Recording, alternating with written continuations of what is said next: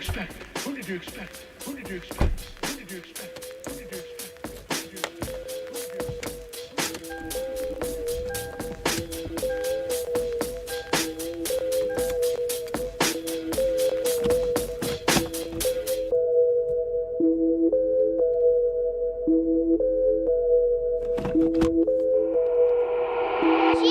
Welcome to the east side. We don't wait for doors of opportunity, we just wait on when we gotta kick them in. Decatur, Georgia, or a den of thieves. Hidden leaves just to feed the village. Hidden leaves make them feel like ninjas. Niggas always keep the metal tucked till you run up, get your face cut. Got your brukins on the back end. Know too many niggas trapped. They be stuck in genjutsu. They see the world from a different view. Shadow clones cause they silhouettes. Hard to point out when they robbing you. You never know what be inside of you. You never know who you be talking to. Till it's 2 a.m. on the east side. Black as shadows in the nighttime. They don't wait on nothing but the right time. He ain't come around the corner. Shots fired, that's a nigga down. Sad, but this is normal around this town. I've been crying for my niggas fail. I've been praying for my niggas down. Always looking for some progress. Try a nigga, he gon' regress. Locked and loaded that nigga ready. Turn your brains into red spaghetti. I be looking for God here. Hopefully see that I'm trying here. Save my niggas cause they really lost. Talk to my niggas before you write them off. They say, Vic, don't you move on that side, boy. Both the crime rate and junkies stay high, boy.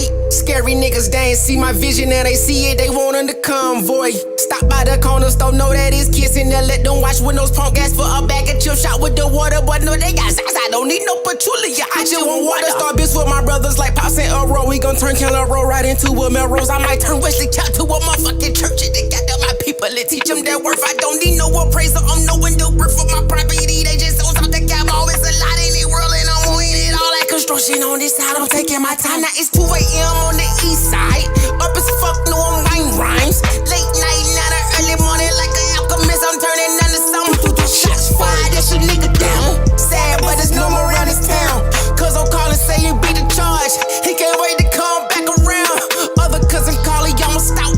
Say he heard prices went back up. I confirm they gassed up. Told him chill, though, cause we next up.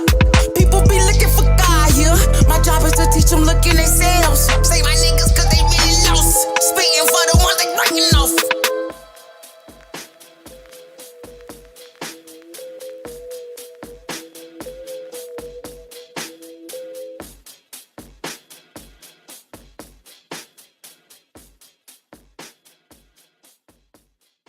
Who did you expect?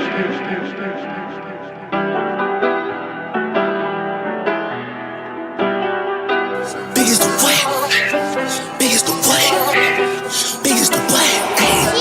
Biggest the Super Bowl. Niggas so thirsty, don't put me in beef. Dissecting my words and start looking too deep. I look at the tweets and start sucking my teeth. I'm letting it rock cause I love the mystique. I still wanna give me a song where I beat. Can trust everything that you saw on IG. Just know if I diss you, I make sure you know that I hit you like I'm on your caller ID. I'm naming the album to fall off. It's pretty ironic cause it ain't no fall off for me. Still in this bitch getting bigger. They waiting on the kid to come drop like a father to be. Love when they argue the hardest MC. Is it K Dot, is it Aubrey or me? We the big three like we started the league. But right now I feel like Muhammad Ali. Yeah, Muhammad Ali, the one that they call when they shit ain't connected no more. Feel like I got a job in IT.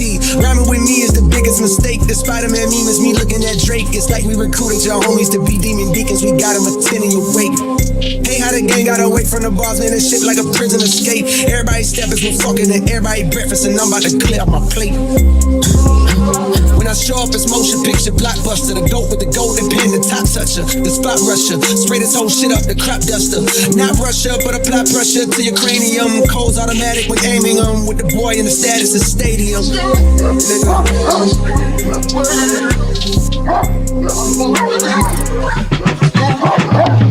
Big as the Super Bowl, but the difference is it's just two guys playing shit that they did in the studio. Niggas usually send they verses back to me and they be terrible, just like a 2-year-old. I love a dinner with some fine women when they start debating about who the GOAT. I'm like, go ahead, say it then.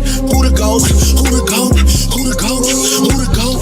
Who you bitches really rooting for? Like a kid that had been from January to November, nigga, it's just you and Cole. Big as the what? Big as the what? Big as the what? Ay. Big as the Super Bowl.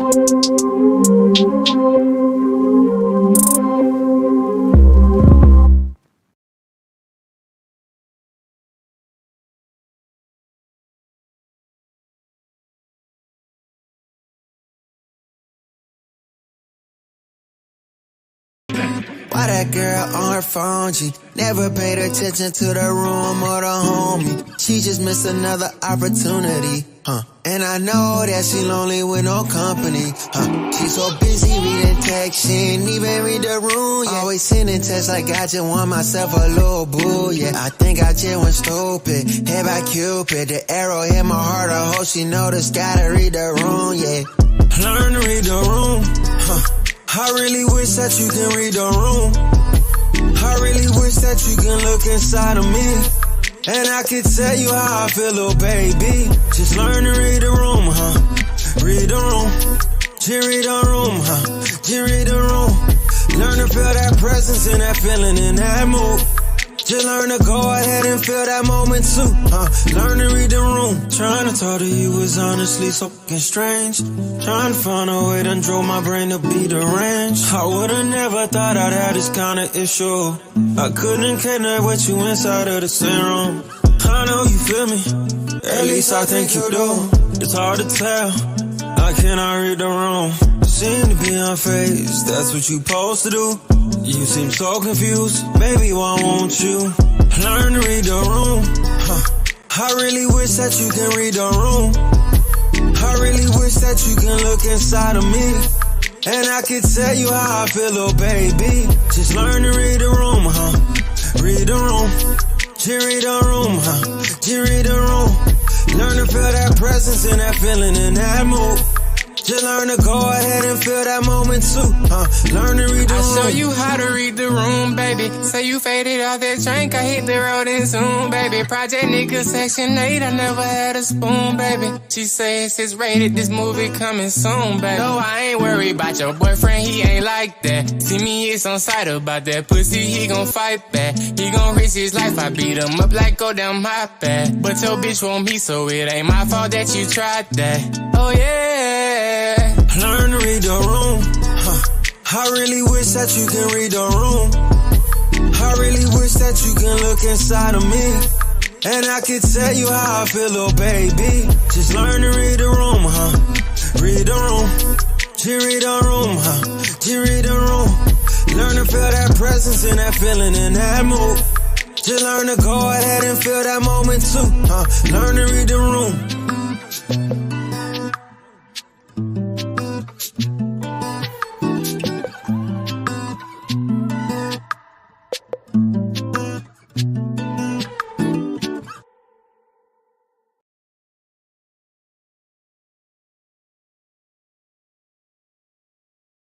Who did you expect? Yeah, everybody think it's a game.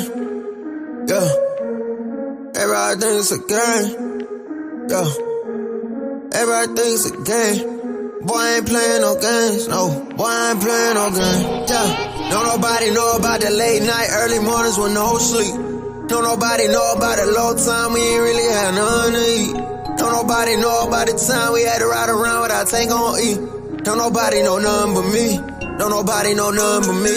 Don't nobody know about the grind that it took. Don't nobody know how many times we put ourselves out there and got overlooked. Don't nobody know our pockets was low. Don't nobody know they think what they know. Don't nobody got love for a man, especially when a man hitting it low. Everybody got words of wisdom. Who putting in the work though? Everybody wanna get a trophy, but you ain't make it to the ship though. Better stick to your sailboat. I know you love to ride away. I see you really love to follow. Should've said it was over here though. Whoa, everything seem like a game until you get played, yeah. Everything seem like a game until you get played, yeah. Everything seem like a game until you get played, yeah. Everything seem like a game till you get played. 2K, pat me the pressure, I handle the rock. Stay on the ground till I shoot to the top. Harder than lava, I fire the op. Stay back and shoot, my heart is just hard.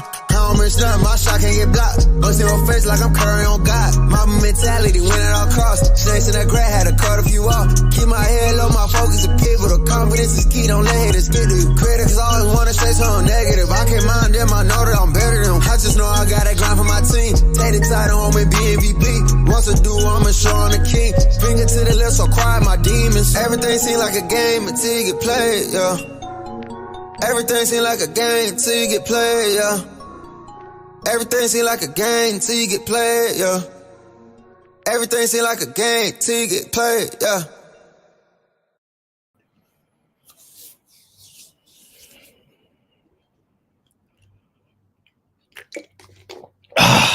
Welcome to another Saturday, to another edition of the Aaron O Show. And shout out to my guy Cheeky Banner. He owns the ones and twos and plays all of the music in the background. He comes up with all of the songs. Those just happen to be a couple of my favorite songs, so I played them. So shout out to the general. And of course, before we even start the show, I must say a shout out to Mr. JJ Carver. He was the sponsor of the last show. The last show happened to be Thursday, which was Eda Man's last show here, live streaming over here on my channel, right? Pretty dope ending show. I think he got to experience what it's like to engage with a live streaming audience. And so I think he had a lot of really good shows. I think he brought a good dynamic to the channel, and he gonna still be around. He has a channel in which you guys can absolutely subscribe to him and support him over there as well. And he'll be pulling up over here from time to time. But as you know, it's going to 2024 and people turning up. I'm getting broker, and Eda Man is getting richer and richer. So he has to focus a little bit more on those type of things because he is one of those focused individuals. All right. So shout out to E, shout out to JJ, and of course, shout out to my guy, Mr. Thomas. Sherman says, blessings 2024, Aaron O. To be honest with you, every year is a win to me. I know it sounds crazy when people come on these streams and they say this stuff. Every year is a win for me. Because otherwise, I just quit. Otherwise, I would just quit. So every year is a win for me. So I'm happy. I'm happy just to be here, to have opportunity and the ability to play this game of life, even if I don't like it. I'm happy to do it, okay? But shout out to you, Sharon Thomas. I appreciate you. I hope you're doing well. Hope family is doing well, and your 2024 going to go crazy. No doubt. No doubt. And shout out to Tony Golden in the building, making sure we add in very quickly to the GBG. And so we appreciate Tony Golden gifted another membership to the GBG. Gang. Shout out to my guy, Tony Golden. We appreciate it. Speaking of that, we're going to do a members only live stream today or tomorrow morning. That's what I got planned. I haven't put it together yet, but in my mind, it's either going to be another live stream later today, or I'm going to do it tomorrow early morning before everybody gets up and watch their football games. So that's going to happen there.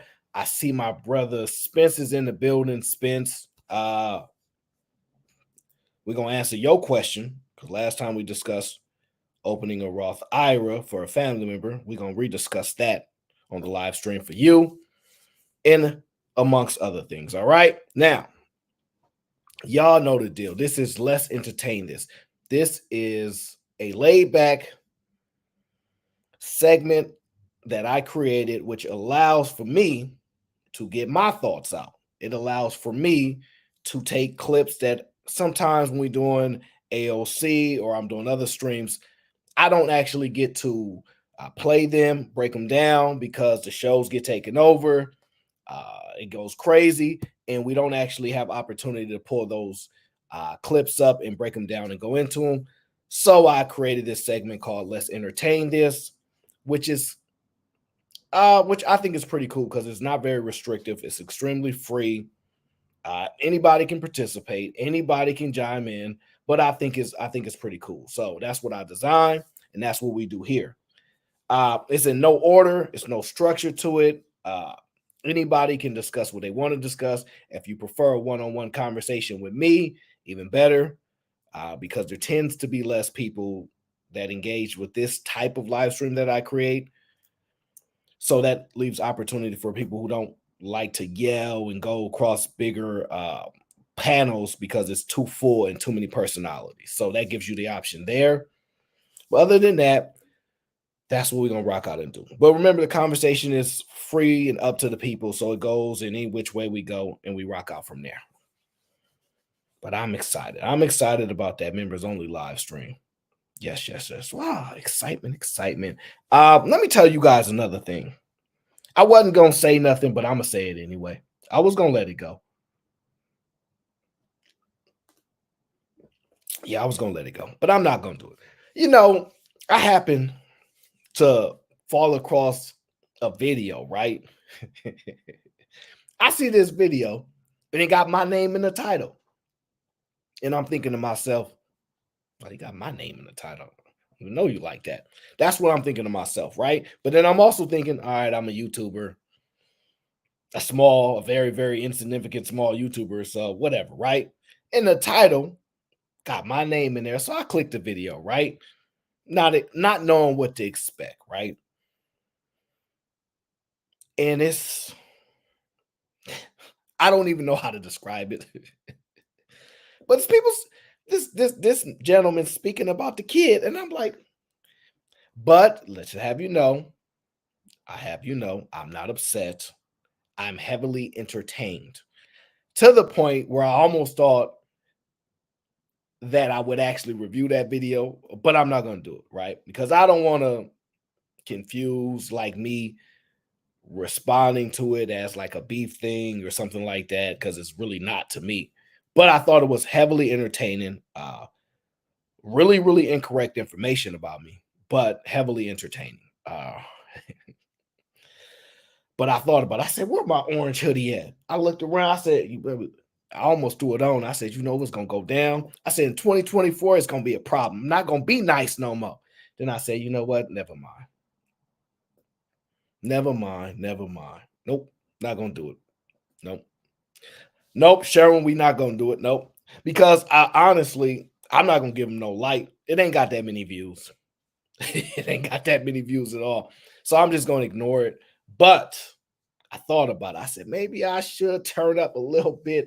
But I said, nope. I'm gonna let it rock out. Because honestly, in my head, I was like, man, I could say this and say this and say that. And I already started jotting down, like in my mind, how I would respond to this. You know what I'm saying? Because it really don't work well for people when they don't realize the stuff that they say don't have an internal impact. It has an amusing effect for me because it's heavily entertaining. But I thought about it. I ain't gonna lie. I thought about it. But no, I don't think you guys want to see that. I don't think you guys want to see that at all. Because then I'm gonna say things and y'all gonna be like, you never say stuff like that. And I'm gonna do it in a nice way, but an offensive way. But I'm not gonna respond to it. But I was thoroughly entertained. And let me just tell y'all, yes, it's an old head. That's what make it worse. One of them old heads that you could you could put them in a wheelchair and know it's not OG Speed. It's not OG Speed because OG Speed did a diss record about me, and I didn't never listen to it. But OG do everything with love, and he's comedic, right? He's a comedian, and he care about his people, and it's clear in his actions and how he carry himself for the most part. Sometimes he turned up a little too much, but I rock with OG. So he did a little funny diss track. I never listened to it, but he told me he did it. But not him, somebody else. I said, what is y'all thinking? Man, if somebody put me in that space, I might have to respond to it. But it would be heavily only for your guys' entertainment because it affects me none. Yes, Cree OG did a diss record about the kid. He did one about me. He did one about Cheeky too. Now, Cheeky was an unnecessary enemy of war, essentially, according to him. He attacked Cheeky because Cheeky rocked with me, and so Cheeky just got hit, like a side, a ricochet, ping, just to try to get to me. So it was entertaining, to say the least. But I never watched the videos because I don't know. I don't know. I can't follow OG Speed's video break. I can't. But another old head said something about me, and I said, you know what? This guy I don't know like that. So I will absolutely not be kind to you. I will absolutely take this video and go crazy. But I ain't going to do it. Absolutely not going to do it, but I thought about it.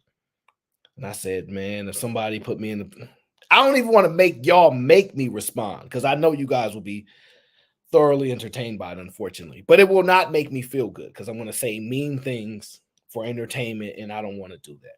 I'm fine with saying things to challenge people, to make people think, to challenge their perception on things. But just to entertain someone because they attack me to show that I can do it better, it's no need. It's no need. Because then there's going to be a whole bunch of people that come out of the woodworks, go, why you say something to him, but you scared to respond to me? And I'm like, I really don't care. And I don't want people running with a narrative that I'll respond to this guy, but won't respond to this guy and this guy. It's a waste of time. So I'm not going to even open that door to it. But let me just tell you, I am thoroughly entertained. And if you're watching my show, and this is what makes it worse, he's watching the show. He's watching the show, but he ain't really watching the show.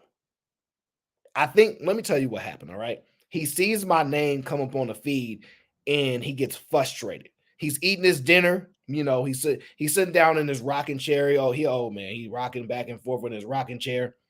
And he get his dinner, and he go to the internet, and he go, oh, Lord, I sure wish I was a youngin' again, and I could sure be a stepper in these YouTube streets. That's what he thinking. And so he get his little dinner, and he see my name pop up, and he go, I don't want to eat no more. I lost my appetite. That old Aaron O, he live streaming. I don't want to watch that. And he throw his food on the ground.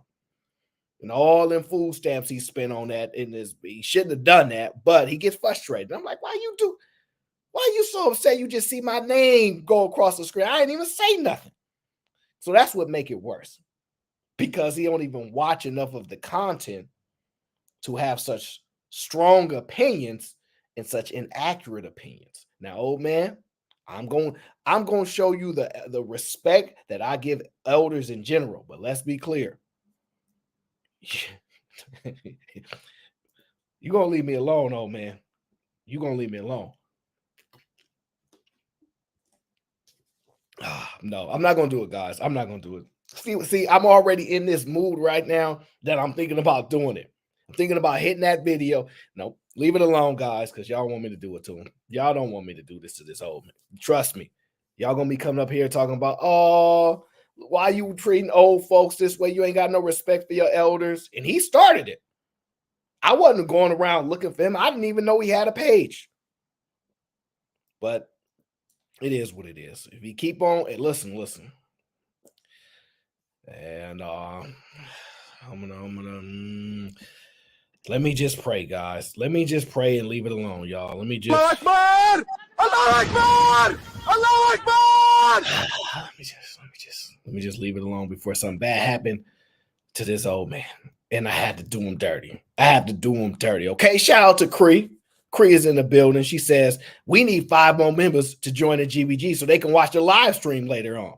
It's a good idea, Cree. Thank you for allowing people to participate with our members only live streams, because without you, we'd have 5 less members. So we appreciate you. Thank you, Cree, for helping everybody get to a place that we need to get to, because we need those conversations. We just have to, unfortunately, do them behind the firewall, which keeps us away from these crazy people. All right. Now, Big Mufasa, I'm not gonna let you do it. I'm not gonna let you put me in that space to find that video and do that old man dirty. I'm not gonna do it. Nope. No matter what you say, Big Mufasa, no matter what you saying, don't try to super chat me. Don't let me leave that old man alone. Okay. Because listen, y'all saw what I've done nicely to some OGs. They don't want this smoke. I'm just telling you, leave me alone. Leave me alone. And shout out to my boy LaCarrot. Me and him friends again. Because after the Cowgirls lost, he was upset with me as if we played and we didn't. But we friends again because we don't have to play each other for the rest of the year. We got the games behind us. We don't have to, we good now. We good now. So that shout out to my boy LeGarrette. Appreciate you, brother. Thank you for supporting the GBG. Gang. See, look. See what y'all done started? Look. See, Shadow Dragon said, old ninjas can get it too. They better leave the homie alone. Get back, gang. Shadow Dragon's my god. He almost got me in that space because he put that get back gang in the super chat. He almost got me in that space where I said, I'm gonna pull up this video. I'm gonna pull it, and I'm gonna show this. I'm gonna show him. But you know what, guys? I don't know if y'all really want to experience that. I really don't know if y'all want me to experience that because I ain't gonna be nice about it. I ain't gonna be nice about it. Shout out to my boy AL. AL said, I want to be part of those conversations. Yeah, you somebody that should be. And shout out to AL because he's a great father. He got a little genius running around. I talked to his son a bunch of times. Really, really, really smart. And got a really, really good father to guide him. So shout out to my guy AL. He said, I'm part of the conversations. I want to be part of the gang. So thank you for joining the game. But I'm gonna tell you this now. I was just telling him about this old head that was running his mouth, mentioning the kid that almost get me in that space that I'm trying not to go in, but I'm tempted. I'm tempted, but I'm trying not to do it. And everybody in my chat said, chill out. They said, leave it alone. So I'm gonna leave it alone. At least all the non-fire starters in the chat is saying, leave it alone. Okay. The rest of y'all fire starters, Big Mufasa, Black built like a conquering king. Yeah, you trying to start some trouble. See, you want me to pull up this video and do this old man dirty. You want me to do it. You want me to do it. See, y'all want me to do this. But if I do it, y'all gonna be upset with me. If I do it, y'all gonna be upset. And the cold part is, it ain't even a long video. I will finish that work up so quick. So quick, man, that work will be done. No, see, stop trying to get me to do it, because once I do it, it's gonna be used as ammunition against me. Okay, they're gonna say, there you go, causing problems. I thought you don't beef. But I seen the video, I was inclined to. But the problem is, I would do it so bad. He can't even fight back. So it would literally be me kind of victimize. He a victim. I don't want to do that. I don't want to do that to him because he can't fight back. It's not going to be a good back and forth. It's just going to be pure destruction. So I'm going to listen. I'm going to let him run. I'm going to let him slide. But I promise you this: keep on playing with the kid. It's going to be trouble. It's going to be trouble. All right. Now, Breezy said, Aaron, can you let everyone have it in 20?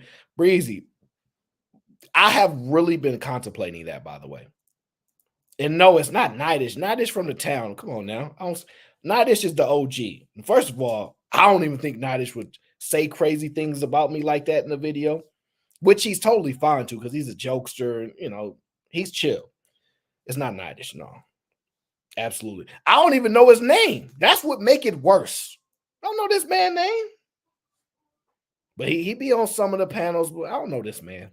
I don't know this man at all. But he ain't the smartest guy. I'm gonna just tell y'all that. Let me see here. Do y'all really want to see the video? Nah, chill out, man. Y'all gotta chill out. I'm not gonna do it, y'all. I'm not gonna do it, but I contemplated it. I'm not lying. I did. I even saved it. I saved it under my videos just in case I gotta get this workout. I saved it. But in 2024, I'm gonna be cool because I'm not somebody that really get into these contentious back and forth with people. I be chilling, so I don't really get into these problematic issues with people. I do not at all. Okay. Look, see, y'all just want this stuff. This is why Fatty's live streams be going crazy, because y'all like this stuff. He told me y'all like this stuff too. He said they love it. They're not gonna pull me into that world. Nope. They're not gonna pull me into this world. I'm not gonna do it. But I have the video though.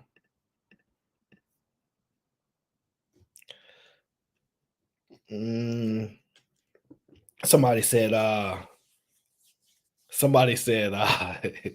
bring it to a vote. Y'all want me to vote for it? No. Harrison, what up, gang? What up? No, we're not gonna vote on it because It's sad and pathetic.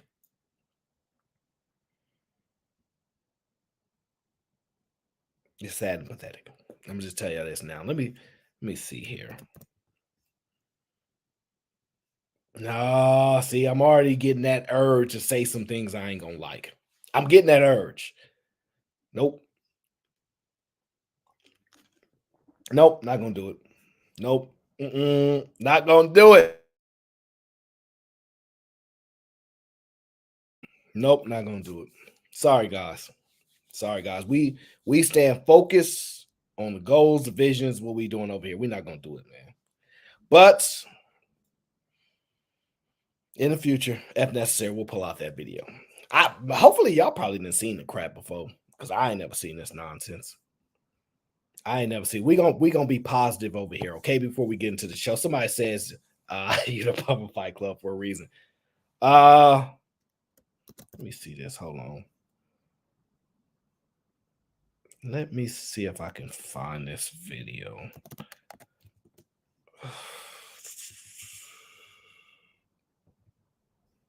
Let me see if I can find it. I'll look for it later. But that guy's hilarious. We're gonna get into the show. Shout out to my guy Harrison. Says salute. Harrison, we standing on business today. Okay. Harrison, we standing on business today. We are standing on business. Harrison loves standing on business. Okay. Now we have to start the show off in positive vibes energy. Okay.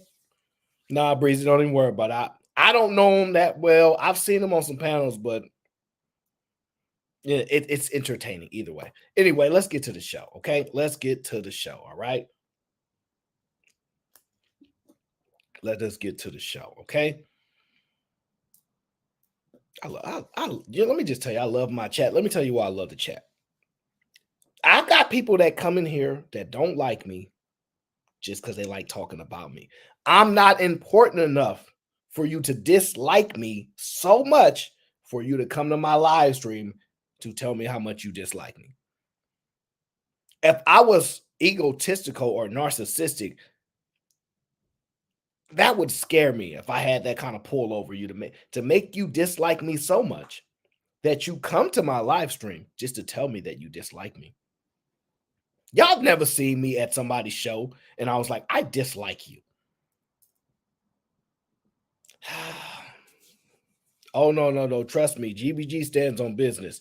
The difference is this. He was throwing stones. He was talking his talk to the video screen. Like he wasn't like we weren't on a panel together. He didn't send no shot at me directly. So I'm not worried. He didn't say nothing to me.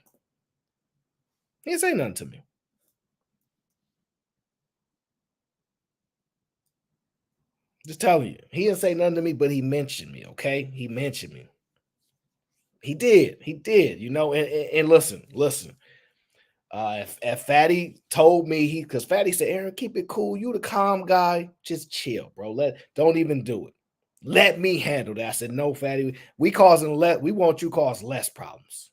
We want you to cause less problems. But you know what? Let me see here. Because I think that yeah. Check them out. See? Somebody said they found the video. Yeah, they found a video. Yeah. It's not a secret video. Harrison says we not standing on business side. No. We do. But it was just entertaining. And it ain't gonna get good for him. If y'all seen the video, y'all see how bad it would be done if I said something. And then Fatty gonna use this against me. He gonna say, oh, I see sometimes you see. Nope. Absolutely not. I'm gonna be a nice guy. Absolutely not. I'm gonna let it slide. But he mentioned my name. He put me in the title, and y'all can look it up. Either way, it's entertaining. But he shouldn't be saying some of the things that he said, you know. But I'm going to do this one time just for y'all. We're going to review the video. I don't want to do it, but just for y'all, we're going to review the video, okay? Because some people found the video, and so we're going to review it. We are going to review the video, but only briefly before we get into the show, okay? We're going to view the video briefly, just for y'all, all right? Just for y'all. We're going to do it. We absolutely going to do this, okay? Now, this man right here, who I don't know who the hell he is. I've seen him on a panel or two, but he says, let me just tell y'all what he said about me, right? Look at the title, okay? He says, Aaron O needs to make some babies before talking about how much money it takes or how much money is needed for a family. I need to make some babies before I can talk about how much money is needed?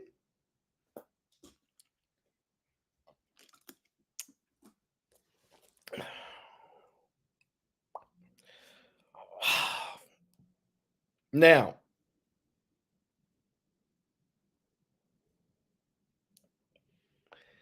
somebody said his name is Leonard Ray.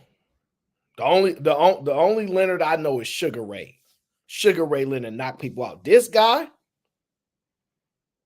you know what?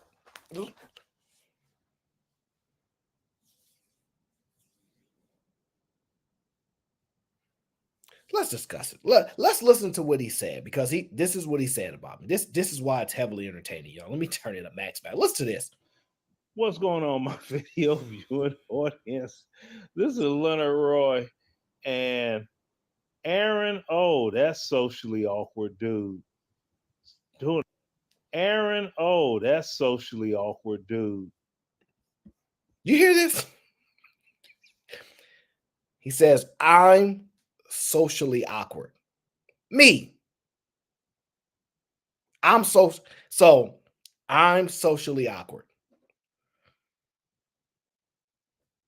Listen, I've been called many things, most of it wrong, but socially awkward has never been a statement for me. I've always had social skills. I've always hung out with the cool kids, even if I wasn't cool. So for you to make such a, I would say bold statement that I'm socially awkward, when let's just be honest, you shouldn't talk. You the last person to talk, my friend. This ain't what you want. Trust me. But go ahead. Doing a stream talking about $45,000 a year is enough to raise a family of 5. I'm like, really? Any personal experience in that realm?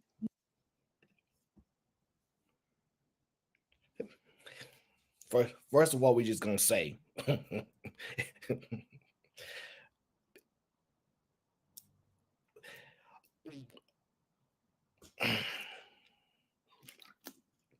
all I know is that what you say, his teeth look like he chew rocks. Absolutely. He got rocks for Christmas, and we know he eats well. Okay. We know his teeth went through a battle.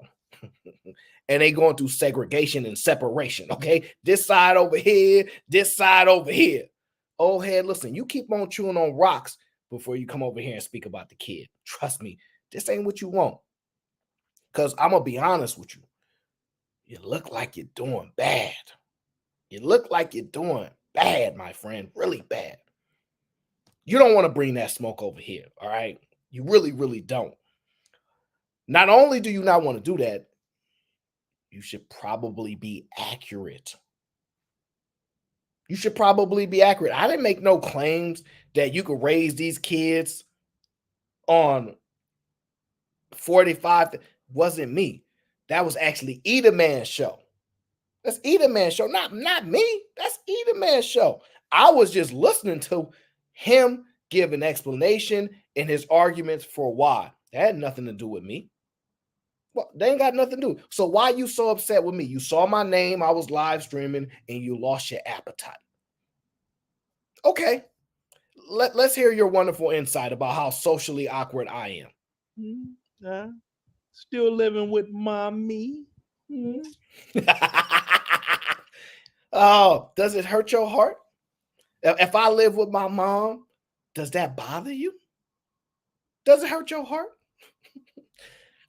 Does it hurt your heart? Listen, old head. You can say anything about me being socially awkward. I accept it. I'm not going to talk about how you eat rocks. I'm not going to talk about how you went through separation and segregation. I'm not going to discuss this about how your mouth is fighting itself. I'm not going to get into that, okay? Because you didn't bitch your tongue enough, all right? I'm not going to even get into that, okay? Nothing wrong. Listen, if you don't like your mom, that ain't my problem. If you don't like your mom, that ain't my problem. It's really, really not. Now, I know you got the whole Frankenstein look, all right? you got the spray on gray hair and the spray on off, sir. Listen, don't be ashamed. We really don't trust men that don't have no beards, all right? We just don't trust you. And you one of them. You one of them we just don't trust. One, you sitting on the couch talking about me, and now I'm responding because my audience said I should, but I'm going to do it kindly. And your argument is because you stay with your mama. Now, I never met another man that care about that. Usually women say things like that. You staying at your mama's house, but since we know what you like, would get you up for this. Just seeing my name pop up on a live stream. It's the Aaron O Show. Oh man, I wish I could be like him when I grow up. Well, too late. You lived your life long enough. All right. You're already looking like you're almost done. Let's be clear. You're looking like you're about done.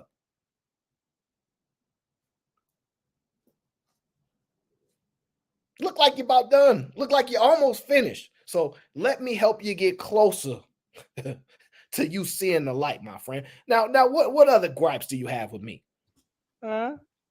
Show some receipts that prove different. Can't do that one. See, that's one of them people that be on live stream, YouTube. One, yes, they need to get. We need to what? We need to what? He about to say get a dentist. He about to tell us how we need to get a dentist and we need to start paying money to get our teeth fixed. Go ahead and tell us about how we need to pay money to get our teeth fixed. Go ahead. A day job and a good one. A day job?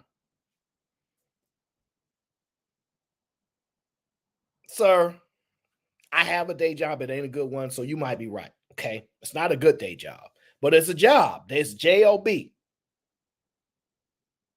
It's a J-O-B. It's, look, just over broke, okay? I don't claim I'm doing anything better just over broke. Paycheck to paycheck. But okay, all right, I can accept that. You're right. I can accept that. Go ahead, brother. 2, they need to get a woman and get married. 3, wait. Hold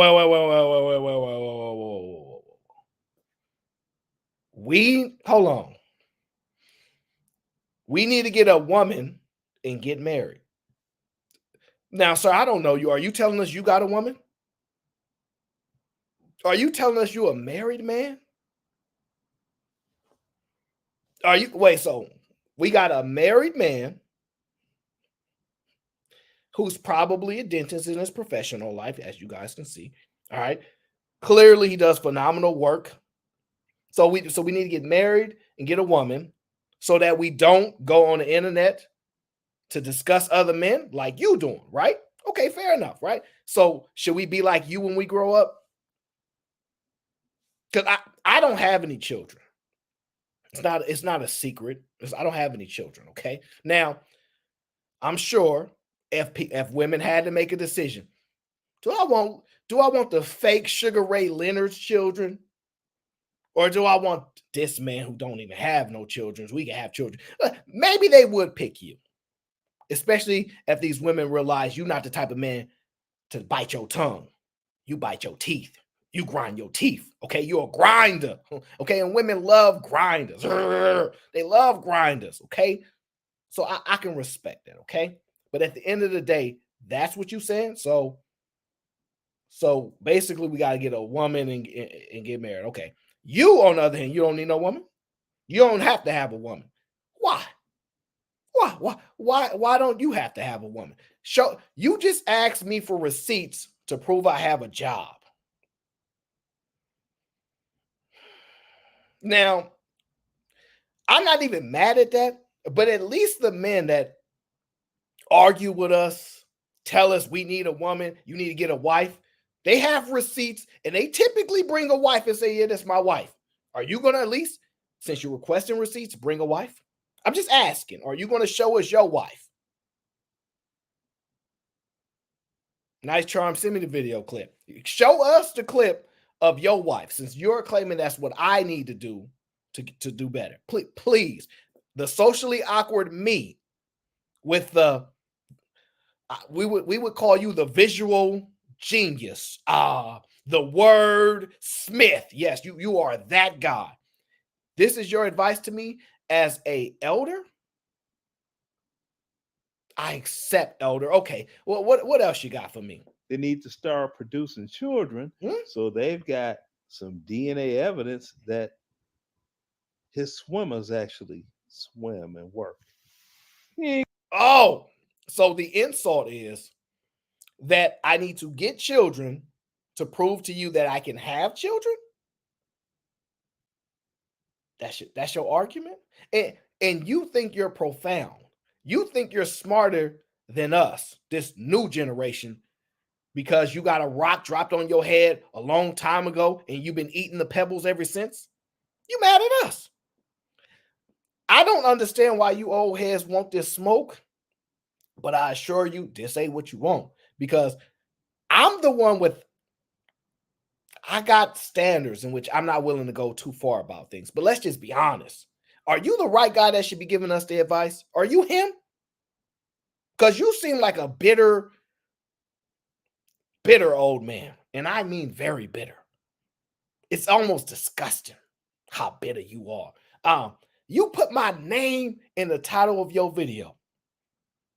And I don't even know you. I don't know you. And I don't think I've ever put your name in any of my videos. Not even one. I usually, if I tag somebody's name, we usually cool. We have some form of a relationship. Like we don't know you.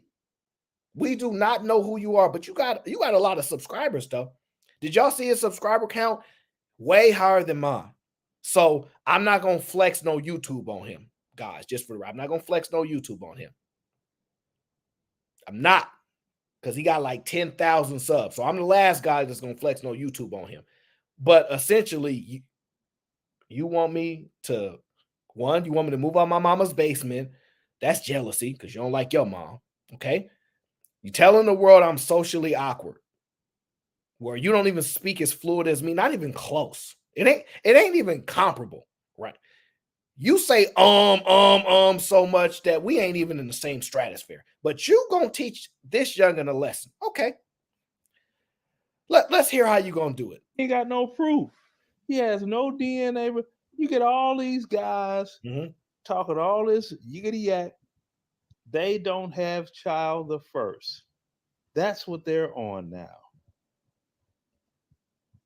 I guess bashing black women has run its course. So now they have to move to something else. Well, you could actually raise a family on this much and do. All the while they're what? Still living at home with parents. Listen, sir.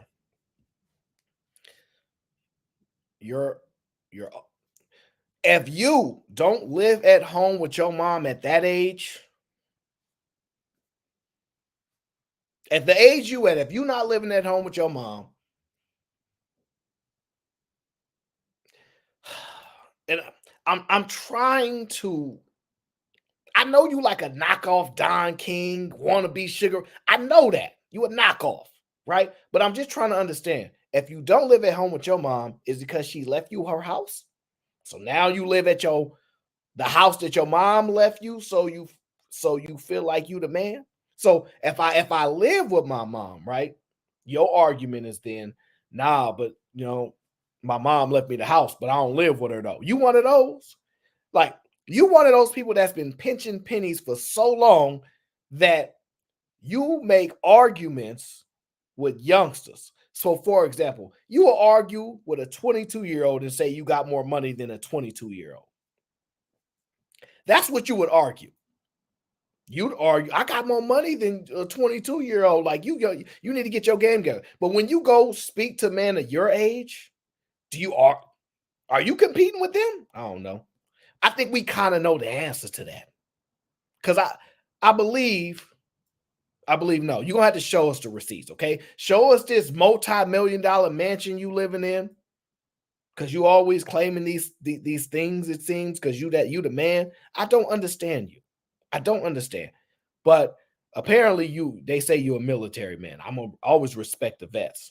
Always. But you gotta chill, bro. You can't just be coming on here making these assertions and inaccurately. So, Mr. Leonard, okay? Now, did you get your thoughts out? You feel like a man yet?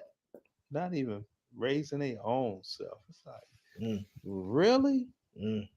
Really? Mm-hmm. Especially all this dude does is blow trees. Long, rather. Especially this other dude, Darren Long or Daryl Long, rather. All this dude does is blow trees and wait on that doggone that welfare check, custody of a or any of their children, and they're legally the custodial parent. And they don't want to get a job. What do? They immediately go get on welfare, just like him. Living at home with family, just like him. But got everything to say on YouTube, trying to gain little extra twos and fews on YouTube. Boy, this current generation of males.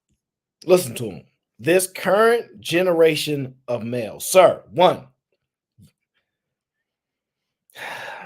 you're so ignorant that you make an assertion that I'm socially awkward, which everybody here can clearly see that's not an issue I have in any shape, form at all. They clearly know a socially awkward individual when they speak to them, when they see them, and those socially awkward people cannot get on the internet, carry conversations, create conversations, and do that. They cannot.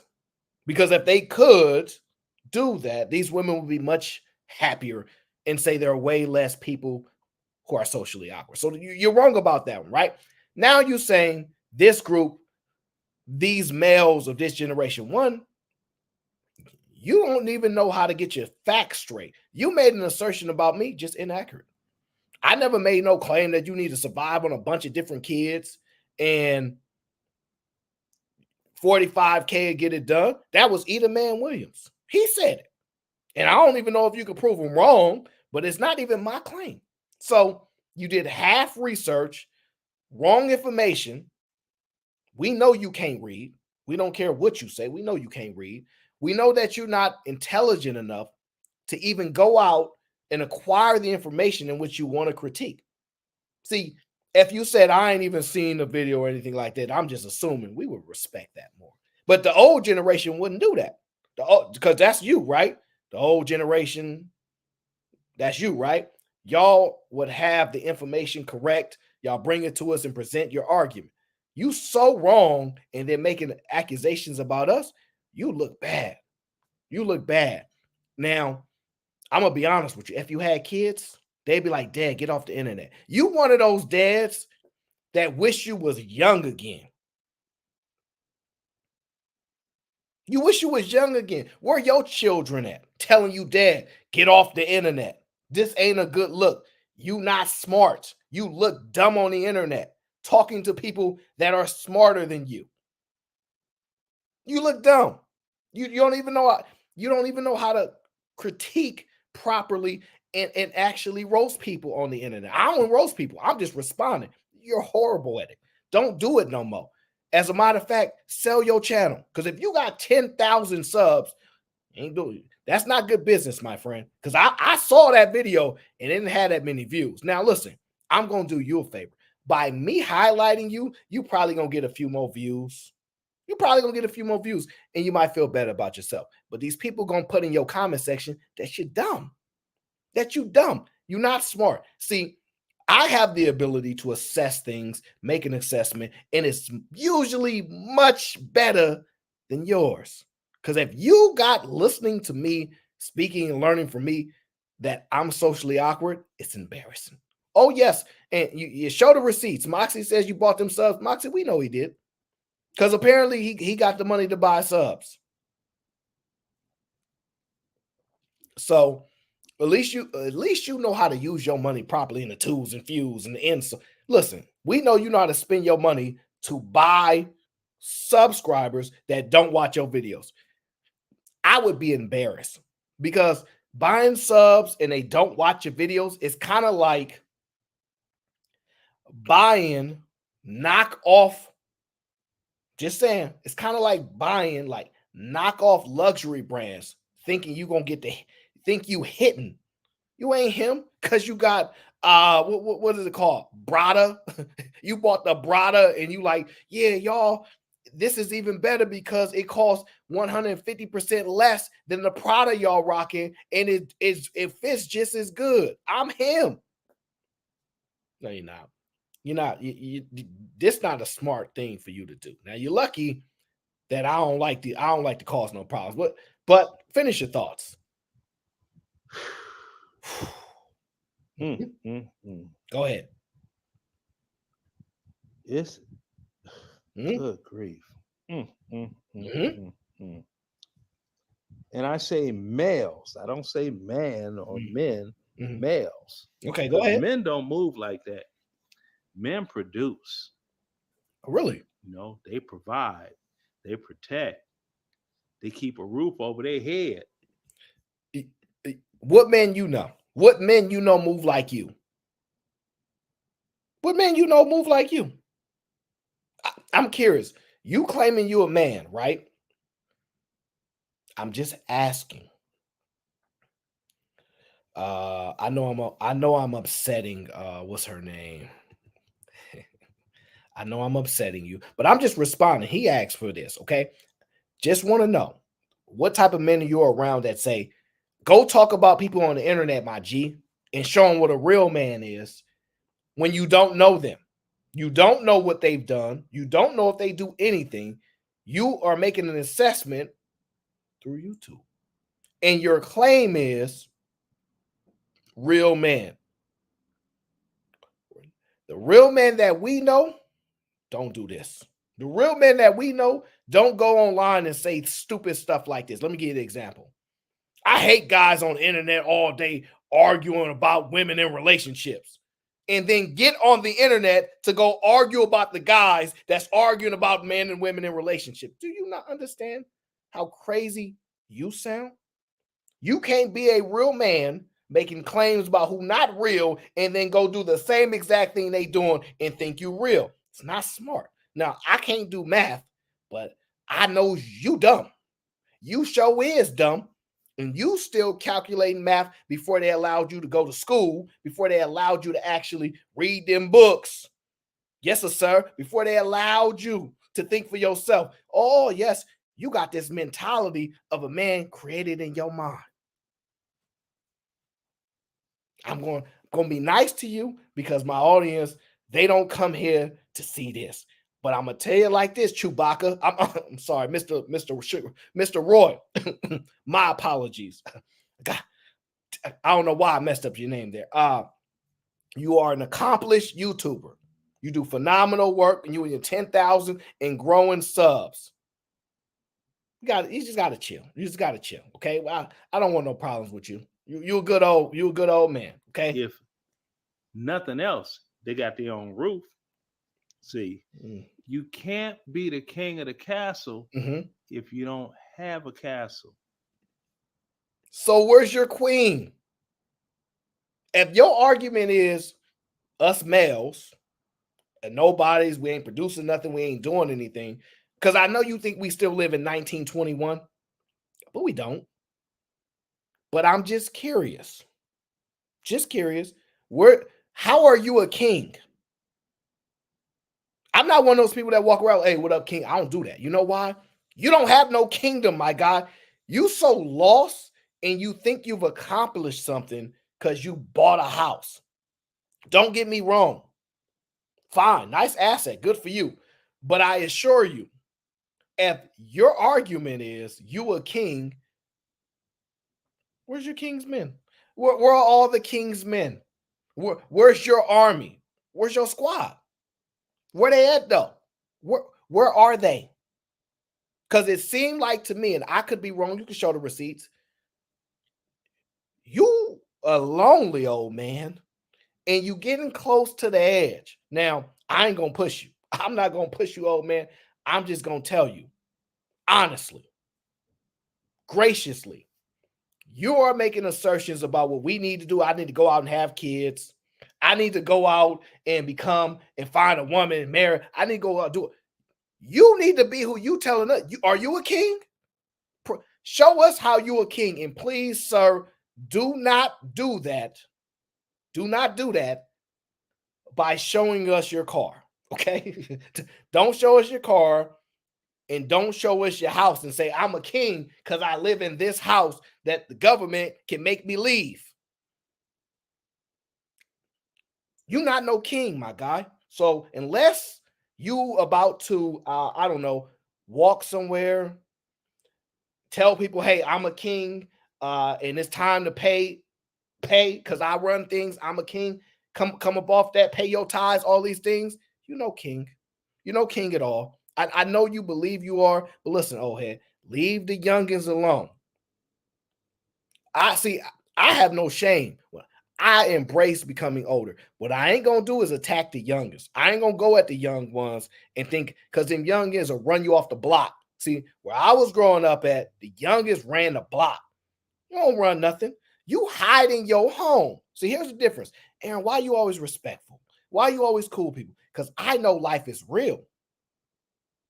I know if I'm outside in these streets and I run into somebody I see on YouTube, it can get real. It can really turn into something. So I go out my way to make sure respectful, because if it has to be something, I don't want to be the reason I bring that type of drama to my life.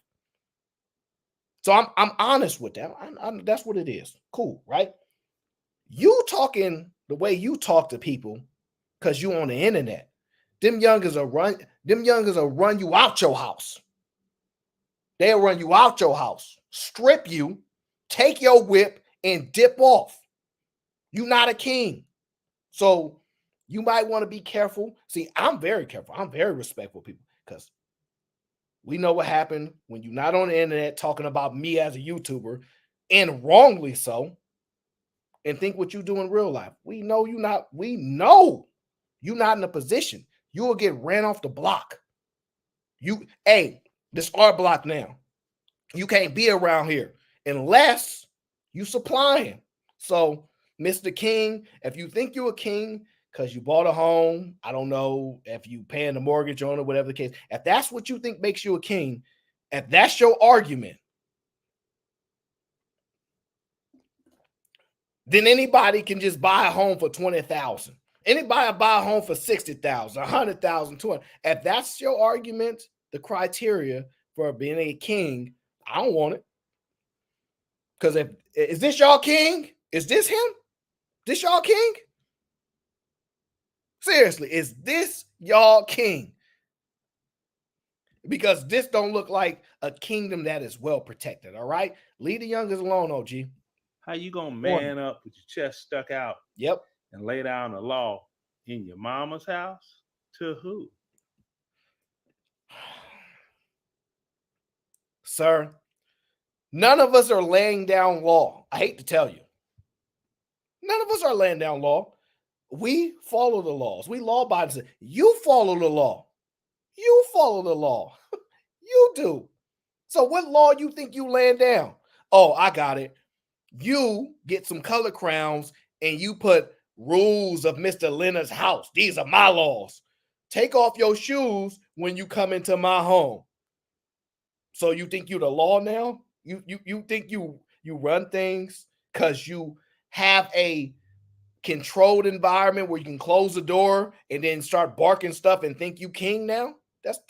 That you ain't accomplished nothing, my friend. You ain't accomplished nothing. So you better pick your targets wisely. Pick them wisely, because you're gonna find out these youngins ain't. I'm the nice one. These other guys ain't as nice as me. Next time you want this smoke, please bring a cogent argument, because this was not it. You can't do that. Or get one of you dog, get one of them bula bula extras, get in their house and try to man up, had a chest stuck out, laying down the law, and what?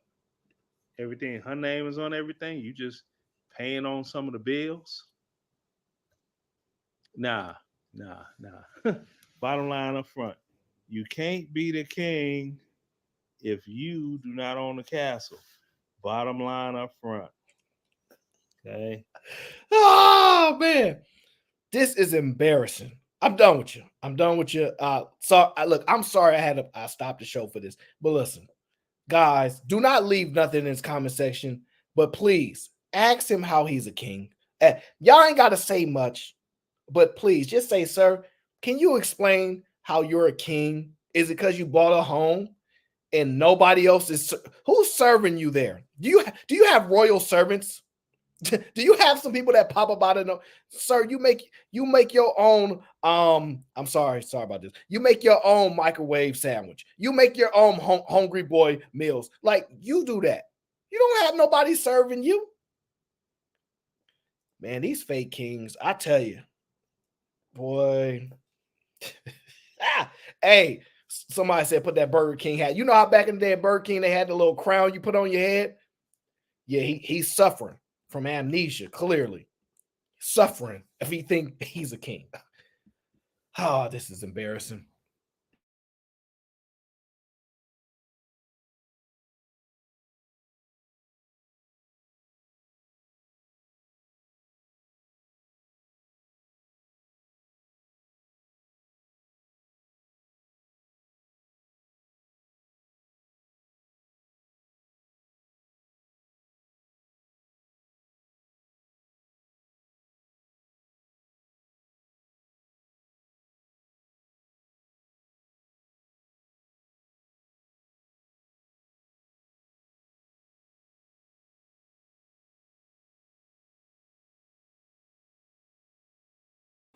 Sorry about that. My MacBook Pro charger, well, my battery was dying. I had to charge it up. Mr. Roy.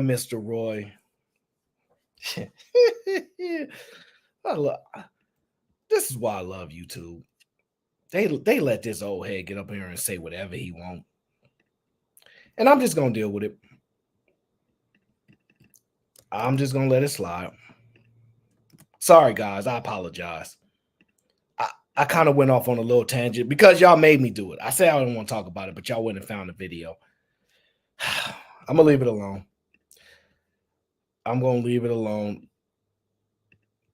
But guys, please, if you guys don't mind, help the man get some traction on his channel, because he mentioned my name. I'm sure he'll mention somebody else's name to get some help. Just leave a comment that says, Mr. Roy, you just got certain. No, I'm joking. Just tell him, Mr. Roy, please leave the receipts of how you're a king, sir. Please do. So that way, when we see the video, you tell us how you're a king. And please make sure it's not a deed to a house, because if that's your argument, that's going to be easy work. But if it's a vehicle, please go ahead and boast about a vehicle. So I don't have a car, so I ain't gonna boast about no vehicle. But please do. If that's what, please tell us what is the requirement to become king. Because typically there are some rules and structures. Please let us know, how do you become a king? Before any time, before you jump into some issues with the GBG. I'm the nice one. You don't want to get these other guys going. Trust me, okay? Mr. Harrison says, no more Mr. Nice Guy. No, we good. We chill.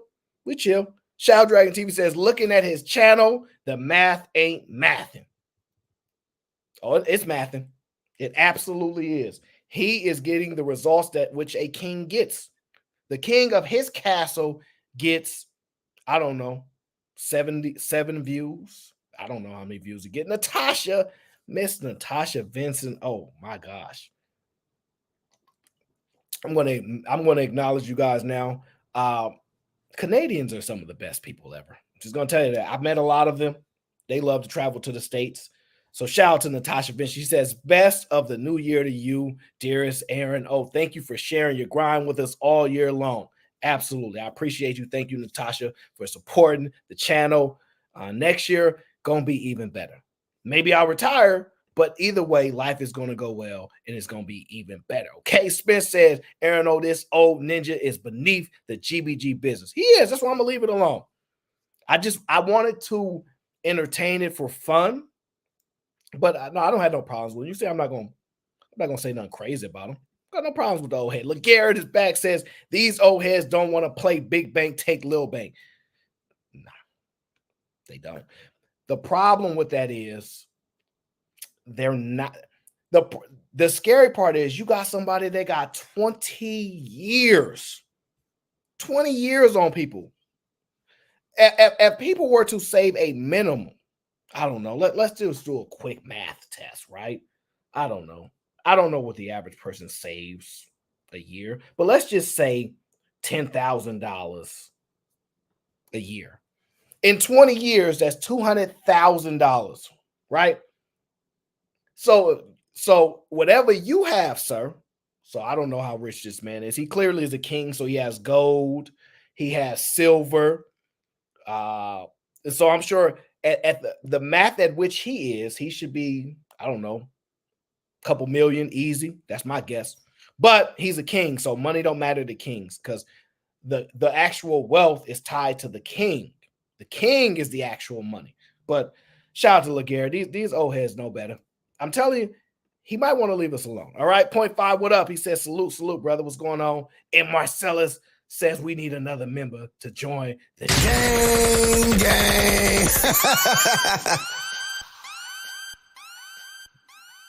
Shout out to my bro Cell. What up? And Miss Sherelle says, I love you, twin. GBG is in full effect. We was king, Aaron. Tell him we was kings.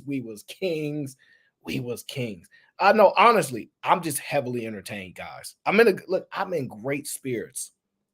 It's the end of the year. Life is good. It's the end of the year. I look forward to a new year, new opportunities, but I hate to just tell y'all, this old head got to chill. But I can't do too much because he's an old head. Y'all gonna look like I'm picking on him. Chill, I don't want no problems with him. Especially a king of a king of no people. This is why it's sad. You a king of no people. Like honestly, guys. If I went and bought a plot of land, and I use these places arbitrary, right? Idaho. And nobody else is on my land, and I go stand on it, and I go, I am the king of Idaho, or whatever part of this area of Idaho, I'm the king, right? Ain't nobody else there. I ain't got no servants. I ain't got nothing. I'm just saying I'm a king. This is why these old heads better chill. This is why these old heads better chill and be grateful that these youngins give you grace. This is why the real OGs, they're quiet, they're reserved, they mind their business, and I'm going to tell you why. Because they know these youngins will knock them off. For $200, a pair of Jordans, you're the most at risk, especially when you're an old head that run their mouth. Now, the rest of the old heads be trying to give game to the youngins because they like, I done made it past that stage in which y'all normally in where it's contentious. But play if you want to. Play if you want to. Now, okay, now let's get back to regularly scheduled programming, all right? We got Mr. Leroy Jenkins. I don't know his name. Leroy, right? We done got Mr. Leroy Jenkins up in a bunch.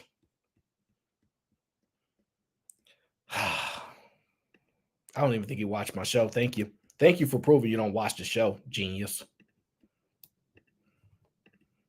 All righty. Let's get to the show, guys. Let's get to the show. I hate getting sidetracked like that. But these guys, they better chill. They better chill. And also, they better chill. They just better chill. All right, let's get to the show. Let's get back to the show. Now, we're going to start the show off with good vibes, okay? Good vibes. Because we love the people. We love the people. And look, I'm not going to make a meme of you.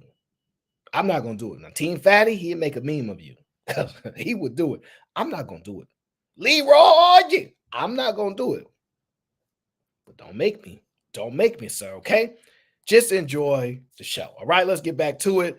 We're going to start the show off with good vibes as we head into 2024. All right, that's the goal, okay? Here we have, Nino. No, I'm just chill. I told you I'm chill. I'm in a good mood. I'm in a good mood. Don't mess with me, miss. Don't mess with me. But we got good vibes going. Excuse me, ma'am. Can you just help me wrap this? My mom's not around, and I'm horrible at doing the wrapping part. I could do that. Yeah, thank you so much. Can I do it? Yeah, right here is good or something. Well, Now I know what y'all thinking. Aaron, you don't celebrate holidays because you don't know how to wrap no gifts. That's part of it. I really don't know how to wrap gifts. Leave me alone. So if I don't want to celebrate no holidays because I don't want to wrap no gifts because I don't know how to wrap gifts, let me be embarrassed in. But I wish I was smart as this guy. All you got to do is go to like a Walmart and find a lovely lady who knows how to wrap gifts. He could have solved all my trauma just like that. He could have solved all my trauma just like that. I don't want to get it messed up. Oh, it's Can all I good. lean on your car? Sure, yeah. How's your Christmas been? See how thoughtful she is, by the way? She didn't want to put it on the floor and get it messed up. She said, let me put, shout out to her. Shout out to her. I like really, really genuinely nice people like this. Prefer nice women because I don't really care so much if guys are nice. That's their choice. But nice women, they always have a soft place in my heart. I can't stop y'all. Y'all unstoppable, okay? Now, I still need to learn how to wrap gifts, but that's a whole nother day. That's a whole. She putting her bid in. If Miss Jill says she putting her bid in, no, I just think she's trying to support. She seems nice. And going so far? Not good. I'm in a parking lot begging people to help me, so Really? not doing too well. What happened? The lights just got cut off. They cut my hours from 5 to 3. And you have kids? I do. I have 3 children. You could have anything for Christmas this year. What would it be? Stability for my children. Perfect. Sorry. I'm not gonna lie. Sometimes hearing that stuff it does move my heart just a little bit. It hurts a little bit because she said they cut her hours, her lights are off, and if she could have anything, it would be stability for her children. I can't knock that.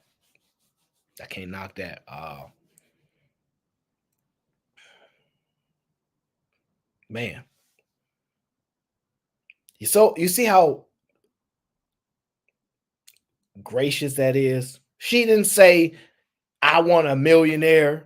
I want somebody to come save me from this life. She would just say to give my kids stability, to bring some stability to their life. That's dope. That's a battle, though. Oh, here, hold it one second. And how do I spell your name? Huh? How do I spell your name? A-L-I. A-L-I. All right. The gift's for you. Yeah. Are you serious? Yes. Now, I ain't gonna front. When I seen this move, I ain't gonna lie. I'm like, man, that's smooth. I'm like, man, I'm gonna steal that one, player. You telling me, hey, can you wrap this gift and then give it to her? That's dope. I think that's pretty cool. I'm stealing that move from you, player, even though I don't celebrate no holidays. But there are other reasons to give gifts. But that was smooth. Y'all got to give him some points for that, okay? City Boys up. City Boys is up at least a few points right now because that was a smooth move right there, okay? Get that man his points. Open it up. Dude, you like what just happened? $500. Shut the. Are you for real? Yes. That's for you. Pull it out. Oh. Come I don't know where you just came from. Now I'm gonna take you Christmas shopping. You get whatever you want in the store too. Shut up. Excuse me. Now, I want to tell you why that's so dope. One, it's a really, really dope video because one, she has a band on.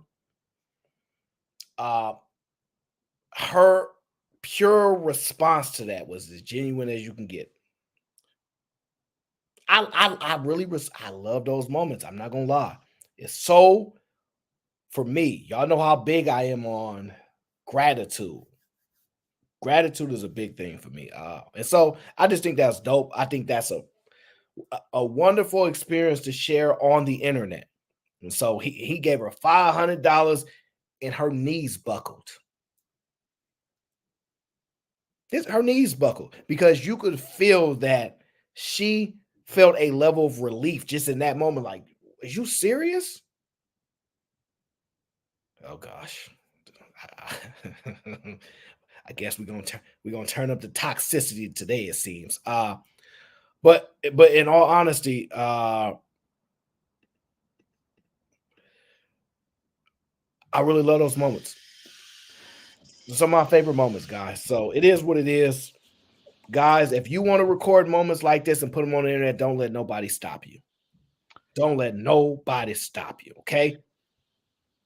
Yeah, I just wanted to come up on here and just shit on this simp real quick. Simping for women. This is actually pretty disgusting. I mean, there's no way we can have any sort of impact or change where we have just random simps like this giving this woman money. She made poor choices. Where's her husband, okay? Who's taking care of those kids? Why are we random guys giving her money? This is disgusting. This man should be shamed. There are times people need support, man. No. She needs to make these. No, women are equal to men now. She made her decisions. So if she's equal and she's complaining, she needs to pick herself up from her bootstraps. This is actually disgusting. I don't see any women giving random homeless men $50 or giving them random Christmas gifts. Shame on this simp. Shame. Shame. But he don't want nothing from her. He can't be a simp. He's not a simp. He don't want nothing from her. Nah, he's a simp. You know, simps want something in return. He's not a simp. He don't want nothing from her. Nah, he's just trying to make himself look chivalrous, right? This is the reason why women don't respect us anymore. We can always just get some random simp to just give her random gifts, even though after making a lifetime of disgusting mistakes, having first of all, how do you have 3 children and then no dad or no one to help you, no man in your life? This is disgusting. Honestly, this is why House Husbands 2024 needs to be a thing. Now that house husband stuff is right. That's 100% true. But I think she wasn't. I didn't see her begging. No, she needs to suffer. She's maintained that suffering so she knows in the back of her head to pick better. Like black men who get into marriages and they get divorced and then have alimony and spend child support. When they cry, no one's giving them free gifts or saying, "Oh no, that's okay. You're struggling." They just tell them to pick better. So she needs to pick better. She chose to struggle love. I don't think every woman has access to non-struggle love. I don't think women. That's not true. This is a global dating marketplace, okay? You could date anyone in the country that she wants to, and she chose to pick the wrong one. That's why she's struggle loving. That may be true. That may be true that she made some bad decisions, but she could just be going through a hard time. She got a man. It looked like she had a wedding band on me. The wedding band looked like maybe a rubber band. A rubber band? Not. I forgot what those things are actually called. Hold on, let me see if I can pull up an image of it. Because maybe you know what those bands are actually made of, but it's not. She doesn't have a diamond ring on. She doesn't have like any kind of gem on it. It's just a band, but it's not one of the. You see it? Can you see the little black band on her finger there? I don't know what that is. Honestly, I think it's a feminist allegiance ring. She In is my not opinion, a feminist. all women are feminists. They just don't know it yet in the West. She is not a feminist. Absolutely not. She is not a feminist. She no. No, All women are feminists until proven otherwise in the West. you are not about to take this moment from her. You're not about to take this moment from somebody doing a good deed because you want people to suffer. No, men are constantly disrespected and shitted on by society. Therefore, women must feel the same pain. They must feel Well, they must feel the pain of what men go through. Okay? I don't This think no, women are not capable of feeling what men go through. well, they have. I thought we were equal. I don't know. We could equal is probably not the right word. Equal Well, is not the word. that's what they tout. So I mean, if we're equal, then you're gonna have to go to the same pain that men go through. You think men don't cry and want gifts, Christmas gifts, whenever they're struggling through the Christmas season, having to take care of themselves and their kids and pay alimony and child support and all that stuff? They do. They do. See, this is why we won't have any change, because you guys have to be more strong-willed. You have to be more cold-hearted. In order to enforce change, we need more extremism. Okay? We have to look a bitch in their eyes and be like, "No Christmas gifts for you. Survive, nigga, survive." Yeah, you're not very nice to the ladies today, it seems, huh? That's fine. I am pro. I'm cheeky 2024. All right? We're equal. I treat men like this, so I'll treat women like this. This is the only reason. This is the only way we're gonna have institutional change. Men will be respected if women suffer more, because men make women's lives easier. Okay. If they realize how hard it is, they will have to respect this now. So let them suffer. Suffer. I don't know about suffering. No, suffer. Okay. Well, if you think that's the case, what do you think Dame Dash thinks about the relationships between men and women? Who? Dame Dash. Who the fuck is Dame Dash? Mm-hmm. He's the guy that's in the middle of the screen right there that's about to speak. He's him. That nigga hair look weird. Well, you tell me. He's gonna profess his thoughts, and you tell me what you think of them. Girl, the one that you choose as your queen, number one, you're only her king because you're a slave for her. You don't deserve a queen unless you're a slave for a queen. She should never have to do anything but give life and be happy. You know, you're supposed to make all your woman's dreams come. That's your job as a man. Not her job to make your dreams come true. It's your job as a man to do that for her. And you don't ever want to disrespect your best friend and lie to your best friend. And, you know, for me, it's like, yo, if I got to go be with somebody else and cheat on you, that means I'm not with you. I miss you when I'm other places. I want you with me no matter what I'm doing. So, you know, that's why you start a business with your woman, because you don't want your woman going to work with somebody else making something that her dream is. You want to make her dream come true. So when you win, she wins, and work is all together. Your girl. Professional simp. Professional simp. Professional simp. We're equals. We're business partners. You're supposed to help me 50-50. It's not my job to make your dreams come true. It's your job to make your own dreams come true. All right? 2024. I agree with the starting the business type of thing together.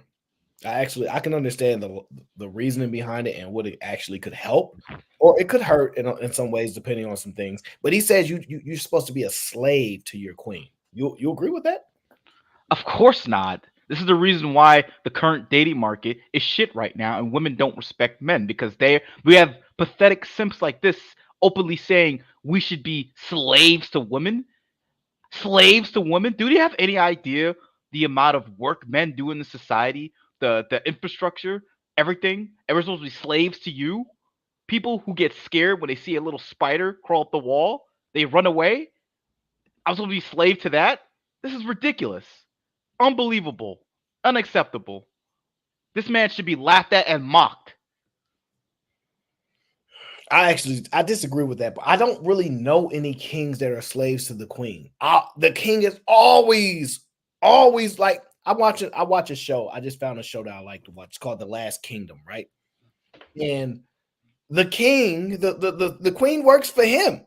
I don't see the slaving part. Like, so that's why would you want to be a king as a guy if these is the criteria? That part I disagree with him on. You don't even have to be a king. Why do you want to be a slave? Is he not black? Slavery is done. Why do you want to still be a slave? This makes no sense. I don't want to go around and go to my wife and call her Massa, please, Massa. What the fuck? Did he enjoy it that much? Do you want to go back? I think he does. He just wants to serve a new Massa. Pathetic. I think he's tripping. I think he's tripping with that part. Okay, Lauren Max here. She says, speaking of gratitude, I didn't receive my gratitude from you when I sent you that Eagles mating dance. Don't worry.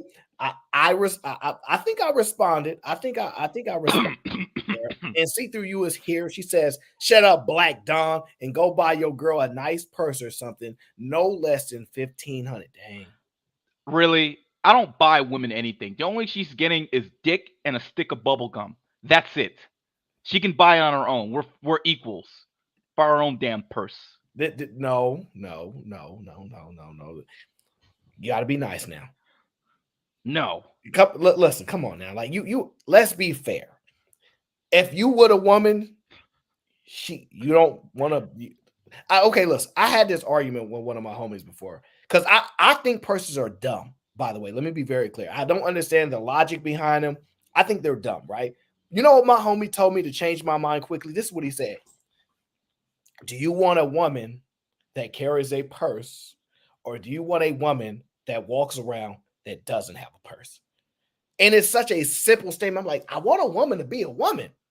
Even if I think purses are dumb, I would rather her have a purse than to think not like a woman and not have a purse. I mean, first of all, walking around with her woman, I mean, ill. I think she should be in the kitchen barefooted pregnant, in my opinion. I don't think she needs to be outside the house. She needs to be raising my kid, all right? That's just my opinion. Anyone who disagrees with me is just wrong, right? But let's just put that aside, right? If I had the choice to give her a purse or not a purse, I would give her a backpack instead so she could carry all my shit like the slave she should be. I'm pretty sure there's a quote somewhere in the Bible. I can't remember, but it's saying something like women should be a slave to men. I don't get into the quote. I'm sure there's somewhere in the Bible that says it, right? I'm sure. Yeah, you on your own with that one because you asking for trouble with that one. You asking for trouble with that. No, I'm just saying it made sense to me. Now, do I think she needs a $50,000 Birkin? Absolutely not. But I like a woman that does have a purse. I like a woman being a woman. So I can't, even if it's don't make sense to me, I still rather her be a woman. So I got to concede that. No. I just don't know about holding no purse in the mall. That part I'm still, I'm still managing. That part is hard for me. But let's get to the next video, Black Don, before I let you destroy this show, okay? It's because women don't settle anymore. No, that was back in the day when you could trick a beautiful woman into marrying you on discount. She didn't know what was out there. She thought you was the best she could do. She didn't know. Now they know. Big facts. Women are not settling anymore, not even in marriage. That is why divorce rates are so high. Women are realizing how peaceful and free and happy it is to be single. And therefore, guys really need to step it up because we know that we are able to do all these things on our own and that men are a want and not a need. Therefore, you need to be bringing something else to the table besides protecting and providing because we have Ring doorbell cameras, we have guns, we have jobs, we have careers. So y'all got to be bringing something else to the table. Please step it up. Thank you. What do you think her body count is, Aaron? I have no interest in that woman, so I could care less. I smell a hoe from a mile away. Okay, that's a typical hoe language. I think she's a pretty decent size IG following group. So I think she's a doctor or something like that. So doctors can't be hoes? Is that what you're saying right now? Well, I'm not indicating that they can't be, but I'm saying that she's not an unaccomplished woman. She's an accomplished woman. And typically, to accomplish that, it does take a level of discipline and focus. Do you know the body counts of women who leave college? There are at least 30 or 40 over. This woman is coping. She knows she's a walking receptacle. So now she's saying, "Oh, we don't need to settle." First of all, she's like a 2 max, maybe a Well, 1.5. but Black Dom, attack the argument, not the person. This argument is dumb because you need men. You need to make children. That's what you were put on this earth for. The saying that you don't need men is it's a cope. I think she's coping because she can't get what she wants. That's it. It's a big cope. She's a whore, and it's a cope. That's it. House Husbands 2024. I, I think she really believes what she's saying. I just don't think she can actually secure it. What I found that most importantly is the issue is that women are struggling with the things that they tend to want, which I think ultimately people are looking for some level of fulfillment. It seems to me for women for fulfillment, it typically comes through a man. They may not like that I say that. They may not like that I say it out loud, but it typically seems that way. Exactly. Like they know fulfillment, like getting a children, making us sandwiches. They know that's what really fulfills them, but they're fighting. They have this rebellious Jezebel spirit, and they're I don't know what it is about Western women. That's why I'm going to Colombia because I can't deal with these women here. Colombia, yeah. You are not going to Colombia. I will. I want to get a nice Chiquita.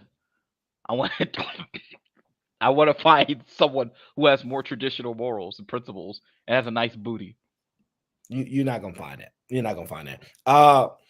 Well, the thing is, there's a lot of information that women are learning, and a lot of women are giving other women information. Now, this woman gives it some insight, and I want to know what your thoughts are behind her insight. I know the ladies many times don't want to hear it. You should be dating more than one person at a time. It's so exhausting. Y'all say that. It is exhausting. And I'm saying it because it's like, okay, because as females, we get emotionally involved, right? It's like, okay, now I'm involved with you.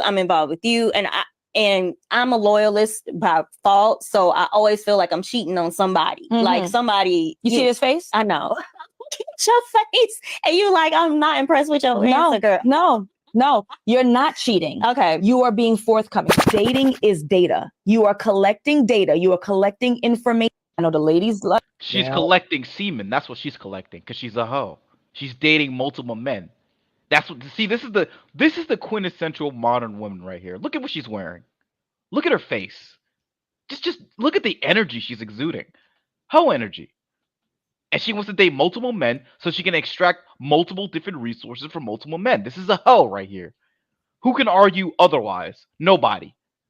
Nobody. So you think that makes you a 304 because you're collecting data?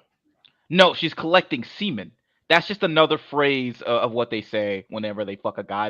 I'm just collecting data. I'm just doing experience. You know, I'm just collecting, experience so I can know how to deal with men better. That's what all hoes say, all right? I'm 100% right about that. Well, I'll actually have conversations in good faith, and I don't believe that's what she's saying. What she's saying is that for women, dating means conversation, getting to know people. Why are people saying semen? Why are people saying the link don't work? How's the link don't work? You see, Aaron, you're falling for these woman tactics, these women tricks. They like to use certain euphemisms and certain things so they can say things without actually having to say it. This is the typical woman hoe tactic. That's not what she's saying. What she's saying is, I don't know why you guys tell me the StreamYard link isn't working. How do you think Black Dawn and Beans got up here if the link is not working? Makes no sense. So, Aaron, that means you believe she would pay for the dates. Well, I think that what you're indicating is a different question. So first, let's attack the first. Well, I asked a question. I didn't indicate anything. So you can start by answering the question. Correct, but you're asking me a question about something she didn't indicate in the video. Absolutely, I'm asking your opinion. Yeah. So if you want to answer to that, yes, she should definitely play for the dates based upon the conversation. I don't have no problem with that. No, I asked if you think she does. Oh, I'm sorry, I misheard that. I thought if I think she should. Absolutely not. She absolutely does not pay for those dates. Absolutely. So that means she's lying. Lying about what? Her reasons for being there. Her reasons for dating. No. Okay. I don't. At a minimum, she's not being forthcoming, like she said, because she's leaving out things that are priority in the dating market. And you know how we know they're priority? Because she wouldn't go on a date if she had to pay. Okay, I agree with that. 100%, I agree with that. Especially the way she's speaking, but in the context in which she's saying, what I take from that is she's saying, I don't have to be sleeping with guys, which I agree. She don't have to be. It doesn't mean we don't think she ain't. But she's talking to them, hey, well, this, that. We go here. I'm not even sure if I'm feeling you like that, but let me get to see what you're talking about. And if it ain't going nowhere, put you to the back burner, find somebody else until a guy takes her out of that position to where he's like, okay, he made it clear he wants me, these other guys. That's what they're indicating. And I believe she believes that and she means that. Aaron, she's a 3 or 4. I mean, just look at the way the other women, the older, more wiser, more traditional women, it's like, I have loyalty. And you saw her face, she scuffed that loyalty. That's typical true. 304. No loyalties to nobody. I just want to have dick and have fun. That's her. 1,000,000%. Christ. That's not what debate me. Debate me. Well, the thing is, if a woman wanted to do that, she would just do it. And that's what she's doing right now. No, that's not what she's doing. All right, where's her husband? Even if you don't like it, that's not what she's doing. Where's your wife? Where's your wife? Where's my? I have 3 wives actually. Nigga. Yeah. Where's your husband? Okay, I figured I Let would me see your wives. the link. The link was including the emojis, so that's why I would say that didn't work. I got you. You have multiple husbands? How you serve multiple masters? That makes no sense. Don't worry about what I do. Worry about what you do over there in Toxic Inc. I don't understand why you ask about wives. Like having a wife isn't a flex. Oh, typical. Typical modern men not having a wife and a family to be something proud of and a legacy. That's not a flex. Right. Look, nowadays your wife ran through. Guys, if you don't stop that spitting nasty ass. Guys, stay focused on the conversation and the argument. If you disagree or agree. Nobody triggered by no damn Black Dawn. We know what the hell he does. He does it well. What's wrong with you? What are you talking about? Black Dawn, we know that you're an incel. We know you sitting over there, okay, on lonely. That's why you're up here trolling, acting a fool. I'm white. You're white. I'm white. You're white. Oh, okay. Yes. White people are the biggest incels, but all right. But at the end of the day, women don't have to be out here sleeping with nobody. And these shut your ass up just because ain't nobody taking you on no date. Stop choosing struggle love. Stop disrespecting men. Stop disrespecting men right now. The only men on this panel is Esau and Aaron. Beebs is a man. What makes him not a man? Explain. I don't have to. See, typical woman. Typical but male. What she's saying is right. Just because they dating don't mean that they actually giving up the cheeks. Just because she dressed whatever, I don't know. She don't even look like the thigh right there. But she covered up from head to toe because she got a peekaboo shoulder. Is that making your penis hard, Black Dawn? Yeah, I don't know how you can say, her body count, woo, woo, woo. You can't tell just from looking at a woman what her body count is anyway. All right, guys. I can. We're overly going on tangents about body count. This is irrelevant to the statement in which she said. You were like, we don't care if she got a lot of clothes on or not, or whatever the case is right now. What she's saying hurting or helpful, or is it the truth that sometimes women just don't want to do? She's only hurting if you think dating is you have to be fucking. Mm-hmm. That's it. Right. That's why I was bringing up the. She got options. I don't think it's hurting anything now. How could she espouse no loyalty to any person that she's dating? This makes no sense. Why should somebody be loyal to? Why should I was about somebody to be ask. By loyal to y'all? definition, if you have no loyalty, you are a hoe. That's the No, definition of a He hoe. doesn't know them to be loyal to them yet. That's the whole point in, talking to him, Dating, yeah. is to see which one that I'm gonna choose. I'm like, okay, I think I'm gonna go ahead and I'm gonna hit you. I'm gonna go ahead and see what this one is about. You know what I'm See, saying? Then once you choose, then you guys are relationship. exclusive. no, see, Right. this is just another woman tactic to get around with what's actually happening. All right, what she's actually doing is she's extracting resources for all the men that she's dating, getting dates and whatnot, and having fun. And then she'll actually find the person that she likes, and then she'll just stop extracting resources. She's a serial resource extractor, aka a hoe. Well, Wait. that's the same thing that could be said for men. When y'all put your penis in every vagina until you choose one vagina to be with forever, you're extracting resources. You're Men can't be taking hoes. them. Yes, you are. Yes, No, you we are. can't. If you're putting your wick in every single box, then you a hoe. Men can't be hoes. That's not possible. Wrong. When you got a nutty Fine. buddy, that's when you's a hoe. And y'all be out here running around with nutty buddies and extra gooey, whatever, oozy, juicy nastiness. That's because y'all be out here being some hoes. And see, this is the problem. This is what's lost in translation. Y'all think because you're dating, you have to be fucking that person, as evidenced by dudes who think that you're supposed to fuck because y'all went on a date, or I paid for the date, so that means I need some sex. Like, no, that's not how it works for a lot of women in our heads. So that's what's lost in translation here. Just because I go on a date with you, does not I'm extracting resources. What resource am I extracting, nigga? A piece of meat? Like the fuck? Yeah, lunch Taking, and dinner. That's a resource. I could have spent Right. that money on lunch and dinner on stocks and saving up for my ticket to see Well, then do that and then to don't go date. out of How the about that? country. No, women need to change. Do you have a passport? Great argument. I have multiple passports from different countries. Okay, Where's the last place you traveled? I traveled to Alaska. When? I just got back actually. Let me see some pictures. I'm not.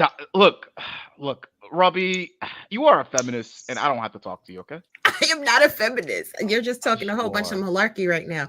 Most men ain't saving up for no stocks. Most men ain't gonna save $20,000 in their lifestyle time. Most men don't have no resources. Most men is living from paycheck to paycheck. Most men is out here renting their car. Most men is out here renting apartments. Most men don't have no business. Most men get a paycheck. Most men is W-2 employees. They're not even business owners. So what the hell resources you got? Back to what Aaron O was saying, and Aaron O, you cooked the shit out of Leonard Roy. I'm just gonna tell you that real quick. I scrubbed it back, caught that shit. I was like, ooh, Aaron O being toxic today.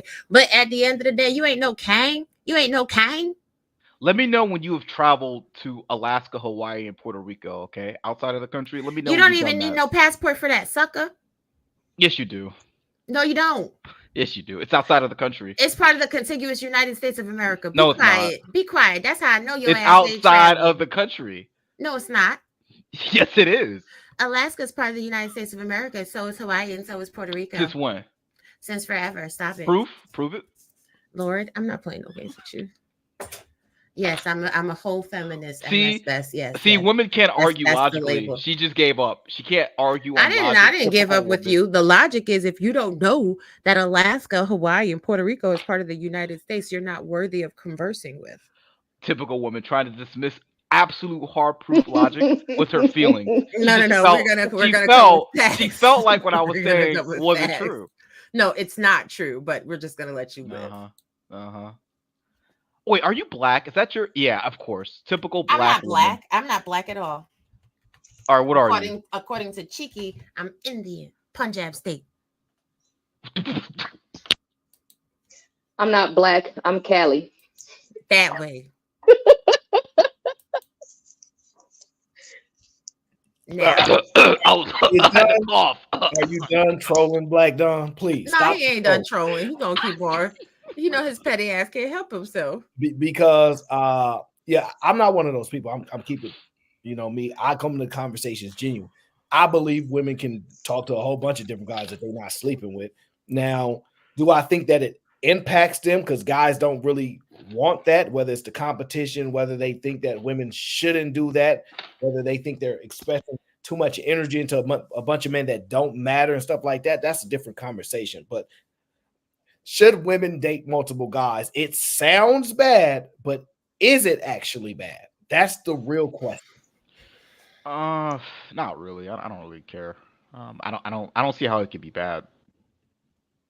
Yeah. So as long as you're honest about it and you aren't like taking advantage of anybody and you're outright out front saying, yeah, I'm dating multiple men, then that's totally fine. I don't see no problem with it. Do you tell all the women that you're dating multiple women? Well, I don't date anymore, but yeah, I tell them like, yeah, I'm seeing other women as well too. Back when I was guys is dating multiple women. The very you can't. It's no, it's very easy to do nowadays, especially like when you're using like dating apps. You can date multiple women at once. It's actually very easy to do. Or he can just say, you're not the only person that I'm talking to. You ain't my chick. You ain't my dude. Period. So to be clear, y'all think that is a first conversation immediately up front? No, not up front, but like just I don't know. That's like 5 dates in when you're determining if you're going to be in a relationship. Hey, you like me, I like you. Maybe not. I'm seeing other people, keeping my options open. Yeah. Because some people may not like that, because some people may take it another way as, oh, you're not actually giving me all the attention. Like I'm just some sort of just side option. So some people may get offended by that, understandably so. So that's why you kind of have to just be out in the open when you do something like that.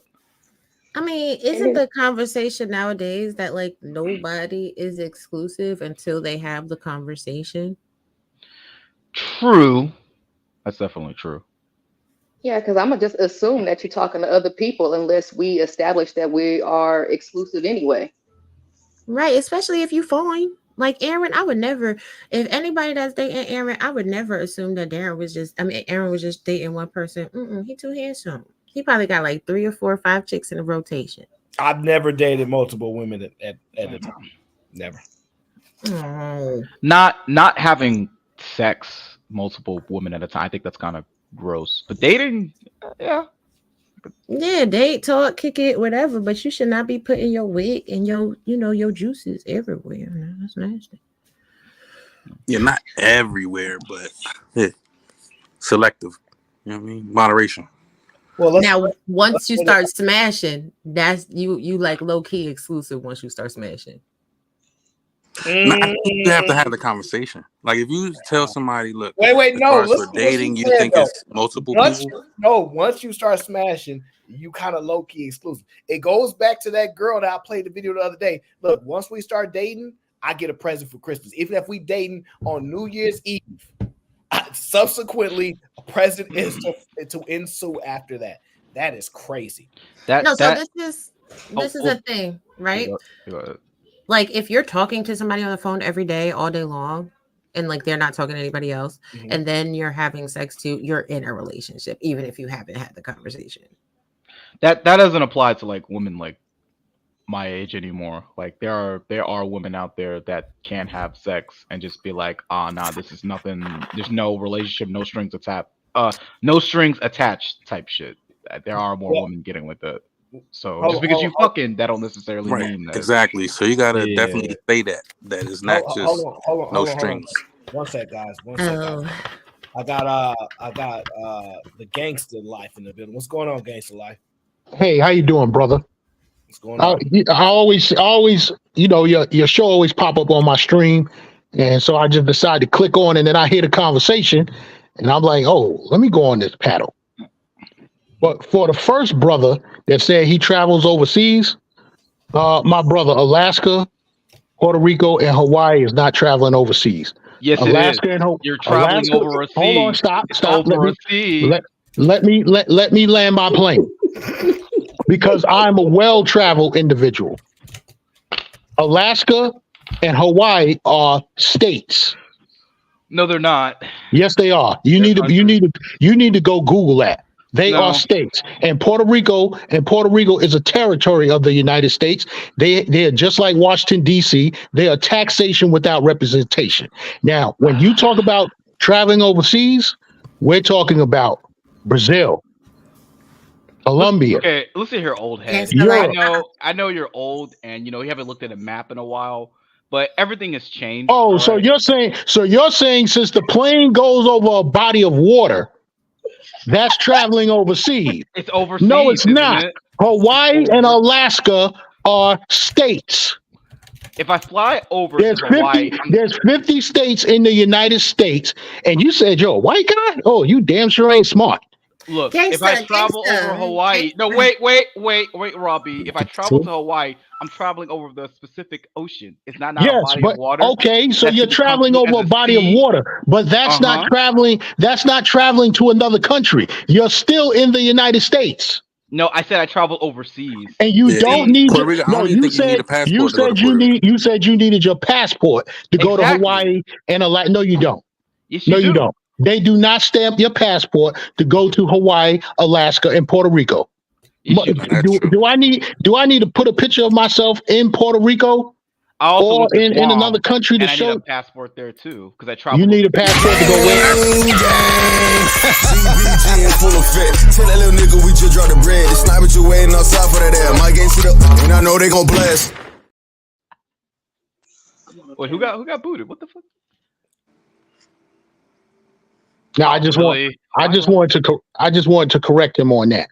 Okay, But so if you go over to Canada, to the you need a sisters, passport, don't think I'm on your side just because I had to get on him on that. You're talking over me, sir. You're talking over me. Okay, stop talking over me. That's rude and that's feminine. Okay. But it's not your show. Canada,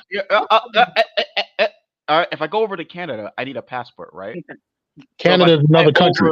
If I fly over to Hawaii, which is completely overseas, then I would also need a passport. Same logic. I don't understand why this is so hard to understand. Nah. Back to the conversation.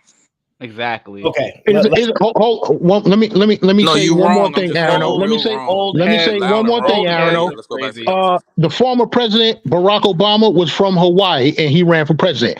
You have to be a citizen of the United States to run for president. He wasn't. If Hawaii wasn't part of the United States, he wouldn't have been able to run for president. Thank you. My plane has landed. Do you not watch Fox News? Clearly, he was not a citizen. I watch Fox News all the time. He was not a citizen of this country, and that's why he was not qualified. But the Democrats are cheaters and liars. So there you go. Well, I'm not a Democrat, so. You sound like CBG in full effect. Tell that little nigga we just dropped the bread. The sniper you waiting outside for that air. My game sit up, and I know they gon' blast. Thank you, Granville, for kicking off this boomer. You Black Don, you're cheating. You got people working for you everywhere in the chat, on the panels. It's not fair. It's not fair at all. And you gonna stop trolling, okay? So we can stay focused on I kind of wanted to hear what the smoke he was. He said the women weren't off the hook. I'm like, off the hook for what? Right, Yeah. he was going and Black John, you got to stop trolling people because a lot of people don't know what the lick is hitting for.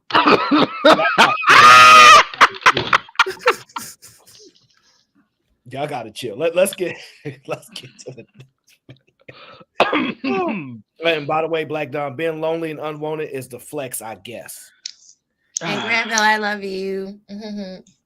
Only 304s use that. What's it called? Shame, insult, guilt need to be right. Typical 304 tactics. No shame, blame, explain, sign language. Wait. No. See through you is not a 304. She is a married woman. You are not. No. She has the 304 uniform. No. And she does sign language. So she's 304. She has a difference of opinion. She's been on the show before. Her husband says she can't come back on the show. And so she respects it and she doesn't come on. Ain't nothing from what I've seen when I interacted with her says she's a 304. That's just uncalled for, sir. Her opinion's wrong, and I'm right because I'm a man and she's a woman. So I don't know why she's even on a man's space. Like what? Like, come on. How dare you question me? That's a more acceptable statement, but you ain't gonna call her a 304 unnecessarily. Dollar Washer says courting is with one person, dating is multiple people. Oh wow.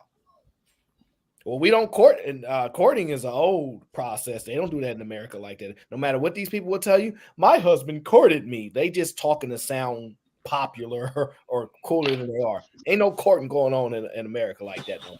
You sure though, bro? Like if you're only one woman, you know what I'm saying? Still not courting. We just want to use that phrase, that term to sound more elegant or to sound more official. People are not doing that. That just means we go together. Thank you, Caliban. Most people are falling into relationships. They're like, oh, we met up, you know, it's Not just me. like I said, Miss Raw B, most people, you are a person. You're right. I'm spoiled, but y'all better stop it. Like you could date whoever you want to date. Don't give them no cookies. I mean, my God, today keep your legs closed and your pocketbooks open. Yeah, and somebody said being lonely and unwanted is a flex. I guess that's not what I'm saying either. I'm saying as far as for being in a unhealthy relationship, marriage, whatever it is, anything, just because you say, "Oh, I got somebody," or "I's married now," just to say that, no, that's not a flex. Okay, well, CC says wrong, Aaron. Religious people still court. You call it what you want. Them religious people is getting bust down. They not following the laws. I don't want to hear nothing about no religious people at all. Very few. I don't want to hear but nothing much about them. They stop it now. For y'all drag me down a hole I don't want to go. Let's stick to the video. Wait, Aaron. But point 5 made some good points. He said single men and women not lonely. They just dating and they out here mixing it up. No, they lonely. Yeah. A lot of women are actually not dating. More women are dating than guys are for sure, or even interacting, even sexual, having a relationship. More women are doing it. Less men are, but they are definitely lonely. Especially if the criteria is you don't get to be on social media. Wait a minute. How is more women dating than men? What men doing? So women dating just women? Who they dating then? Sure. Somebody said the same dudes. Yeah, aren't that's why they call like, it the sisterhood, because y'all calling the same dude daddy. I thought more men were virgins nowadays than women were. They are. So by that logic, I mean, then women would have to be dating more than men. Oh my! All you ladies dating ladies, get it popping, I guess. I'll be right Or back. that too. Or that too. Well, let's not get too far distracted, okay? Because I know how y'all are with y'all attention spans. First lady said date multiple people, and I understand the point that she's making. I don't know if that's a recipe for success. However, it may depend on where you are geographically located, right? Because when I listened to this video, this lady said this. If a guy texts you and you don't respond, should he try again? Yes. Yes. Okay. I'm a busy woman. Okay, try again. I really like when the guy is pushing. Yes. Okay. Like my husband showed me a lot that he really cares.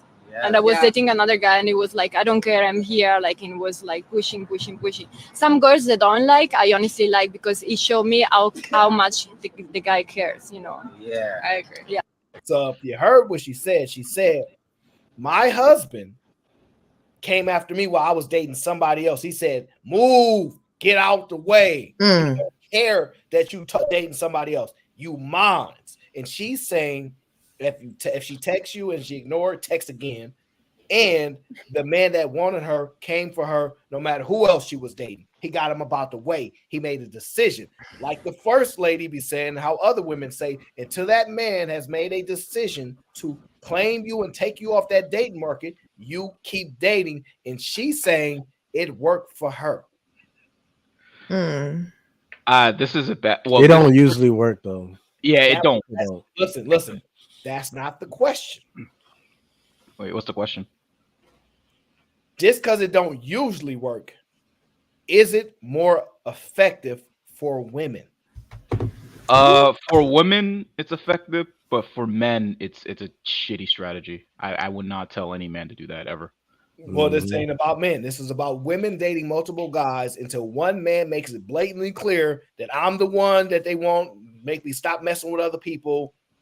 I actually agree with that. I feel like that's what women should be doing. Yeah, men should be doing that as well. Yeah. So now y'all agree with the women. Yeah, no, yeah, I yeah. It's agree a with good that. strategy for a woman. Yeah. I'm the one who wants to be with you. There's a whole song over it. I'm just saying real quick. Yeah, like get with the man that really wants to be with you, not for a good time, but for a long time. And if he's willing to go the distance to do all that, and on the woman's side, then yeah, that makes sense. I don't see why this is bad. Thanks. Hey TBE. Interesting. Like That's generally today's for dating women. right now, though. That's just how it is.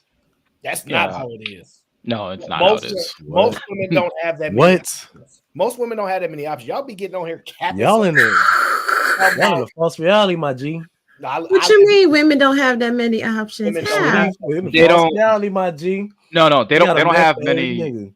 No, they don't have many relationship options. They have You many mean sexual viable options. Listen. Yeah, it's the same thing. Tomato, tomato. I mean, An option that you would never utilize is not an option. exactly. That's not true. No, listen to what I said. An option you would never utilize is not an option. They got the car man. They They got definitely get utilized. the band man, the drug dealer that got the money and shit for the fun. They got dudes for them every situation most of the time. No prime. So half a Yeah. nigga is an option. A half a nigga is an option because you just named all these dudes like the car dude, the food dude. Those are supposed to be options. That's not a whole nigga. Whole I mean, but half they niggas still. ain't So at the options. end of the day, I'm saying women are always dating. A single woman, it's best to assume she's dating multiple women. I mean, multiple men. It's best to assume that shit and keep it that way. Just like a woman should assume that she's not the only. She's not the only one. That's because that's how it is most of the time. All I know is this. There is no such thing as half a guy. There are men that are living up to the fullness of their potential and they're showing you that they want to keep you. And there's a man that is trying to reel you in and he's using the smallest bait possible to get you on the line. Some men use weed because that's some girls' modality. I'll give you a bag of weed, come over, give me some butt. Some dudes will take you out to dinner because they're like, shit, if I take you out to fancy restaurants, you're going to fall in love with me. Come up over here. Some dudes going to give you all the bread. If I give you $12,000, you're going to be mine. Some dudes, you know what I'm saying, do it all. I'm going to give you some money. I'm going to give you some good deal. I'm going to give you some butt. I'm going to give you some drink. I'm going to take you out. And we're going to travel and all of this and all that. And the dude that usually has the best package offering is the one that gets the full-time employment. It's about the benefit package, really. Yeah. That's if you want, because he probably That's shopping how- around too. Yeah, that's how it was when I picked mine. Shit, best package deal I can get. So 10 years. So shout out to Tony Golden. He says though they are options if she wants them to be correct, but if they're not options that she will realize or she don't want those options, they're not an option. They just exist. It's not an option for her. It may be an option we can identify, but if I would never deal with this person just because you said that person would deal with me is irrelevant. You just tell me. And to add to that, real quick, I'm sorry, Robbie. And to add to that, I mean, how many women have we seen, or at least on social media, that'd be like, "Yeah, I'd rather die single than be with this type of guy." And Jameson, it is employment because marriage is a job. This is the thing that people don't understand. Love and marriage is work. Somehow or another, people have caught this, I don't know, this lexicon in their mind. They're like, oh my God, I'm going to fall in love. I'm going to be married. And everything's just going to be everything. No, you have to put forth effort and work every day. So that's employment, benefit package for the employment. And women, y'all got to start thinking about what benefits that you offer somebody if you want to be employed in the family business. I'm just saying real quick. I like that benefit package. So Callie, you agree with the girl? She should date multiple people until that guy makes it known. Yeah, until he makes it known. Yeah, whoever speak up first. Shit, I might make it known first.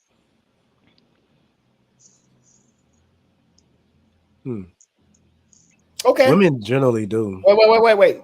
Let me ask you this, and I'm just my honest opinion. Do you think women want to compete for their man? Whether they want to, no. Are they? Yes. Exactly. Yeah. No. How do you know they're competing? Because men got options too. No. I'm asking you because you're saying they don't want to, but they are. How do you know that they are? It's kind of like common sense. You don't assume that you are exclusive unless you're exclusive. So if you're not exclusive, then yeah, I'm competing for this guy's attention based on his other options. I got you, Callie. I got you. You know how they competing? They competing with BBLs, breast implants, weaves, makeup, shopping, shoes and fits. How they promote themselves on social media, everything they do to make sure that they stand out in the crowd, get picked, get noticed. Hiding their body counts, telling you that they're a good girl when they really for the streets, so on and so forth. That's how they compete because y'all have sat here in social media and gave every single woman the blueprint. And Moxie, you said marriage is not employment, but guess what? When you leave your marriage, if you've been in your marriage, if you've been at your employment long enough, you do get a severance package and it comes in the form of alimony. So yes, marriage is employment. Well, it depends on the guy that you're dating. Like some guys really have no other option but the woman that they're dating there. So and And that Raw and B, that A lot of guys, most hold guys. on, guys. You ain't gonna let Raw B lie and get away with that. Every company doesn't offer a severance package. So you're telling me, Raw B, if you have one employee, they offer a severance package for one employee? No, what I said was you have to choose the employment with the best benefit package. So Okay. therefore, if you're going to get married, you better choose a marriage, right, with the best benefit package. A lot of marriages where people be crying about alimony, these people don't qualify for alimony. They don't get no severance package when they get dissolved. But if you don't choose struggle love and you choose a good partner and y'all are building a business together, you're working for the family business. If your marriage lasts a certain amount of time, when you separate that marriage, if you have to, there is a severance package because you have to divide the assets. Mom be quiet though. No, I'm fine. I'm fine with it. I just want to be clear because you said it's a job and jobs people severance package. I'm like, I mean, maybe if you got 5 or more employees, 13 or more employees, Look, if you get 100. fired from McDonald's, you ain't getting no severance package. But if you get fired from Apple, you just might get you a little benefit package on your way out the door. Don't work for But McDonald's, work for Apple. You why definitely are we comparing relationships to jobs though? I don't think we should be doing that. Because this is the thing. This is the one thing that this community don't really look at. The business of family. You get tax write-offs, tax incentives, and some more stuff. So Yeah, that if comes you with spend in it. there, right. But that means that there's a business component to marriage.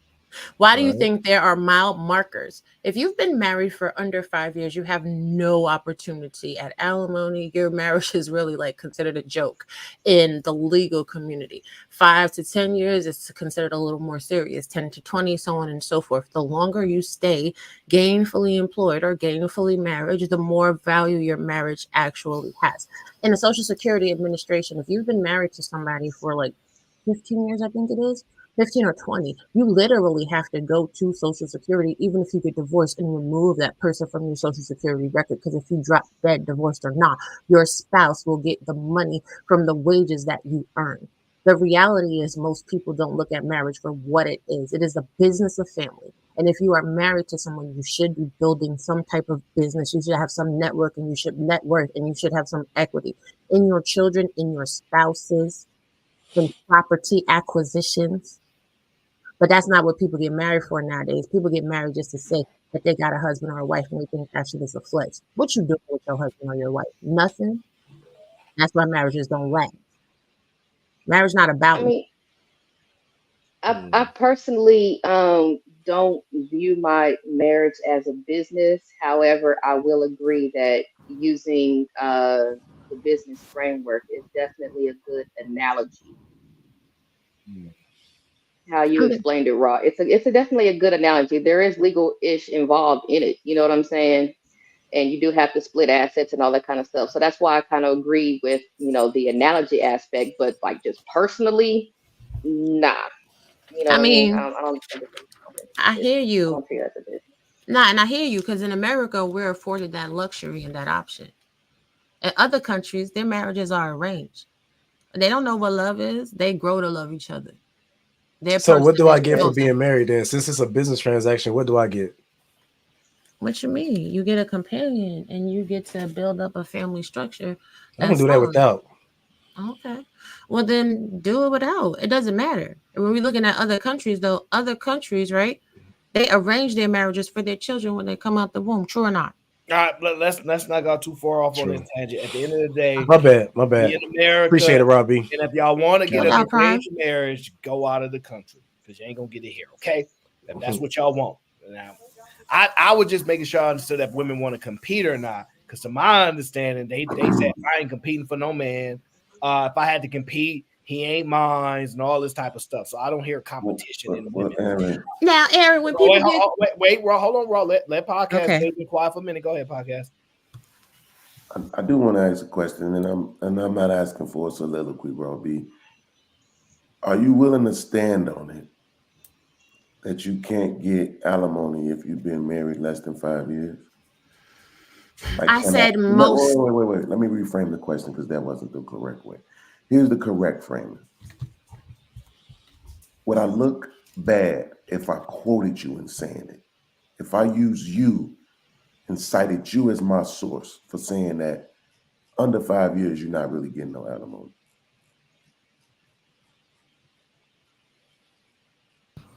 No. Thank you. You just added another piece to my armor. This is the Raw B that I like. This is why I be telling you, always dropping jewels. That's so dope because I didn't know that. And now that I know that if you've been married for less than 5 years, you're not going to really get no alimony, that explains exactly why Black women en masse don't get alimony.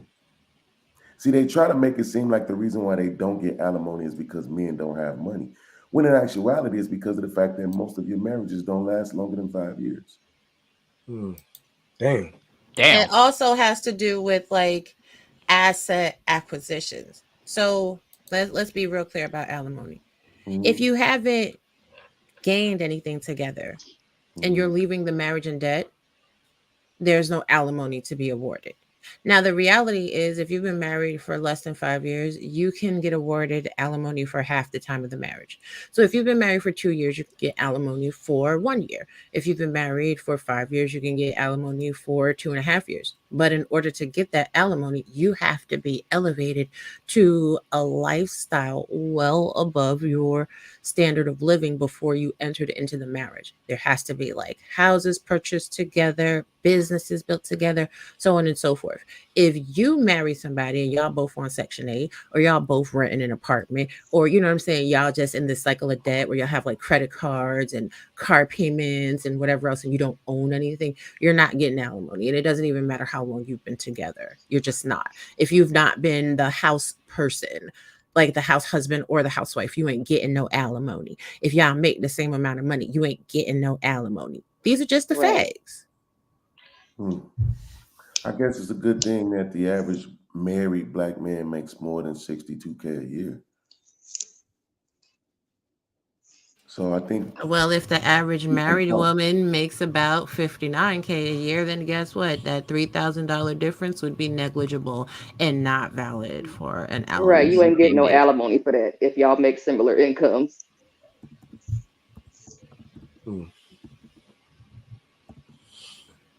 Okay, well, that's some real sound information there. So I'm gonna go ahead and marry up. So, ladies, if you got the bag, you know what I'm saying. If you want to take the risk and be the leader, I'm just gonna let House Husbands 2024. We've been doing it wrong for too long. Instead of just us stepping up, we might as well concede to the true leaders and who actually can get the job done, which is the women at the end of the day. So I don't think I have it in me to be a house husband, man. I thought about it. So wait. Do you think you'll be a good dad?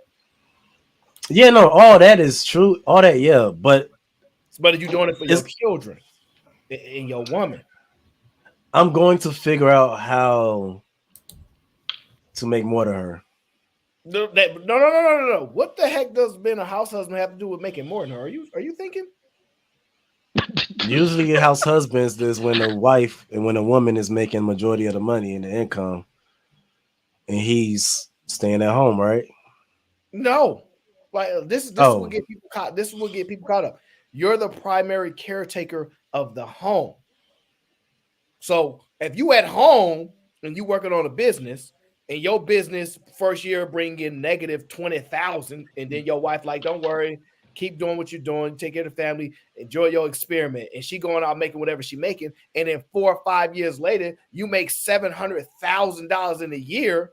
You don't just go, well, I make more money than my wife. Now I ain't a house husband no more. That's not how it works. This is not Yeah, they don't make. Nobody's ever talked about it like that though. Usually it's I have when a woman. videos for it. I have a video for it where a They're woman talks. nowhere near that average is nowhere near 59,000 for black women. Oh God. Nowhere near. Yes, black women. Listen, black women. Y'all wasting y'all time going to school. Y'all ain't getting no money, honey. Just be So now dumb. why you No, Trump? See just what I'm be saying? dumb. Just a Just be second ago, I was dumb. Just be just saying dumb.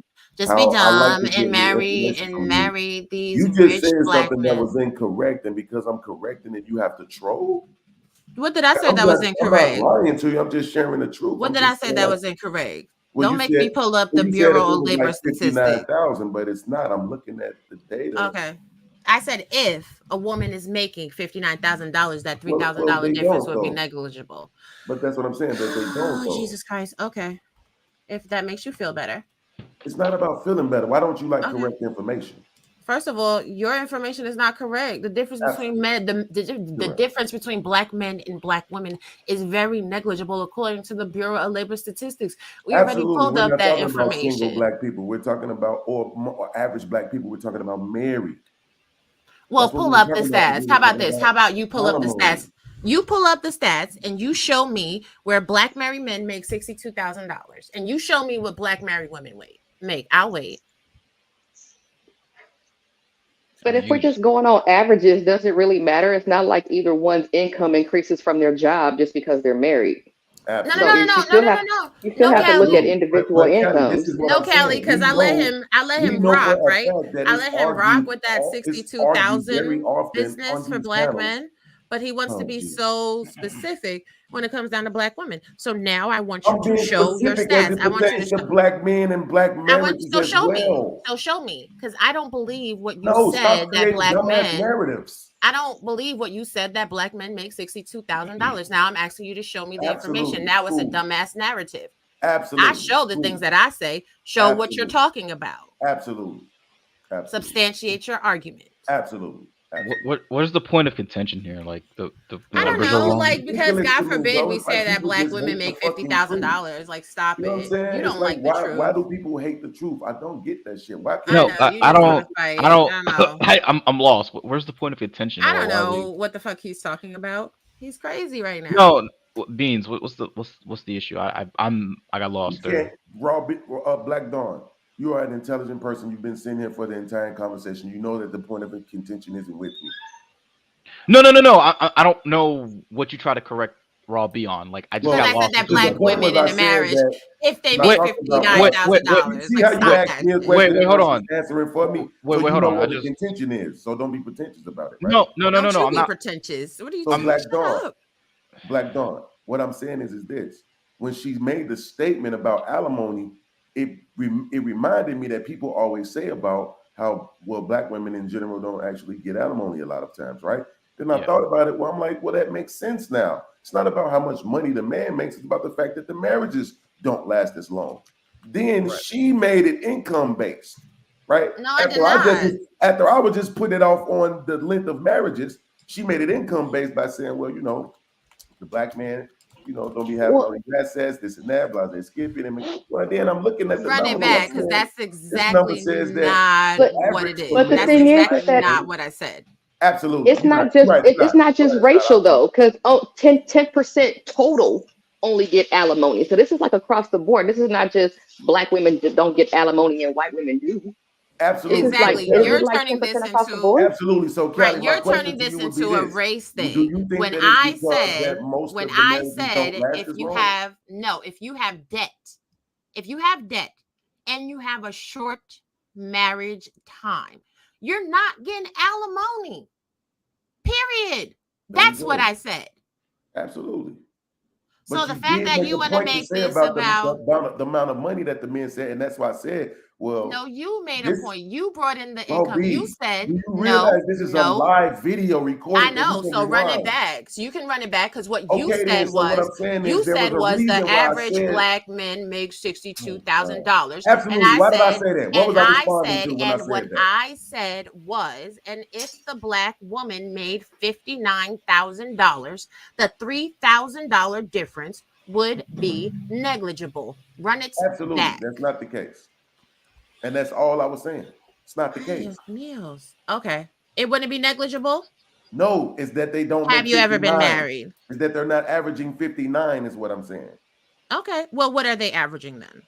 Well, but this is what I'm saying. This is across age. It's No, what are they across the what age are they spectrum, right? averaging? What are they averaging is the question. Since you know what black men are averaging, what are married black Absolutely, women because when averaging? I'll wait till you finish. So What are they absolutely, because when averaging? I looked up the income as it pertains to black men, I got a direct quote from a specific website. When I looked up the income as it pertained to black women, married black women, by the way, married black men, married black women. When I looked up the income specific for them, I didn't get a direct quote. What I got was a chart. And as I'm looking at this chart and I'm looking at the peak of the chart, the chart is around right before age 60, it looks like, is where the peak of the chart is. The green line representing married black women. And that peak is right above 50,000.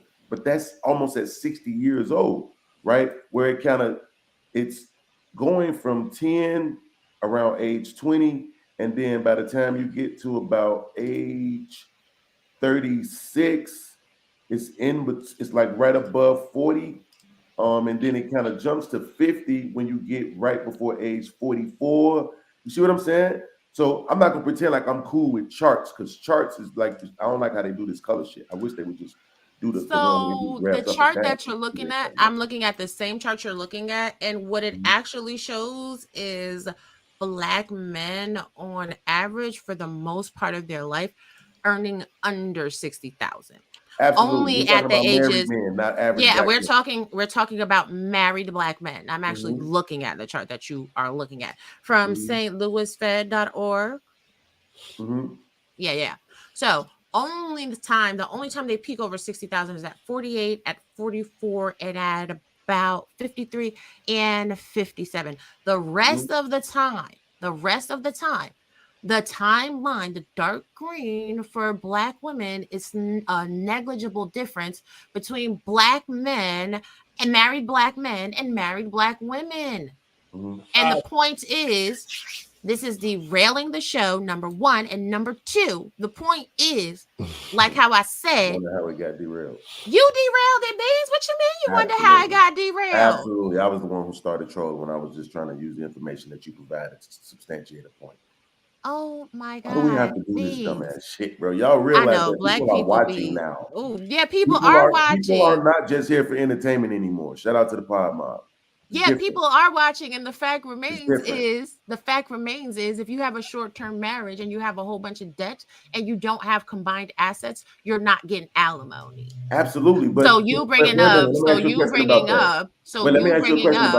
no, I'm gonna finish saying what I'm saying, and then you can ask me whatever question I'm you not need trying to to. take the mic. I just want to ask a clarifying question. Oh my God! When you talk about the debt, are you saying if the husband has the debt? If the marriage has the debt, this is another thing that unmarried people have a really hard time grasping. Right. There is no husband's debt and wives' debt.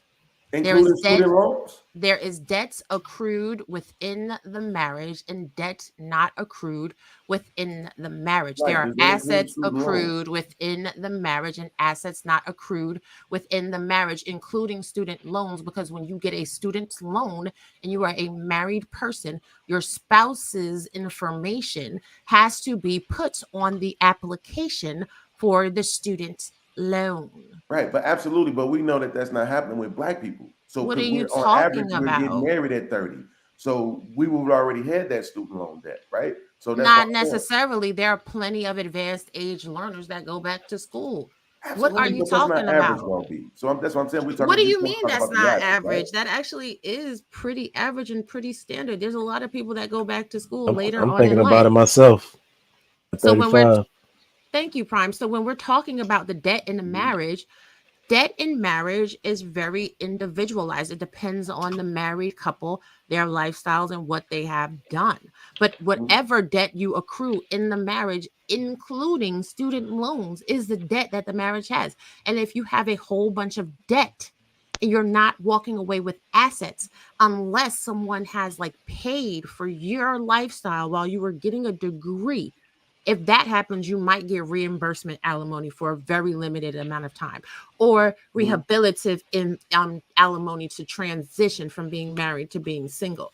But the majority of marriages do not resolve in alimony because people marry under struggle love and they do not attain any assets that need to be untangled one from another during a divorce process. Okay. So, are we done arguing about this? Because what I've learned is that y'all can cover y'all points, but I also learned that even married people don't go on to be successful.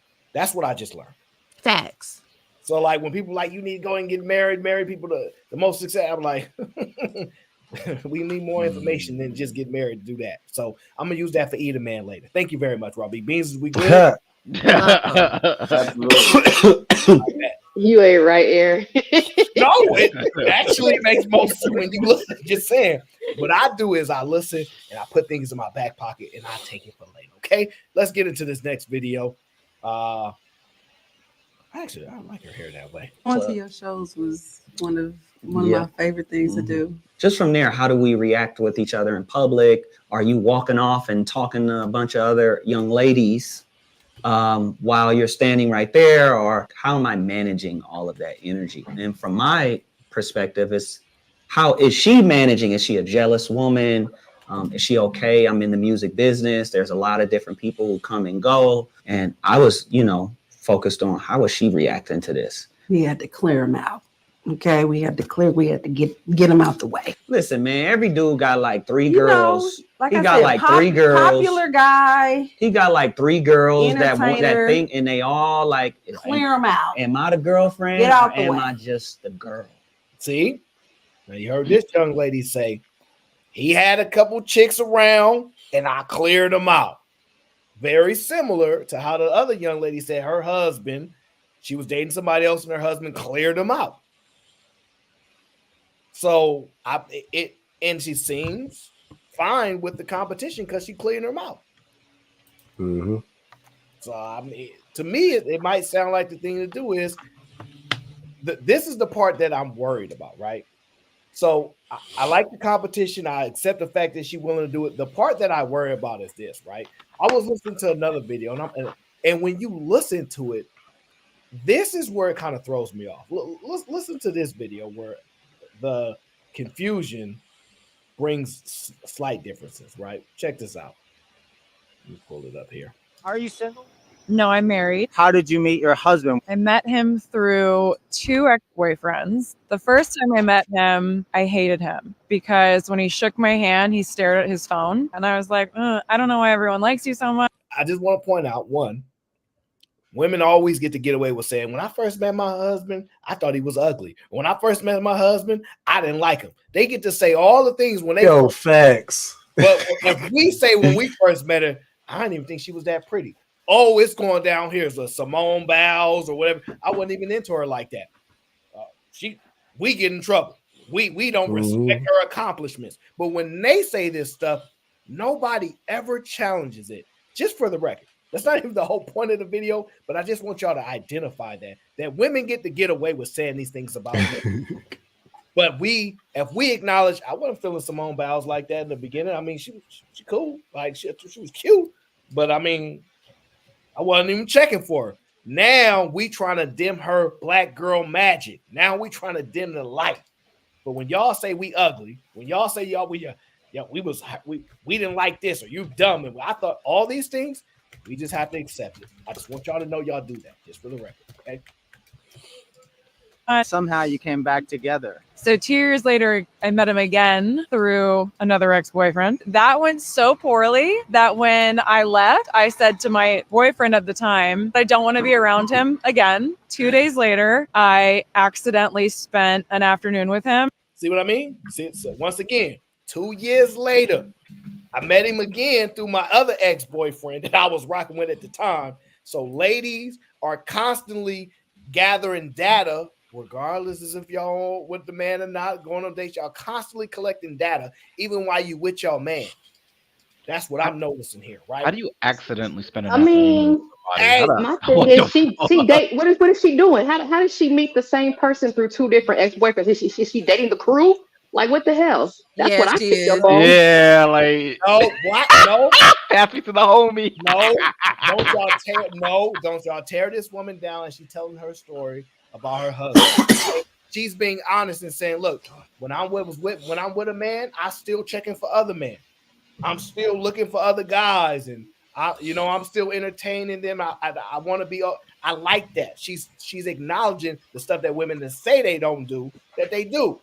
So that's point one. Other than the fact that she hated him, y'all can call us ugly and all this stuff, but we got to just take it with a grain of salt. All these things are going on. 2 years later, she meet him again, and the situation was worse again. This is what's happening now.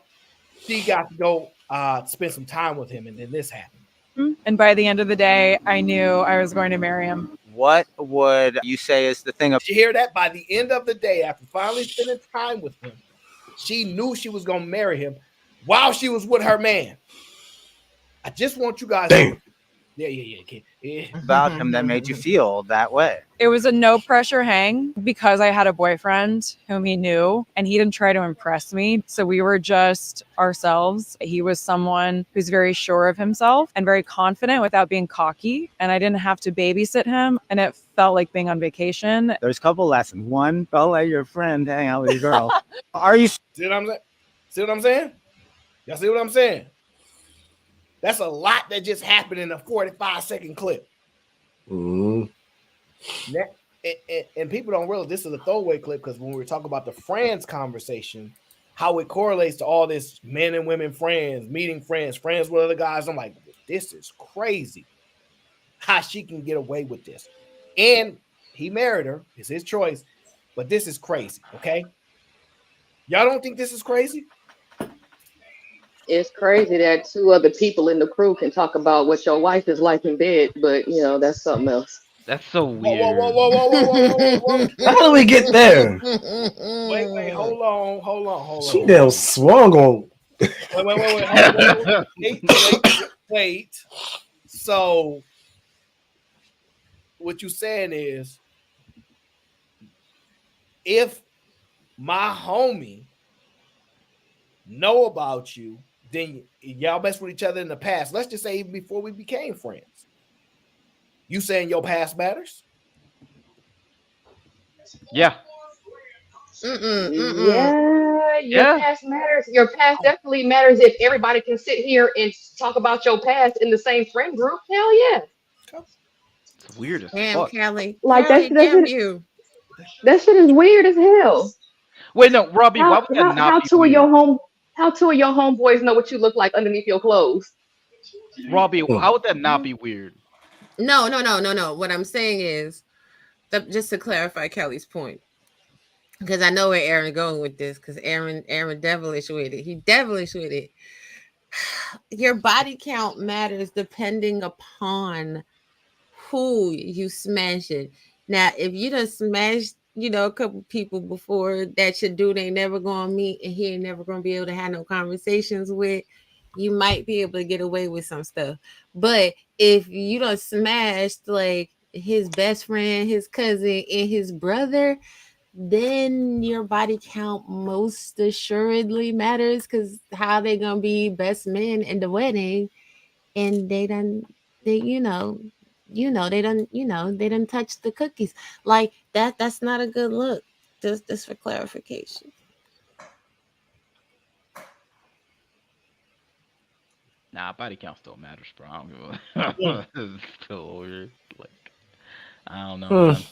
If I walk never into asked. I just sense it.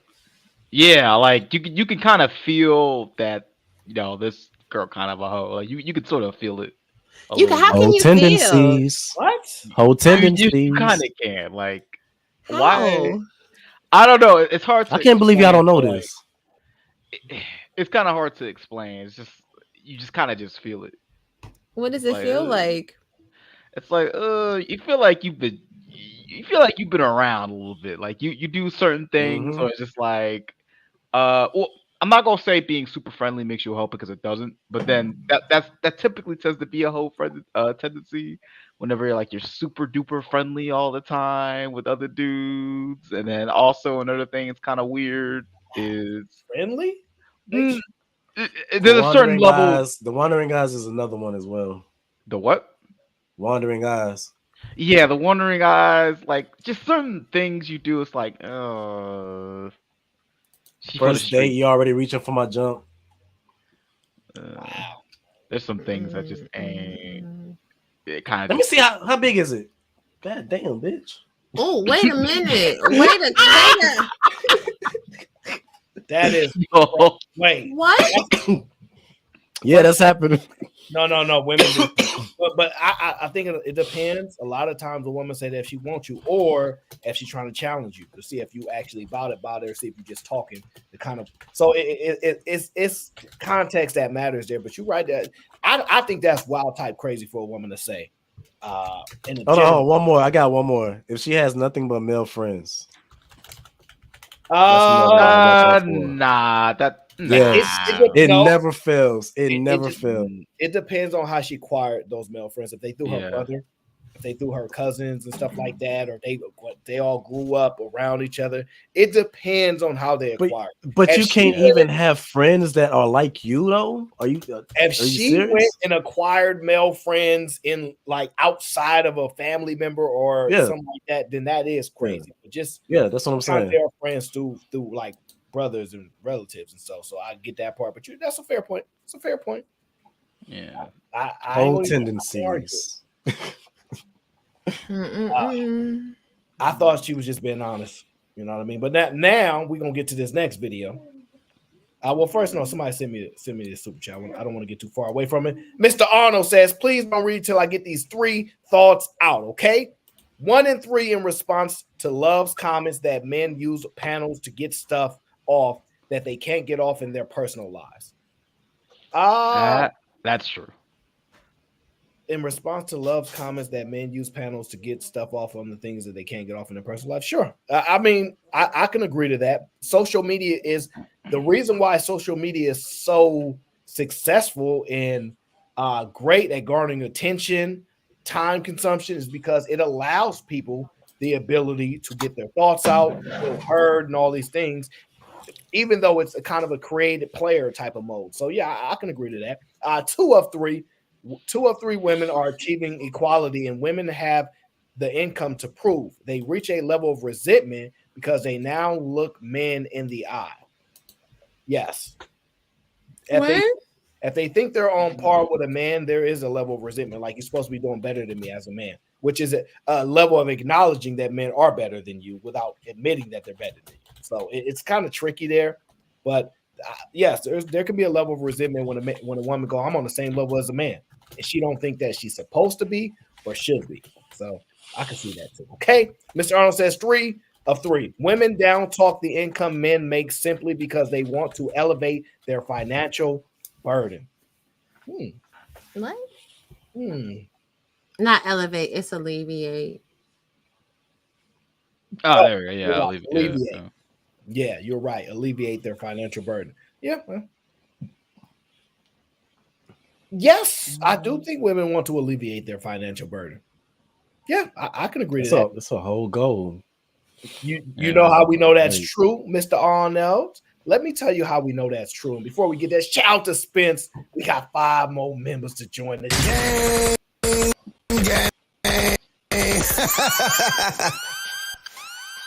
Shout out to Spence. I appreciate you, brother. We need those 5 members. We need them because the more better, the more problems. Okay. Now I'm only saying that because women do want to alleviate these problems, Robbie. You know how I know? Because this woman on my screen told me so. This is what she said. Let me show you why people never pay off their student loans. This is a snippet of my student loan account. As you can see, I have a payment of $497.35 that's due on the 14th of every month. That's a card note. Damn, what the fuck? Card note. And actually, it's not even the average card note, but that is a card note that you're spending right there, dog. How much did she borrow from college? Listen, no, let her what the fuck? She gonna tell you. She gonna tell you.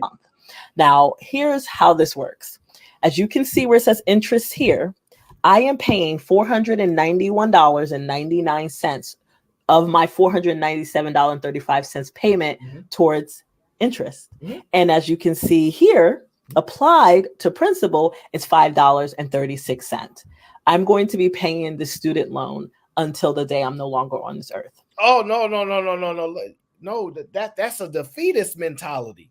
You giving defeated vibes. I'm getting you're not going to be able to accomplish. I'm getting struggle vibes. I'm getting fear. What do you mean you're not going to be able to pay? You're going to pay this off until you die? Oh no, we can't have somebody in this victim mentality. No, Queen, we must elevate you, not alleviate. You must elevate you to your proper place amongst the hierarchy, okay? Because I'm concerned.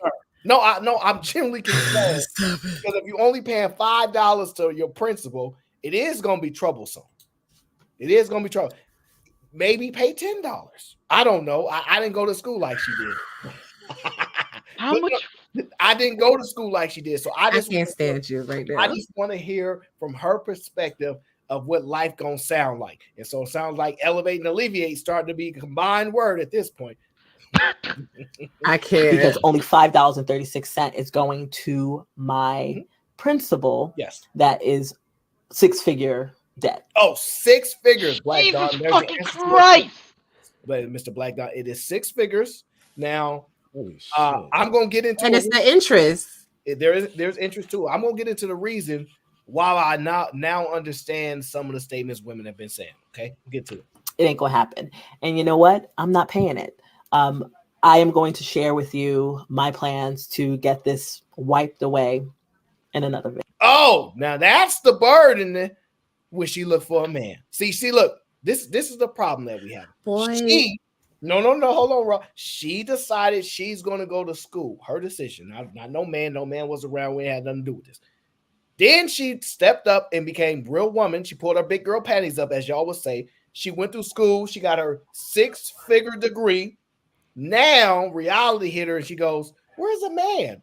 I need a man to alleviate said problems, okay? Because she thinks she's going to die without some support. And then she's trying to offset that. Now, let me tell you guys why I truly understand women now.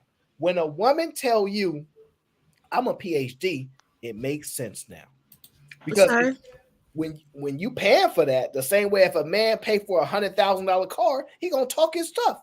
Like if I got a little Pinto, he going to talk about me if he pull up in $100,000 Mercedes. He going to be like, yeah, this my Benz though. Big body, big, like whatever. They're going to go off about it because they barely afford it. But you understand what I'm saying, though. Now you understand why women say, I'm a PhD. I got a degree. Because it's like a guy spending that much money on a car. He going to stun it off. He going to show off with the Hellcat, soup it up. That's what they mean by that. Just take the man perspective is the way we talk about our car is the way they talk about their degrees. It makes sense now. He paid 100 bands for that whip. She paid 100 bands to be a PhD. It is what it is. First of all, makes sense. That just makes me respect them even less if we go by that fucking logic. What First the of fuck? all, You bought a I can't. depreciating ass. I'm really not playing like with y'all because y'all out here all cap. Like that has nothing to do with a man. And what she was talking about with that financial portion of it with the student loans was the amount of interest that calculates on student loans like annual. Y'all are really trying it right now. What she's talking to people about is erasing that debt because the interest rates on student loans are 5.5% to 8.05%. Okay, and some of them also have variable interest rates going as high as 15.8% and fixed interest rates going as high as 14.5%, which is actually quite higher than most people pay interest on their mortgage. It's quite higher than most people pay on their car notes as well. So this is not about, oh, I need a man to help me with this debt. This is about how we get together and get these debts off of our credit reports, because student loan is actually the only debt that you can't even file in a bankruptcy proceeding. Like you have to really be on some other shit. So you making our point. She looking for a man to come take away them problems. No, she not. You don't need no man. No, you don't. If she said, I'm gonna die.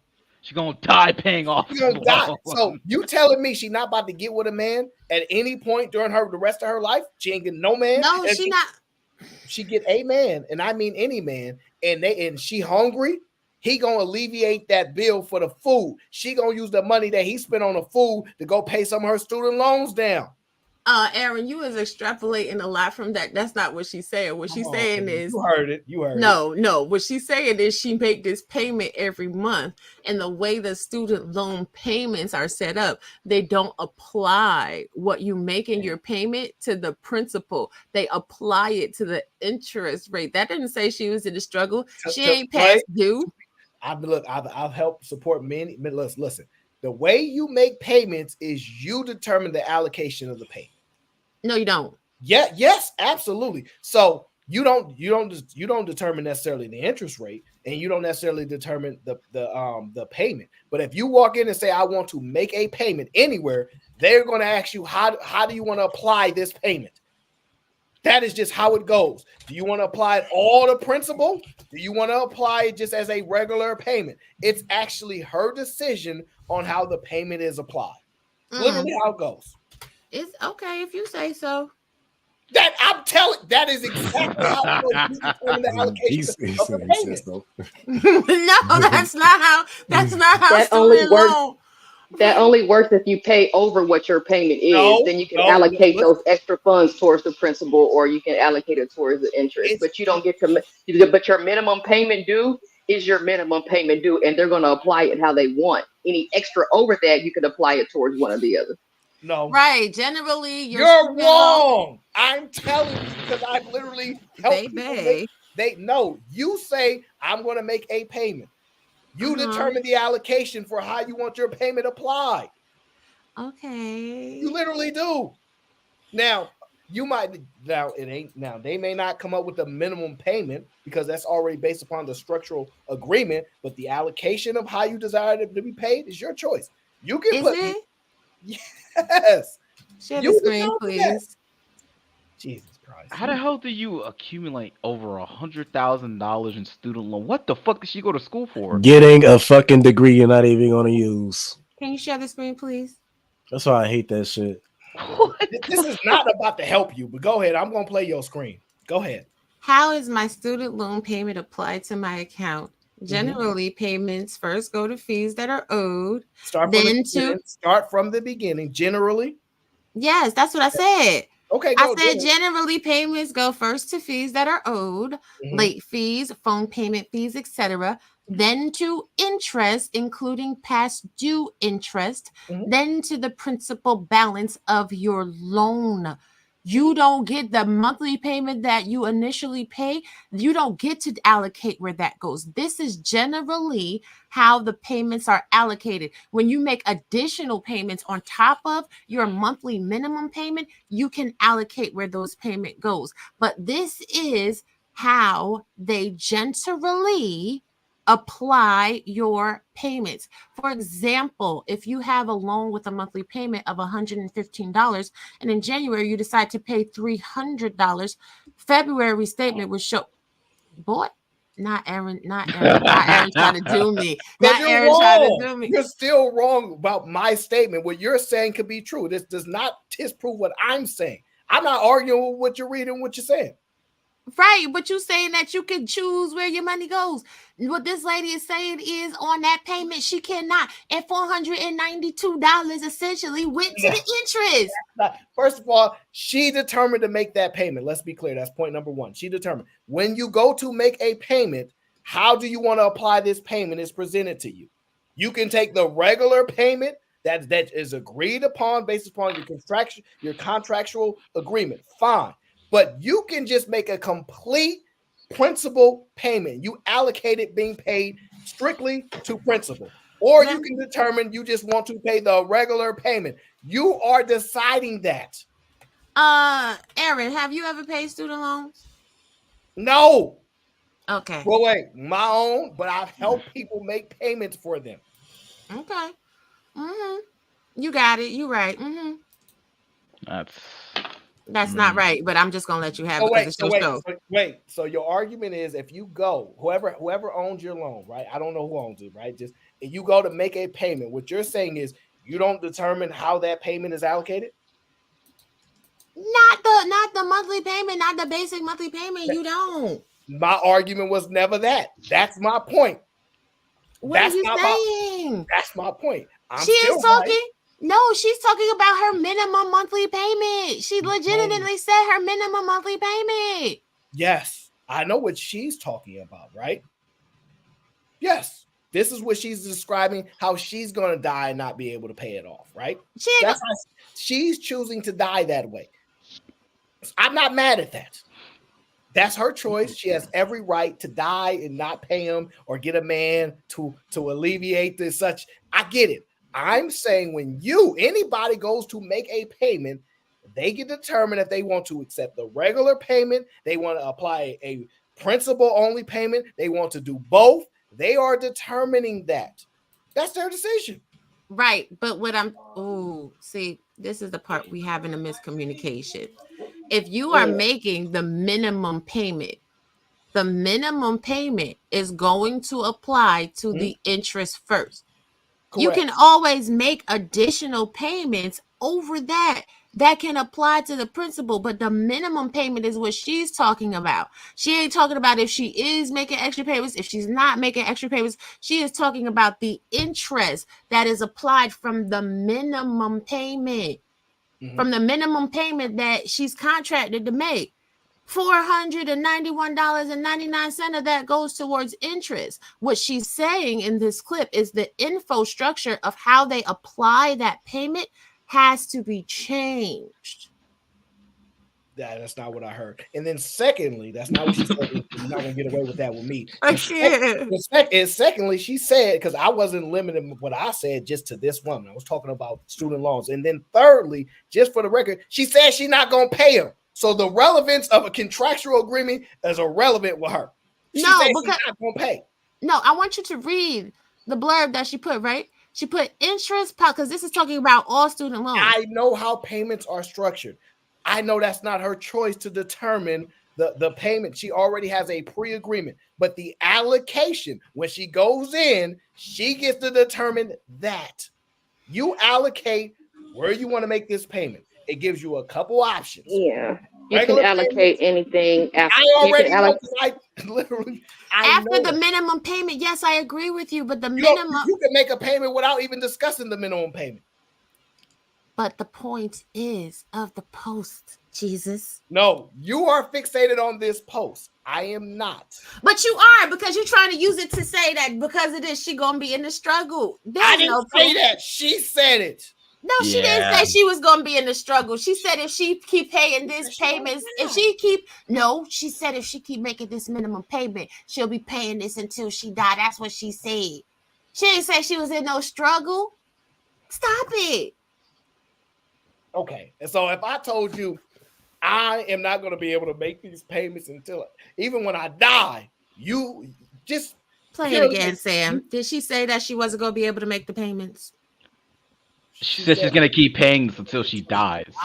And not only that, after she dies, still not going to be done, is what she indicated. Yes, that's her. That's a struggle. That is not a struggle. Okay, y'all got it. I don't care. That's not a struggle. Not being able to pay your bills is not a struggle. I'm not playing. She didn't say she couldn't pay her bills. She didn't say she couldn't pay her bills. She's complaining about how the money is allocated and that there's no way to get out of it if she makes the minimum payment. That's all she's saying. Thank you. And then she said she ain't gonna pay it. She didn't say her lights was getting cut off because she couldn't make the minimum payment.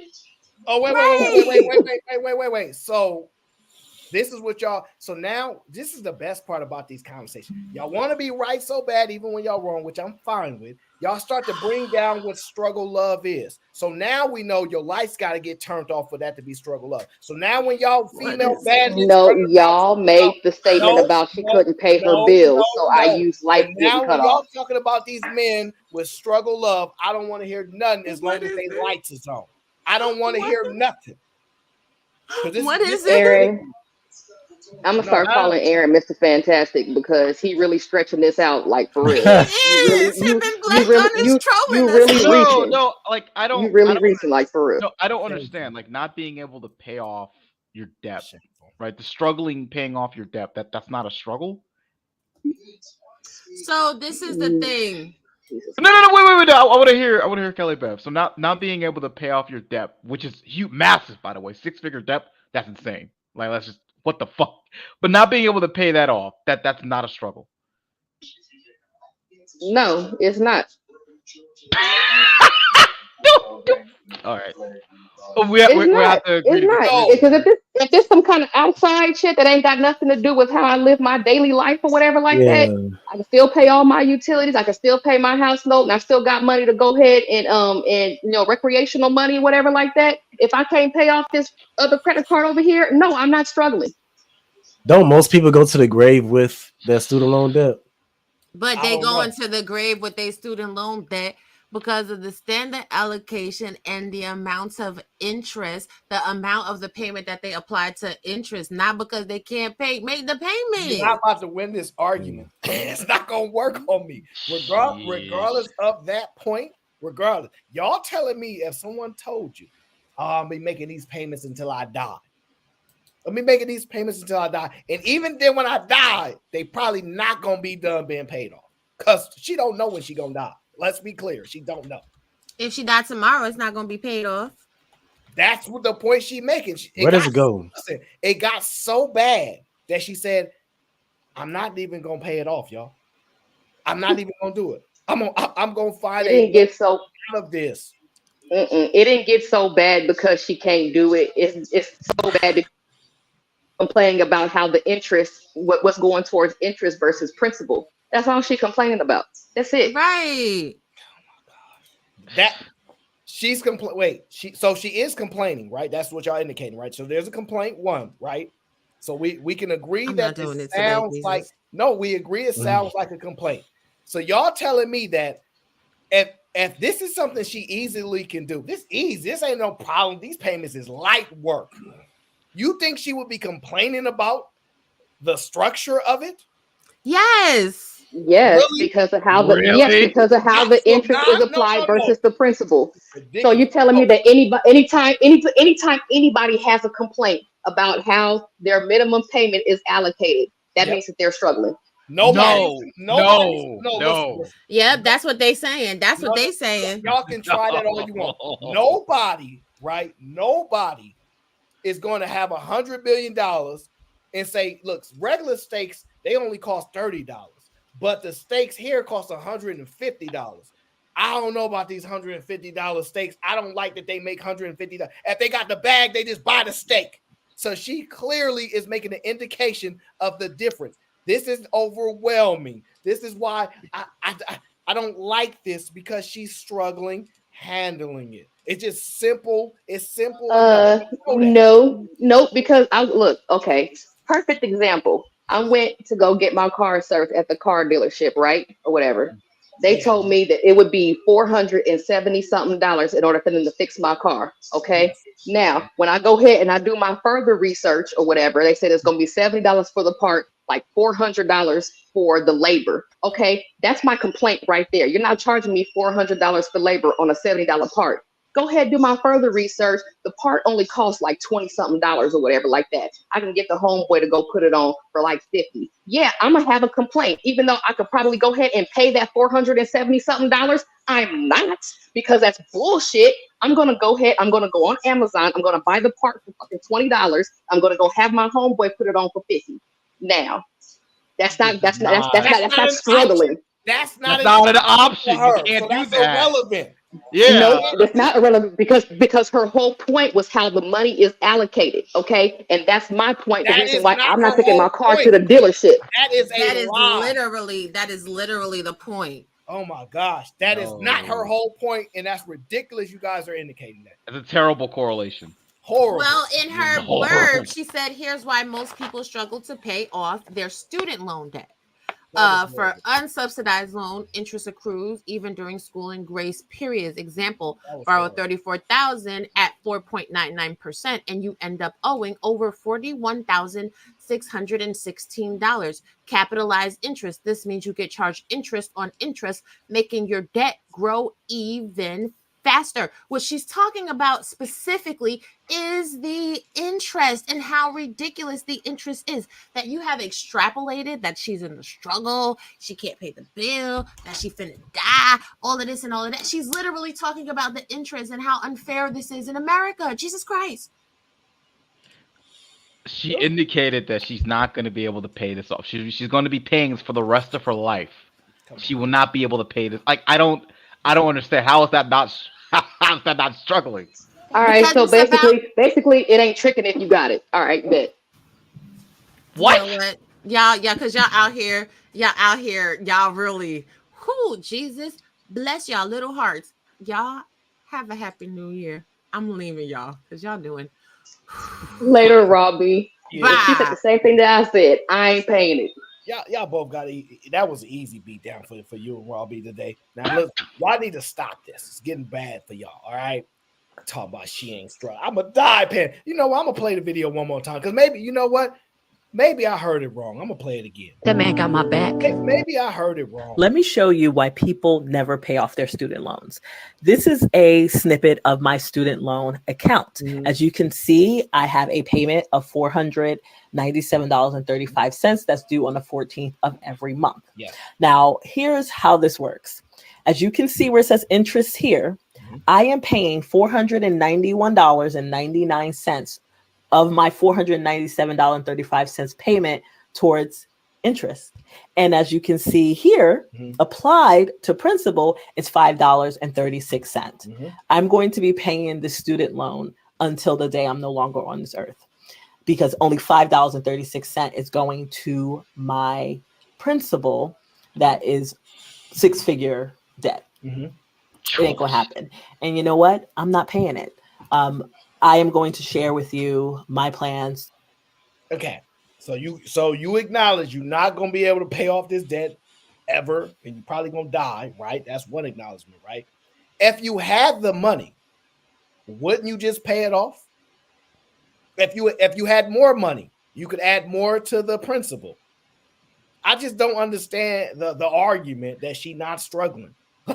wait, and this is the problem that women have sometimes, right? Because y'all some selfish people, and y'all only worry about y'all life.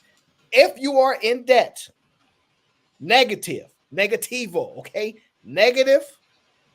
Even if you can pay the bill, you still in debt, my friend. Do you realize being in debt is very, very bad for the large majority of people, especially student loan debt? Because like Raw B so eloquently said, you can't bankrupt that. You can't get rid of that. Okay, you can't get rid of it. You can try everything you can, unless you get a man. You're gonna die like this woman paying $5, $6 in principal every month. To me, maybe y'all don't hear what I heard. I heard struggling. That's struggling. Also, I'm gonna make an assumption here because she didn't make any insinuations to it, but $500 a month. Come on, guys. To bonus whatever she's paying now. Like, come on, come on. She's struggling. I ain't paying $500 a month for nothing except for my daggone house note. That's you it. Agreed to listen. Yeah. This is why we don't believe y'all gonna stay married forever. You agreed to pay this, and now you don't want to do it no more. Get a divorce. That's how it worked for y'all. I don't want to do it no more. I want a divorce. I don't want to pay for the things that I said I was gonna pay for. I contractually agreed to. I don't want to do it no more. Huh? Funny how that correlates there, huh? I don't know. Not really, because niggas default all the time too. So what you talking about? This ain't no female thing. We're not talking about men. But you make a correlation about specifically women, talking about women default, so that means they're gonna default on their marriages too. That's bullshit. No, that's not what was said. You're not gonna strangle my word. Listen to what I don't want to pay it either. Forget you, Aaron. My bad, bees. I apologize. I don't blame you. This is your fault. How's this my fault? Bro, y'all said whatever happened on your show is your fault. No, listen. Listen, this is crazy that Raw B and Kylie Bev talk about she not struggling, but you in debt. Like, and listen, She has a ring on her finger. she said bigger debt though. Listen to this. This is how insane women are. They always think a savior gonna come. She said 6-figure debt that she's not gonna pay, that probably pay off until she die, but that's not struggling. See, the problem with people is y'all don't know y'all can't swim until y'all get through in the water and y'all barely tread in water. Y'all struggling without knowing y'all struggling. It's giving me struggle vibes. It's giving me struggle vibes. That's what she giving me right Not here. is giving me. Not from a man.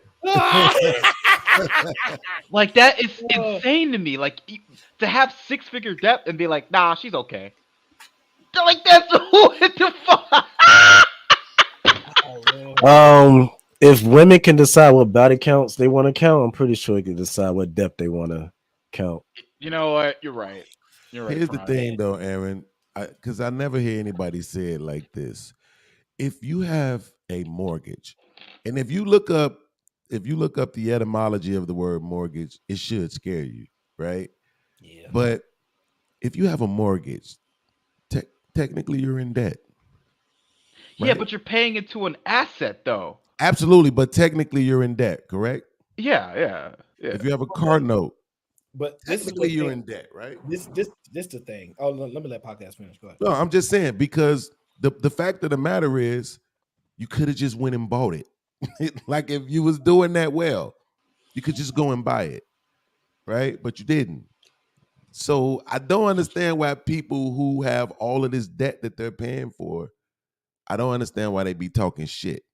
Like Well, I really don't get it. They could talk if their net worth was 800 grand and they was in student loan debt of 100 grand, right? I'm like, okay, they're in a positive. That's not common. That is extremely uncommon. Absolutely. So, right. So most of these, like if they're a doctor, okay, you got your debt from being a doctor. But even if you don't even go and execute, meaning get it paid off in a few years, like some intelligent people do from being doctors, surgeon, all that stuff, then that's a lot of doctors in debt 20 years. That's been working for 20 years as doctors still in debt.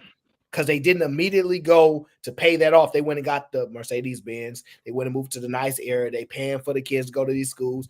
They get caught up in debt too. Fuck them kids. They're not doing better than a plumber making 80 grand a year with no debt.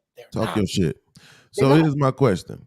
If I gave you $1 million right now, would you go mortgage a house or would you go buy one or have one built from the ground up? Which would you do? It depends on my strategy and where I'm at in life. If I wanted $1 million just to give a level of freedom, right? Like depending on where you live, depending on what you want from it. Me personally, I'll be thinking about not necessarily buying a house, but rental property. I shouldn't say me personally because that's not true. In a general sense, you should want to leverage that properly. If you got $1 million, you're probably smart. Doesn't mean you are. You're probably smart, and you probably can't say that because I said I gave it to you. I know that's why you can be dumb as hell. I know that's what threw it. That's what I'm saying. If you give somebody the type of money, that's why they really don't know what they're going to do with it, and because they don't know strategy. So if you're 30 years old, right, and you got $1 million, and they just gave it to you, you didn't earn any of it, you probably don't know what to do with that money. But a smart thing to do is I'm just trying to determine what would you do as far as your living residence. Like, would you say, okay, I'm gonna go buy this $300,000 house, or would you say I'm gonna go get this $500,000 house, but I'm only gonna put $200,000 down on it? Like, what would you do? That's about the deal. That's about the deal. So, like, you're smart. You're better off buying. I played a lady on here the other day who bought mobile homes, and she gifted to her daughter. Right? If that mobile home cost her $26,000, that's an arbitrary number. Just throwing it out there, right? And she just buy it in total, but it cash flows $1,300 a month. It's better to do that. It's better to do that. Put 26 grand there and get cash flow $1,300 a month. That's crazy. Even if you just cash flow $800 a month, it's better to do that. So I would not allocate all of the money on one home. And you absolutely not. No, absolutely you definitely not. I'm just saying because the idea, like even the first thing Black Dawn said was, yeah, but it's an asset. He's wrong. Black Don is totally The way wrong. Wait, how is that not? Wait, how's that not an asset? Okay, I'm gonna give you the answer. I'm sorry, podcast, but he need to get this lesson because he make too much money and he want to play dumb with me. This is the answer to your question. Have you read the book Rich Dad Poor Dad? No. Okay. If you did read that book, you would know an asset puts money into your pocket. A liability takes money out. You're saying that you're paying into an asset. If you're paying into it, it's not an asset. Yeah, well, currently, of course, but won't it in future it be an asset though? Once you done It's a paying it? possibility, right? But the mindset is what you don't want to give people wrongly to think about it. You paying for that. But that's the whole goal though, to make that into an asset though. That's the mindset I'm coming into this. Like, of course, it's a liability right now, but let me give you even more, just a simple part of this understanding. Let's say we know someone, grandparents, that bought a home and was paying into it for 30 years, right? Two things exist after that moment for general people. You have two options. One, you sell the home, collect the money, and have nowhere to live. Or two, you need to re-access that equity. In order to access equity, what do you have to do? Draw another loan. Ta-da! Like, so you have to understand, like, that's what's going to happen. You're paying. So Aaron, that's what I was about to say. Yep. But you said it in a more university way. I was going to say it in the community college way. Right, which is what I see is people pay into their houses and then they go take the money out and it's beneficial to it, but now you just owe it again. So I see the benefit to doing that, but this is why I'm don't quote me on this, but the etymology of the word mortgage is death note. Yeah. Right? Meaning this shit gonna be with you forever. Right? There's a high expectation that you're never actually gonna pay this off. Right, which is why they be telling kids, get licensure policies, this and that, blah blah blah blah blah. So if your parents pass and they owe some on the house, you can pay it off, and now the house is, in the family or whatever. So, or you put it in the trust, or you actually pay into it as part of your mortgage plan. So when you do die, the mortgage will be paid off. Yeah, these people. Look, they don't have any strategies at all, and that's why we're speaking in the general sense. They just gonna get some people get second mortgage. Listen, it ain't good for a lot of people just because you paying into a so-called asset. Yeah. It depends what you're doing with it. Yeah, on paper, sure, you can look at it like that. Go ahead. So with this video that you're playing right now, right? Which I need you to drop the link for this. Because I just figured out a devious way that I get to use this video, right, to explain to the stupid ass people why not 1 red cent of their dollar actually goes towards government assistance, right? Because if you think this chick is paying $500 and only 5 of it is actually going towards the principal and the rest is going towards interest, what do you think your money is doing when the government takes it?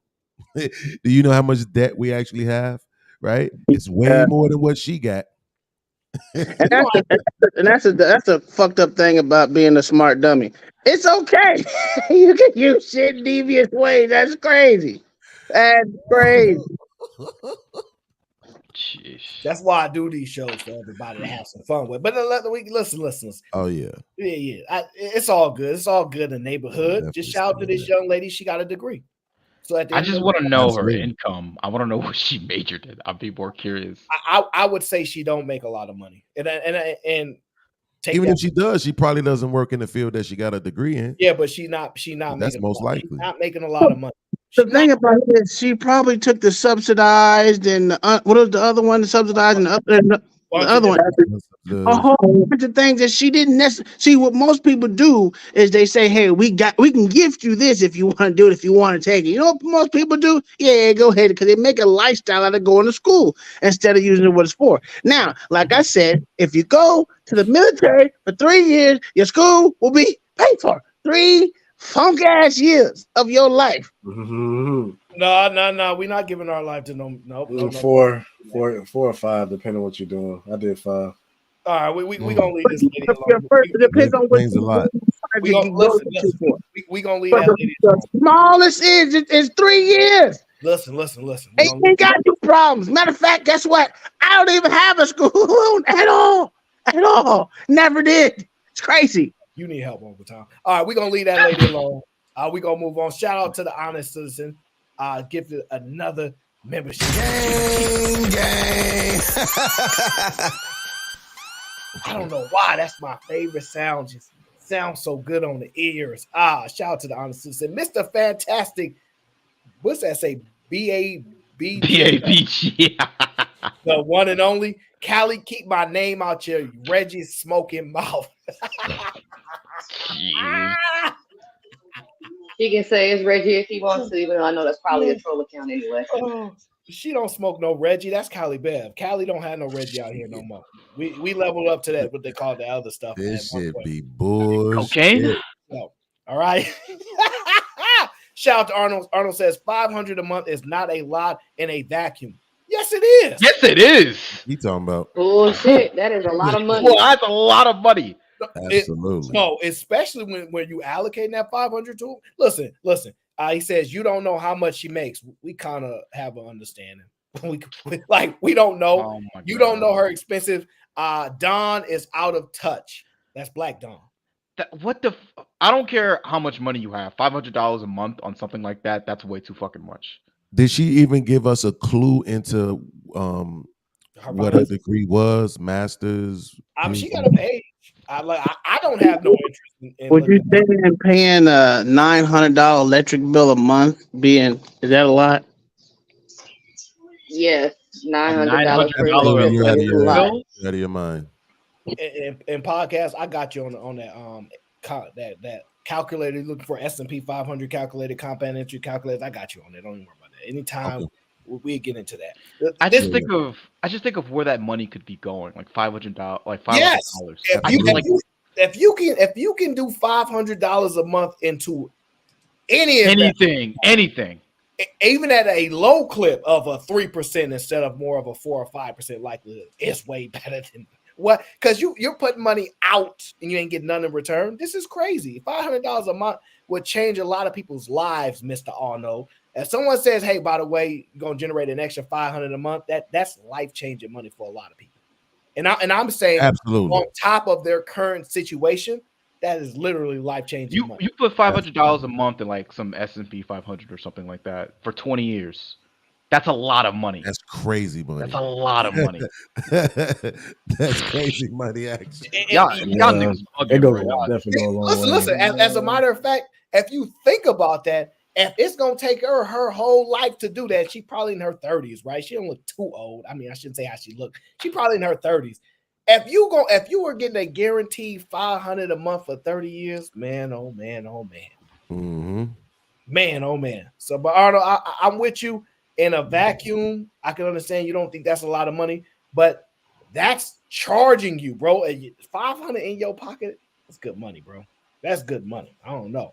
You living different over there. We don't know. We got shout out to the Red Pill Range says I got my house for $168,000. Where?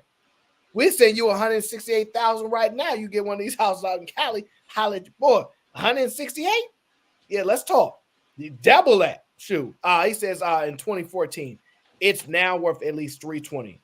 I can leave it to my kids. You can't leave a PhD. A home can be an asset for your seed. Can is the actionable word. Can. It also can be a liability to them. Not only that part, though, also, because my cousin went through this. He did the same thing. Let's just use your numbers, Red Pill. He get the house for 168. Now it's worth 320. The problem is this. If he sell it for 320, he can't even go get a better house. And more than likely, he going to get a house that's less than what he has already put into his house, right? That was crazy to me. He's like, yo, it makes no sense for me to even sell my house because I can't get a better house, right? You see what I'm saying? I can't even get equal value from what I done put into my house based on what it's worth. And that's proof that there's no strategy. Because if you look at the difference from 168 and 320,000, the difference of equity there, somebody just gifted you $100,000 easy. Right? You see what I'm saying? Like strategy. This is why I say if you give somebody $100,000, their life ain't gonna change. It's gonna be the same because he actually has $100,000 of equity he can tap into, or at least somewhere close to that if he's been paying it down at any rate. But where's his strategy what to do with 100,000? You see what I'm saying? Like, yeah. is it worth the Stock market? No, Amazon trucks. No. Spy puts. No. This is Amazon why you truck. gonna get in trouble.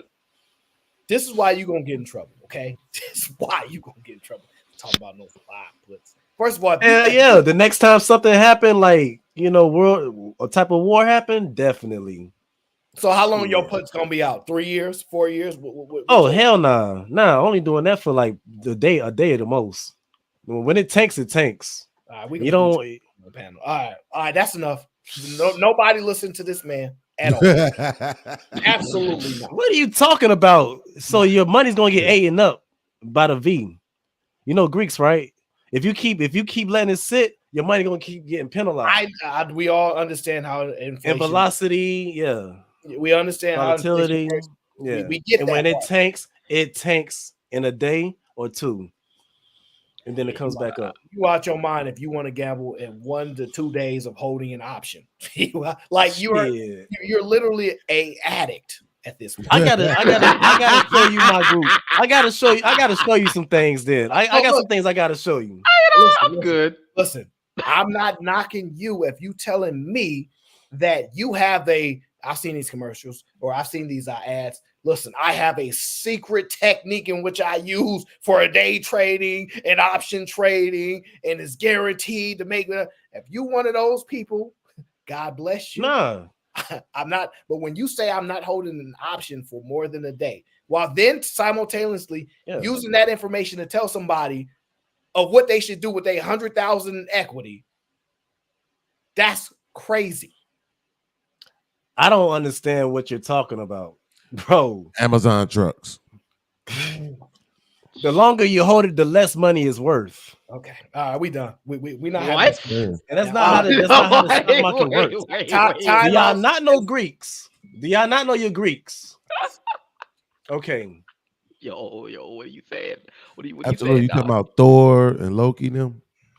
No, man. This no. No. This is crazy. It's okay, man. Y'all don't really know options like that. It's all good. And listen, and I'm not gonna fucking argue. theta is going to eat the shit out of your fucking your option by the time you get to it in a year. And by the time in a year, that shit's going to be back up. So why would you have a put for a year? What? Why would you hold on to a put for a year? Now, if you're talking about buying one that's all right, are you talking about buying one that's a year out and then you're going to sell it when it's time, which is usually a day right now? Okay, because they are worth more. The further they out, the more they're worth. No, they're not. What are you? So wait, this nigga don't know. Wait, so I just want to make sure I understand what you're saying. You're saying the further you push out an option, it's worth more? It costs more. Okay. The options don't really cost as much. Okay. Like if the expiry date was, say, like it was today, it's gonna be way less than one that's freaking a month, 2 months, 3 months. That's a different statement, but that's fine. But the problem that we're having, because first of all, you said, let me tell you what, in time out, I'm sorry, I'll get right back to your super chat, my friend. The problem that we're having right now is you're talking like a billionaire. Because let me explain to why. Sometimes people don't have understand what they're doing. When you say I'm not holding an option for no more than a day or so, then what you saying is you know if it's going to go down or not. And if you do know that, you need to. That's why I said like a war event. Those are the best times. Like Ukraine, I made $3,000. I made $3,000 off of oil stocks. Just like that. It didn't take no longer than fucking damn 30 minutes or an hour. So if you know that, why don't you make 150,000? Nigga, I'm trying. See, that's the white. But also, I try to do it the safe route too. I'm a swing trader. I'm not like I'm not a day trader. I don't have enough of that. I'm a swing trader. I go off of nothing, only catalyst. only world catalyst. That's the only thing I go after. And just that wanna- shit don't happen every day. I just want to confirm that you're depending on war, which technically means that you're depending on war, death. famine, some type Absolutely. of shit happens. Anything catastrophic. So do you think that's the white blood running through you that makes you No, think but when I like first that? did it though, it helped me realize this is exactly how they fucking make money off Absolutely. of people dying. So Absolutely. wait. Just to be clear, It's called 9/11. just to be clear, do you understand that options are like a high level form of gambling? Yes. Yeah. Well, stocks period is. Yeah. That's not the argument. Yes. Well, if you're investing in the long run, you never know what's Listen, gonna fucking happen. That is I had this conversation with JB. In the general sense, yes, stocks are gambling, but Yeah. you're getting into some of the highest level of gambling, right? Yeah. There's a difference between I get 17 tries to roll a 7 on a dice as opposed to I get 1 try to roll a 7 on a dice. Okay, there's a big difference there. But the problem is when you say you say, oh yeah, you get 100,000, put it in the market stocks. Whoa. And you said I fucking call out shit on your damn channel. Jesus Christ. Okay. Listen, my friend. I'm not mad. I concede to you. You if you know this stuff, you are going to be a billionaire. It's nothing that can stop you. Except for war. Do you go into I'm not gonna lie, individual? it's scary. What If you do you don't go have to a war. individual stocks or do you go to like index funds? Like, what do you like? Nope, you no. have It depends. No, It depends no. what's going on. Nope, we're not having this. We're not having this conversation. Okay. So nope, I don't to know. play it like a Brian, game, I'll do Brian, spy. I'll play spy in the Brian, you have a QQQ. membership. When we talk about this, in our members only live stream, we'll get to it then, bro. We're not going to even do this right. All right. This is insane. I want to get to the lovely ladies wearing, first of all, shout out to the U. You know what I'm saying? That's my college team. Now, she has a lovely, hoodie and all that, and she has a man on her shoulder, okay? Not like the other one that didn't have. He's white. I don't know if he's white or not. I can't tell. But I wanted to hear what she said. Now, Kings, listen up, okay? How did we meet? Hinge. Who messaged you first? You did. Ooh, City Boys is up. She says she messaged him first. Sounds very similar to a Simone Biles messaging the black man first, right? But now she messaged. See, she messaged this man. Y'all say he's not black. I don't know. Maybe he is. Maybe he's not. I'm just saying these women are messaging men first. Mm-hmm. And look what happened. She got him a man. She got her a man. Shout out to Hinge. Look, ladies, take notes. Message that man first, and you can get a man.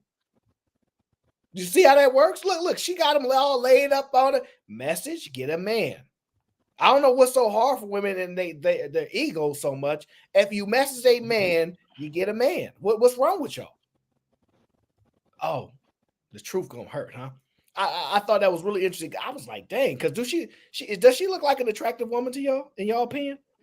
Yes, we were on Hinge, and what did you have? Oh, you had people have a hard time pronouncing my last name. Damn. Right, y'all, you think she's a relatively attractive woman, right? Yeah. So that's what I'm saying. Like, ladies, just because y'all attractive ain't no excuse no more. The reason y'all don't like Simone Biles and a woman like this messaging first is because sometimes they look better than you. And y'all upset that they changed the threshold now. Now y'all can't make no excuse why y'all can't message a man first. Because this is the part that they don't get when they messed up. This is the part that they don't get when they messed up. When they were over there defending Simone Biles, right? This is why I tell podcasts all the time, don't fight every fight. They was over there defending, she accomplished, she's somebody, all these things, right? They forgot to say she went after him. So now, since she's so accomplished, put some respect on her name, she better than y'all. Just like y'all willing to say she better than him, she better than y'all. And if it ain't too good for her to message somebody, there ain't no excuse for y'all now. This is Bro. why women get mad when those women do that, because then they tell you, "Oh, I can't use that excuse no more." That's why women push back. Shout out to Hinge real quick, bro. Everyone I know is like getting cuffed up from Hinge, like including myself. But like, yeah, that app is pretty good. Yeah, go try it. But yeah, I I did mean, okay. if you really, like I said, also it's kind of old. You think but Hinge is better? I think Hinge is better because with Hinge you can isolate specifically what you want down to race, degree, how tall you are, a whole lot of things that you can't do on other apps. So It's been a while. yeah. But yeah, yeah. If you want your man, just go out and get it. So that's simple. If you really think you are a quote unquote high value woman, go out and get it. That's simple. Listen. My girl Cece, and shout out to the UK, says, "I want better for Simone, self-respect wise." Listen to what she's saying. She's telling, listen to me, right? I gotta make food for my daughter, man. I'll holler at y'all. No, this is important. Yeah, take it easy, Prime. Now, Cece's my girl. I'm gonna try to get her on the show one day. But you have to understand, when she says that this woman that's that accomplished, that disciplined, right? That hardworking, earning, thoughtful, courageous, all these things, right? She's legendary, Olympic legend, right? Her making a decision because what she wants, you consider that a negative. You consider that without her having self-respect. Think about that mentality you put on. She don't have no self-respect for herself. That is crazy, because if that was true, then he would be in the right. This girl ain't got no damn self-respect. She better message me first. If that's your argument. And if she don't got no self-respect, if that's your argument, then she will be getting the outcome that she's getting. So I don't know how y'all be making these arguments sometimes. Cece says feminine women do not chase men, period. Well, I'm gonna just tell you like this. Most men that have a lot of money and are 1%ers, women chase them. They just don't chase them in the traditional way in which you identify. Those men know they're wanted. He's a 1%er, whether you like him or not. You can look up his contract. It's $1 million contract. However you want to look at it. He's a 1% earner, okay? And at the end of the day, she saw him and was like, yeah, that's what I want. I don't understand why y'all get so frustrated by it. And now watch this work even better. Let's just say she's not feminine and you are. You can't want for her to want what you not. She's not feminine, so you shouldn't have no support for her. Don't be supporting non-feminine women. Don't support them. Don't, if them not being feminine is problematic to y'all, don't support him. Don't support her. Let her have the type of men that she should get. And y'all get all the masculine men and all the feminine stuff that y'all get. Because this stuff is crazy. I can't believe y'all are mad that a man knows his worth and y'all mad about it. That's crazy to me. Like, aren't most women like here complaining that most men ain't shit? So just go get the men that you want. This is a very simple, pragmatic sort of approach to things. I don't understand how that could be a problem. I think she's feminine. I like Simone Biles. I'm gonna be honest with you. I don't think she's the hottest woman on the planet, and she can. And it's crazy how they view her a certain way, but she cool. I think she good. I like her. I like how she operates. I like how she conducts herself in the media, how she conducts herself with her family, her image, all those things. Highly respectable. So yeah, and just saying that she's not feminine, that's not an argument. All right. Like that's not an argument. Who cares? These are some actually like partly ignorant statements. And I'm gonna give you one, right? If you're on what's that app in which the woman has to message you first? Bumble. Yes. It's Bumble. Bumble? Yeah, Bumble. Yeah. Okay. If she was on Bumble, y'all argue this? She's literally on the app. She has to do it. The guy couldn't do it. She's not feminine because she's not on a feminine app. So every woman who uses Bumble is masculine.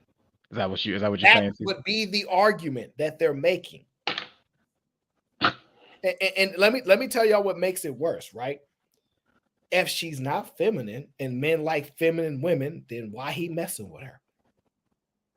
The problem is this: she know what she like y'all say. Y'all don't want to be going after something from a desperation position, and she's in an empowered position. She got what she wanted because men are a want and not a need. See, feminine needs the masculine, according to y'all.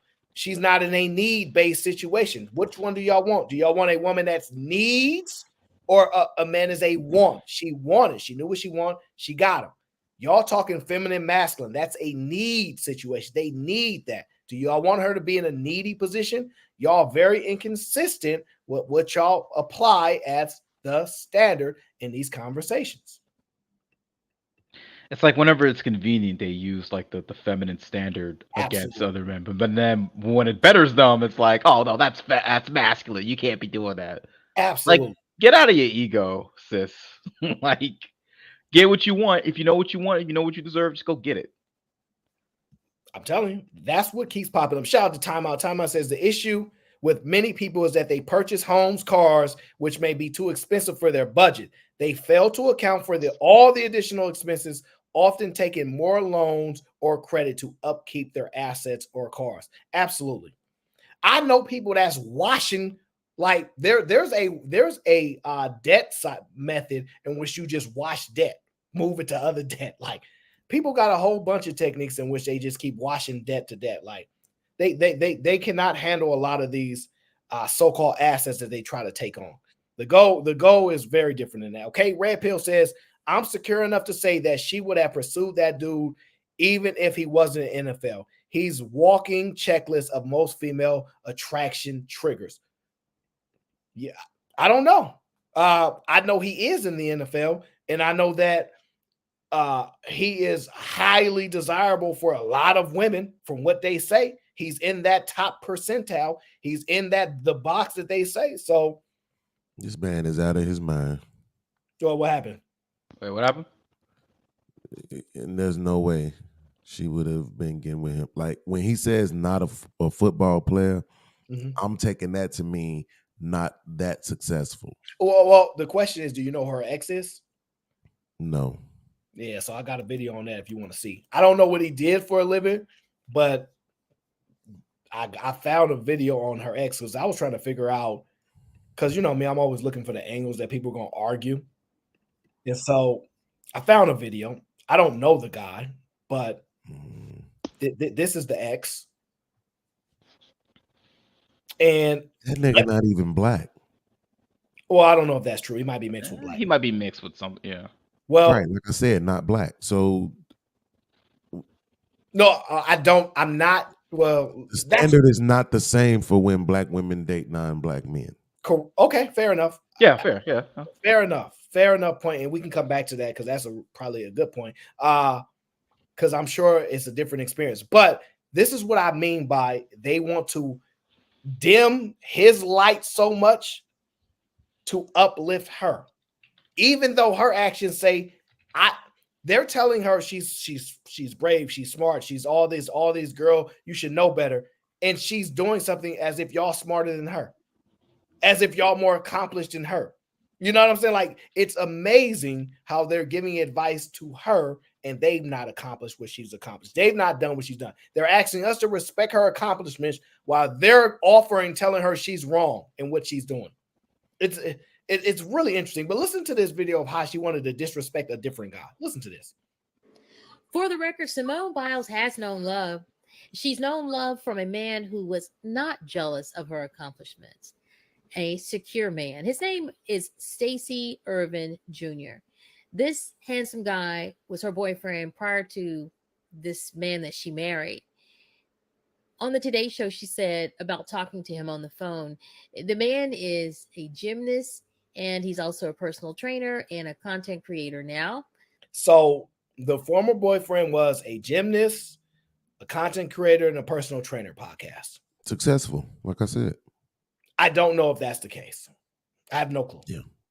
All three of those things equal success. No, personal not necessarily. Personal trainers ain't getting like that. They not. Yeah, personal trainers don't really make that much. Some of them can, and a good amount of them too. They can control their schedule. But some of them don't have clients. It's a lot because I know some people that do. But I'm with you in a general sense. If someone says I'm a personal trainer, they could look in good shape and all that type of stuff. I would say we would presume that, right? And I'm all, if someone says I'm a gymnast and a personal trainer and okay. influencer, Yeah. Well, listen, I'm with then you. I say yes. You're I'm not making a huge argument. I am gonna make this argument though. Nobody cares that she's a gymnast. It's crazy as it sounds. She's the most decorated gymnast ever. There were Olympic medalists prior to her. We didn't care about them. So all she is was somebody that has the most medals, and we're not going to care about her soon too. So when she made the comment, I'm going to be known as Jonathan Owens' wife, as opposed to him being known as Simone Biles' husband in the future, it's really not that far off. If you really think, it's really not that far off. I mean, yes, she's. I didn't believe him when he said he didn't know who she was. Absolutely believed him. Yeah, I didn't believe him. I 100% believe. We don't care about Olympics like that. That's not the point. No. Hold on. The media works the same on my phone and my internet as it works on his. I agree. I gave the whole Gabby Douglas comparison because I didn't know who she was until the media took over. I get that. Part of the thing is, a lot of time as men, we have to be careful because we don't realize that if you're not a liar, why make the jump that he's a liar? Because he has a reason to. See, and that's the thing. I don't think he does. I don't think he loses by acknowledging he knew her or not. I don't He think absolutely does have a reason to. I can see the logic in your statement, but the reason still exists. Okay, well, I don't see the reason to lie though. Like, okay, let me absolutely. What difference? You don't want nobody to think that you don't want nobody to think that you're dating her because of who she is. That's reason enough. So here's the thing though. Okay, it don't matter, and I'm gonna tell you why. Most men in the NFL like him don't go for those athletes. They don't have NFL husbands. They don't have NBA husbands. They don't have those Olympians and all those women. A lot of them don't have these type of men. You go in the wrong angle. No, not the Olympics. It's her. Most niggas in it like him in the NFL don't date women that look like that. Oh, look, you're talking absolutely because remember that's primary to men, right? So most men that look like him that have his career and success don't date women that look like that. No ass, no titties, dark skinned. Absolutely, it could have been perceived that he's only dating her because of who she is. So it makes absolute logical sense for him to say, I didn't even know who she was. I can get that part, but okay, if she's paying for everything, fine. If your argument is she's gonna be paying for stuff because he's gonna benefit from it, fine.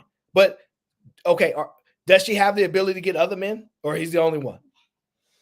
Well, obviously she has the ability to get other men. She had one prior too. I'm saying other NFL players. Maybe. But that's my point. I think most of these not guys off her looks. Oh.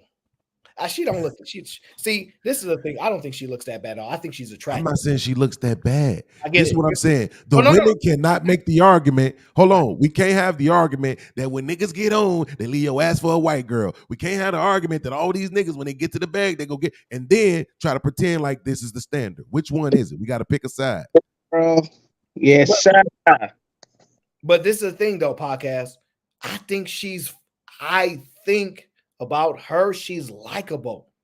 I don't think she got that that attitude that you say.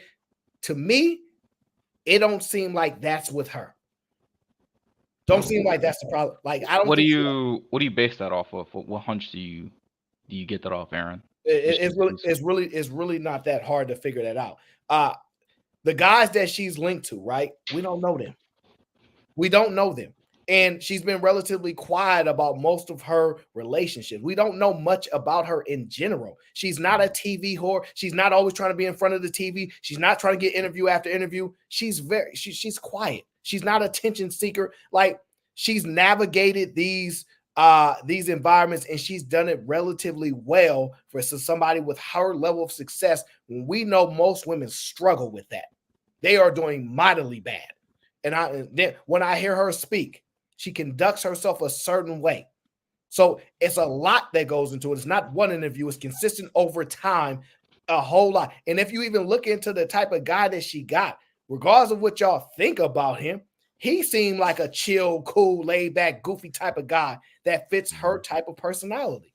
So I'm just saying I like that about her. These other girls saying that they not listen based on the fact that what they're both accomplishing genetically, they might be right for each other genetically. You know what I'm saying? They probably gonna make some super athletes and all of that, right? But I'm just saying, like, this what I be hating when we use the stereotypes to beat down on certain people, but then we want to throw away the stereotypes whenever we want to. Not saying you, I'm just saying in general. I get it.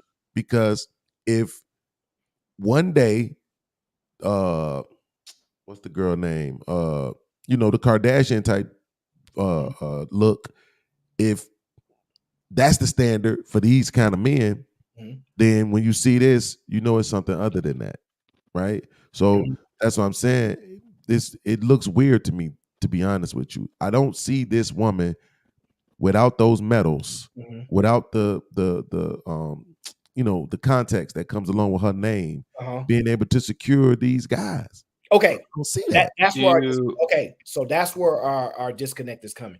I don't think he knew who she was, but I think that he probably made a decision to rock with her because of who she was. I think that's because it's fine to say that, right?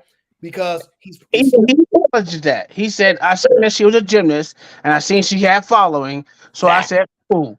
So that goes right along with what your statement. So I rock with that. He may not know who she was, but one thing when she had followers and shit like that, she wasn't know anybody, nobody. So and that piques any guy's curiosity, right? Because only guys like him in the NFL is even used to a girl hitting his DMs up in the first place, right? So when he probably go through them, who is this? Like, what's popping? Like, whatever she says, she don't talk like that. She's a lady. You know, she probably said something goofier or something else. He hit that sort of number of followers, like, who's this chick? And then he did what women do, did his research and go, oh, I know all that. Or he probably didn't care that much. He saw the followers and he's young, so I would assume he did extra research, but he probably just started talking, see what's up. And then he said, yo, this is such and such. Oh, dang, she act like that. She humble as heck. Oh, and then you have to understand when you know somebody could act a totally certain way, but then they treat you a little different. Like, dang, she could be acting heck of cocky and this, and that, but she not like that. These are the things beyond just looks that men go, look, I've been slept with a bunch of model chicks already. He's making his decision not solely based on her beauty, is what you're saying, podcast. So just to wouldn't it be smart to look into whoever he's trying to date? That's not arguing that it's not smart. But listen to what he's saying. He said something different. Go ahead, podcast. So just to confirm, you're saying that you don't when he says I didn't know who she was. Yes. You're saying you believe I didn't know the name Simone Biles. You're saying you believe that? No. So that's what I'm saying. I don't believe. Looking at her face in the DM, absolutely possible he didn't know who she was. But the name Simone Biles, I don't believe that. He's in sports. I'm kind of with you now. My sons don't even know who she is. My sons is around her age. What are we talking about? Absolutely, your sons aren't in sports. My sons are in sports. What the fuck are you talking about? They're not in professional sports. Okay, they're in sports now, but that doesn't mean they wasn't in sports, right? So you're saying the person should know who she is. That was your argument. So I'm telling you, my kids that are around her age don't even know who she is. What are you talking about? That goes to do with her age. He's not your son's age. So fine. Let's not. My son's 25. Oh yeah, I forgot you do have older sons. No, that's fine, podcast. Because it's still a dumbass argument, though. No, listen, that's fine too. Because I thought the same thing, right? But like I told you, you know the guy that owns LVMH, right? We've talked about this before. Absolutely, right? my hero. Nobody would be able to spot him if they saw him walking down the street, right? Absolutely, I agree. So yes, I think when the name is recognizable, that might not have been what her name said exactly. It might have just been Simone. It might have, we don't know how, right? And so he saw it. He saw the message. Who this? Hit me up like, what you doing? And saw followers. Right. And then it hit him like, oh, this such and such. But so yes, That part. So now you understand when I say I didn't believe him. Yes. See, that's what I'm saying. If he says I didn't know who she was, like I saw a picture, I saw a message, I didn't know who she was. Okay, cool. But I'm saying like the person herself, the name Simone Biles, you hear that you don't know who it was. I don't believe that. So, not when you're a professional sports player like that. I'm in the middle of it, right? Because I'm kind of torn to it because it's like I understand that people be locked into what they be locked into because there be a lot of people who don't really like, we don't go outside of these YouTube spaces in our area. We don't go too far out. I don't know none of these people, but I'm on YouTube all the time with podcasts. But y'all be bringing me names. I don't know none of them. And I won't know them. I understand she's way more famous than that, but I'm just saying in a general sense, bro, he might not know who she was. Now, Gabby Douglas, don't get me wrong, that's the first name that ever blew up in gymnast sports for me. That's a fact. She used to I never heard no name blow up like that when Gabby Douglas. So even I was tuned into this, and that. But I probably not even sure I could recognize her if she walked by me right now. I'm not lying. That is true. Like if Simone Biles walked, like if she walked like across me, like in some random street, I would not know. Like she'd just be some not, other like random woman. I'll probably be like, she kind of looks, but I wouldn't know for certain. And I'm saying I agree with you, podcasters. I said the same thing. Like you got to know the name at least. That name ringing bells, especially at the time. But it might don't register with him the same way. So I'm torn in the middle. But I definitely believe he did not know who the hell she was when he messaged her. I don't think he looked at her and was like, "That's Simone Biles." The name recognition is different. So that's up for the debate there. But my question is, why does that fucking matter? Considering that he put a ring on it and he made her mine. His. Yeah. It's the motive. At the end of the day, whether he knew who she was or whether he didn't, don't matter. They just still decided to be together. No. Podcast. Well, that means you're missing the part of the conversation. That's at the end of the day, I know what the conversation is, and I've been following the conversation the whole goddamn time. Do you think this is the only conversation that's been had in the last 2 weeks? God damn. Don't you? No, what he's trying to say That means is, you're missing the part of this conversation. Stop. Not nothing from 2 weeks ago. Boy, and I'm gonna say it in my racist white tone. Jesus Christ, man. y'all love arguing when y'all don't have to. The point that podcast was making. Wait, Aaron, let me ask you something. Do you know who Jeffrey Epstein is? If I saw him, no. Do you know who he is? Do you know the name? Oh yeah, I know the name. Before the scandal, did you know his name and who he was? No. Okay. Not the slightest clue. But I'm the wrong guy to use because I can't memorize music the way y'all do. I don't quote movies the way y'all do. I'm very like, you know what I'm saying? I'm not the best person to use. I have no clue who that means. I still don't even know why he rich.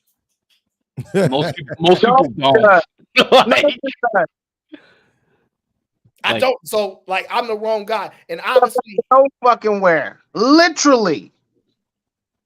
I don't know. But Simone Biles is a different argument, and I get the point. I'm just like, I'm gonna take the man at his word. He wasn't checking, like, not like he ain't checking for her because she's not attractive. He's like, I don't know what the hell she is. But no, but the reason why I asked you that stuff, I think about it. They say Simone Biles is up. Just do you really want to watch that, or is if ain't nothing else popping to watch, you'll watch? I watch it all the time. I'm gonna be honest with you. I do. I watch track and field, gymnasts, and volleyball. Volleyball. In a general sense, did we know anybody else besides Simone Biles and Gabby Douglas prior to the blow up of social media? No, we don't know these people. Yes. Kerrigan. The reason why though. Hardest, baby though.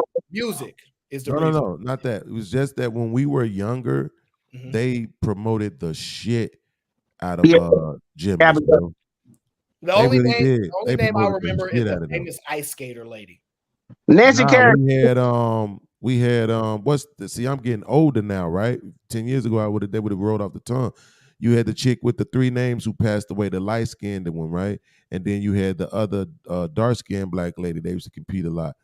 And they promoted the shit out of them all through school, everything. All what they was doing, like it was a big thing. Being American. That's when everyone loved being American then. Why are we acting like everybody was watching gymnastics? Jackie Joyner Kersey, that was her name. Jackie Joyner Kersey. What the fuck that is? And the She's other one was Jackie Jordan I Kirsten. We don't know these. Look, stop putting these names in the chat like we know those people, ladies. Yeah, I don't know any of these. But Like, Michelle, the Michelle lady I with mean, the that's because y'all young. Why we acting I like get it. everybody's watching gymnastics? I'm 45 years old, never sat there and watched the whole goddamn Olympics. The WNBA, Forrest Griffin Joyner. the That was the name. WNBA been around for years, and nobody can't tell me who won the last 10 championships.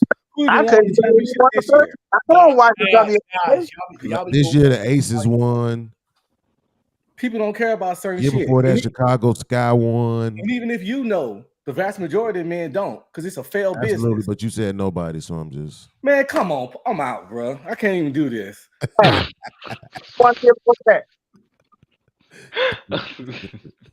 I mean, you said nobody, so I'm just saying. Last 10 years, you only rambled off 2.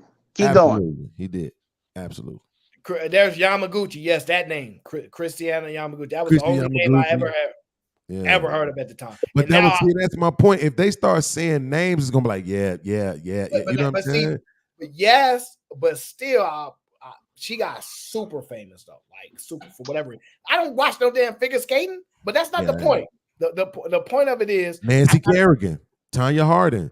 I said, I don't know none of those we know names. about them? I don't know none of those names, but that's not the point. When the court. Listen. I'm gonna give that man the benefit of the doubt that he didn't wasn't paying attention or know who she was, bro. I got to. I no choice. He said, "Oh shit, she got 10 gold medals. I could sell them bitches."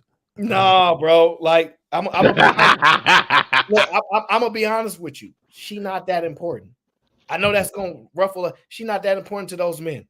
Like she's like you said, she's not the conventional woman they would go for. And absolutely not. And you could argue maybe her money is important, but I'm gonna be honest with you. Those Olympic stars don't get a lot of money. They ain't got that crazy. They got 14 million. He's right now. His son is contract for 7. So, and that's his first contract. So, say he blows up, he gonna be way more money than she is. Because he ain't gonna blow up. No, listen, her sponsorship was Wheaties and something like that. How many motherfuckers eat Wheaties these days? Let's be honest. So I don't want to get caught up on that. Let I want to talk about this one right here. What she's saying here. Her husband is in the NFL, right? Yes. Who do you think is the better athlete in the house? I think we're good at our own sports. We've tried to pin each other against on like. I don't even want to get into it. Here's the point, right? She said that they go back and forth about the better athlete. I think he's a better athlete. Why? Why do you say that? Well, I'm gonna give y'all the best answer. First, I want to know, who do y'all think is a better athlete? It's not even close. That is her. Okay, so you think it's her. That's what I wanted to hear. Okay. Who has the? I don't keep up with football nor whatever gymnastics she does. So who has the better stats? So when you say so I just want to be clear. You think she jumps higher than him? No, I'm talking about who has the better for her height. Yes. Absolutely. Okay. No, we're not. No, who has the best? No, wait. Who has the better scale for women to men? Because literally, for a woman, and percentage wise, she jumps higher than him. If you want to go for a woman, that's not a good metric. Who has the better statistics? Who has the better statistics in their respective sport? No! Stop! Don't stop him now, Aaron. Why would that be a bad measurement? You're not even let me set the premise of the conversation. Don't set the premise, man. Freaking Christ! Okay. Black Dawn introduce a different point, which is a different argument. Who's better at what they do as opposed to an athlete? Different arguments. I'm going to get to the point of one. If you're arguing that because better athlete compared to each other is the argument, right? Mm-hmm. She don't jump higher than him. I don't think that's a good she don't jump higher. That's not how that works. That's not how that works. But see, here's the problem, right? He's also 4'9" or 5 foot. 1 and 2. Like wait, goddamn 5'11". Listen, I don't think she jumps higher than him. I don't think she's faster than him. No. What about her athletic ability do you think is better than his? Because there's a thing in boxing, Aaron, called pound for pound. Yeah. Right? You understand? I know how to comprehend. Go ahead. Absolutely. You know how it works? Yes. She's a better athlete than him. Yeah. See, That means I don't have to explain it to you. So pound for pound, she's a better athlete than him. well, if that's the case, fine. Yeah, that's a whole. If the argument is if you had to make them equivalent to each other in size and then compare, fine. But currently, if you take him as he is and she as she is, she ain't gonna jump higher than him. Oh my God. No, the argument is that if you make them the same in size, the argument is that for her size and compared to his, she's done more. Here's the thing. Here's the thing. You knew who she was. You didn't know who he was at all. That's irrelevant. Absolutely, it's not. You know why it's not? You know why it's not irrelevant? You know why it's not irrelevant? Because she's not better. You know why? Because you know who the fuck Deion Sanders is, and that motherfucker don't even play no more. So wait, you know why so you know who he is? Go Because ahead. he was at the top of his game. He was the best. He was the fastest. He had the most agility. Let me ask you this. Let me ask all of that. Wait. Let me tell you how I can counter that. One, we're doing 1 and 1. Is Jerry Rice ever been the fastest? Jump the highest? He's never been the best at any athletic. So No. Right. He's never been that. Right. But they consider him the best. He's the most known in history. Absolutely. So that's why I'm saying it's not. He's still not the best athlete. Not even close. No, but see, no. You said they consider him the best. They don't consider him the best athlete. They consider him the best wide receiver. Okay. Your question to us was about them being compared to each other athletically. If you compare Jerry Rice to people athletically, he loses every time. Fair point. That is a fair point. Absolutely, because I'm great at this. Yes. I have no problem with that because that's not the little argument that I was having anyway. So I got to be a little argument. See, this is the racist because shit we that try to get to the bigger point, right? So comparatively, you think she's a better athlete. Absolutely. But you're basing that on what? Her ability to jump, run. I'm trying to get a baseline. Absolutely. All of it. Baseline All based on their respective sport. I'm saying pound for pound, yes, she's better than him. No, but that's not enough information for me to understand. I get. I'm saying, look, Aaron, here's the thing. I can't actually quantify it for you, right? So what I'm saying is that if you ask me, I'm going to tell you, yes, my belief is that pound for pound, she's faster, jumps higher, all of that. Absolutely not faster than him. I'm going to tell you that. Pound for pound, absolutely. Okay. Why can't we do this based on the respective sport? Why is that a bad route to go again? Like why do we have to do this? I don't get this. Every time he would lose hands down, no matter what. If we're going to respect the sport, hands down, she would lose. He would lose every time. No. Hey, Aaron, I'm gonna tell you like my uncle be telling me how many rings he got. Exactly. Not the best sport. Podcast. Now you making an executable mistake because now you're speaking to accomplishments. That's not what we're arguing about here. So let me give the comparison. I'm not going to comment. Wait a minute. Listen to what he said. What he just said. I'm in. Not Wait a minute, Aaron. That's not a Aaron. Do you not? Aaron, come on, it's you. Listen to what you just said. Okay, let's go back. You might want to rethink that. What does it matter how many championships somebody got? Absolutely. Let me explain to you why. Because her sport is an individual sport. That's why they matter. Because she was shitting on everybody. She was beating everybody alone. No else. Wrong. How many rings he got? Wrong. And I'm gonna tell you why. Right. This is the problem. Okay. Gymnastics is a team sport too, sir. No. Say that one more time. Gymnastics is a team sport too. Yeah, kill yourself. That's not true. No, it's not. Yes, it is. There's no team Simone Biles. What are you talking about? No, it's not what I said. Team USA, when they go to gymnastics, they are a team overall winner. Point. She won the medals. Okay. Fair. Listen, let's get to the point. No. Now, you got a point, Uncle T, but that's not what we're talking about. So this is my thing, right? She competes with herself. Absolutely. He competes against other athletes. Absolutely. So me knowing how hard it is to be a defensive back, meaning you run backwards. Have you ever talked to any defensive back? Do you know how difficult it is to run backwards at the speed to compete with somebody that is a world-class athlete? And he has to match them point by point. So if they're going here, he has to be here. Going here, she's not doing that. As a matter of fact, Absolutely not. we don't even know if she's capable of doing it. What we do know is she's capable of an individual sport with no combative, no one stopping, no one impeding her positioning, nothing. Complete, just her. And Yeah, what we she also know, goes in the way considering it's a vault, it's a fucking stick that she swings around, then she does the floor routine, and then she does the pole. I'm not pole, but damn it, she got a lot of different things that is in her way that are absolutely obstacles to her. Considering she has to make sure she sticks a landing every time. If not, she loses points for something. You're comparing apples to oranges. That takes a high level of coordination. I agree with that. No. See, I don't even think you have to talk about what it is that she has to compete against. Here's the thing, Aaron. Even with that you say that he has to do, yes, he's not very good at it. Oh no. Here, wait, whoa.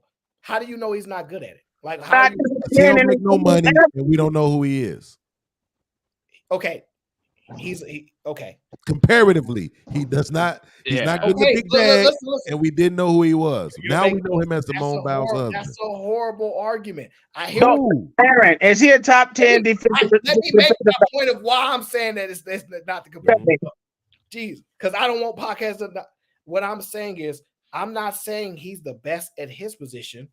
You can have that she's the best at who she doesn't compete against, which is she don't really compete against nobody else but herself.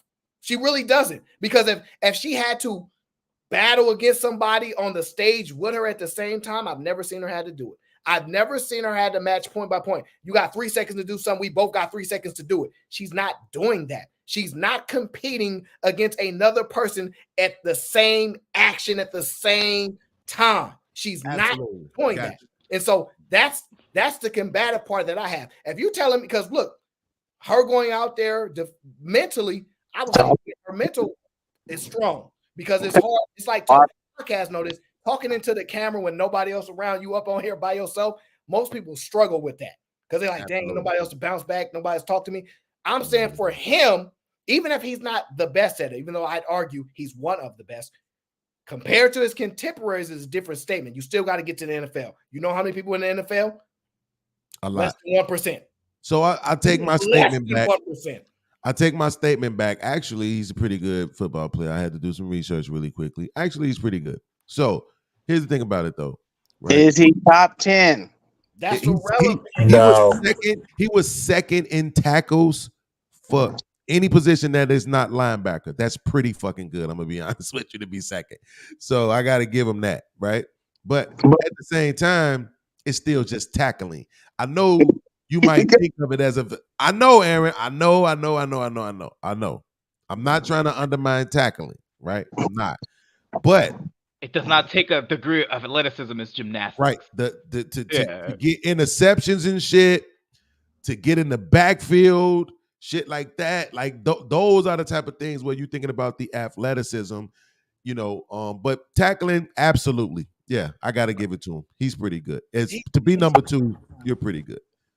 But I'm still going with her. He's not nowhere near as bad as people are saying he is. They're just doing that to downplay him to uplift her. Which if we down, I was asking, is he top 10 in his position? Listen. You'll have to downplay her to uplift him. What are you talking about? No, but Beans, let's go back to your original. What you were going there. Does tackling take the same degree as athleticism as doing all the stuff that Simone Biles does?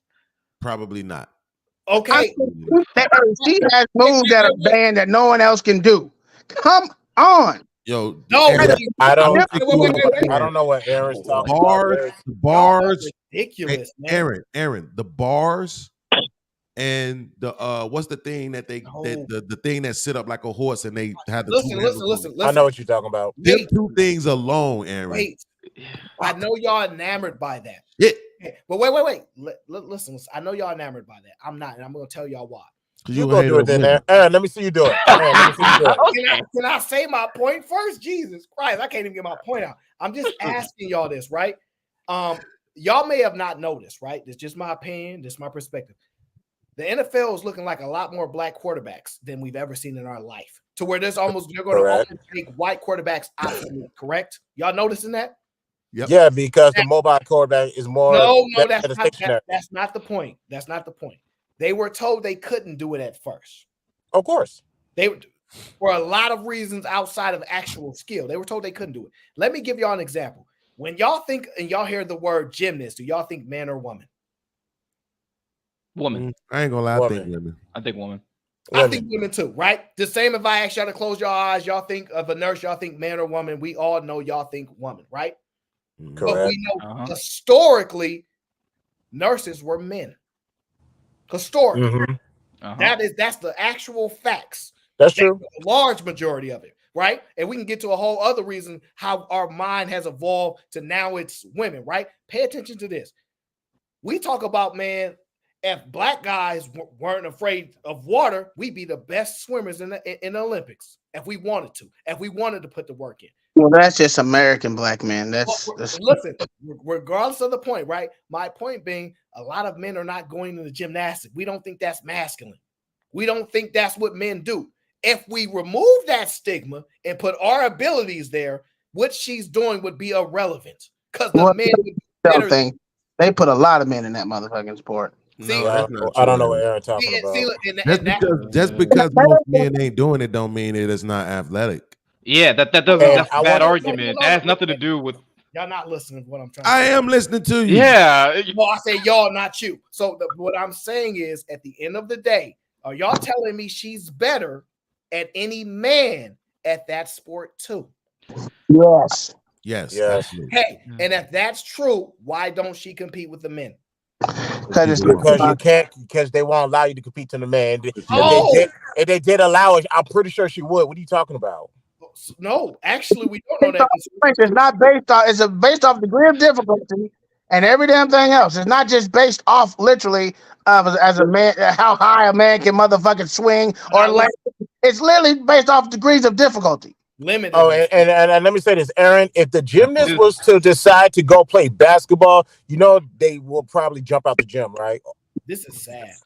Tell me I'm lying. Please tell me I'm lying. I dare you. This argument is a non sequitur. It's even the biggest non sequitur I've ever jumping heard. out of the gym with a defender in front of you. It matters because what your argument is, no other people are there and they're on. I'm sorry. How old is LeBron again?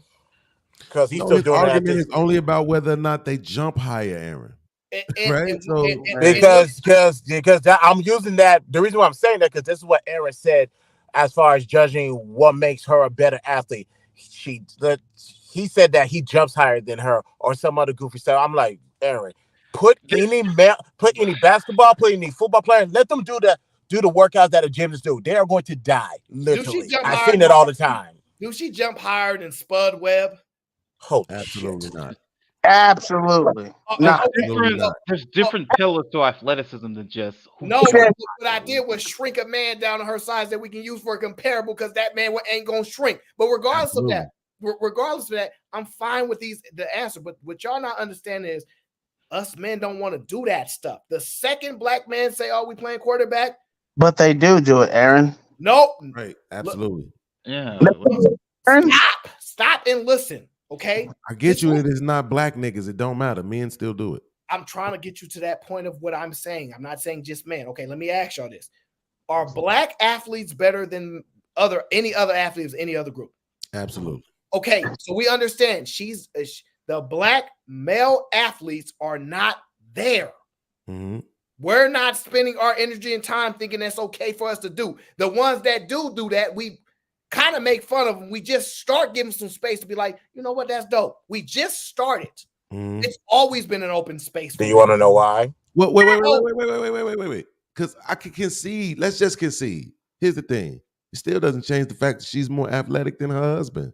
Now, and that's why I none said of these arguments do. This is a non sequitur. Like that doesn't mean nothing. None of these arguments don't change. It means absolutely nothing to the essential question. If I needed a shock put thrown, I'm going to her.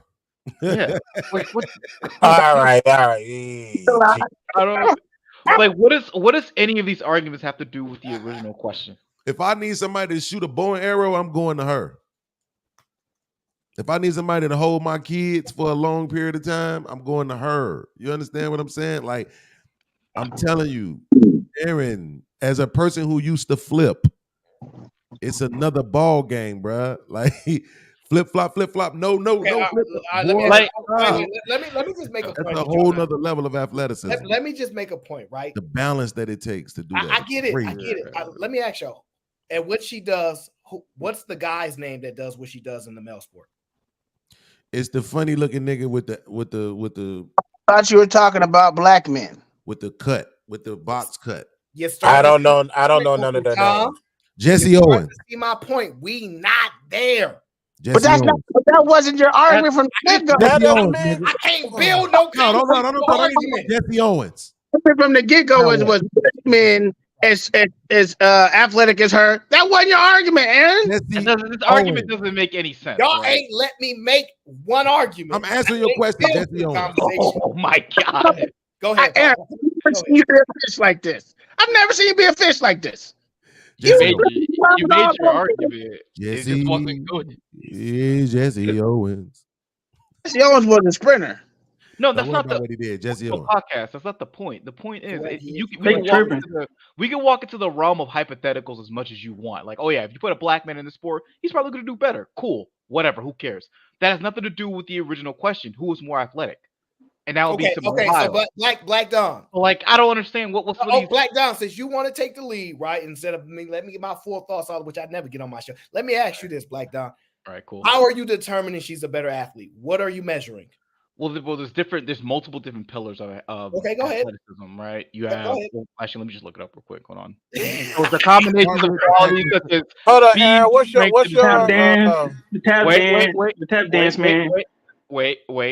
It's a combination of qualities such as speed, strength, and agility. Mm-hmm. Okay, so let me write that down. Speed, strength, agility. Checkmate. And no titties. Now look. So I think his agility is better, and I think his speed is better. I give her the strength. Because obviously I don't think she's stronger than him, but comparably so, I'll give her the strength. But agility, I'm not giving that to her. Balance, coordination. No, I just looked at the 3 you just gave me, sir. Well, there's absolutely, but that's because you're sexist. We understand that. You already said you're a sexist. Well, wait, hold on. There's actually you're demeaning the sport because it's mostly women in it. Wait. There's actually 10 pillars. It's okay. Wait, hold on. There's actually 10 pillars, not 3. Let me read them all. You gave me 3. There's actually 10. Rosa. You see strength? What I'm saying, y'all? Wait. Strength, speed, power, mental resilience, aerobic capacity, anaerobic capacity, balance and coordination, agility, stability, and mobility. Yeah, sorry, Aaron, you lost this. She has all of that. Sound like a sorry, Aaron, you lost this one. You're gonna take this L today. Y'all tripping, bro. What? Take this L today, whether you like it or not. Okay, you're telling me that he has all of these characteristics more. Every time, but he started off with men. Now he's saying just black men. If black men was in the sport, you keep moving the goalposts. You're going everywhere with this. No, because y'all not letting them talk. No, listen. Let me tell you the difference. You're talking the whole time. He just flip flopping. Actually, no. None of y'all have the ability to be quiet and let me build my point. Mute up. All right, mute up. None of y'all had that ability for many, many, many reasons, right? So, which is totally normal, not uncommon on my show. I mean, the show I borrow from time to time, right? So then when Black Don goes in, he says, I think she's better. And he didn't call from his own brain because he doesn't realize what an athlete is. He goes, I'm going to look it up because I don't want to get caught up here. He gave me 3 things and then he expounded on it, right? Now, looking to that, right? When y'all say, I say, how is she a better athlete? Black Don gave me the list. Nobody else did, right? Then we went to comparables. So I still don't see how she's a better athlete than him. Racism. What I hear is what I hear is that he cannot do her sport, but she can do his sport. Is that what y'all saying? Nope. Correct. Nobody said that. No. I'll agree with that. Most people could play football. Not a lot of people could be Because gymnasts. y'all didn't listen to the arguments that y'all was making, right? Dumbass Not at argument. all. He Really? just gave you the 10. He just gave you the 10 pillars. I gave you 10 niggas sound like they in the fucking barbershop. Where y'all sound stupid as fuck. Stop. This is what y'all don't understand, right? Because I have let the entertainment happen. But besides that, let me ask y'all this: who's the greatest male athlete? Let's come back to them. Give me the greatest male athlete in y'all mind.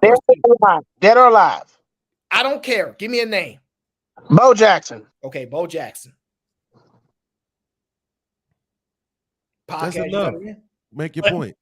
Oh, that's enough. Okay, so you. Yes, by the way, I said okay. I accept. In basketball, you can go Michael. You can go MJ. Oh, you Jesus can go, Christ. Let him make his point with the one. Okay, all right. So gymnast, you can say Michael Phelps. I mean, Olympic, you can say Michael Phelps. okay. Wait. Okay.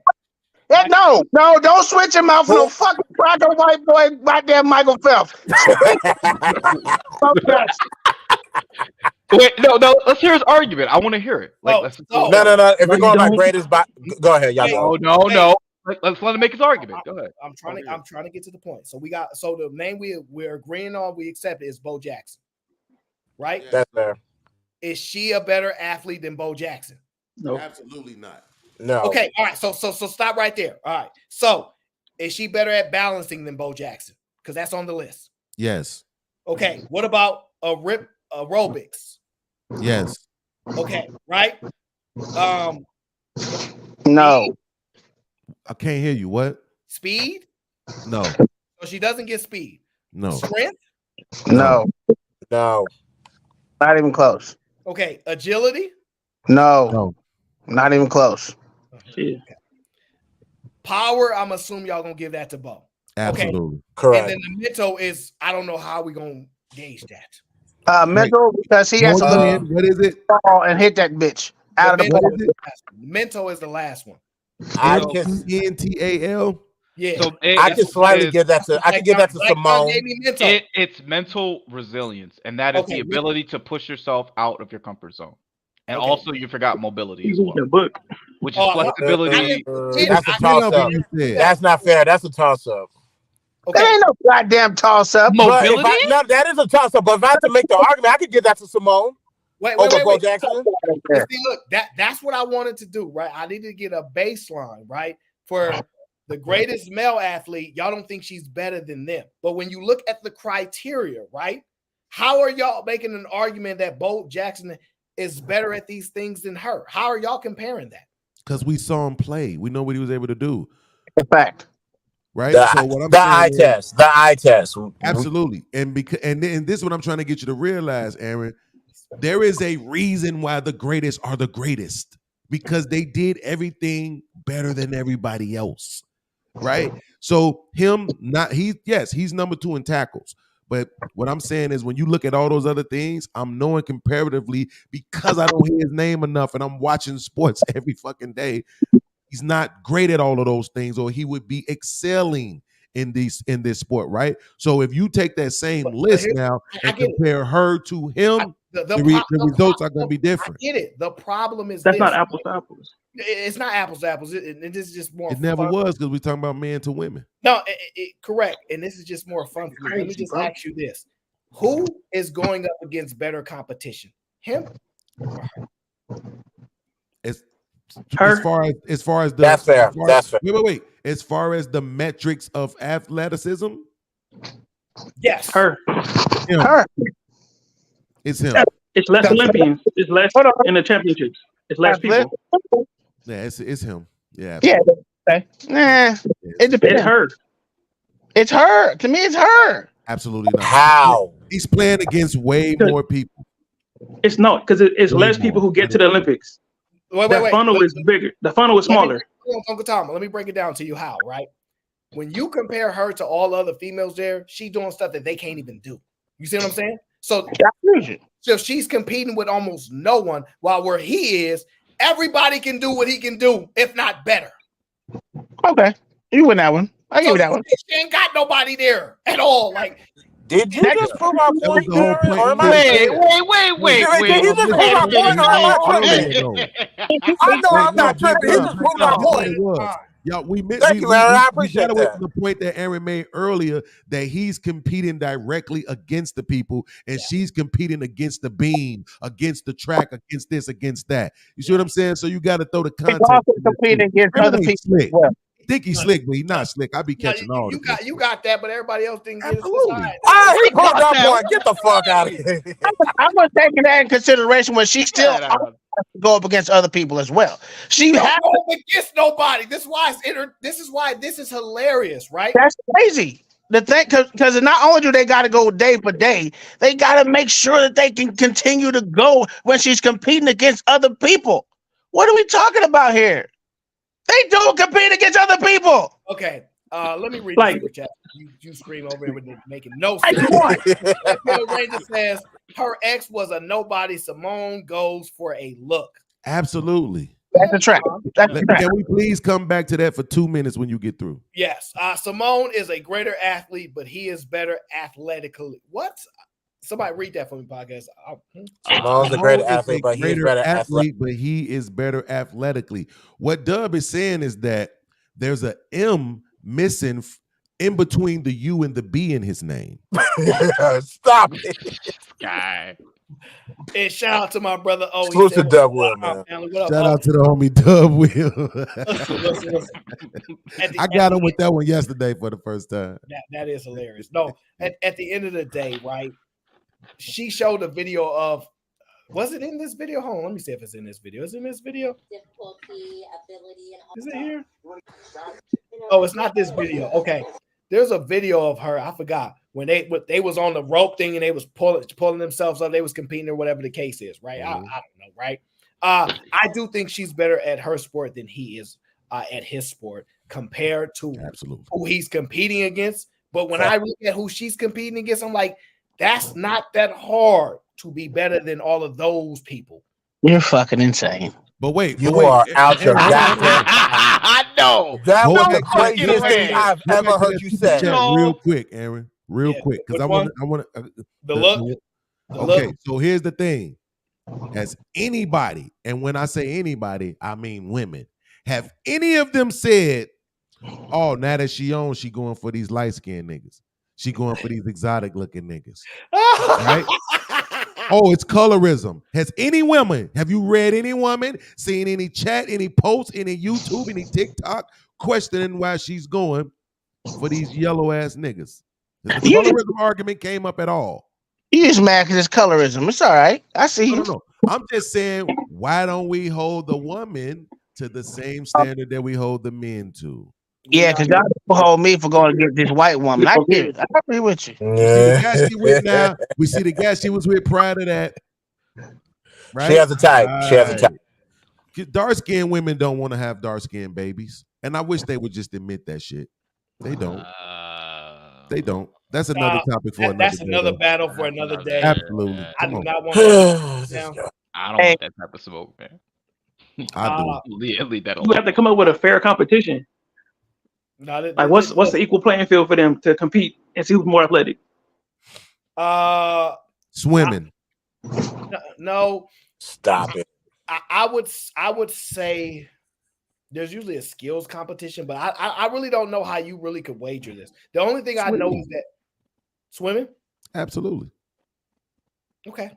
Running. Okay. No, Racing. that's not a good. So podcast. Let me ask you this. Because look, we are judging things currently. Are you telling me that if he, NFL talent, whatever, spent 2 years competing to beat her in the swimming pool, and she spent the next 2 years competing to beat him, who you think would win? Why the fuck do they get 2 years? We talking about right now. No. Answer that question first, and then I'll speak to why I spoke about 2 years.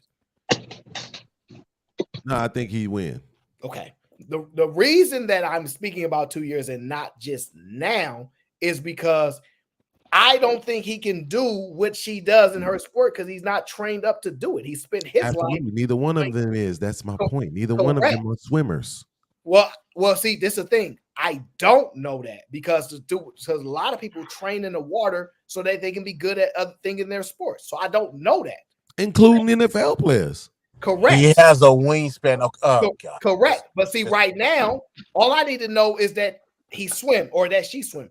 Because if you're telling me she practiced swimming more than him, I'm like, okay, fair. But I still think he beat her. Even right now, he has an advantage over here because of his wingspan and yeah. his, See, I'm willing to bet $9. Right, cool. I'm gonna reach out to him and see if we can get him. No, I think he'd beat her. Okay, cool. Just have my $10. Yeah, he has an advantage over her. But podcast, let me ask you this. Mm-hmm. Would you let her win or would you beat her? How ruthless are you? If she was my woman, beat her, if that was your woman, this whole stuff is going on. You hear AO on the screen argue with your boy. Hey, yeah, we're gonna let her. Would you let her win or would you beat her? I hate this damn question. I'm winning. To be honest with you, asking me from my perspective, so I'm winning. But the problem is that's why I don't play dominoes with my girl no more because she beat me one time. It's like, I'll never let you beat me again. You out your motherfucking mind, right? You're not gonna think you the man in the relationship and shit. Beat me at dominoes. Are you crazy? So, but no, absolutely. I'm all about winning. I like to play strip stuff. So yeah, I'm trying to win. Yes. That's why you always get in trouble with that. My thing is this, right? It's heavily entertaining, either side of y'all. I think I love Simone Biles. Don't get me wrong. I love me Simone. I like the way she carries herself. Women need to be modeling themselves after her, and men need to start going after athletes, Olympians, and all this instead of these other chicks. So these women are better to pair with, in my opinion, right? But I'm just saying it's entertaining to say she's a better athlete. We cannot prove it. Yes, we can. How many medals you got? What the fuck are we talking about? Yes, there's literally skills tests in football and there's skill tests in gymnastics. No, but let's really decipher all of that. Let me tell you why, right? Aaron, how many medals he got? I don't think he played in the Olympics. The reason why don't do that again. The reason why I say that is Bo Jackson. How many medals he got? How many medals Bo Jackson got? A lot. Okay. A lot. He won the Heisman. What are we talking about? What's that got to do with? Got him. No, absolutely not. But my point being very, very simple is it's interesting, right? When Serena Williams says, I don't want to compete with the guys. That's a fact. She do that, right? She does that and all the support to her. Yeah, you're right. Don't do that though. This woman, in order, right, for people to highlight her, they go at her husband and says she's a better athlete than her husband. This is crazy. It is. I don't know. Wait. Right? The degree of difficulty is extremely high for I don't care about that. That's not relevant. This is all about entertainment for me right now. Let me have my fun. This is a serious question. No more kidding around. Where can I take this? Because this is one more of my serious question. I'm not going to be messing around with y'all this much. This is a serious question. Where can you remove her from the Olympics and place her somewhere else that her skills can shine like that? She could do security. I hate you. I hate you. I think you did that on purpose. What? She got to do a lot of running, jumping, swinging, and shit. That's about it. I don't know. Charity's supposed to report and observe and report. Observe and report. I don't know what the fuck podcast is talking about. Hey, yo, wait a minute. What the fuck? Why the fuck is Black Dawn box? What? Why is my box clipping into the? Yeah, why is this shit down further than ours, bro? Like this shit is classism. Oh no, because sometimes when it's just me and E-Man, I make the box. Oh, okay. I'm like, this shit look like classism. Like we know he getting to the bag, but damn. That's true. Racist. That's true. Oh, real quick, Aaron, let me hijack the show real quick. Black Dawn, just for argument's sake, you are at minimum a Henry or a high value man, correct? What the hell is a Henry? High earning, not rich yet. Yeah. Okay, cool. Because it was stated by a specific content creator. I'm not gonna say her name. Courtney Michelle. That there are no Henrys or high value men watching these channels. I just want to confirm all of those that I can. That's we all retarded. know that. We all know that. You are petty. All right, yeah, you stop making these battles with the ladies, okay? I want to get back to these non battles with the lady with one of my favorite podcasters. Y'all know this lovely lady. I think her name is I don't know. Yep. Who this? Don't know her at all. Okay. I think it might be Amanda. I don't know. I don't know her name. But anyway, she is heavily entertaining to me. It might be a man. A lot, right? I want you guys to listen to what she said. And listen, by the way, Simone Biles, if you're watching this, you are the best athlete. If you are the best, you are the best. Don't let none of these men tell you any different if you're watching this show. All right. Shut your light skinned ass up in first place. Hey, listen. You're right. Let me play the video. Men think that they want the 10 out of 10 woman, but really their egos cannot handle having the woman that everyone wants. The good example of this that we see is the Tiana Taylor and Iman Shumpert thing, because she was saying that she just could not handle him being jealous that she's a bigger celebrity than he is. I understand. Now, there's more to the video. Holy shit. But that is the only part that I really want to talk about. I'm willing to let the video play out, but only the first part is the only part I really care about. Aaron. Yes. Here's the thing. I 100% agree with her take. No. Wait. Yeah, absolutely. I'm sorry. Absolutely. I 100% agree with the take. But this is the same way I ended up battling with Courtney, because the arguments be stupid as fuck. You can't use Tiana Taylor. Tiana Taylor is nobody's fucking 10, right? So this shit is crazy. Here's the truth, though. Yes, I absolutely agree with her take, nigga. Nobody want to deal with that shit. Minus the Tiana Taylor part. But this is the point. Women don't know what a 10 out of 10 is. Absolutely not. Right. Think about Absolutely it. Not. Absolutely. This is why it's interesting to me. She used Tiana Taylor. Mm-hmm. Wait. And this is what makes it worse. Tiana Taylor is not richer than him. Are you out your goddamn mind? Mm-hmm. She's not. They better go look up how much bread he was making from this contract, $40 million. They really don't know how much money Iman Shumpert was really getting. They want to make him look less to prop her up, to feel good about something. They're wrong. But let's even break down even worse than this, right? This is what's hilarious, by the way. And this is sad because she doesn't fit that mold, right? But I don't know if that even men don't care about this thought that she's a 10 out of 10 because he don't think she a 10 out of 10. He don't think she a 10 out of 10. He don't. Wait. Are you saying in general or Tiana? Tiana. Oh, okay. Yeah, no. Because think about it. These women think 10 out of 10, these men laugh. Ha! They're a dime a dozen. I get these 10s every week. Mm-hmm. She thinks she's a 10 out of 10 because she's adding the fact that she's famous. She's adding the fact that she's recognizable. You know what I mean? She's adding stuff that these men ain't taking into understanding. Mm-hmm. We don't care about none of that. This is why it's laughable to hear her say these things.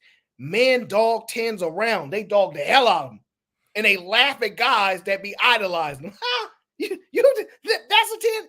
So when she sit there and act like 10s are problematic for men, some men, but then the other men treat them like they who they are. You know what I'm saying? Like that. But I don't know if you check your back chat, but the truth of the matter is that kind of lends into her point, right? Mm-hmm. Because I think one of the reasons why men treat those women the way that they treat them is because they're anti-trusting about being in relationships with them. So I'm not gonna call it insecurity because that's not. I don't think it has anything to do with insecurity. So anti-trusting about being in a relationship. I picked this take too because I'm good at picking takes like this, but I don't disagree with her initial premise either. We both agree. The reason why I highlighted it because I know some women gonna be like, yeah, Tiana Taylor did me, and you gonna come and be like, negative, take her off of that. No matter how fine she is, she's not that, right? Right. So it's fun for me to do that. I forgot what else was even said in this video. I'm not gonna even lie. I feel like that too, though. But why would that not be insecure though, Beans? Because it's not insecure of me to not trust you, right? Like if there's reason for me to believe that you are not trustworthy, it doesn't have anything to do with what I feel about myself. What if the reason's not valid? Does that still count as like insecurity? You'd have to give me an example because I can't think of one reason that wouldn't be valid.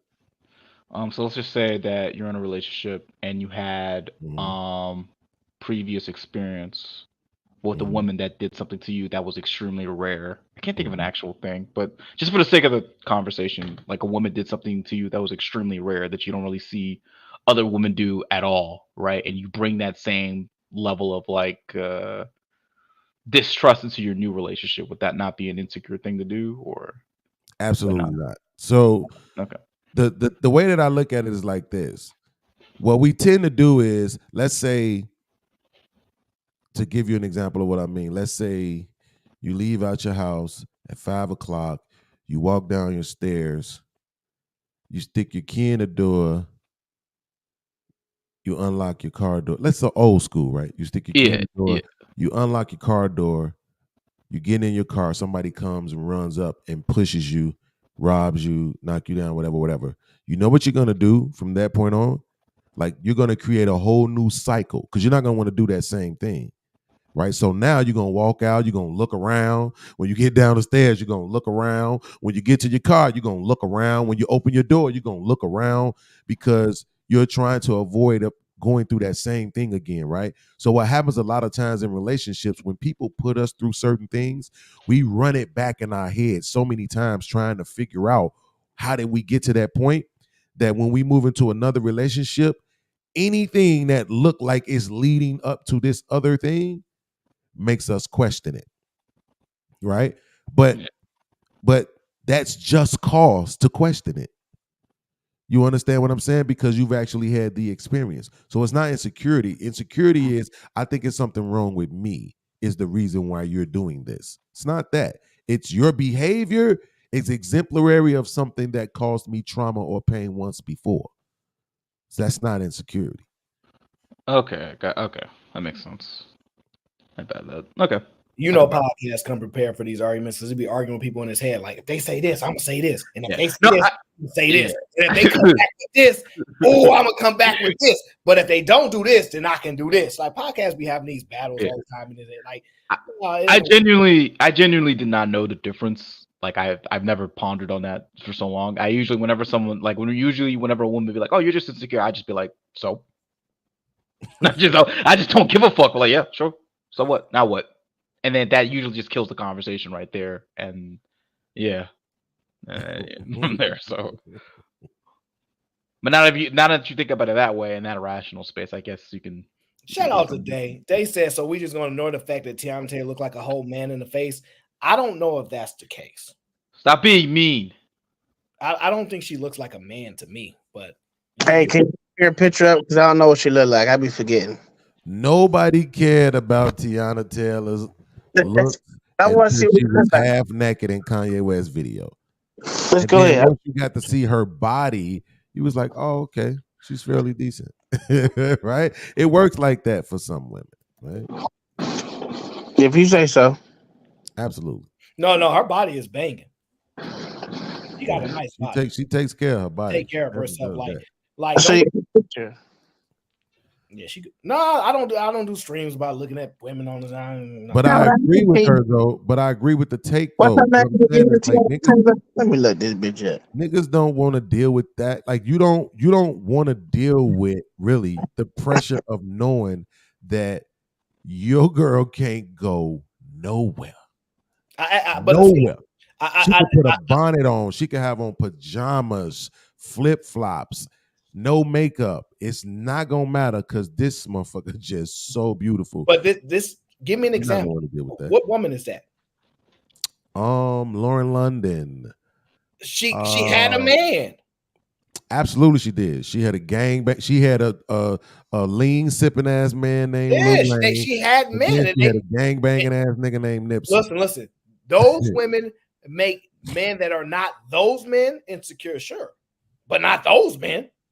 Absolutely. Okay, I mean, look, it's not. We're not saying that. We're not saying nobody's going to choose them. That's not what we're saying. I got you. I just need to hear. Let me just play it from the beginning. FYI, neither one of them married her either. Yeah. One didn't have the opportunity. Guys, stop! I gotta play the whole video before I forget because I don't even remember what they said. I ain't gonna lie, I don't remember the whole video. Hold on.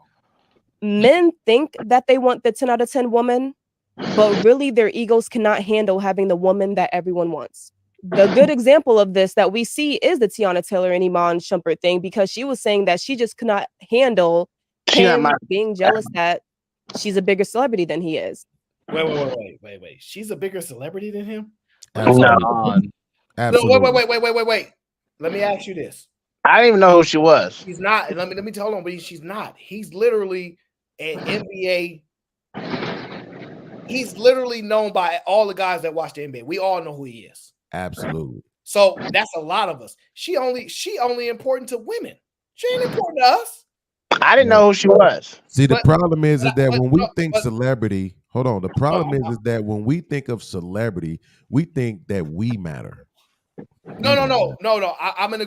That's why I'm breaking it See how down. you not letting me finish my complete thought on your show? Yes, because the point being is, I have no problem with her being a bigger celebrity. That's the point. But I think that the reason she's a bigger celebrity is because of women. He's a bigger celebrity. That's the point that I'm making. I understand she is considered and probably is a bigger celebrity, but that's because of women, not the men. If women are not are the bigger consumer, that would make her the bigger celebrity. He's a bigger celebrity. If it wasn't for Iman, her trajectory wouldn't have risen. Millions of men that watch the NBA know who this dude is. That does not make you a celebrity. I'll challenge anyone to name one Tiana Taylor song without damn. using fucking Google. I'll challenge anyone to name one Tiana Taylor song. Concrete Rose is kind of hard. We don't have to turn everything to a battle. It's just a joke. Me and podcast joking back and forth, and y'all gonna go all the way into this. It's a joke. It's not that big of a deal. Okay? She is. Hold on, real quick, Aaron. Just let me say this real quick. Red Pill.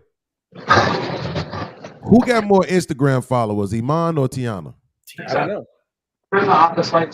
It's not even close. I don't know. Absolutely, it's not even close. Tiana's a bigger celebrity. We I don't agree. Then how that was even an argument? Because you don't like information. Drop this nigga. Use my credits from Fight Club and get this nigga. Because dudes ain't finna go follow him on Instagram. Nobody cares. I don't follow a single NBA player, but I love the sport.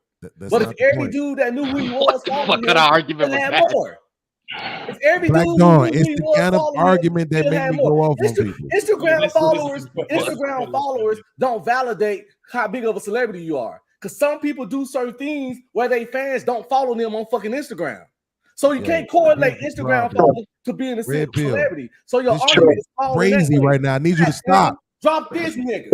You are pod mob, and I need you to Do stop. not equal celebrity. Because some people can be famous than you and don't have followers. Stop Hell, they don't over-talking even the have ball. to have Instagram. You stop talking about. Drop this Red nigga. Pill. You are pod Facts mob. been dropped. You gotta stop. You was You're wrong, not brother. doing this. You was Intellectual wrong. standard. Okay. You was wrong. She has Instagram shit flopped like a dead fish. Red on the Pill. floor. Red Pill. You ain't gonna has debo me like you do these other niggas. You was She has wrong, buddy. Okay, so that just means you want to play this dumbass game. Go ahead. You was wrong. You could do your little stupid. You was wrong this time with this Instagram shit. Mm-hmm. That shit flopped like a dead fish on the bank, nigga. Damn. Let me know when you're done. See, I'm done. Okay. I know I'm right. So she has 15 million more followers than he does. And again, that don't validate shit. Because absolutely it does. So you see how when you was talking, I shut up and asked you to let me know. Go when ahead, you brother. ready? Absolutely. So what I'm saying is this: she has 15 million more followers, and the reason why she has 15 million more followers because more people give a fuck about what her life looks like than they do about his.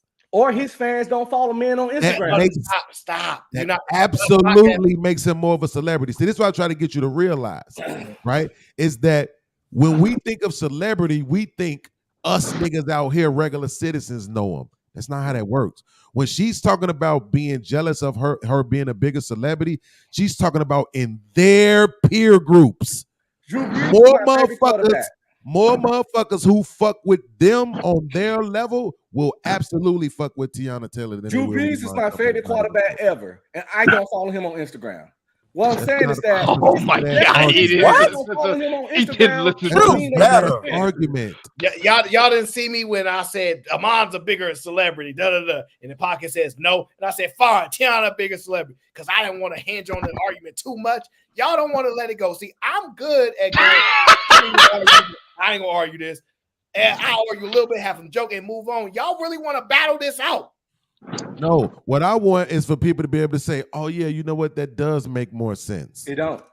And then just Holy accept fucking it shit. instead of thinking, you know what? Because I feel this They way, went it over and must said, be "Let it true, rock." even though the empirical evidence says the opposite It's of what not. I feel and think. It's not, because it's many of people I'm a fan of I don't follow on Instagram. So what I'm saying, Instagram doesn't automatically By 15 fucking million. Again, wait. I don't want to continue on this, but when I think about it, to be fair down the middle, I really don't care. And I don't even know if I actually can determine who's bigger, but I can agree that men don't really follow women on Instagram. But I do think the NBA is big in China. I do think the NBA is big in a lot of areas, and she may not be relevant. The argument is not about whether they're famous, or even if we could actually disclose who's more famous, who's a bigger celebrity is the point that podcast saying. And when you run in those groups, women, if you're on an equal playing field, women get a bump ahead of you. If you really look at it, because they're even more social, and they're because you got titties. Men would do in general. But I would argue this is a push because it's harder. Unless you give strict criteria, we're just gonna be moving back and forth with this. Okay, here's the criteria, Aaron. To you only. Who do you think is getting put on the flyer first to promote a party? Her or him? I would say her. Absolutely. Who do you think is getting called to host something first? Her or him? She make music. Who do you think is getting called to host something first? Her or him? She is. Absolutely. Who do you think is getting called to be in something first? Movies, shit like that. Her or him? I would say her. I would say her. Absolutely. Because he's an athlete. The part where I She's say in something like entertainment. checkmate. I usually say checkmate. You name a bunch of entertainment shit and compare that to Absolutely, motherfucker. Because what I've been trying to get you to realize is when we're talking about celebrity, when she says that it's other ways to be a hold on, celebrity Red besides Pill. Listen to what was said. What was said was that she said she didn't like the fact that he was jealous of her celebrity. That don't have shit to do with us. It has absolutely nothing to do with us, regular niggas out here. That's about them and their peer group section. I watch your shows and I know you ain't gonna never admit to nothing. So I bow down. Jeez, bow down to logic, nigga, not me. The fact is, let it go.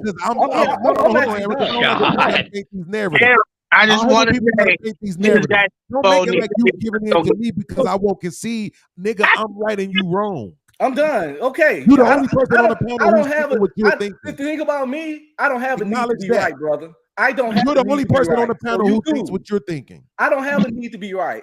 If I don't think I'm either. right, I have a need to stand on the truth. I feel I'm right, and I'm over that's with the difference. I feel I'm not what's I'm right. The done. truth is what's right. I don't stand have on the truth. All right. You want to stand on your feelings. Guys, just relax. Yeah, listen. Absolutely not, Aaron. I'm tired of these niggas with these trying to create narratives and shit. I don't have Oh, to you be you right. always got to be right, motherfucker. You niggas can't accept the fact that I am. Kill yourself. What we talking about? Y'all done ruined all my fun and trolling on this show at this point. Nigga, we still fun. It's still fun. We podcast. Now I got it.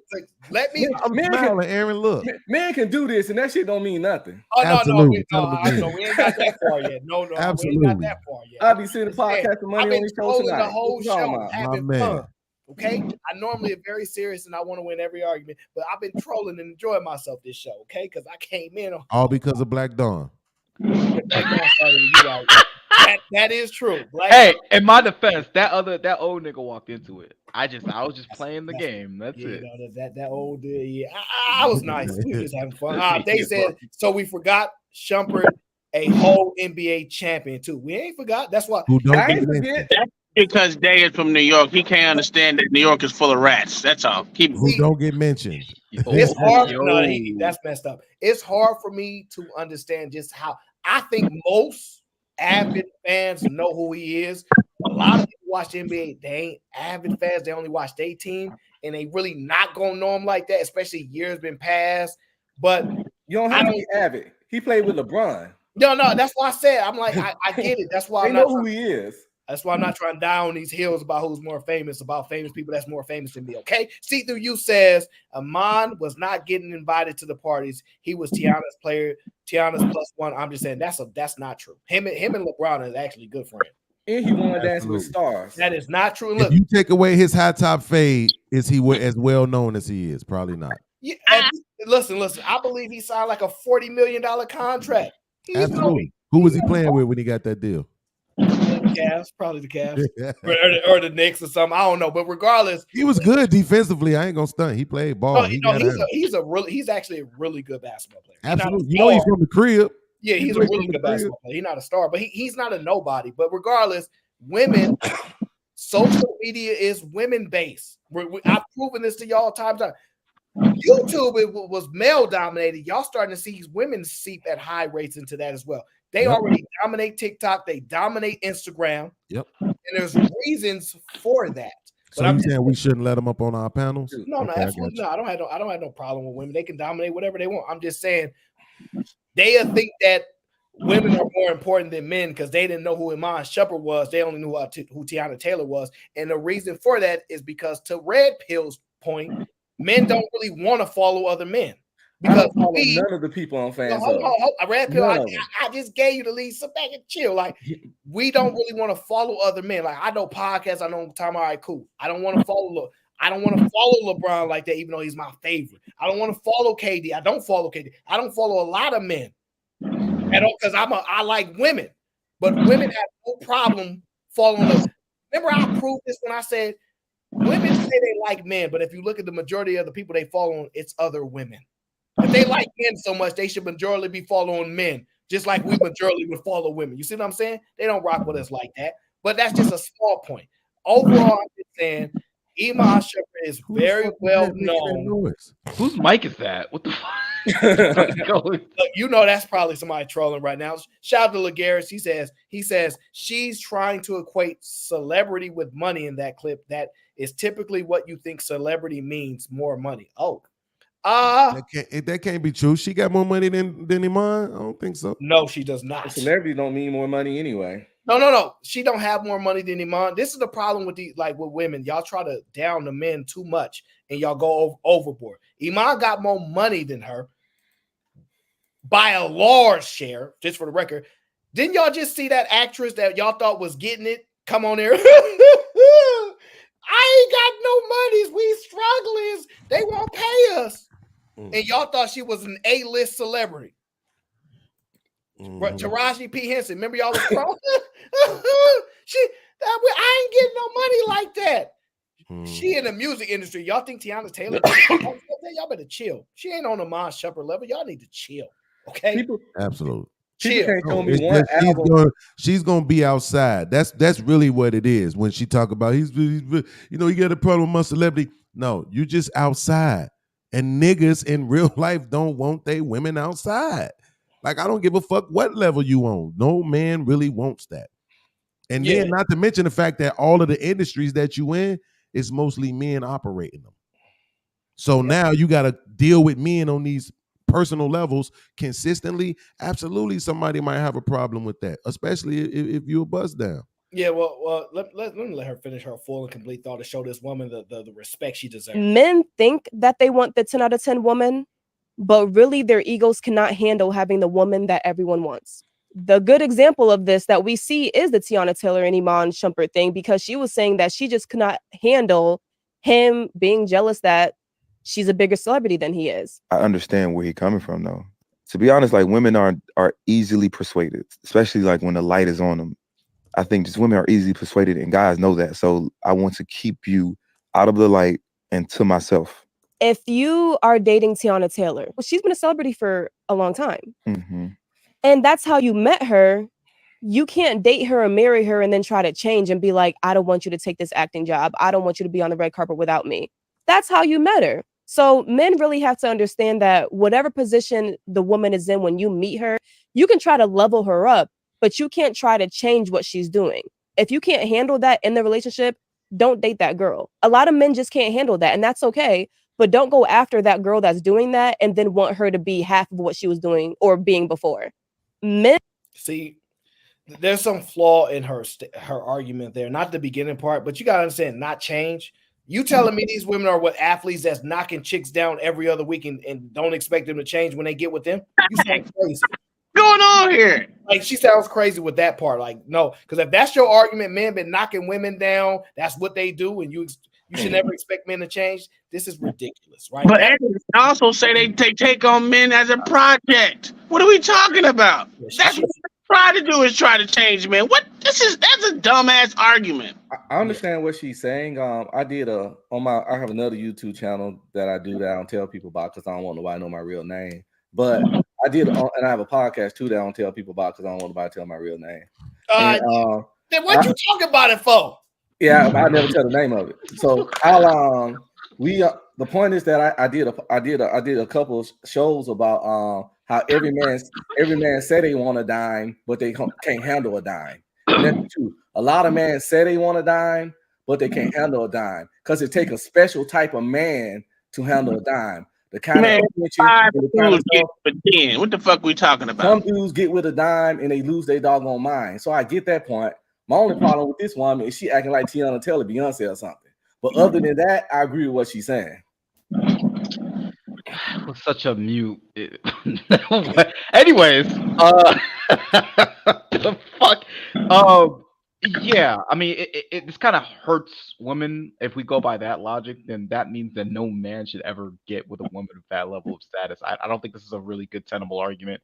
I think she should double think what she's thinking or what she's saying, because it puts women like who are the quote unquote 10 out of 10s in a bad light. It just makes it okay. Well, if that's what that comes with it, then I'm never ever gonna date a 10 out of 10, and I don't think that's gonna work out well for them. I mean, it's just it's not tenable. Yeah. But can we just say what she said was dumb? Because that's absolutely what the fuck it was. Not her initial. Yeah, it has some legitimacy. Initial statement was fine, and then she kind of bled off into some nonsense, which is common. Real, ain't no one out here. How many times a motherfucking average dude get a 10 out of 10? You'd be surprised. And regardless, most literally get with men as a project to so-called change them into what they want them to be. That's literally why. Oh, I can change him. That's why they use that excuse they get with these dumbass pookies and ray-rays, as y'all call them. The fuck out of here. That's why they have 7 kids, baby daddies and shit. All right, Red Pill, Uncle Tom, calm down. Wrestler, what up, bro? Good, Aaron. I think women do that with pretty much any man they get with. I think I see them do that when they get with the man that's quote unquote the 10, and they get with the guy that just has the quote unquote potential. They all try to change him regardless. Yeah, and that seems to be an imperative that just happens regardless across the spectrum. Well, let me get away from this controversial Tiana Taylor. Right, I don't want to get no problems with her. I want to get into this lovely lady here. She don't look controversial at all, right? She seems nice, long flowing hair, cheekbone. And she's white. Is she white? I don't know. I don't get caught up on the racist stuff as everybody else do. All women are attractive in every race. You can Uncle Tom, you're not gonna say nothing.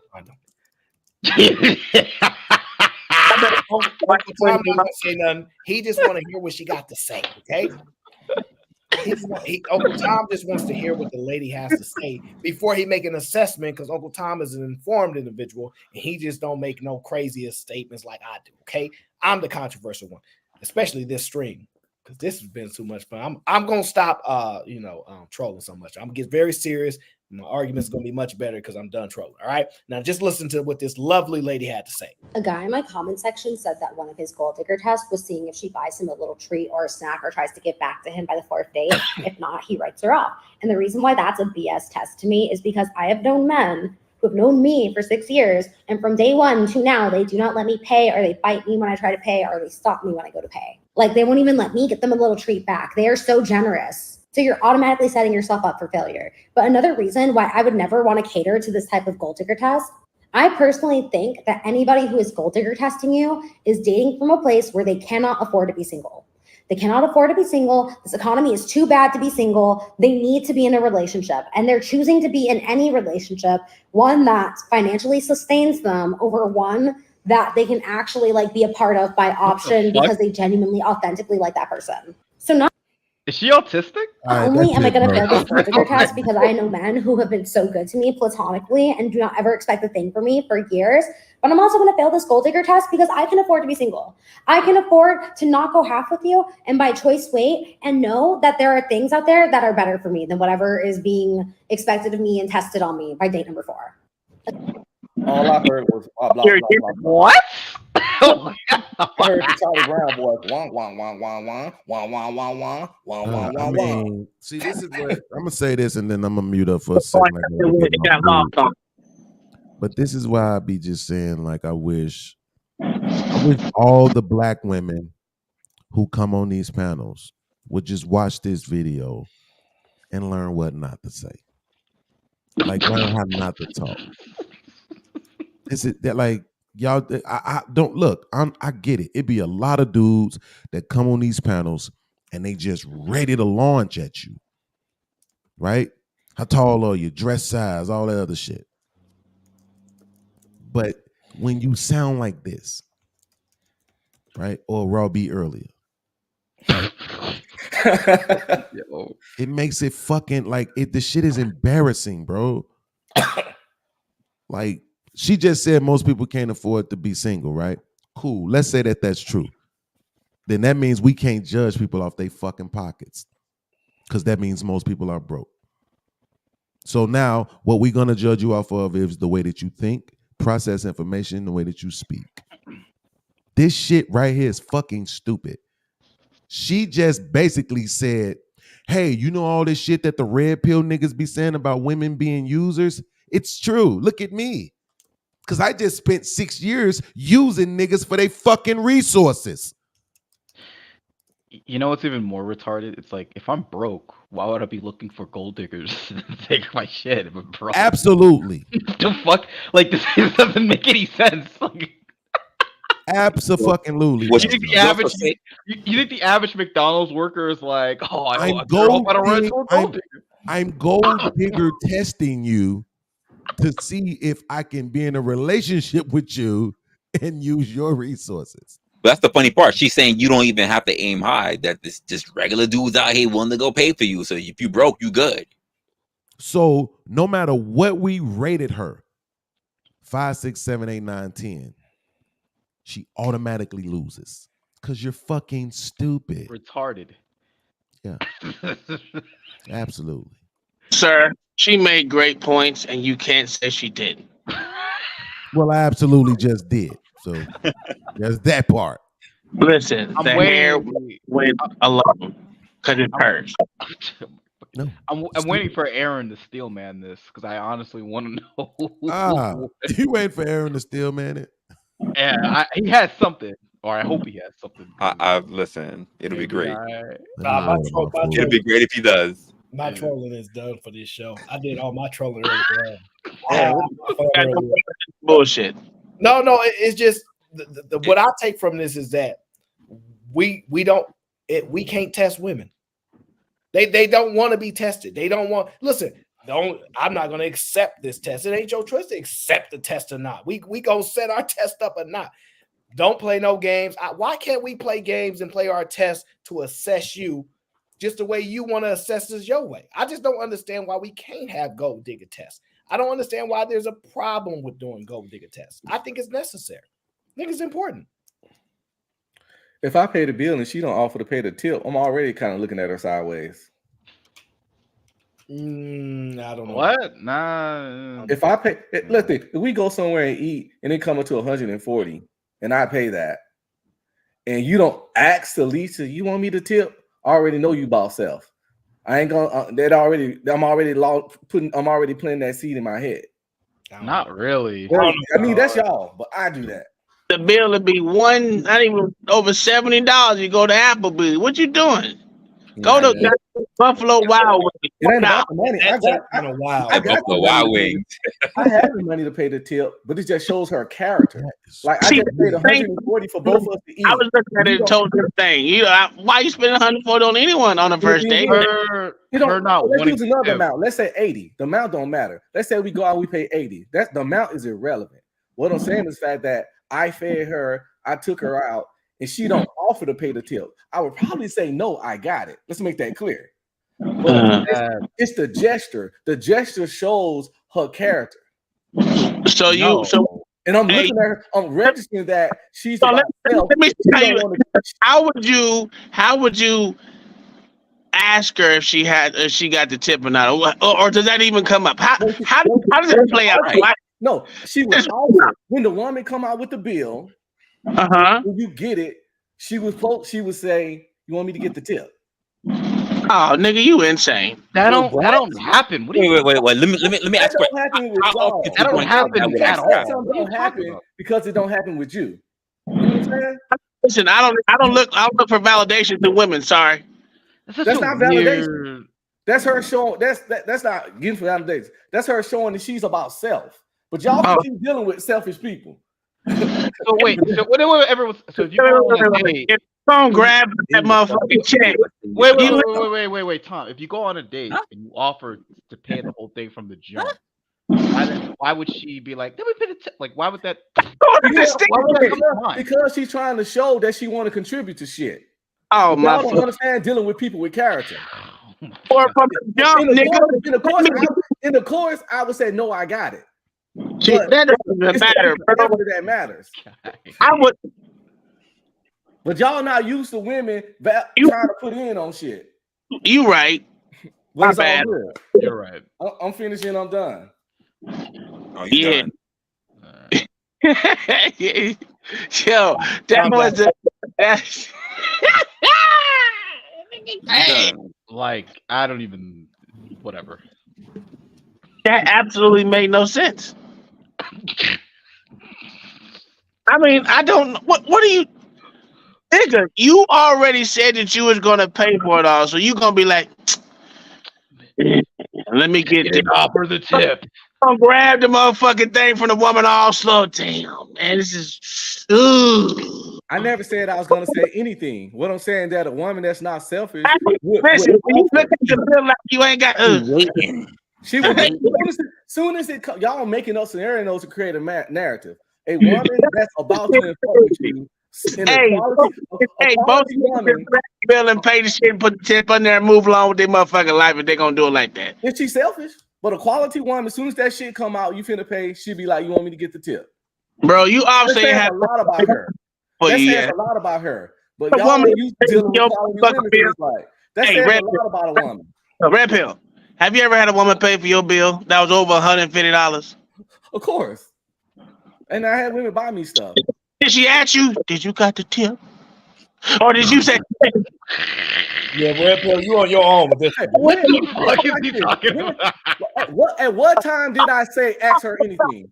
Stupid, you said ask her anything.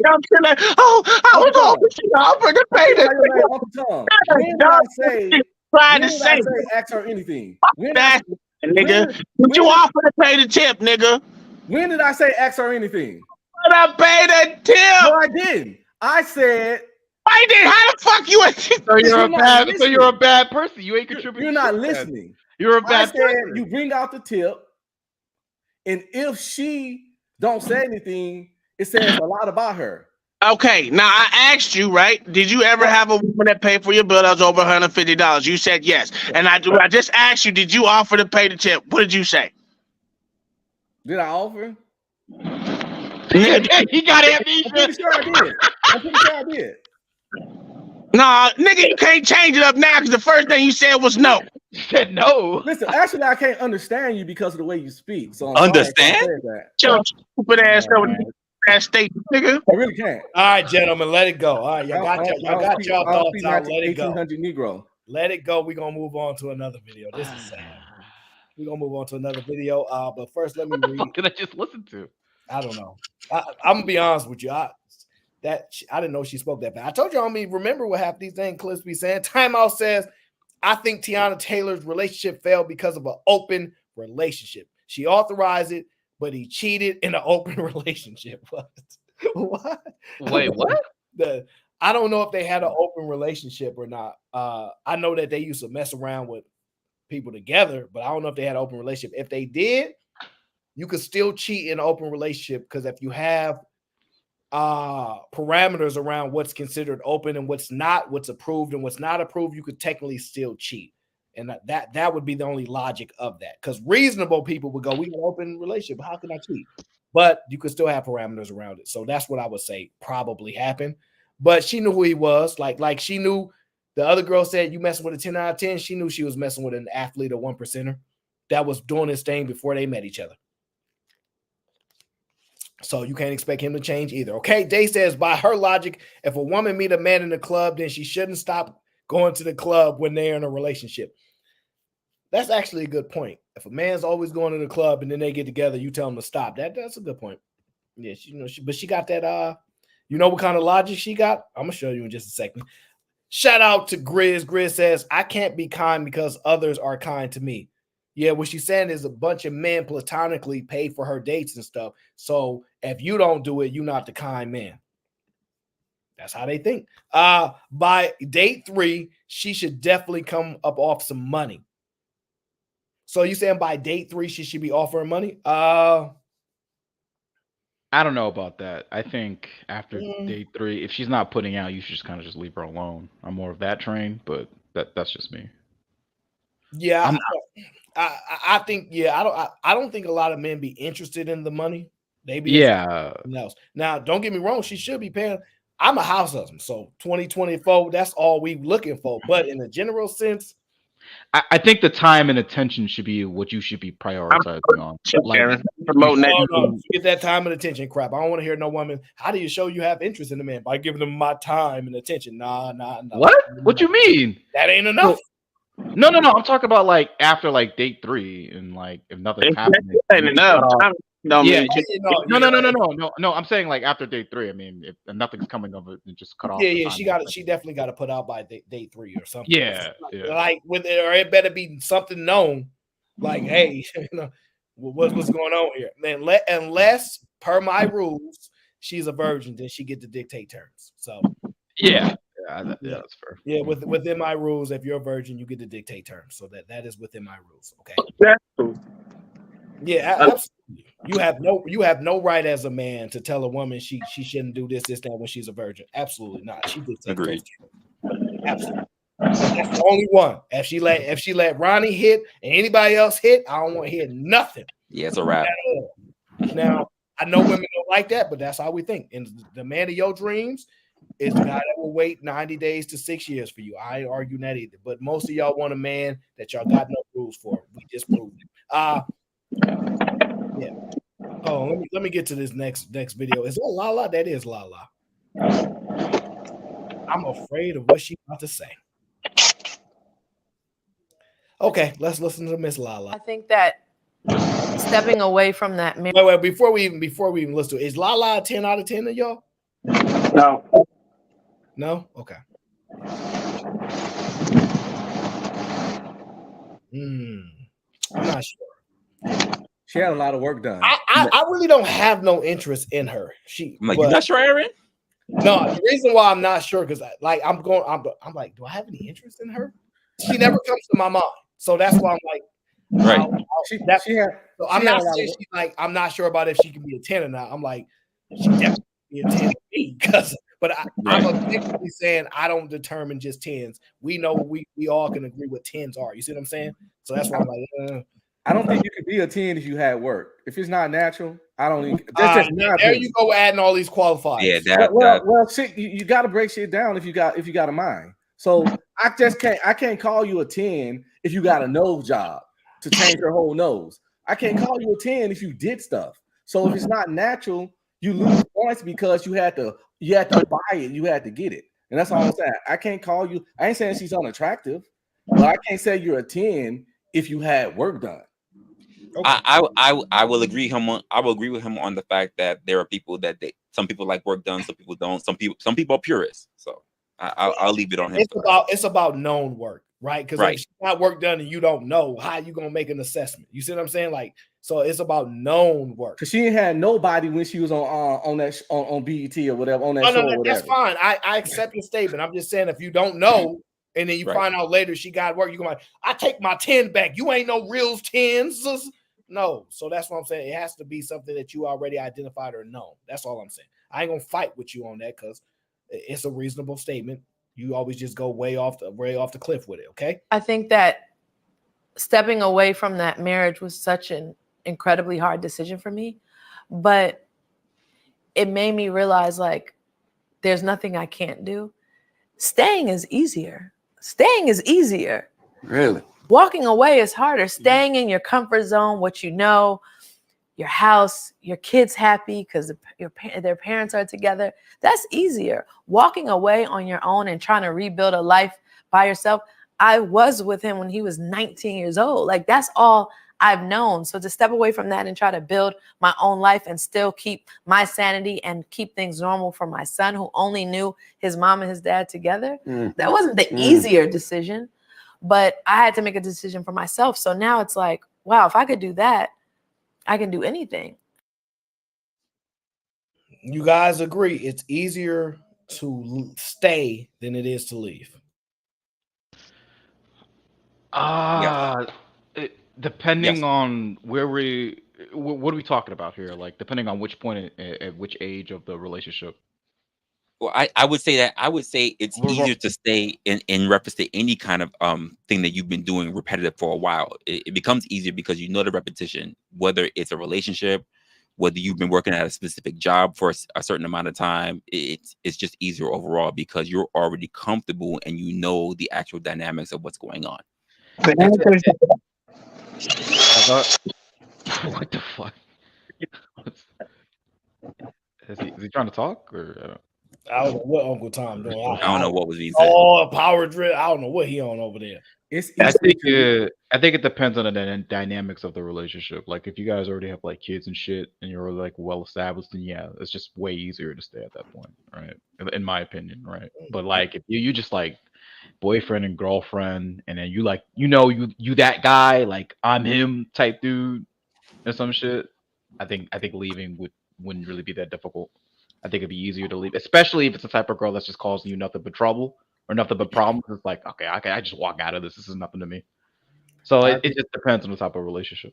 I agree with Black Dunn. If the kids involved, it might be easier to stay.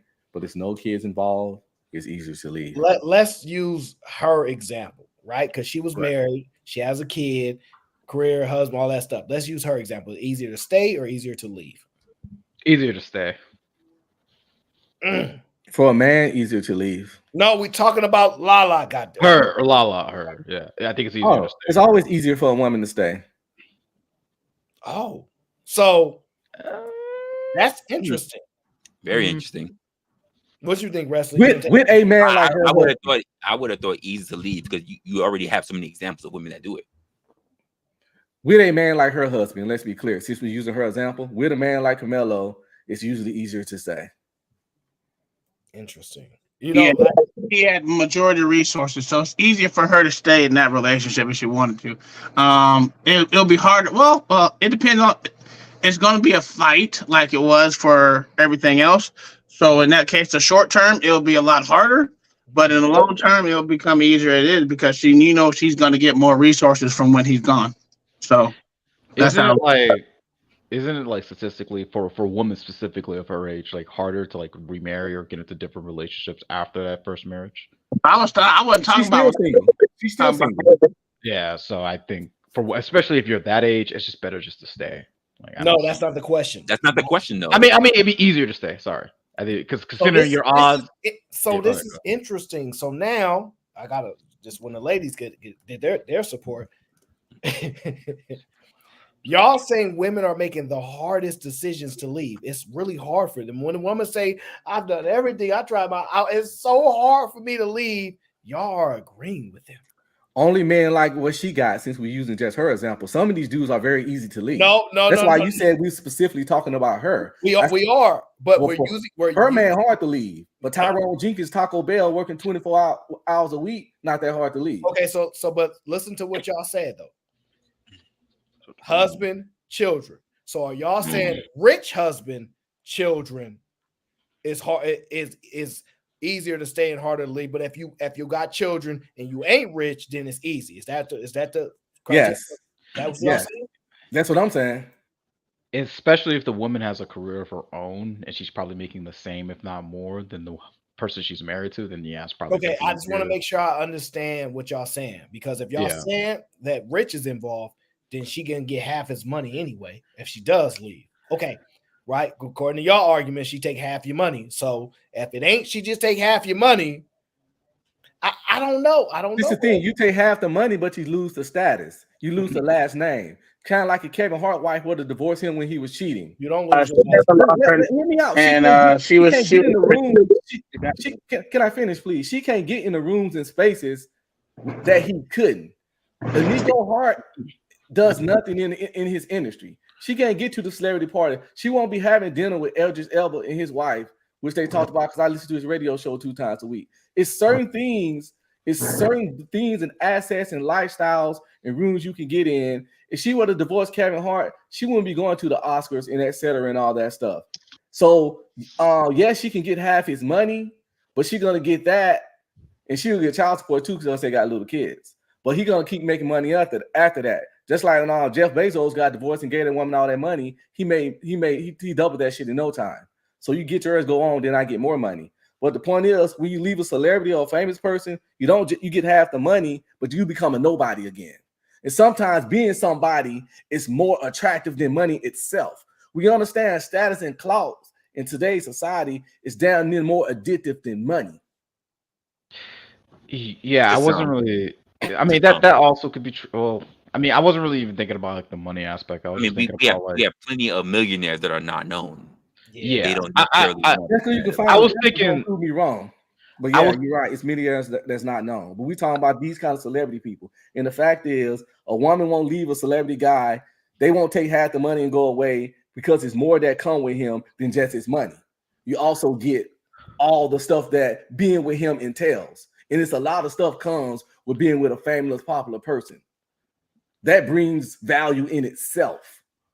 A rich man, a king, what do you say? A king can make a queen can't make a king. A rich man can make you famous. You got women that are on whole shows just because of who they fuck. It's called Love and Basketball. It's called Housewives of this. It's called, most of the women don't even be married. The basketball shows, all that stuff. You could get a whole career based on just being with a man if you have a certain status. You could be a nobody, but just because you slept with a certain man for 6 months, you can be fucking famous off that. That status, that money, that fame is actually monetizable at this fucking point. People ain't stepping away from that shit. Oh, I got half the money. Now I'm back into obscurity. Come on, man.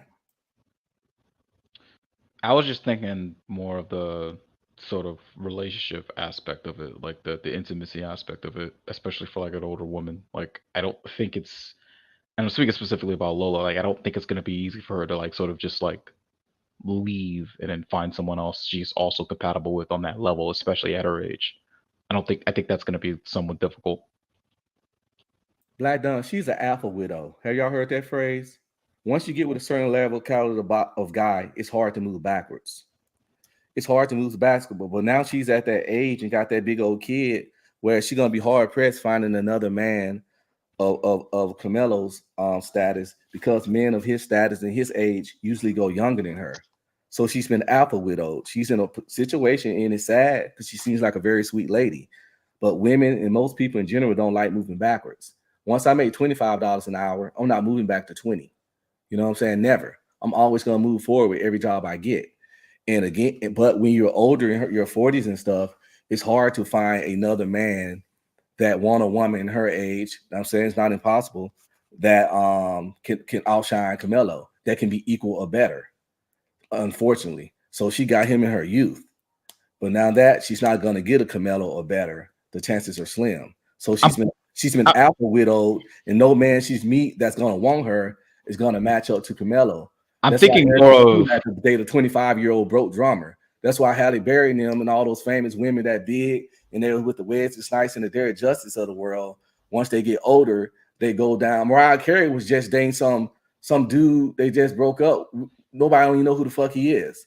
Once you get to a certain tier, you just got to slum, and a lot of women don't like doing that. But she's alpha widowed, so she decide to slum, she's probably gonna stay single. I'm thinking more of like the person that she was with before left like a huge like imprint on her. Is what I'm more thinking. That's where I was more getting along the lines of.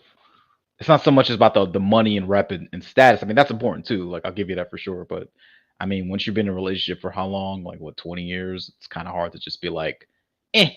You know what I mean? So for women of this age specifically.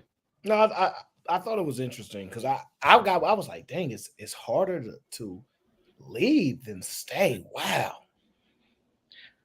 Now I might have to reassess it. Not just particular her because they're rich, but stuff. Just in general, is it harder for people to leave these relationships, or is it easier to stay? Man, when you really sit back and think about it, it's like, man, I was always told it's the harder to stay. It's easier to give up and leave. So it depends on where the relationship is, or depending on where the marriage is at the time. I mean, Right. if it's early on, it's a lot easier. It's a lot easier to get out of it and still go off into obscurity and be about the business, whatever. Just get the little goddamn. If you have a baby, get fucking child support and all that. It's a lot easier to leave, and you can still come up. Most of these motherfuckers pass around these hoes all the time. Look how many of these Kardashians been passed around between. Well, let's say a 5 or 10 year relationship or something, because I think that's kind of like putting a more structure around it. Because I agree, you mess with somebody in a year or two, and none of us gonna really respect that. And I mean in the sense of, oh, I can't believe it's over. My life is ruined. How long y'all was together? 2 years. Oh, be quiet. You know how people like be quiet, right? Yeah. So if we start getting to the 5 to 10 year or the 15 year, then the argument becomes harder to leave for y'all. That's what y'all saying. Yeah, because both partners leave like an imprint on each other. Like They've it's invested very a hard lot, to just a lot more in yeah. It's very hard to just be like nah. I mean, it's hard to say that someone should just be able to leave willy nilly, no problem, with no attachment. Say they work 10 years into it. No, it's not that easy. That's because they have assets. Once you get 5-10 years, you have assets together. When you're within that 3-year mark, you don't have any real assets together. You're not I think together. You're not going down this asset list today. Yeah. Bro B already gave me the ammunition to let y'all people keep saying you just get married. Yeah, they said Bro B I said ain't saying get married to motherfucker. You do whatever the fuck you want to. I don't give a fuck. 7 years in a row. I don't give a fuck. I think all right, Sam too. It goes beyond assets, in my opinion. But I think so too. But I'm definitely gonna take that argument and say Rob B said it. So I'm definitely gonna do that. All right, let's move on to the next video. And shout out to my bro Gary Grant. He says, "Merry, happy, young brother. Appreciate you. Happy holidays. Hopefully the new year comes 10,000 times greater for you in the future, brother. Thank you for always supporting the Aaron O show and holding me down and screaming and yelling at these crazy women when it's time. Okay, shout out to Gary Grant, my God. I do want to say this. I seen this video and I said, dang, is this real? Tell me if y'all think this is actually real. Listen to this video. Is this real? Grandfather started beating your grandmother right after they got married. You never know who you're married to until you're married. That's why you have run money. That's why you cannot depend on a man. Oh, my sweet boy. Did you not sleep good? You know, a man isn't a plan, right? You always need a backup plan and to stand on your own 2 feet. Mommy's really good chicken soup. Okay, you go sit on the couch and I'll bring it all to you. Don't do anything. Don't share money with your husband. You're better off just having your own. You don't want to be trapped as a stay-at-home mom like I was. Here's your soup. Do you have a fever? Here, let me kiss your forehead. I think you do. You just lay right here and Mama will bring you everything. This is where I keep the run money. If your father ever started beating me, I'd be gone the next day. And I could be because I had my run money. Are you still talking to that Angela girl? I just don't think she's good enough for my perfect little boy. You know, you can't depend on a man, right? Never depend on any man. Your grandfather started beating your... What you're hearing is the difference between when an older woman is speaking to her daughter and her son. I'll play it again. Just let it cycle through one more time so you guys can hear the counterpoint. Your grandfather started beating your grandmother right after they got married. You never know who you're married to until you're married. That's why you have run money. That's why you cannot depend on a man. Oh, my sweet boy. Did you not sleep good? You know, a man isn't a plan, right? You always need a backup plan and to stand on your own 2 feet. Mommy's really good chicken soup. Okay, you go sit on the couch and I'll bring it all to you. Don't do anything. Don't share money with your husband. You're better off just having your own. You don't want to be trapped as a stay-at-home mom like I was. Here's your soup. Do you have a fever? Here, let me kiss your forehead. I think you do. You just lay right here and Mama will bring you everything. This is where I keep the run money. If your father ever started beating me, I'd be gone the next day, and I could be because I had my run money. Are you still talking to that Angela girl? I just don't think she's good enough for my perfect little boy. You know, you can't depend on a man.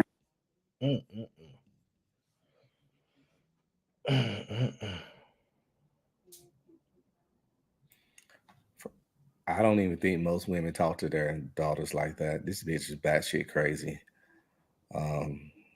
Yeah.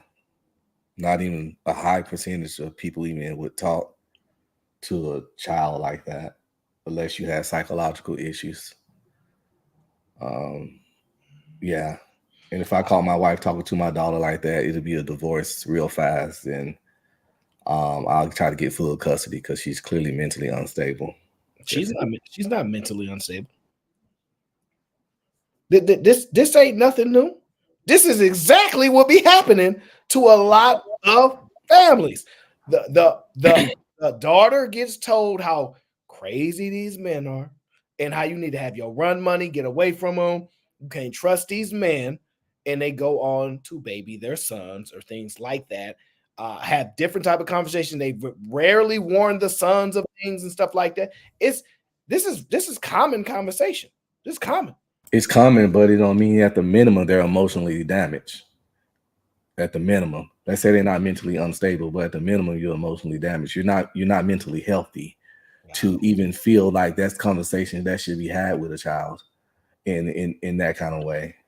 Like that's not right. She's That's switching back. So red pill. She's switching back and forth between two different yeah, the boy and the girl. Yeah, I know. I get the gist of it. She's showing how women allegedly butter up their boys and soften them, and say all that kind of stuff to the girls. I got her whole little back and You forth. don't think women are hearing those things? Oh yes, they are. But I'm just saying, any woman that do that shit is just yeah. Okay, I got you. Yeah.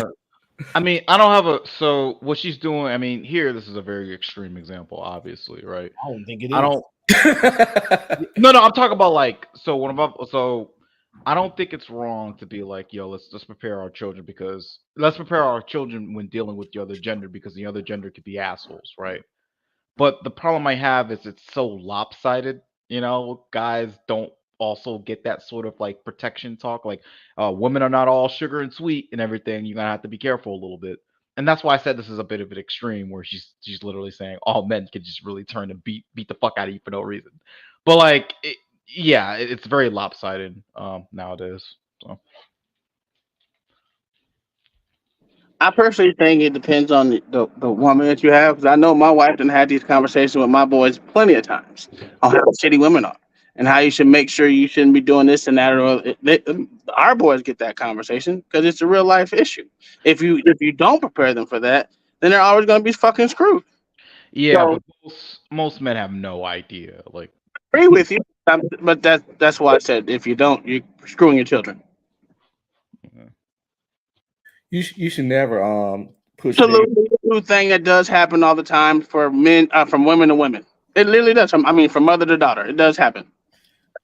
You should never push negative energy into your children like that ever.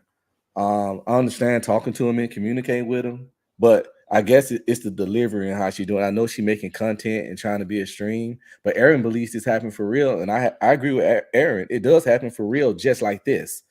I just think people that do it are unhealthy, but you should never push this kind of negative. And you be there for your kids, you support them, you inform them, you know, but you shouldn't breathe that kind of energy into a child about a man gonna beat you. It's your granddaddy used to beat your grandma, and the man gonna beat you, so you gotta have this money ready because men beat women and blah blah blah.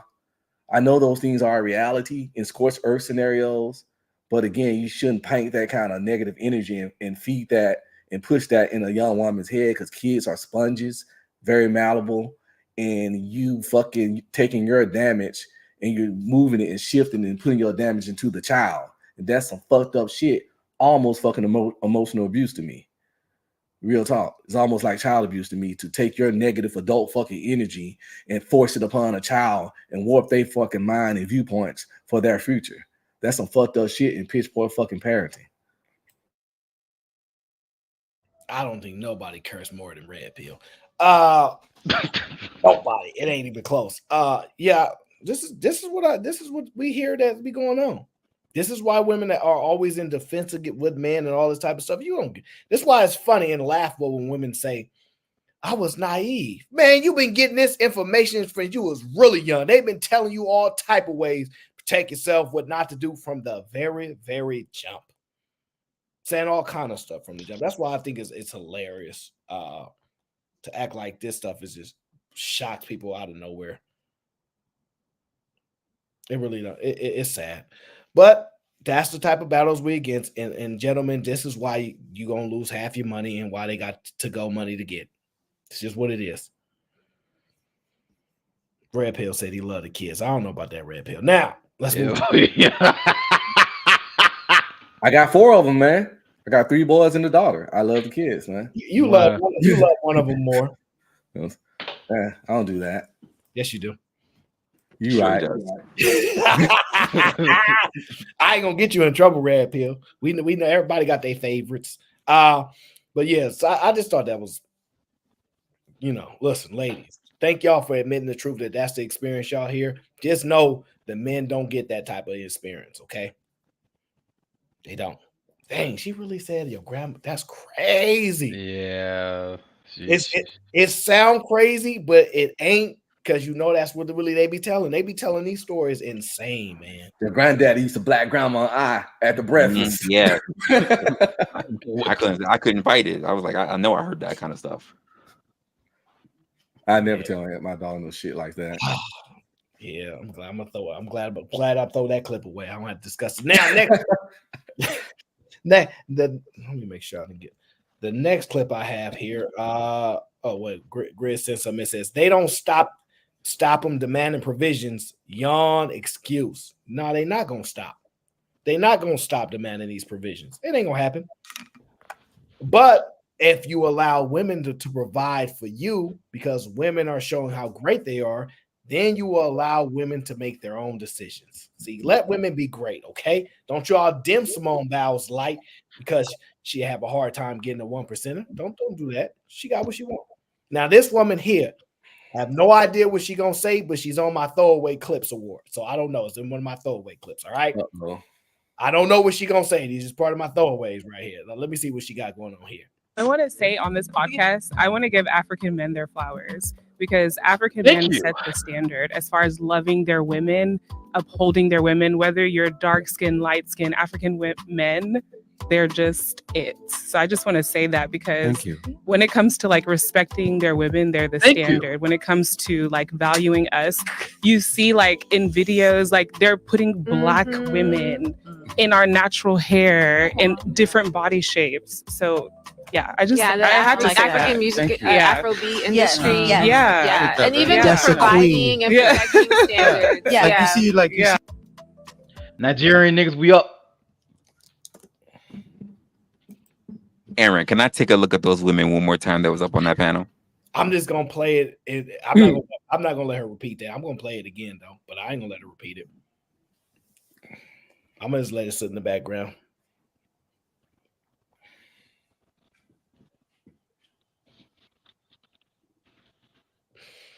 Black Don, you agree with her statement? She's not painting the whole picture, but No, sir, stand in it. You were saying, oh yes, thank you. Oh no, it's true what she's saying, but she's not painting the whole picture. Like there's one defining difference between African men and African American men. We have zero tolerance for bullshit. I was about to say that. We got zero, bro. It's like you better behave or Sir, else. I'm looking at I'm looking at the clip. Natural hair on that motherfucker.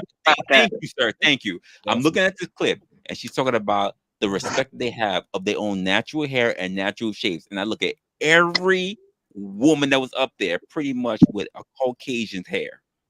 Just saying. My frat brother that I do. It's up right now, boy. They up right now. There we go, Caucasians. My frat brother Nigerian. I've been around his family. I've been to a lot of Nigerian weddings, doing all that partying, I kick it with the Nigerians, and I can go out party club. And I've learned that they don't take no shit, just like Black Don said, and they're a little more aggressive. And I hear from a lot of my women that African men are a little more aggressive with they holla holla. So they do. Can I just say that Nigerian men and Haitian men or Haitian men, whatever the men from different countries saying that they don't take no shit is cap. Cap, but no. You have no. Okay, You have no idea. All right, look, I'm about to make cap, my I'm about to make my point right now. Exhibit A. She Nigerian, right? No. That's okay. Nigerian women wear wigs the most. Y'all see them lace fronts and y'all go, that is your head.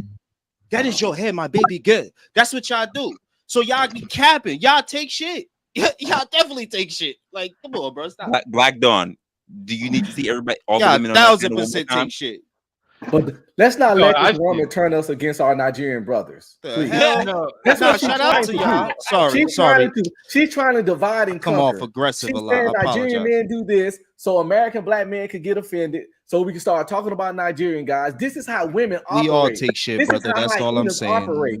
They said one doing something better than you to turn the other to divide and conquer. Now, Man, Nigerian men, don't fall for the motherfucking trick. Let me put it to you this: like, let's just ask someone who I don't know if Rob B still here because she dated a Nigerian man. they take zero shit. Don't try. Like, so Nigerian men will be like the best people you can ever date. Like, let's just keep it real, especially Nigerian Americans. We all got money and shit. Like, not to brag or nothing, but it is what it is. But we just not gonna take shit, bro. I'm telling you, it's just not gonna happen. It's okay, crazy. I'm telling you, bro. You go to any Nigerian wedding for more than 5 seconds. So make my point. Okay, so argue my point then. Is them wearing wigs and always wearing makeup, is that a form of Nigerian men taking shit? Because they known for it, like 100% known for it. No, that's not in no way. Just because someone wears a weave and makeup, that doesn't mean you're taking shit. That doesn't even make any sense. Why would that be taking shit from somebody? Wigs and weaves are looked. All right, look, let me explain. Okay, wigs and weaves in certain cultures are looked at as you being dirty. Like, yeah, like I've been in certain situations, or not even. Let's not even use me. I can tell you for a fact that other cultures look at that as you putting see, if you ever saw them put it on, you would understand what I'm talking about. But you probably never saw them put it on to understand that she's walking around with a glued on baseball cap that's like basically like cutting off circulation to the top of her skull, and she's sweating the whole time, and then it's always makeup. So if you think that's not at least, and look, I'm not taking no shots at you, shorty, you look good with the wig, with the weave, but to say you not taking no shit, that's not the point of the video. The video is like Nigerian men exalt Nigerian women a lot, and there's no real issues between them, and there's a reason for that. Is because Nigerian men tend to be a lot more aggressive whenever it comes to certain things. Sir, there were like 4 Nigerian men up there, right? With 4 men on that panel. We're never gonna fit in Nigeria. There were 4 black men on that panel, and yet the woman said they celebrate their own natural hair and body. Did you see the women on that panel, sir? That's what I'm saying. He's like completely ignoring it. It is ridiculous. Are the women on the panel Nigerian? But most Nigerian women wear wigs, my boy. Come on, let's not do that. Bro. It doesn't even matter. What's wrong with wigs? Nothing. I'm just saying. He said I was just arguing the point when he said that we don't take no shit, and I just made that argument. That was it. Shout out to the wigs. Whatever. I never marry a hair hat wearing ass woman. You guys love hair hats. No, ma'am. That's a triple negative. That's a quadruple negative. I would no, madam. So why do you guys pay for that? On my soul, I would take a nappy head woman. I ain't never bought no wig. What's will a take nappy head? Lee, hold on. never Lee, I what's will a take nappy any head? hair. I would take. I don't My even friend's know. agreeing with you, I but don't I'm even saying know. no. I What's don't a even know what nappy it head? is. I'll take any hair. Happy head. I'll take any hair that's yours. There you go. Can you repeat that, please? I want to see what my baby hair is going to look like if we have a baby. Yes. There you go. That's a little colorist, but all right. Talking about hair is colorist? No, saying you want to know Explain what that. your kid's hair is gonna look like is colorist. No, it's not. That has nothing to do with even skin tone. If you're getting with a black person, what's the assumption? What kind of hair are they supposed to have? What does that have to do with color? Explain that, madam. All I gotta say, all my kids got good hair, so I ain't worried about What's good hair? it. White. Wow. Wow. This is what you're doing over here, Aaron.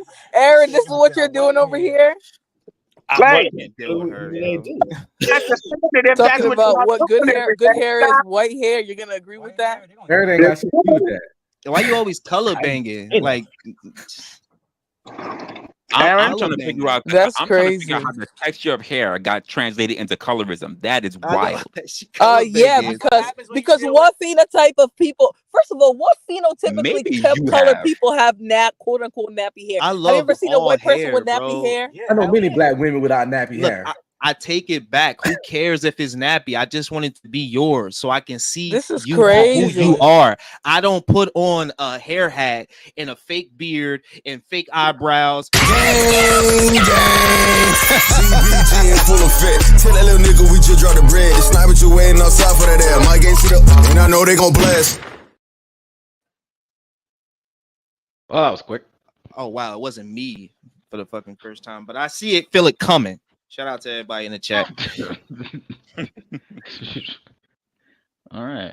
I'm surprised I made it this long. Actually, it's a record for me. All I'm gonna say, I thought it was me. We just gotta get raw feedback on the ground.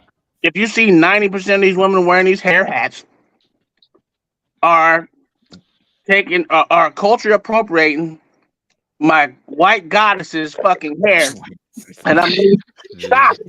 Why are y'all getting caught up on the hair? I have no idea. Wait. Let me hear the No, video again. Y'all still, is it all about hair? Is that what it is? Hold on. I want to say on this podcast. Because I wanted to make sure because I hear hair and I'm like, that what the Aaron, it's she not the said point. body and hair. No, Aaron, honestly, it's not about the hair. It's about showing me who you truly are. I don't want to fall in love with the character that you've been able to create. Like, come on, Aaron. Imagine if they let us do the same thing. Like, imagine if they let you just bring your hairline magically back to the middle again. Like, you'll be like, or look at me, or like, well, damn, I'm like a 10, so never mind. Like, fuck me. All right, but look, like at the end of the day, like, imagine if we could just, do the shit they doing. Like, yo, Aaron. Women, look, you got some dope eyebrows, no cap, pause, all that, whatever, right? You got a girl look at Aaron and be like, my baby gonna have some nice eyebrows. You see what I'm saying? Wait a minute. Wait a minute. Pause it. Whatever y'all want to do. Boom, bada bing, boom, whatever. All right, fuck it, right? But at the end of the day, I want to be able to look at how you look. Like, yo, I used to do this. Yo, I'm telling you, I used to do this shit. I used to see a shorty like, yo, you got nice eyebrows. Da, da, da. Yo, wake up in the morning, done ravaged her. Wake up in the morning, shorty look way different. I'm like, who is this? I'm throwing shit at the wall, and I'm like, get the fuck out. Aaron, like, come on. Ugly nigga. That shit weird, Aaron. That shit weird, bro. I don't. What When does that some have to do chicks with? hide their mustache, like the little 12 o'clock shadow shit, they hide that shit from you, Aaron. Come on. So my thing is this. I've always been consistent with it. As long as you look good without the wig on, I don't care if you put the wig on. So if you can do both, fine. But you definitely have to do with the prior before you do the other. I'm not going to agree with that. Upset with women if they, because sometimes it does change a certain way. You want a different look. I don't be tripping. But if you take that thing off and use something that we can't imagine, it's probably absolutely. My man. Exactly. That's all we saying. The wig is cool. Baby, you look good. It's whatever. You know what I mean? Sometimes you wanna put a costume on. I don't mind it. That's all we saying. Like, don't change into some whole other shit. See, now you got to see through you upset. Men, is your hairline natural or is it created? Mine been natural since birth. What type of question is that? I put bread that every dude on here head natural. I put all my whole bank. Let's do it. Like this. I don't think that's an argument. He's talking about like lineups, like when they make your Yeah. line like on. That's my assumption. Yeah. Really? Yeah, that's what You she's came talking up- about. But it's not the Because same you know, thing look, because you know how you get the fresh cut, especially as black men, we get fresh cut. You know how all Talking about that Beijing. That's what you're talking about. That Beijing. it's not the same because Beijing you're in a just. minute. Well, I don't think it's the same because it's like you're modifying something. CBG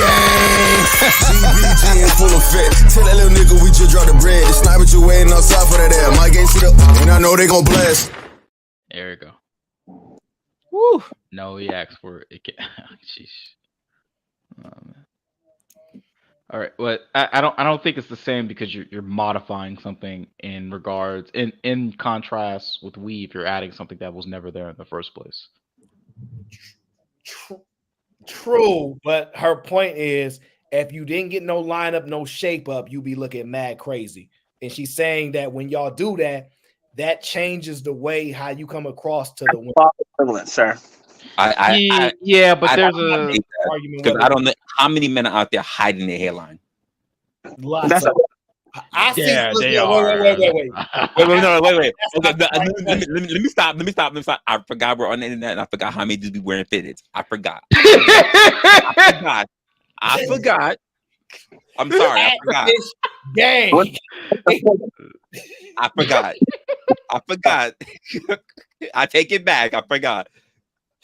Oh no, but in a general sense, like God, like they not necessarily hiding, but I do think they I don't think it's manipulation for a guy, but I do think it impacts women. Okay, well let's get off the hair, right? Because we already know the white guys is winning that hands down. And what else the woman said because you got to go here so much. How much makeup is on this panel, sir? On that panel. Let's go to that. Because we know once they take all that shit off, that's a different they statement. still not compete with men that wake up fresh face and keep it moving. That's a different statement. That's a different. Because a whole woman can be a different person when she put on makeup. Stop playing. What was even the point of the video? I Looking forgot. like whole different people when they start using that damn spray and spraying on their daggone fades and hairlines and tip waves and all. I act like that spray ain't popular when them beards and everything. My beard real. My beard real. Came out of Mother God. Allie, did you come up here to discuss the video or talk about what men do to try to do what they do? We can talk about the video too. I'm just saying, we're not finna act like men don't be faking the fuck when they use that goddamn spray. Wait. Callie Bev, let me ask you this. Honest opinion. Do you feel like a man's actually deceived you? That you actually was into? Like he was like, man, I was into him, but it was only because it's fresh cut. Because after that, he fell all the way off a cliff. You look different. Get the fuck out! No, you look different. Yeah. Okay, y'all. So y'all got my eyeballs. All right, got it. Y'all be looking different with that spray versus without the spray. What's that dude that do the sports commentary? That sports dude. What's his name, babe? That dude that be sitting behind a desk. It was how black his hair is all the damn time. Stephon Marbury. Yeah, he got a false hairline or whatever. He got his shit all squared off, all up in here and everything like that, and it's squared off, and it come in a little bit too far and everything. It changed the way your facial structure looks, no doubt about it. And then when y'all beard too, it shows the tail too. Y'all be looking different. You can't weasel all the questions with me. Now, what your statement is true, the statement you had, but has a guy deceived you? Like when you was like, oh, you know what? He looking real good. And then that's after he got a cut. Because most guys don't get that stuff. 5% of men spray on at best. Yeah, most guys don't do So that. that's not argumentative. That's not an argument. I'm saying, dude, the fresh cut is you telling me the fresh cut has deceived you. That's what I'm asking about. You're muted, Kelly, Bev. I don't know if she realizes. Or she's talking to her husband, maybe. But let's just about that answer. You're muted, Kelly, Bev. Can't hear you. We got a barber in the shop that uses that spray on all of his damn customers. Damn near all of them. So yeah, you get about what 8 to 10 barbers and they spray that shit on all of their customers. That's a good size amount of people that niggas be getting that goddamn spray because it's popularized. Remember, they can't afford haircuts. At least that's what y'all be saying. Wow, this is ridiculous. What'd you say, Uncle Tom? I be saying motherfuckers broke out here. They can't afford haircuts. So how they getting extra Beijing put on themselves? Huh? So what you're saying is niggas ain't broke and not being able to get haircuts. Stop it. It ain't broke. Wait. So what you're saying is that men have traumatic transformations the same way women do when it comes to like their. That should be looking totally different, Black Dawn. Hell, the fuck yes. Out of here. Wow, that's crazy. I've never heard that till today. Okay. But she lying. Ain't nobody's hair that black. Ain't nobody's hairline that thick going all the way up to the tip. Ain't nobody fade that goddamn great. And ain't nobody whatchamacallit. Ain't nobody's beard that goddamn thick and straight unless they know how. Even when you use a razor, even if a nigga know how to use a razor, you not getting that shit as clean as you would goddamn straight cardboard. Is that changing just how attracted you are to the man? Are you telling me? So it's a huge drop, a huge drop. Yeah. So if you found out that he was using like Beijing, you immediately be like, ugh. Like that shit just goes away. When you see it without it, it's like, what the fuck? All right. And Cali full of shit, man. I mean, you can say that, but whatever. Because she's guys, y'all. This is how y'all get caught up in the argument. She's making her point. It's a valid point, but it's not to the question. A guy you've been interested in, you was like, oh, he looked good, had a fresh cut, whatever the case was. Then you start messing around with him, and then he kind of fell off a little bit. You was like, it's been a drop like that. No, you can't say that a guy that I've been interested in, because when I was interested in guys in that kind of fashion, the spray shit wasn't a thing. But I have seen dudes with spray and without spray, and that shit is like night and day. Okay, I accept that answer. But you're not saying the fresh cut is like a trick then. Minus the spray stuff, the regular fresh cut line of it, that's just normal then. Yeah, a regular fresh cut, that's normal. Okay.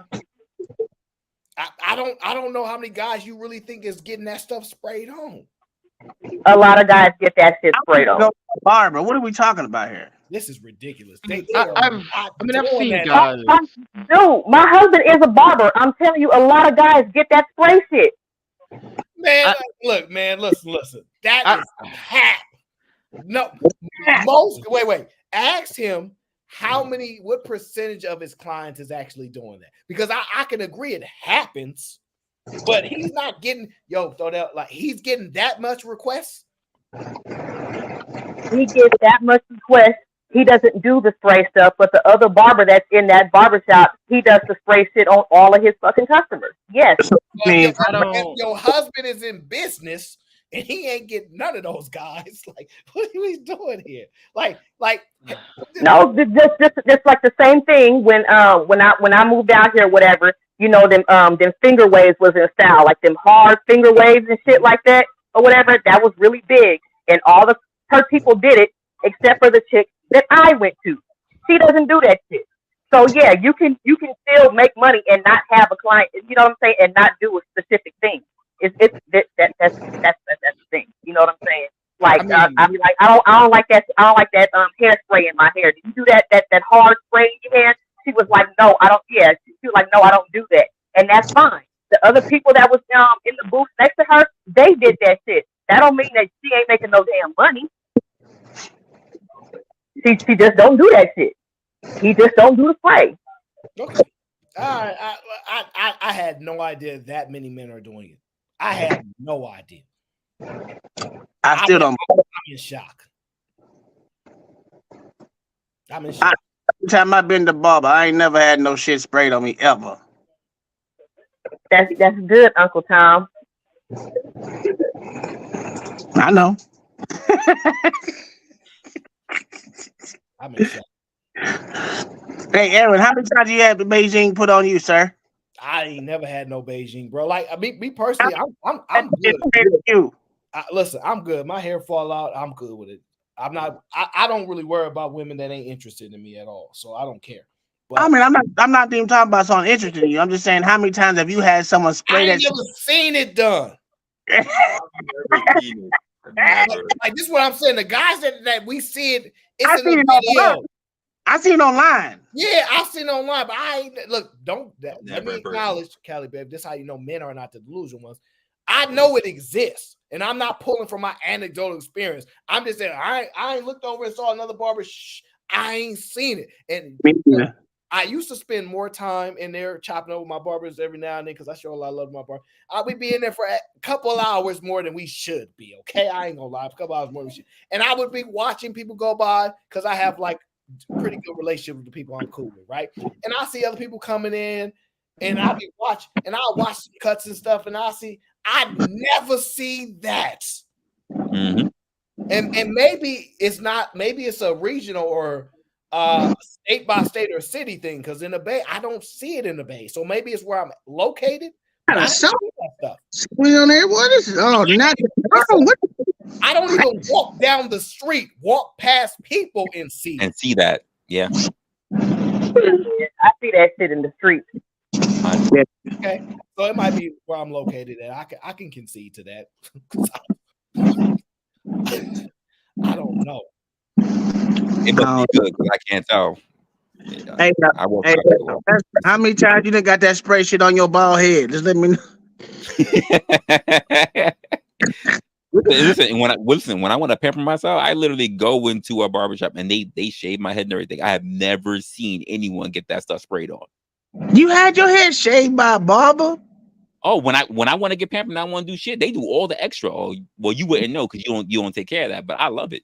I go to it's like going to a spa, man. I love it. Yeah, I think that's crazy. But I'm gonna leave it alone. I can see Callie Bev's point. Don't see that bullshit. Okay. Look, walking around looking like a dark and lovely box is not natural. Okay? I can't. We gonna have to concede it because I don't be looking after guys like a woman her eye would attract to. So I'll concede it just from that point. But this is crazy. Like I can't believe she's making this argument about the small amount of men that do that. Like it's really that many. But okay, I have to fight it back, but I can't. Let me get to the next clip, Callie Bev, because I know y'all always giving me a hard time about the stuff I say. I know y'all not about to fight back on this young lady right here about the stuff that she say. I know you ain't no woman gonna push back. Any nigga who wants to fuck with me is paying a cent. Like, you got 2 dates. You got 2 dates before I start asking for money. That's it. 2 dates? 2 days. Day 2, I'm like, all right. How much do you ask for? I don't go crazy. It depends on the guy. Like, if he's kind of ugly, I'm gonna ask for a lot. So if I see I'll be like, I have to go a little low with him. Like, I'll be like, oh, like my tire is fucked up. Like, I'm fucked up. Can I get $500?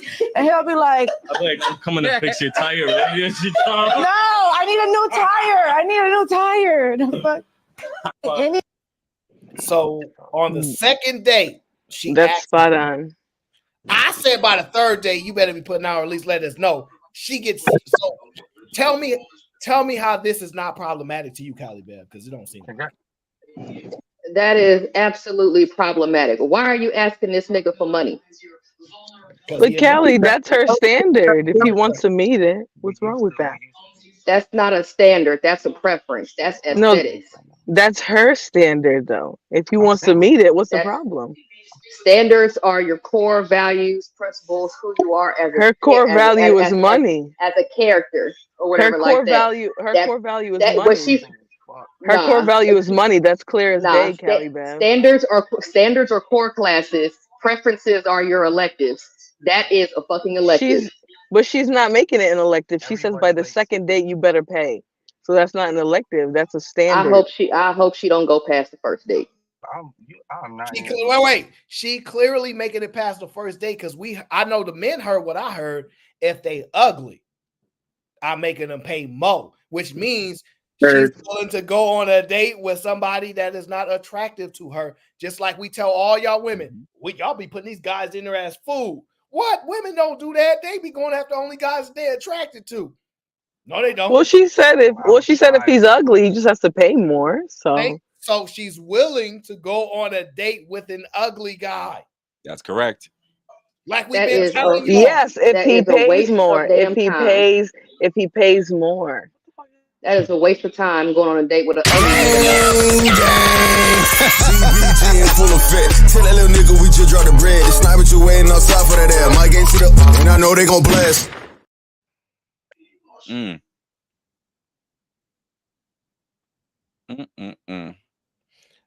I think they don't want to hear Flo today. I'm just saying, Callie Bev, the third date, I don't want to hear no complaints about my 3-day rule. Why on the second date, she said she really wanted immediately, but by the second date, she asked him for bread. And she's so smart. She said, I'm only going to ask for a little bit from the jump. Not too much. I ain't trying to break them. She got a technique to this. Think about what you said. Technique. I don't think a woman should be talking money with a dude unless they live together anyway. But that's just me. I don't know. I'm just saying. That's what I heard. Callie, would you consider that she's out there prostituting herself? That's what it sounds like. Okay. Well, hey, we all said no. Hey, I'll take that.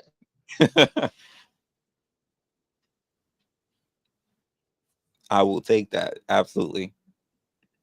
So it's easier. Like if a nigga even offered me a bunch of money like that, I'd feel like, you know what I'm saying? Like I feel like he don't even respect me because he think I can be bought. Like that's bullshit. I mean, well, she's saying pretty much that she can be. All right, but we ain't talking about your mental. We talking about that slide mental. We talking about that slide mental. We ain't talking about your mental right now. I thought I seen you play videos with a woman. About right now. So right now, what we doing is see. Let me get y'all game real quick. See, you gotta let her. All the dudes that think they could get her, you already lost that, bro. If she ain't coming to you, you ain't talking to her. That's the whole game with her, because the dude that she going to, that's the dude that she think is the guy that she gonna be giving top to in the back of the parking lot somewhere, and you ain't got to worry about that. But see, that's why I always move like that. You don't sit there and be trying to go for shorties, bro. Let them fucking come to you. All my energies with almost every woman I've been around, they came to me, said hi first, said something first. And I know a lot of dudes think like, oh, that don't happen much. It happened, bro. Lee, you the prize, sir. You the prize, Lee. I mean, either way, even if you go up to her or she come up to you, either way it goes, she gonna be asking you for some money. That's just the type of chick that she is. She gonna ask you for money either way. Nah, that's cat. That's cat, because she basically saying that she want the dude that she deem handsome. That dude gonna be able to slide her within an hour.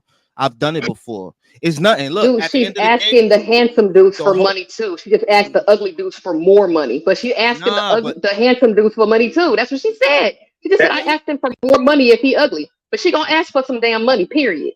All right, we all men here. She said that. That means she's a prostitute. Exactly. Yo, Uncle Tom. It just says if you ugly, she's charging a little bit more. Uncle Tom, wouldn't she sound crazy if she said, if you're attractive, I'm not gonna charge you shit? Wouldn't that make her sound crazy to all the women? That's why she ain't say it. That's why she ain't say it, bro. They be capping, bro. She only said, I'm gonna charge you a little more if you look good, bro. She gonna get that shit up for free, fam. But she said she's charging anybody, whoever she messed with on the second date. You coming up out the bag. She asked for money. That's what she said. Oh, why? Then if she giving it up, then you can add this 500. She didn't say that. Yeah, exactly. What the hell? Hey, he say your trick. We over here trying to inflate prices. What's wrong with you? Yo, that's Nah, look, listen, I'm saying, like, if you got it like that, like, I don't know what type of spaces she in. She probably in those type of $500 spaces. She said for the Lee, look at her. Like, honestly, like, you know me, I don't be going in like that. She saying this? She look generic as shit. Yeah, she looks super generic. She ain't hitting on much. Yo, Yes. this Look, motherfuckers that pay for wait, hold on. My girl Moxie said 500 is low for the Puma. No, it's not. That's way too high. He inflating prices. 500 for you. 500 for you's good. I didn't say for me. Don't throw that in my mouth. No, don't put that on me. No, I said that's the energy. She see for me, $40.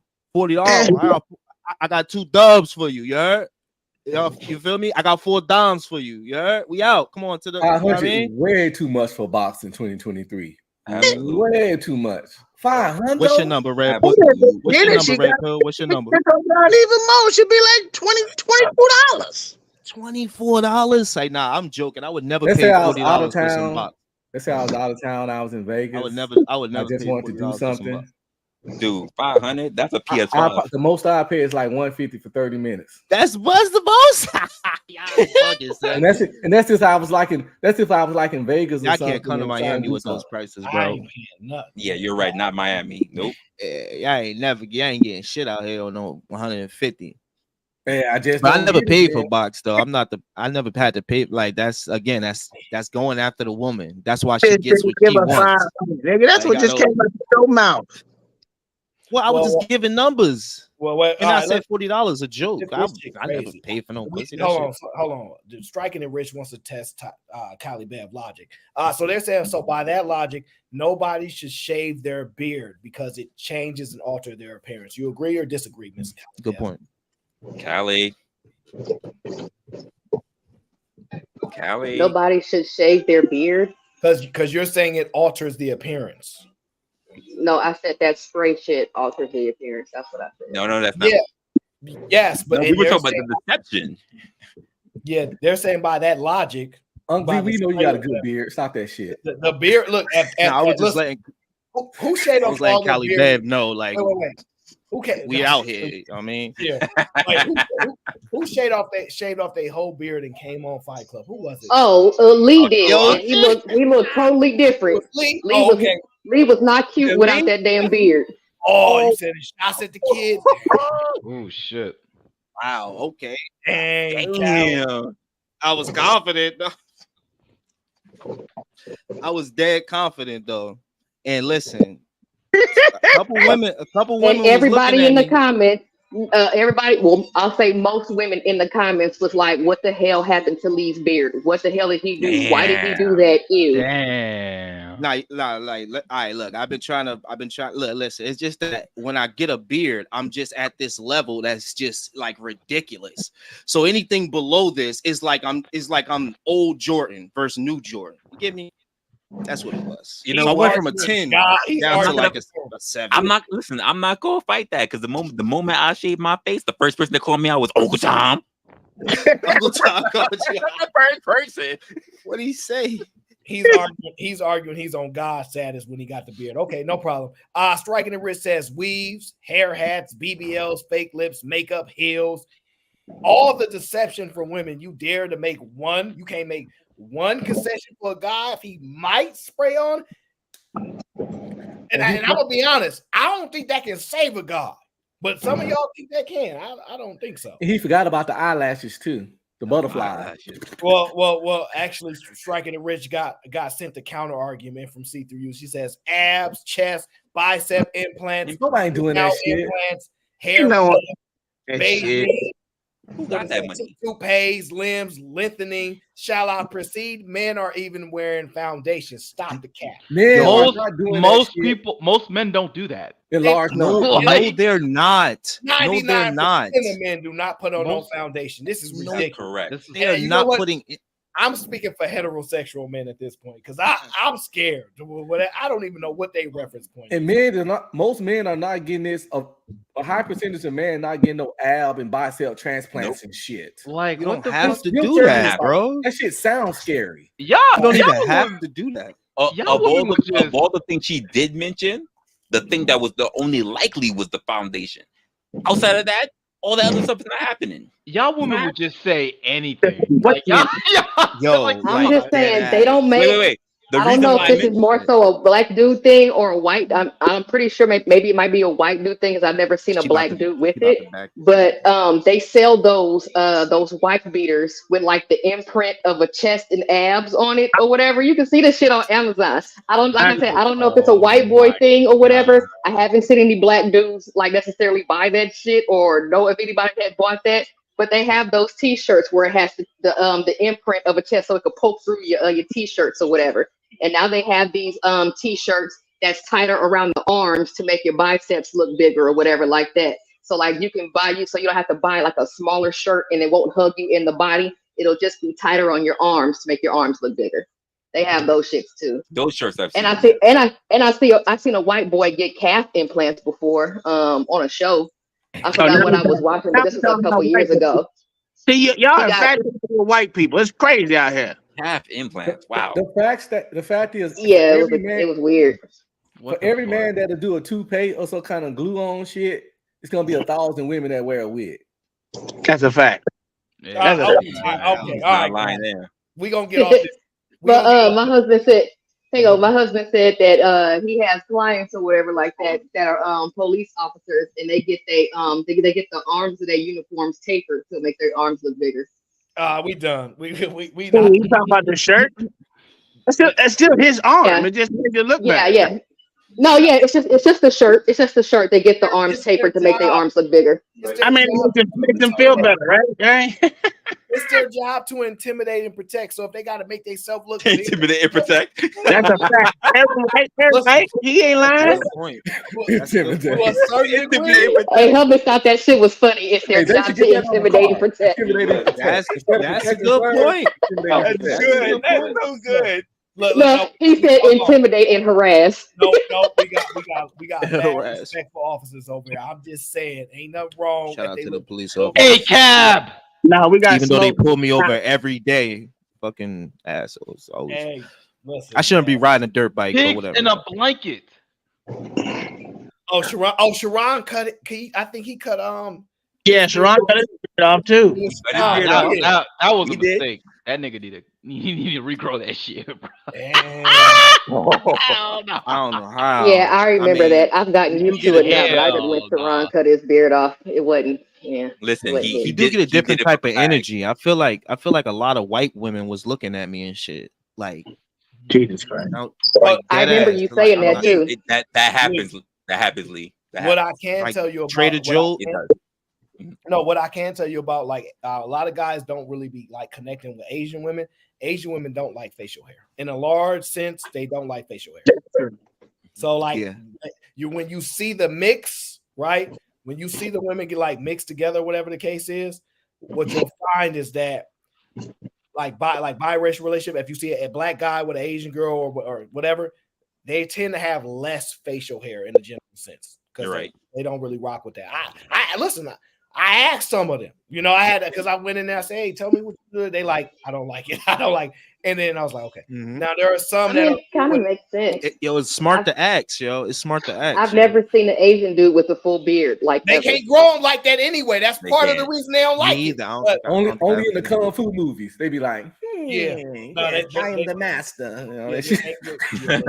They really don't like it like that. Now, if they married to you and they marry, like the white guys that have it every once in a while, but they really like that. Nah, I think it's weird, but that's just me. They do not like that stuff. Get this nigga up off here. And if you see who you talking about?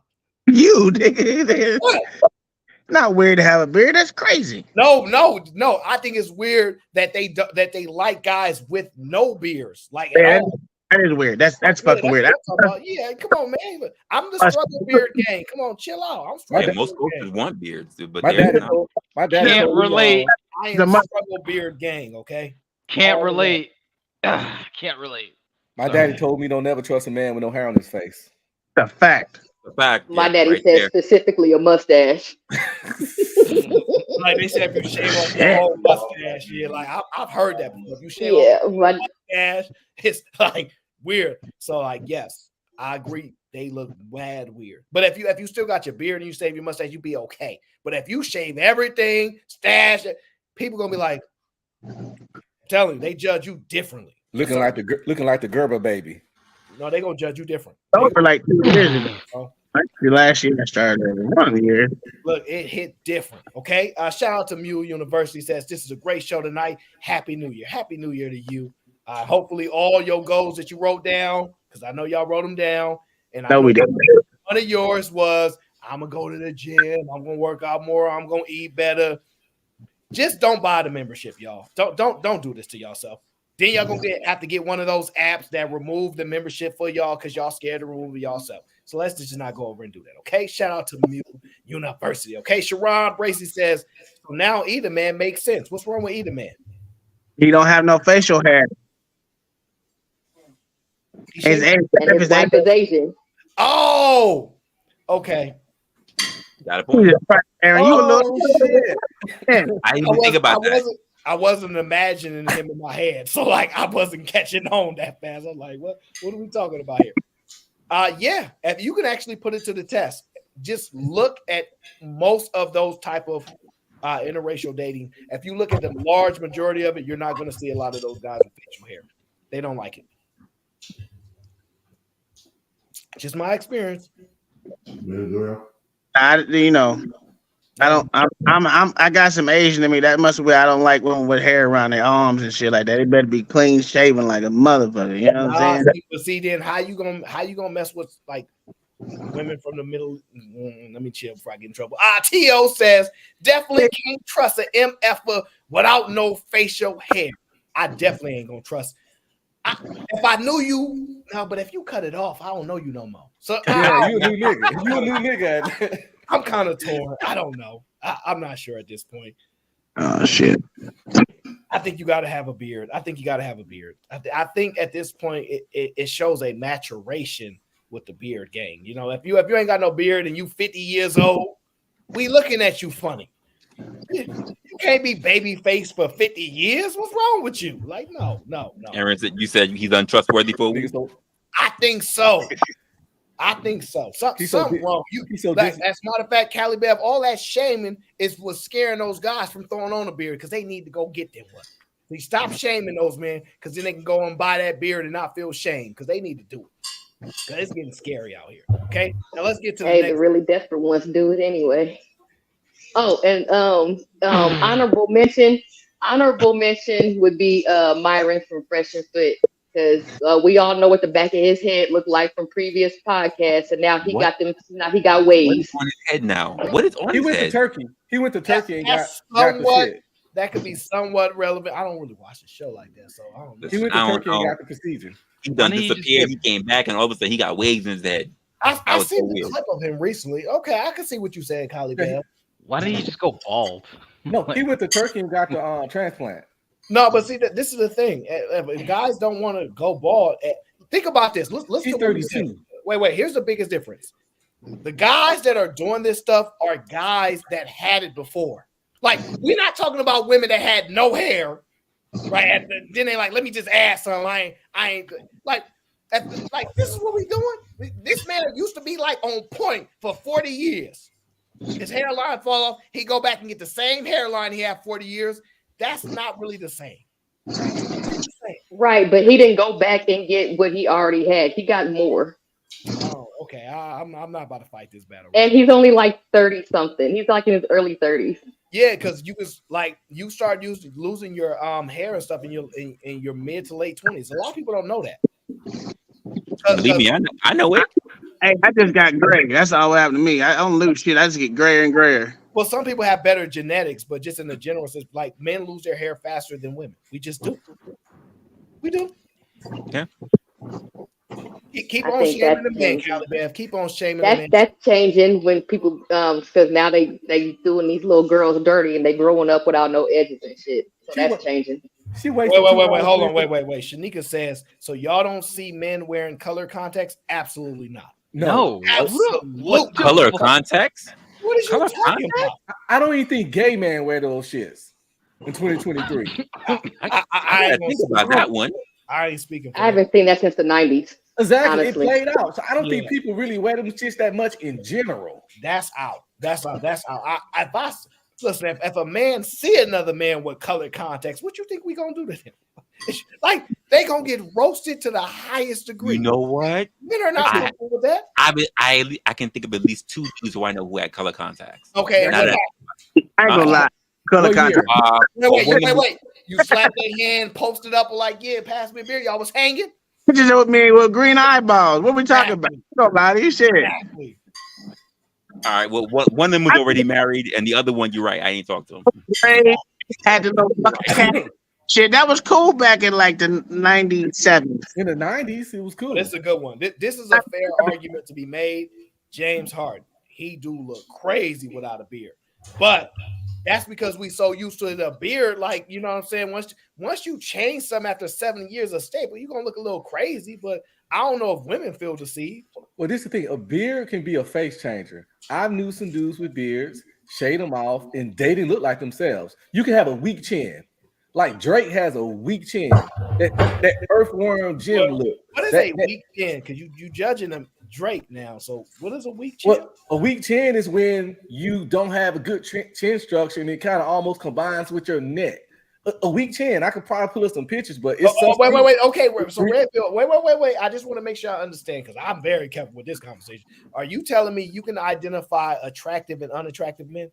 Yes, I'm sexually secure enough to do that.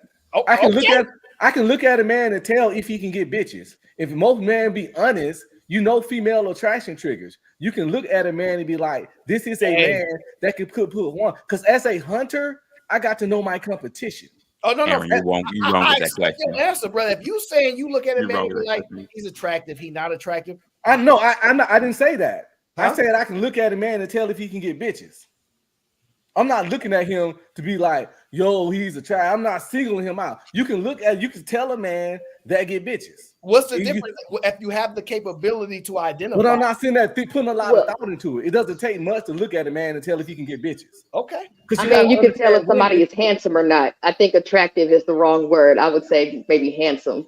You know, you can tell female attraction triggers. But a lot of niggas so motherfucking fake machismo. They can't admit that. You can look at a guy. If he taller, if he has good face structure, if he has muscularity, you can look at him and tell like this dude can get bitches. But if you ain't securing yourself, you can't do that. Mr. Secure Man, you changing the verbiage. Okay, let me switch the screen. Mr. Secure Man. No, you trying to create a narrative. No, you changing the verbiage to I could tell if he get women or not. That ain't what I asked you. So what you asked? No, you heard what I asked. No, you heard what he asked. That's why I said wild question. As an honorary supporter of the show, I'm letting this skate. Ask it again. I'm good. No. I'm not going to alienate. I'll answer it just like this. I can look at a man and tell if he's attractive. Okay, so let's just start naming out names. Let's start naming out a bunch of names, y'all. Throw out some names of some men so Red Pill can give y'all these attractive ratings. All right, let's get some names out here. Go ahead. Because I went to film school, so famous people names or just regular people that we see on panels. I'm securing my sexuality. Hey, and we respect that. And we need leaders like that to handle this. We got because I went to film school, so I got to be able to identify this kind of shit. Go ahead. Listen. I'm not gonna do no. Listen, I ain't gonna do you like that. Go ahead, good. Chat it. I ask you it, but I ain't gonna just let them. No, they can trust me. Names in the chat this weak ass black homophobia, ignorant ass fake machismo shit don't work on me. I got 4 kids and a whole wife, so I went to film school, so I understand how to look at certain shit. When you got to be able to look at people. Yes, you can look at people and tell them, you can look at someone and tell if they got good features without wanting to fuck them. And name one. You can look at a man and tell that he got good face structure. That was over the top, but I understood what you meant. It's something called the golden ratio. And that's Yeah. how you identify Yeah. attractiveness is about symmetry. You're talking about the Fibonacci sequence. You're talking about the actual. Hold on. Why Exactly. Red Attractiveness is about Red symmetry. Pill, you super secure. Why are you overly defending yourself? Because I'm getting jumped on. And plus I'm never getting my point across. I can't say nothing. Oh, he arguing right now. I'm trying to say that attractiveness is about symmetry. It's called the golden ratio. It's about symmetry. Where how far your nose from your mouth, how far, if your ears are level, where your eyes sit in between, things of that nature. It's a little science to that. And I learned that in film school. Red Pill. So I can look at a man and see if those things work right without wanting. Fine. All we saying is if we need somebody that can judge how attractive a man is or not, we hollering at Red Pill. So you can say that. You can say that middle school shit, but whatever. Hey, you say that middle school shit. Red Pill, can you rate Uncle Tom? I'm a motherfucking. It's not about rating. I didn't say he didn't say nothing about rating. He didn't say anything about rating. Let me just tell y'all something. Yeah, let me just tell y'all something. Us old people, we not hung up on that Paul shit. Okay, we not. You're talking to a generation of people who grow up with rappers telling each other to suck their dicks and it not be gay. Okay, that's where we come from. We ain't worried about that shit. Hey, y'all just don't take it as gay. That's like I can look at a nigga and tell he ugly. You right. We gonna chill. I don't want to get no. Uncle Tom, you know better. Oh, Uncle Tom, you know better. You the same age as me. You know better. You know when people be talking about some suck my dick, you know that shit ain't gay. Hey, listen. We don't want no. That is gay. So who's handsome? Who's handsome on this panel? It's not. I ain't gonna I don't judge care no how niggas hard on they no think they panel. are, Shut your Callie. weird It's ass gay. up. You insecure? What you mean? How's that weird now? No, you can't. Because You can't hop in your DeLorean and then go back to the past and talk about some. Yeah, that shit is gay. No, ain't no DeLorean. We all know that shit was not gay in this connotation when it was being used back in the day. So just No, stop. Callie, Nobody I said took it it then, as and I'll say it now. You do not nobody invite took it another as nigga to gay. your dick. Nobody took it as gay. Nobody meant it as gay. Everybody knows. So let's hop out of our DeLorean and come back to 2023. Okay? Red Pill. I said it then. It's not I gay. said it It's first not then, weird. I say it now. Like, Do dog, not I don't make invite it a your habit. dick. I don't make it a habit or a hobby of looking at man, but I can It's not weird. I can We're tell if a secure. man, I can say if a man can get bitches, but I don't make it a hobby. You're not gonna make a game of it. It ain't something I do for fun. So you actually need to pick who on the panel. Red like Pill. this. I didn't say I do this shit for sport, nigga. But Red I got Pill, they eyes, trolling at this if I point. see a Red Pill, dude, I get it, I get it. I see bitches, Red right? Pill, Red I Pill, can they say trolling at this point. They know what you mean already. Here we They go, just King. trying to edge it on. Just leave it alone. All right. Who on the panel? We accept your answer. Calm down. We accept your Kelly's the answer. only one acting like a motherfucking man right now on this. No, I just want to know who on the Callie I know panel. y'all understand what the fuck I'm saying. I know y'all understand what the fuck I'm saying. Okay, so who on the panel gets the most bitches? I want to know. Like, who Nigga, your granddad, nigga, I don't know. Hey. You say you can. I'm just going off by what you said. You ain't sounding very Just because secure I can right do now. something don't mean it's some Very shit I do for fun, or do for a game, or do on another weird ass nigga command. It's not weird. Why would it be weird? You know what? I feel like I'm talking to a woman right now, so I'm start talking to you. There's nothing weird about it. We're all secure. We have a Red, family of Red, four Red or whatever. Pill, I did a minor in that. You got so a wife. I knew where you were going with that. There's nothing weird about it. I think They just teasing at this point, Red Pill. Just leave it alone. Can They teasing now. Razzler didn't want a dick hole for him, but he kind of slightly held it the tip a little bit. Hey, y'all gotta chill. Leave Red Pill alone, y'all. He's comfortable in his manhood. He's real. Y'all would lie and y'all wouldn't keep it real like Red Pill does. Okay? Exactly. Yeah. Wow. Yeah, y'all chill out. Podcast. What is you over there? I don't know what podcast on right now. I ain't gonna even do it. Because I don't be knowing what you be doing all the time, but now I see what it is. Stop judging me. You a chameleon.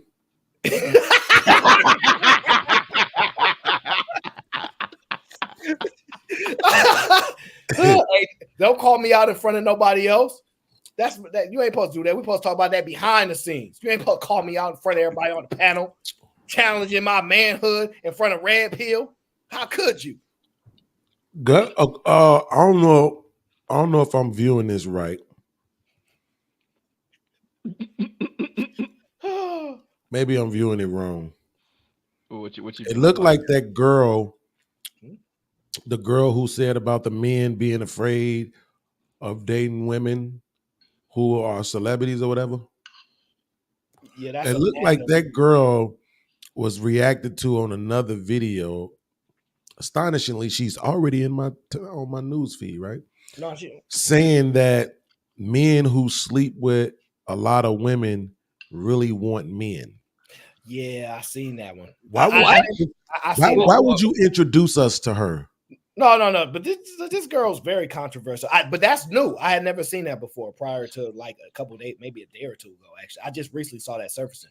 But at the end of the day, one thing I like to do is listen to people that I might reluctantly or I disagree with. So I'm reluctant to want to listen. It makes me more encouraged to listen because I want to make sure I'm not rejecting things just because I don't like somebody or this is that. And I'm willing to engage with listening to people I have a disagreement with. So I'm always constantly listening, like maybe make sure I'm not overthinking this and I'm not wrong. Just because I disagree with them don't mean they wrong. So I'm always constantly listening. Like, let me pay attention to this, make sure I'm not tripping instead of just automatically assuming. Now, that woman, I don't know her that well. I told you I don't even know if I'm saying her name right. But yeah, I heard she said that. Absolutely heard she said that. I didn't hear the context added beyond that, though. All right, y'all. Look out for my next video. Women who don't pay for first dates have AIDS. That'll be coming out. God damn. I mean, if everybody else get to just make up shit, why can't I? This shit is crazy. I don't know.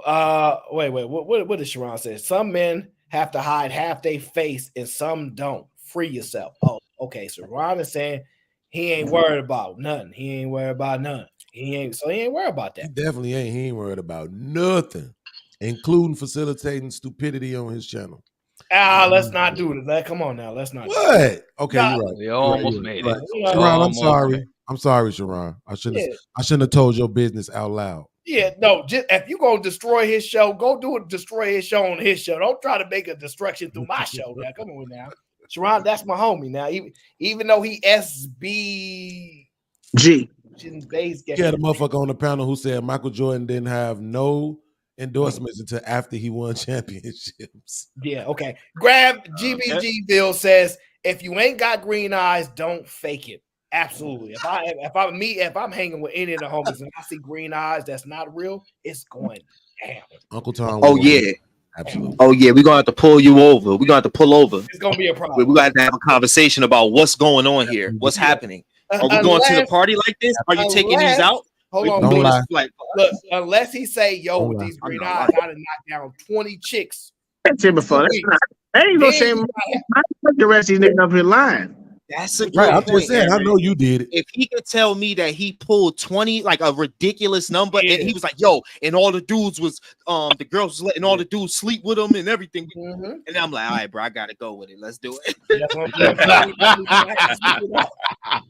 We might have to. Technically, Red Pill got on contacts right now. Technically, that's crazy. You caught that. What you said? Okay, Red Pill is not wearing out contacts outside trying to get chicks. he got contacts on right now. His eyes ain't that not color. trying to get chicks. Look at on him. that right now. What he is doing is he's giving free game to the fellas, and he letting them know if you're a real man, you know if a man attractive or not. Okay, striking the rich out loud. Red Pill going to be ranking men out of 10. You like the Kevin Samuels thing on me? To be able to hunt, you gotta know your competition, bro.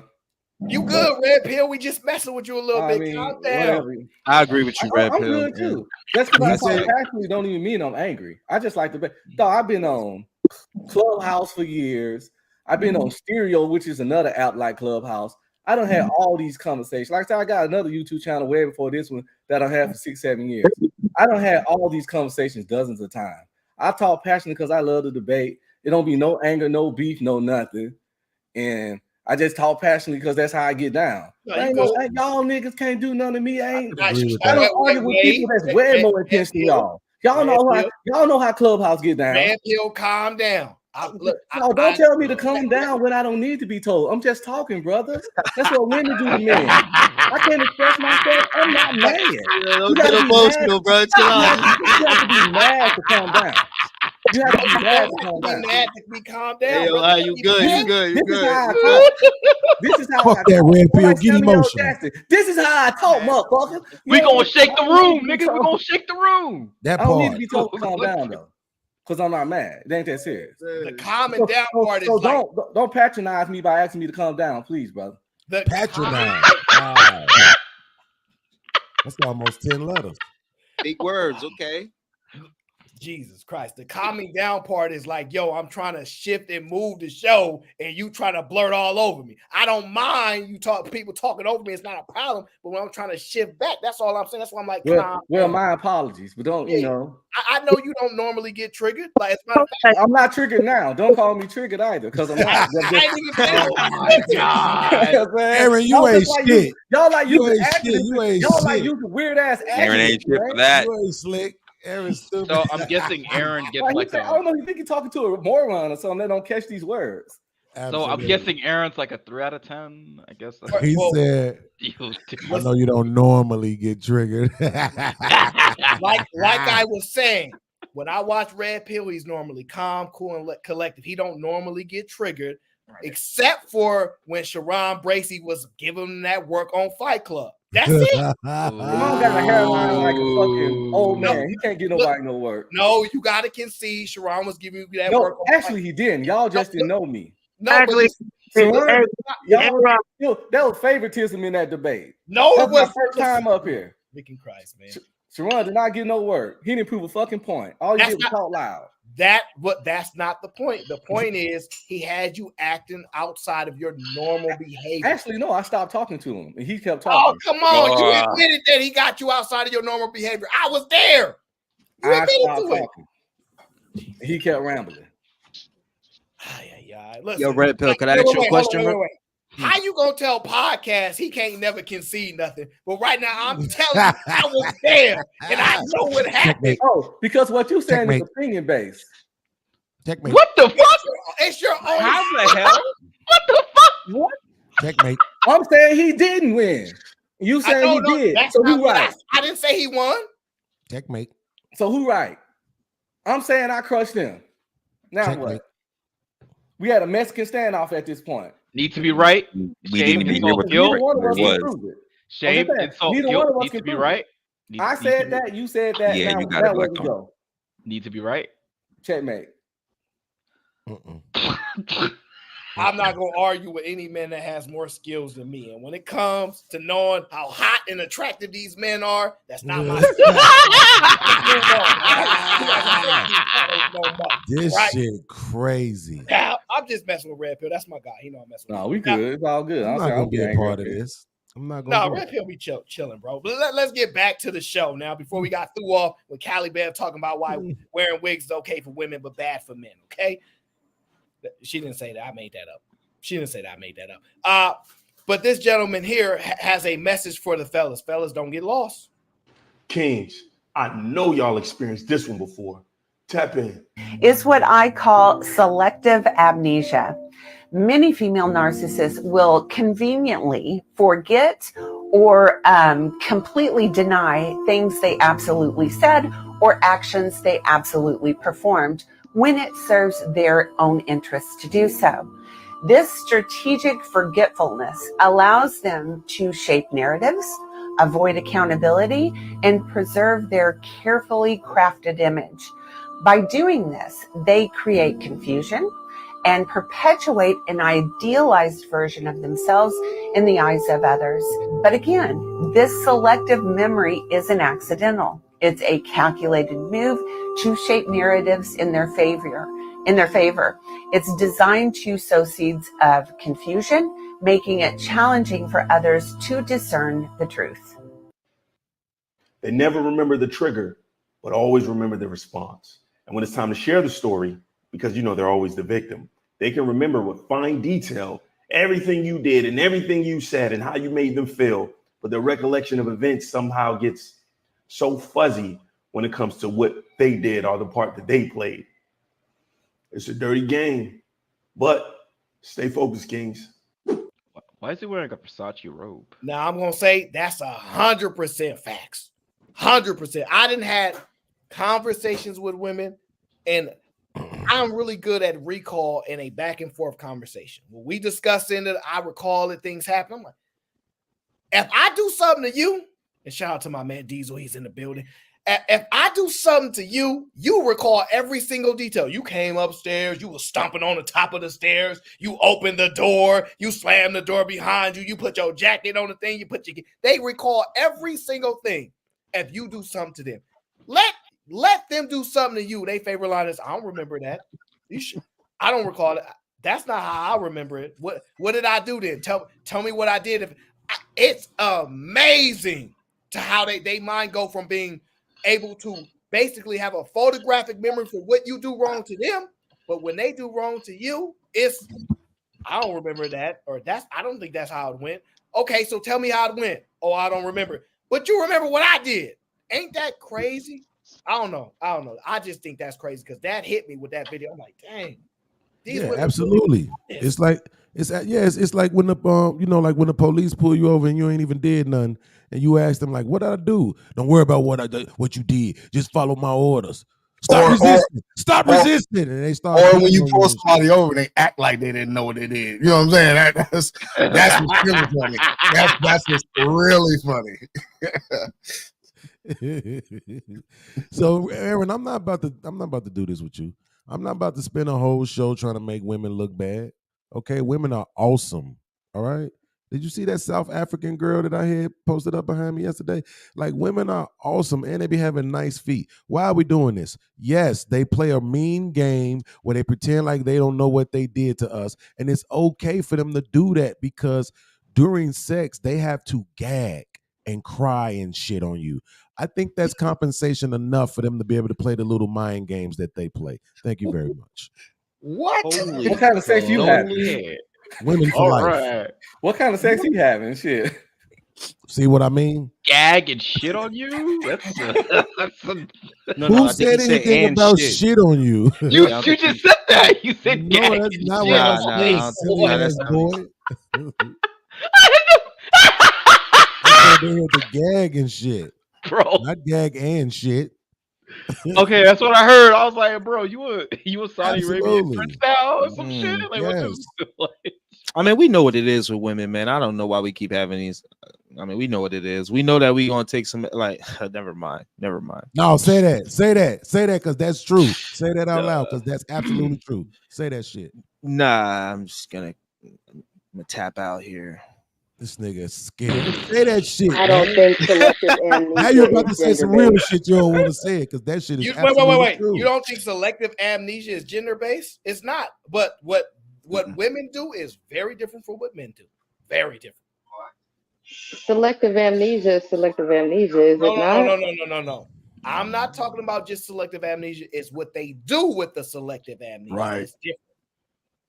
Nah, and she broke that down like that was y'all technique, like that was y'all like, as it is, like that's y'all superpower. Like in yo facts. Listen, absolutely. I be forgetting mad shit all the time when I'm in front of it. Like y'all smoking mirrors. That shit is dope. But listen, man, whatever. Feminism is the devil. Well, have you ever used that technique before? Wait. Look, if y'all don't believe me, right? If y'all don't believe what the lady just said, because that was a woman. I be getting women to tell women this stuff, so they don't think I'm the one that's coming up with these. The woman said it, right? If y'all don't believe me and what I'm saying, which my agreement, Lee agree, podcast definitely agree. If y'all don't agree with us and y'all think we making this up, have y'all ever seen women do it in real time? In real time? Hell yeah. Here's a video. Here's a video of things happening in real time. Listen here. That's his baby, but he denied him. I have doubts. And my oldest son looks different from him. He's darker, he's chubby, He has another son by another woman. Yeah. He has a different mother. Of course he's gonna look different. But she put tracking devices on my phone. She on my Facebook. Like people be thinking they talking to me and they not. They talking to her. She got my Facebook code and everything. Okay, I wasn't like stalking you because I did not trust you. She started having kids at the age of 18. She ain't gonna stop because of me. She got 6 kids. I had 4 kids when you met me. You gave me 2 more. You are convinced Mr. Lovett is Corey Jr.'s father. Oh, that you're convinced of. Oh yeah. She can't stay alone, and it shows whether I'm in her life or not. She gonna keep it It moving. ain't my fault. I look good. Yeah, you look good. Mr. Lovett, you are not his father. Told this. That's why I wanted to get DNA. Are you sure? How is that possible? Do you know who his father is? You know who it is. Oh my God. The DNA doesn't lie. Oh my It God. gives clarity to all of the confusion. It's not like I knew it was another possible father and wasn't telling him, because if I would have felt like it was another possible father, I told him. You wouldn't said nothing. I would have You know told you wouldn't him. have no I chance to would've be in my told him. life. Damn. Now, Kylie, Damn. That happens all the time. What a real time example of what we talking about. You see it? That shit is dirty. That pussy must be stretched out though. God, the 6 Hey, kids. Mari made his whole career off that kind of shit. They be like, I'm 150% positive. How you 150%?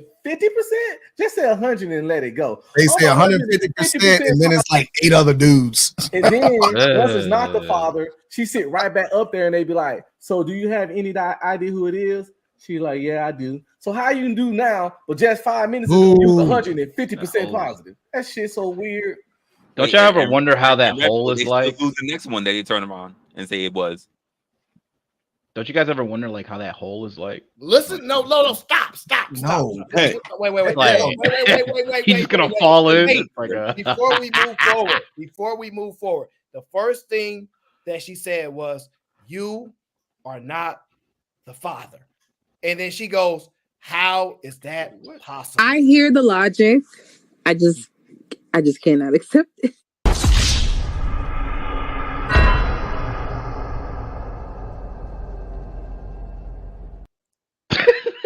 How long does it take for a I'm gonna just say a regular woman? I don't even know how to understand that you are not the father. This is scientific facts. How can you say I don't understand? Like, how can you actually do that? How? She been lying for so long. She eventually believed her own lie. Because the image in which she likes to paint, she has to believe it in order to sell it to the rest of us. Like, do you know how think about it? First she said how, and then she said, if I felt like somebody else could have been the dad, felt? What? Felt? Oh, wait. And Sugar Bum, that is not a scripted show. You need to stop. That is not a scripted show. You can go look up the history. That show is not scripted. It's not the same.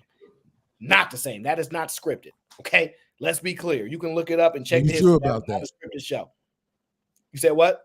Because I never knew. Are you sure about that? Because I don't want to say that. That show is not scripted. There's another show that is scripted by another lawyer who plays a judge for that type of show, and I know exactly which one it is because they don't even use the real people. Those are the real people.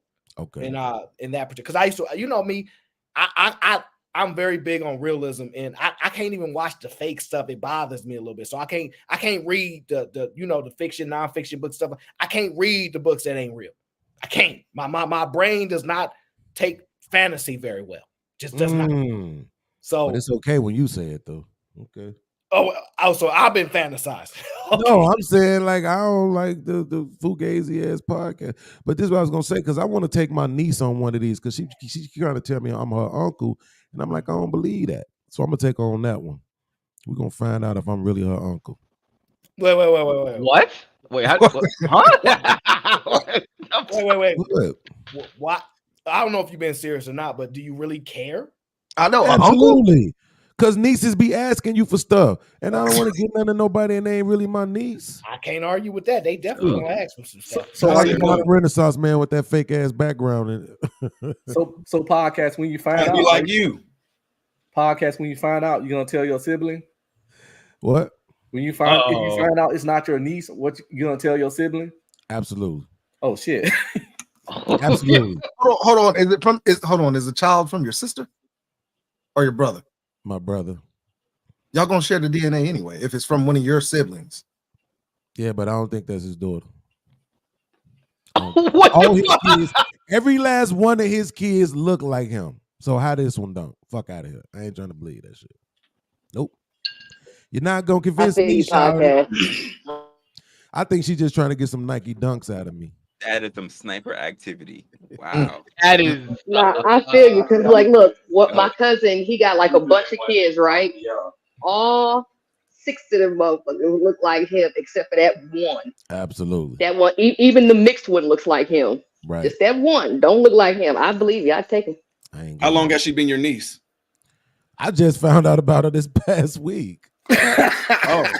Actually, I just found out I found out I had twin nieces this past week, and they're like 18. Right, shit like My that. twin brother had twin girls, and I just found out about it. Wait. Your brother deceived you and told you that No, he didn't know. He didn't know. He Wait, just found out. A man can't never drop no traffic off on you like that.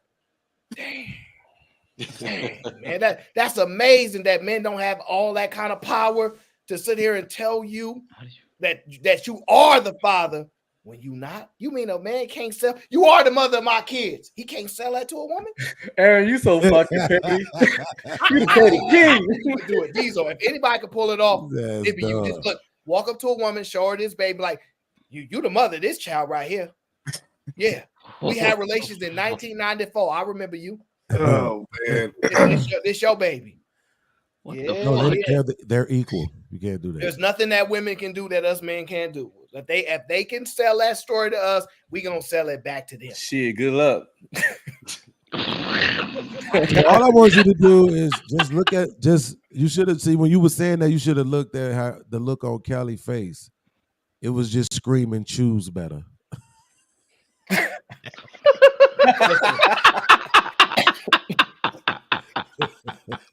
Oh man, choose better, nigga. I'm not gonna lie.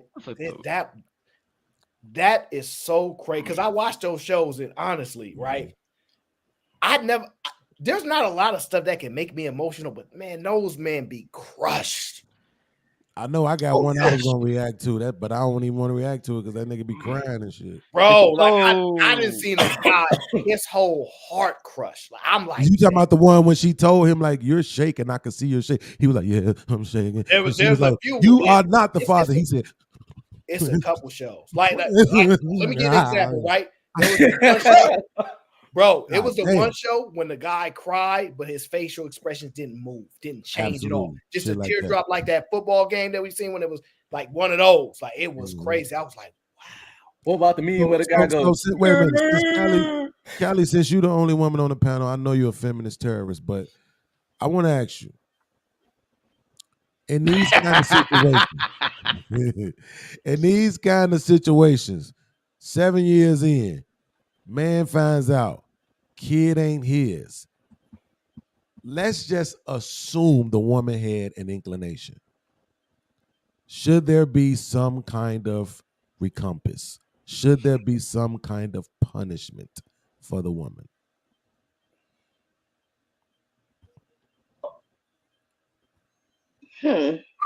Yeah, what that looks like, I don't know. I'll take it. A win is a win. A win is a win, baby. I will take it. I'll take it. How would you guys act if that happened to you, hypothetically speaking?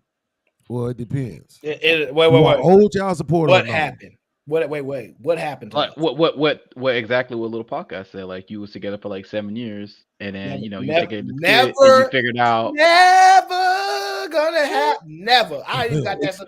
No, hypothetically speaking, though, let's just have fun with it. Never gonna happen. Let's entertain this. I'm not. This is my show. I'm not putting myself in a predicament like that. I'm fine with you can get the wrong woman pregnant, but not actually knowing the child is yours or not. I'm not living my life like that. You out There's your no mind. such thing as getting the wrong woman pregnant. There's no such thing as that. I got DNA tests when my children were born, right when they were born. Well, hold on, podcast. There is no such thing as getting the wrong woman pregnant, reflective wise. Like so, if you got a chick pregnant, yeah, that's your intention. You did that, no problem. But a couple years later, you realize that was a bad decision. That's the wrong woman. It is the wrong woman. It's the wrong woman. No, I don't think so. I just don't understand how I women. think everything that happened was ordained by Jesus. Allah. Ordained. Oh, yeah. Okay. Absolutely. I just don't understand how women can do that to like men and just not understand. Like that's like, if not top three, the worst thing you could do to any guy. But this is the Yeah, thing. but Like, that's look how Callie Bev responded to it. Right.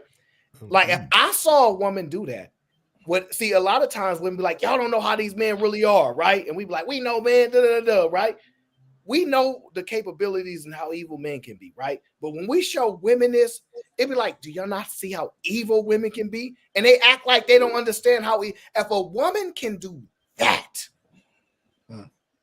in front of the world, basically, cry on command, like There's all a of reason that. for that, though, Aaron. I understand that all of that's not the point I'm making. I understand. No. Listen, the thing is this, and because I think it's important to highlight it. Yes, what you're saying is true, but the reason why is because when a man is looking at what a man does, particularly to a woman, we're looking at it from a perspective of, damn, how do other men treat other women? How bad is it? This and that, blase, Skippy. When a woman is looking at what a woman does to a man, she's thinking about, well, what about what men do to women? See, we not thinking about, well, what about what women do to men when we looking at what men do to women? We just judging how fucked up it is, whatever it is that he did. That's true. You see what I'm saying? I see that play out a lot. I'm gonna join. I've heard you make that point on your show before. Yeah, I'm gonna join the little podcast bandwagon. Now, I'm not saying murder should be legal. No, we not. I'm not saying it should be legal. I'm not saying that at all. I'm just saying, whatever happens, happens. But two good uppercuts and a kick to the groin area, absolutely. I'm surprised you guys don't really more watch than that that. show. I love that show, man. I love that show, right? Because as podcasts like to say, I'm big on accountability. I major on it, right? That to me, I don't understand how every woman don't watch that show if it got 99 episodes, 100. I would say, all right, out of 100 men, they got 100 women on that show. Like where you can see them clearly saying, you are the father of this child, and 100 times you are not the father. And it don't register to women the way things register to men. Like if you show us 100 guys that did this, like they did that, like that's how these women still think that this is one-off stuff.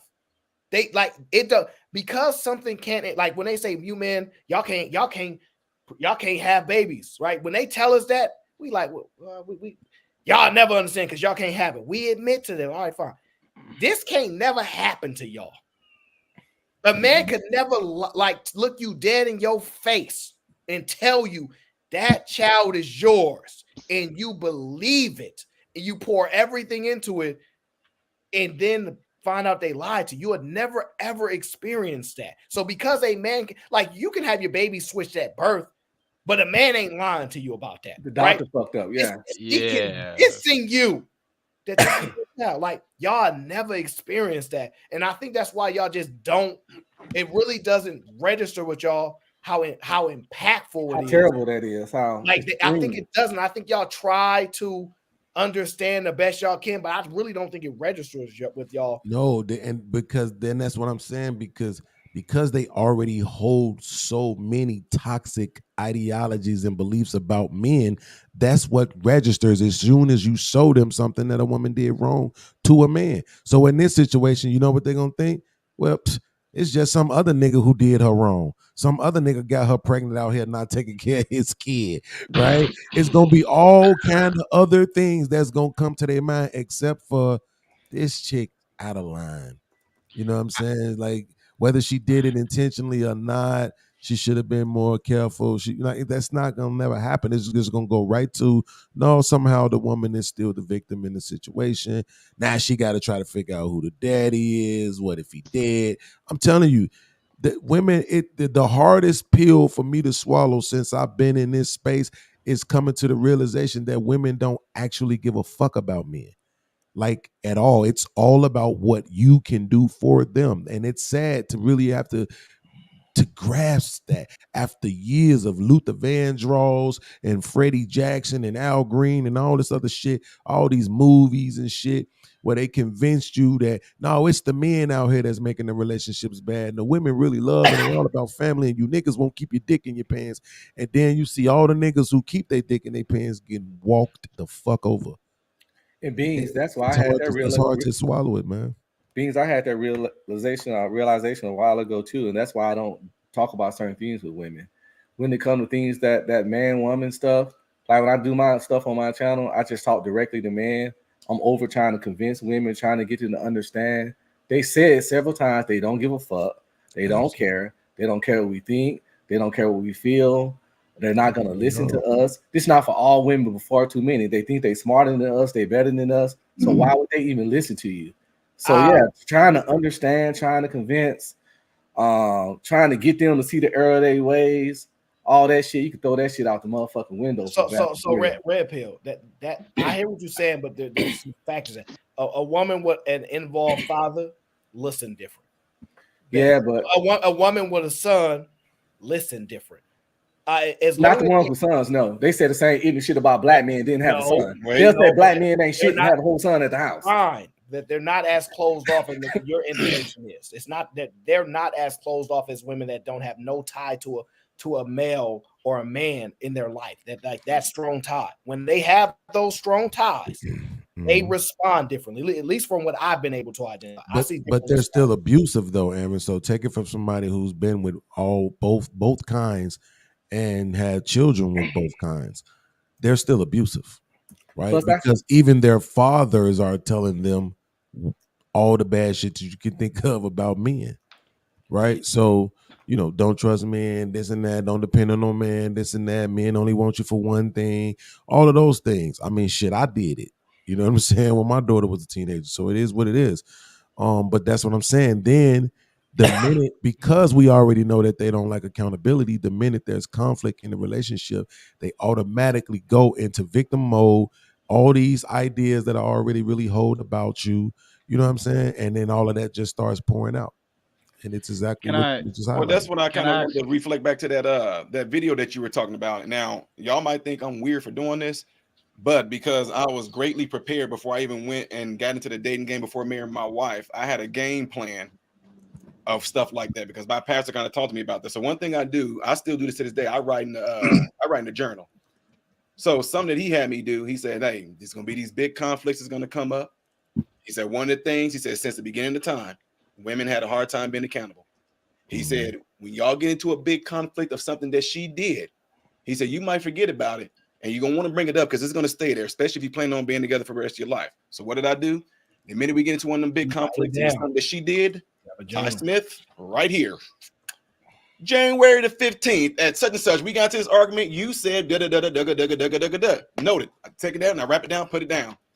The minute that conversation come up, I'm like, oh, wait a minute, because here, right here, look, read this. This is what you said, babe. Can't say nothing. I have to record it. I record that. Yeah, I'm with you, but now, look, that was back in the day before we had all this technology. I've been married 22 years, so back 22 years ago, we didn't have the whole smartphone. Renaissance. You got one right there with you too. I got same thing. Yeah. So because they will try to do that. I don't remember. No, I would never. Yes, you did. It's right here. It's right here. And this is what you said. So I'm telling you, when that happened, yeah, it affected me when you said it at that time. So I'm just want, and we are talking out, and I'm gonna hold you accountable. No matter how you try to get around it. Let's go with that is the responsible thing to do. Okay. Does anybody else realize how fucking toxic that is, though? Toxic as fuck that you even have that you actually have to do that. Like as another whole human being, to the point that Aaron made earlier based on the video, you can recall all the shit I did, but not the shit you did, not the shit you said.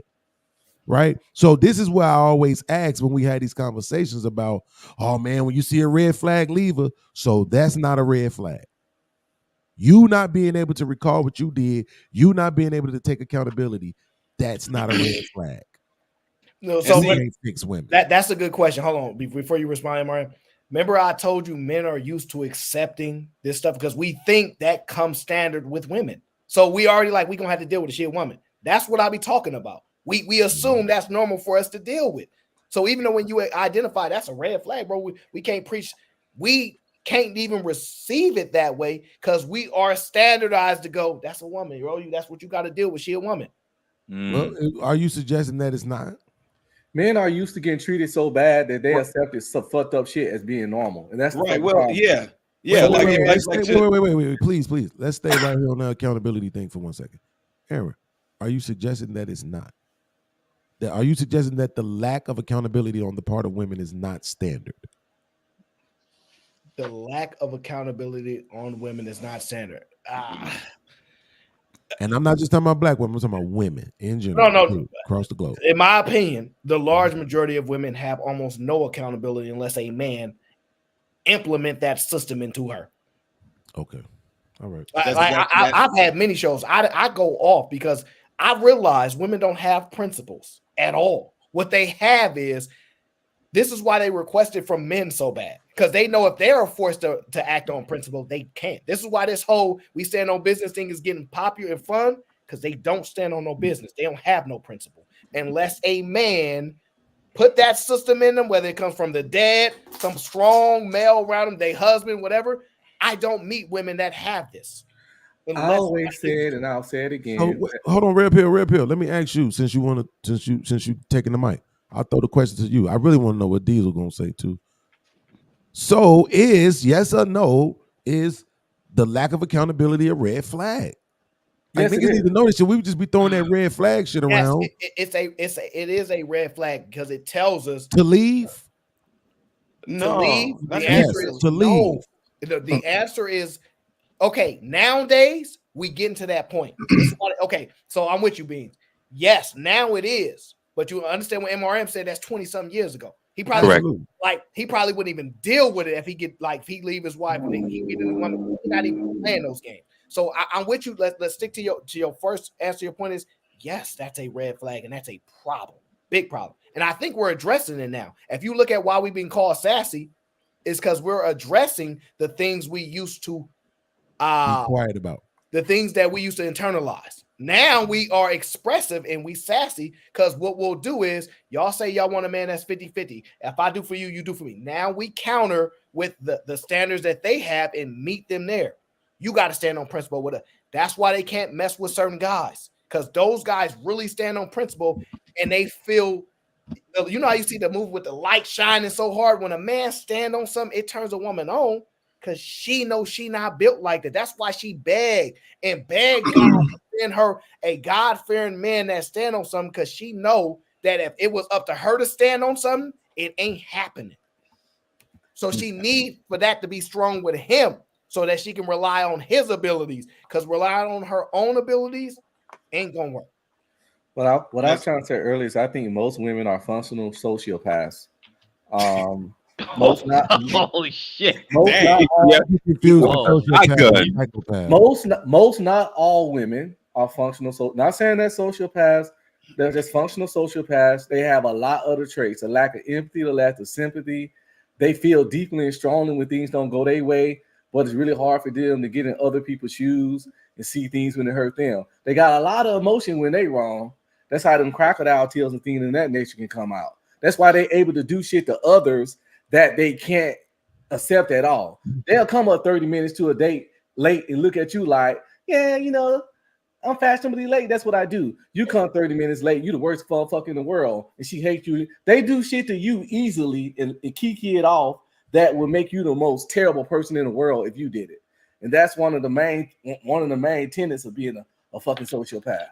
Now I ain't saying they are, because I can't clinically diagnose somebody, but a lot of women have a lot of the traits that make you one. If it's 20 things that make you a sociopath, most women not all got 12 to 15 of them shits. That's just my opinion. And see, then I was gonna say real quick things that a lot of those things that we might want to look at as like being like a possible red flag. It depends on what that particular thing is with that woman. But for somebody like me, I'm super competitive. So what I'm saying that for is that to me, I find like I actually kind of look forward to where what are the challenges I'm gonna have to face within our relationship that I'm gonna have to address, because the whole point of me doing that is not to do it for a tit for tat thing, but more of a, babe, this thing is in you, and if this is gonna be a continual thing within our marriage, this is gonna be something that we're gonna be battling over. So we can either address it and get a hold of that right now, sit down and talk about this thing. But do know it's going to always be something that's going to be there because you did this at this time, and then that hurt me. Now, most men not going to come out and say that, but yeah, I'm married. I don't care what nobody think of me. I'm with my wife. Yeah, babe, look, when you said that, yeah, I might have just kind of, you didn't think of it, but that hurt me when you said that. So I'm just saying, if we do happen to get into a conversation again, all I'm saying, you need to chill how you say some things and think about it before you say it. Oh, well, I didn't even know. Yes, you did, babe. Yes, you did. You clearly knew that you said it when you said it. I'll be quick. I'll be quick, Diesel. So, MRM, this is the point. This is why I tell women not to do tit for tat. Because men, if we play this game, we gonna stand on business. All right, we write it down. Go. Anytime I do something wrong to you, write it down. They not gonna like the results because when we hyper focus on making sure we gotta win this tit for tat battle, y'all lose. So like this is why they don't want those problems because they're not gonna win that battle. Go ahead, Diesel. So this is what I think about it. The question that Beans had, is it a red flag? So I wouldn't say it's so much of a red flag because some women really do not know what they said. They do not remember what they said. And it comes behind them thinking out of emotion and not logic, right? So when you tell them that they said it at that time, after everything's said and done, a couple days later, a couple weeks later, and they really get to sit down and really think about what they said, logically, it ain't nothing they would think they would say, right? And the reason why I say that is because my ex-wife, I had to literally play back what she said that I recorded because I told her I was going to start recording her because she just can't remember anything she said. And the one statement that she said that made me actually say that we didn't need to be together anymore, she just would deny it. And she knew I recorded. I said, okay, I'm going to let you hear this. Now, where the red flag comes in is when you bring it up and you show them that's what they said and they did like the chick did on the video. That's just not possible. That's just not possible. I would have said something like that. And she's hearing herself say it. That's, I think, is where the red flag comes in. Yeah. I have an example right now in real time. The shit just happened not even a whole minute ago. Okay. So my boy comes in and he's like, you ready to watch What If? You know, What If, the MCU cartoon, whatever like that about the multiverse, right? Now, I could have sworn that I just told him, nah, I'm busy right now. It ain't happening tonight, right? So when he gets done talking to my husband or whatever and messing with him, he asked me again. He was like, so you ready to go watch What If? And I'm like, honey, I just told you it ain't happening tonight. My husband was like, that's not what you said. He was like, that is not what you said. He was like, you literally just told him I'm on a panel right now. It's about to be over. I was like, are you serious? That's what I just said right now. He was like, yes, that's what I just said. I was like, I'm not saying I didn't say that. I'm saying I don't remember saying that because as far as I know, this panel is not about to be over right now. I swear to God. I did not mean to say that. I shouldn't have said that. But hey, my bad, baby. I'm on a panel right now. We can watch it tomorrow. That literally just happened. That literally just happened right now. Wow. So I am extremely fair in my critique with people. I critique myself. This stuff happened to me. Like I deal with women doing this. I'm like, I know my mama do it, or my female friend. They all do it. And because I'm like, y'all do know y'all like not like podcasts do, but y'all do know y'all talking to me, right? It's me. I know what That's I'm talking hilarious. about. You know, no, I know. I'm just saying, like, listen, that's funny. When I know what I'm talking about, I act extremely like I know what I'm talking about. If I don't know what I'm talking about, I can concede. I'm like, oh, okay, I don't know what the hell I'm talking about. You're right. But when I know, I know. And I'm willing to go every battle possible for it, right? When y'all see that happen, y'all should just go, dang. Because, you know, women like, let me see if he really think he right. Are you sure, though? I'm pretty sure. No, I just think you saying that. Don't play with me. When you hear that, it's like, ladies, you got your little point in. You know I'm serious. Leave it alone. This what y'all do. Now, men may do it on a small level, but we don't operate like that. It's a little different. No, but it's okay. because you know why? Okay. Because as a man, well, I can't say this. Nah. Well, I'll put you like this: non-YouTube content creator and panelist men don't move like that. right? Because in this space, them niggas absolutely move like that. Why do you think I've won so much money off of people, right? Because they don't remember what the fuck they said 5 minutes ago in the goddamn conversation. There's a right? difference. No, the difference is you're to every single word. So like Mhm. it's to the exact thing, right? Absolutely. With women, it can be contextual as well. In the conversation, we get all that. Like they'll act like it ain't even in the context. Well, we never discussed this. We ain't got to be verbatim. With you, it's it's Okay, so Aaron, but let me say this, and I know people gonna think, "Oh, here go podcast," but I'm dead serious, bro. If you've ever really, and I'm gonna say it the clean way, if you've ever really just juiced the shit out of a chick, then you understand exactly what sex does to them. I get why they crazy. I really do. They gotta let us poke all through them, bro. All holes available. We shooting semen all over them, and they gotta take it. You're slamming yourself into them, face, pelvis, and everything, and they gotta take it. Do y'all remember when that girl made that video talking about mine, mine, mine, mine? One hand on neck, one hand on frontal. You got your thumb in my butt. You're telling me things in my ear, and then I'm showing up to your mama house, and you asking me why I'm acting crazy. This is realistic, bro. I don't.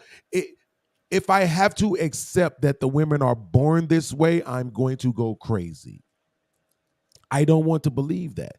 I want to believe that sex and relationships drive them to this, and maybe programming for society that somehow puts them in a victim mind state that makes them where they're always on a defensive. But just innately, they're going to avoid accountability. If I have to accept that that's what comes with being a woman, I understand why there's so many incels now. I understand why niggas hate women. Because that's something that who wants to fucking just have to accept that. No matter what, you're gonna always be I'm always be the bad guy. Wait, podcast. Haven't you heard haven't a man told you before? And I'm gonna go to Sean Antonio if he wants to say something. Haven't they told you before? Yo, that's just dealing with a woman. It is what it is. Right. A man. I get it, but I'm just saying that's what I go to the point of. We just accept that this is what we got to deal with. A red flag or not, there are some things we just like. It's a woman. It comes. Yeah, and the new generation is saying fuck that, because nobody wants to believe that. Like, because if you see women that are accountable, I mean, it's like, damn, you want men who believe that monogamy is not natural to participate and subscribe in monogamy.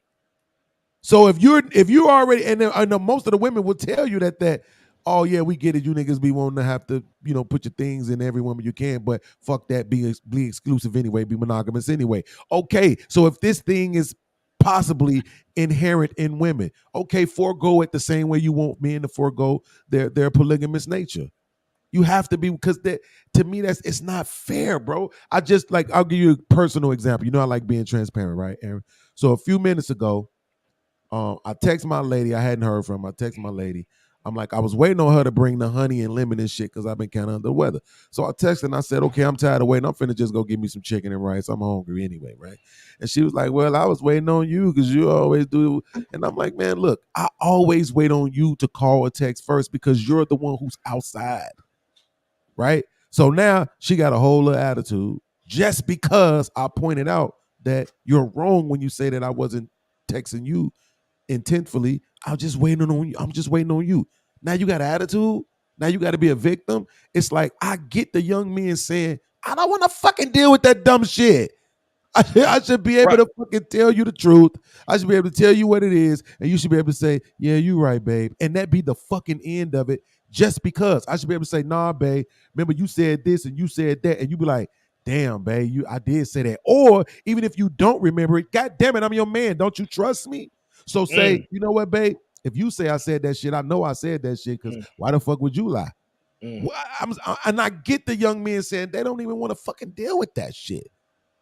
So to believe that it's innate, I'm gonna have to go get a chick from Thailand to avoid that. Like, that's no. So would you be willing to bring that to her attention? I'm sorry. You know what I mean? Like what you just said to us podcast. Are y'all past that, or that's still like a thing? No, like it's this right is now. podcast. He didn't have absolutely not. for. I mean, Wait. so real talk. What it sounds like is that the red flag is the response to being called on it. Absolutely. Is that what I'm gathering? Okay, got Hell it. yeah. No. See, Diesel said that the red flag was when you provide them with the evidence and they're still denying it. Right? Oh, absolutely. But what I'm saying is you're a grown ass person. Come on. We want to keep talking about black women getting to the bag and all this, right? Guess what? My woman is a fucking supervisor in a pharmacy. If it's one thing I know for sure is this motherfucker got a good memory. I ain't trying to hit his dumb shit. Okay? You not a supervisor in a goddamn pharmacy and you don't have a good memory. Fuck out of here. You got to remember all kind of shit. Not to mention the fact that she make the schedules for the people who work, which means you know who's supposed to be where and when they supposed to be there. So there's nothing wrong with her memory. This is what I'm saying. This shit just be some bullshit that be programmed into women. I don't like the idea that it is innate for them to be this way, that they are born this way. Because to Aaron's point, yes, men have said, man, that's just women. But you know what they say? They say it's just women. They don't say it's little girls. They don't say it's little teenagers. They don't say it's adolescents. They don't say it's little babies. They don't say it's girl kids. They say it's women, which means maybe they ain't born that way. So that's what I was asking. I guess, like I was saying, like I didn't really hear the answer to it. If you brought that to her attention, absolutely. What do you think she did? All right, that's what I was saying. When you brought it to her attention, did you tell her how it made you feel when she do it? Absolutely. Okay, and then what was her response? To not text or call for days. God damn. Her response was not to text you or call you for days because you told her when she does that, it makes you feel a particular kind of way? Absolutely. So then I guess what to be real, now this might seem strange. Mm-hmm. If you go to her, because some people do that. I mean, I'm just talking from a marriage standpoint. Sometimes if people get into certain arguments, some people need that day or two to kind of cope, but the conscience always will kick in sometimes. It depends sometimes. Now. Absolutely. Now, absolutely. The conscience will kick in and be like, now, you know your man was right about, what you said and what you did. He even told you how he feel. But some people, because they don't like to be approached and pretty much being disciplined, so to speak. Nobody likes to be disciplined, so I would just be like, even in good terms, and like, this is me. She coming, oh, hey, what's going on, babe? You want to be like, wait. So we're not going to address the 2 days of not texting and talking? Because if we not, you might as well just going to take 2 more days off. Absolutely. You know what that would give me? 2 more days of no sex. See, I prefer to make up sex. That's what I've gotten to. Right? Address the issue, podcast. That's the issue, bro. I know she's gonna take the time, but it's like I said. But then once she take the time, right? Because she come from a family of sweeping shit under the rug. They swept shit under the rug. Well, who is it affecting? Right? That's my question, though. But what I'm saying is this: so I can talk to you about it and have another argument where you're not gonna take accountability all over again, or I can let it settle, and then when I get back with you, Gag City. While you still dealing with it, while it's still in you, it might end up leading to a futuristic heart attack or something like that because you holding on to all that stress. Well, no, that's why I podcast. So I can let it out on the podcast. I got you. I can take it out on you niggas. He bent it out here. Real content. See how that works? So that's what I'm saying. I'm learning how to deal because I'm not gonna change her. You understand what I'm saying? It's nothing I can actually do to change her. You don't change people; they change themselves, and they have to find their own reason to do it. You can teach a person how to treat you. Yeah. You know what I'm saying? Like that's absolutely. But the only way you can really do that is by removing yourself. And I don't want to not necessarily. No, not necessarily. You don't have to do that, but you can't let them know what your weakness is, and I think that's what you're doing.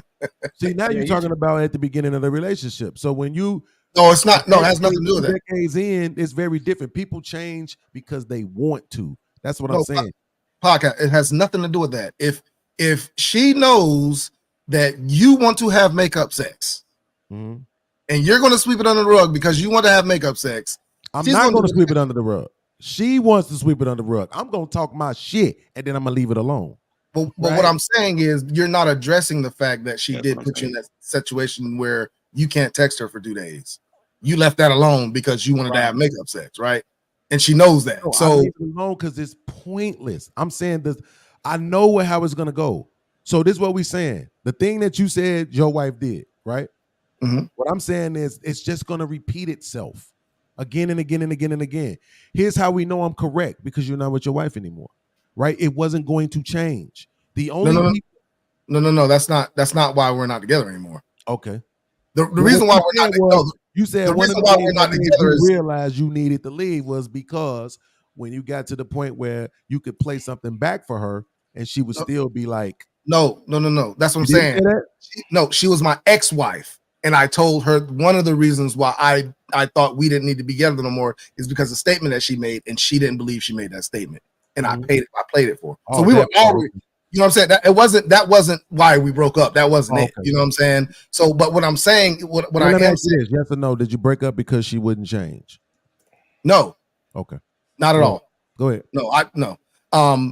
So the reason why I say that is because it might be hard to deal with at first, but once a person sees how you react towards something, it changes how they act towards you.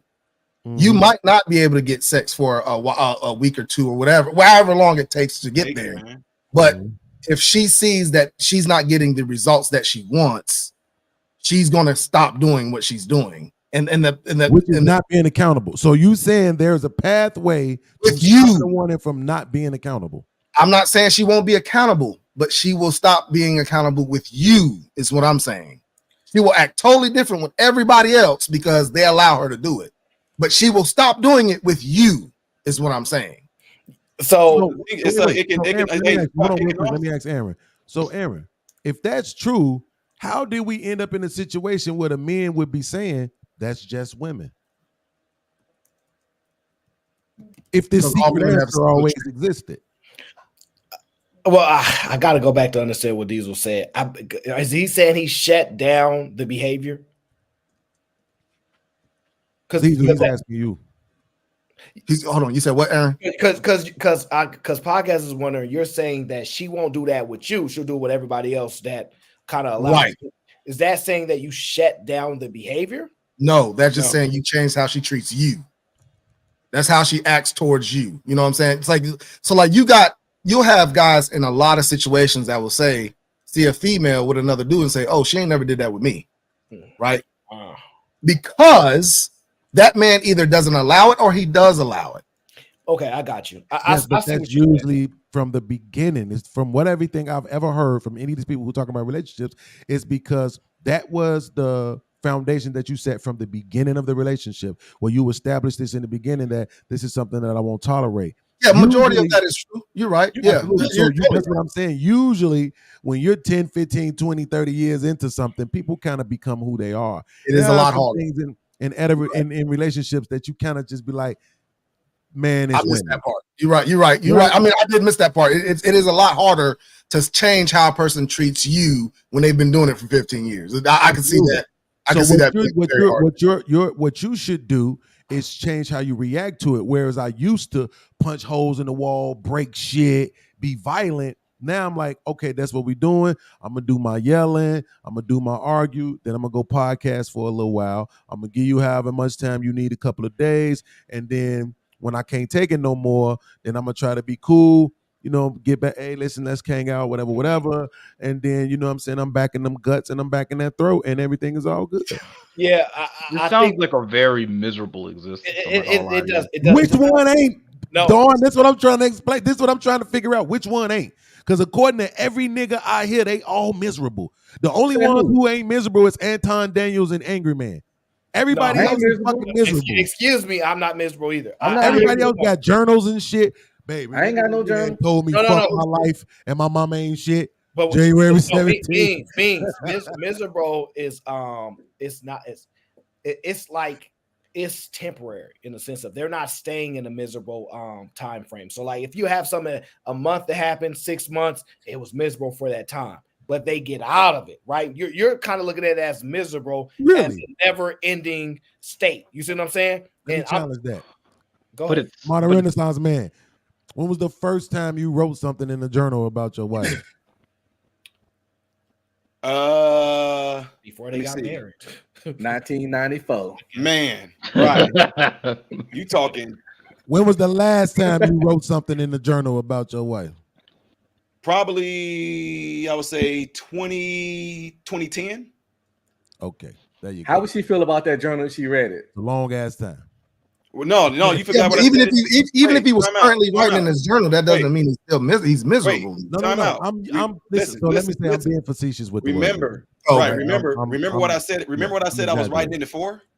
Absolutely, to hold her accountable. Yeah, and I said to show. So when you said how she feels, she read it. That's the thing. Here, this what. Yeah, there ain't no hide nothing in there. So the point of it is though that I'm a person that my number one thing that I want to do besides being big in sports stuff, I really wanted the family, wanted the marriage. So I was gonna put my all into it and working on it. So what I'm saying, if Aaron made a good point, there is no. If somebody's in a marriage where they're just completely miserable and that's going on, to me, in my personal opinion, if it's going on for more than a month, that's crazy. Yeah, but that's why I said let's take miserable off, because I was being facetious. I thought everybody knew I was exaggerating with the miserable word, right?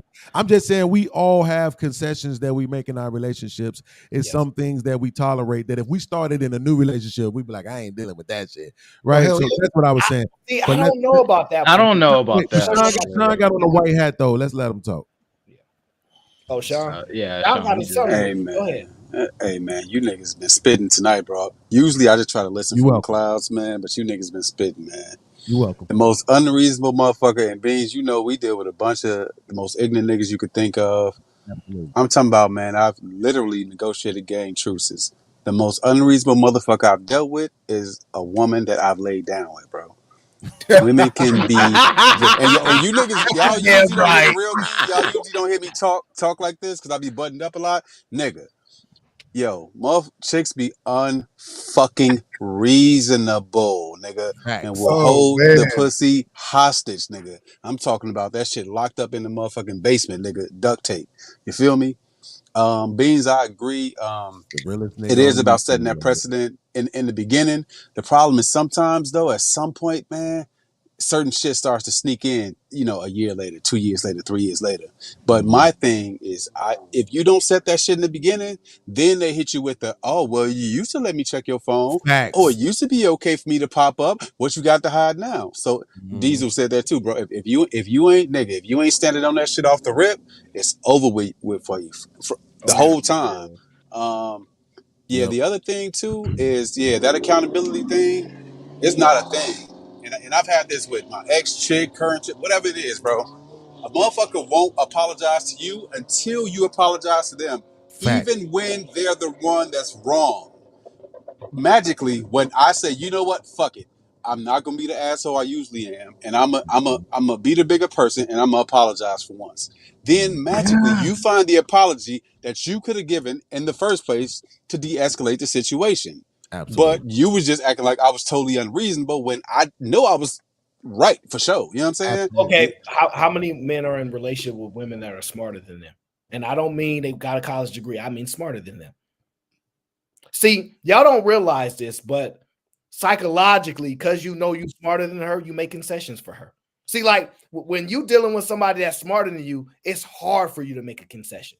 You're like, I can't. Right. What did you do? Like this, you, not anybody but you. But when you're smarter than your woman, which is 99% of the time with women, because they choose men that are smarter than them, not more educated than them, there's a difference. But we men go, I can't even expect. You can't even have that expectation because you're here. And we probably don't even realize we do that. Where we just like, man, I could have done this and eliminated this. We start making reasons because we're so smart enough to get out of situations and we create things. So I just think we don't realize we do this stuff because it's normal to us. So that's why I said, like, we think this comes default with women. Like I teach, this is my famous quote on YouTube, monogamy are not batteries included. I tell women all the time, you don't get no guarantee monogamy. They ain't batteries included. You have to earn monogamy from men. And that's something that they don't want to understand, but they learn in the hard way. So I accept women. Think about it. I'm emotional. I'm a woman. How many times will a woman say men are the emotional ones? I think y'all not as logical as y'all think you are, but when it's convenient for them to say, I'm a woman, I'm supposed to be emotional.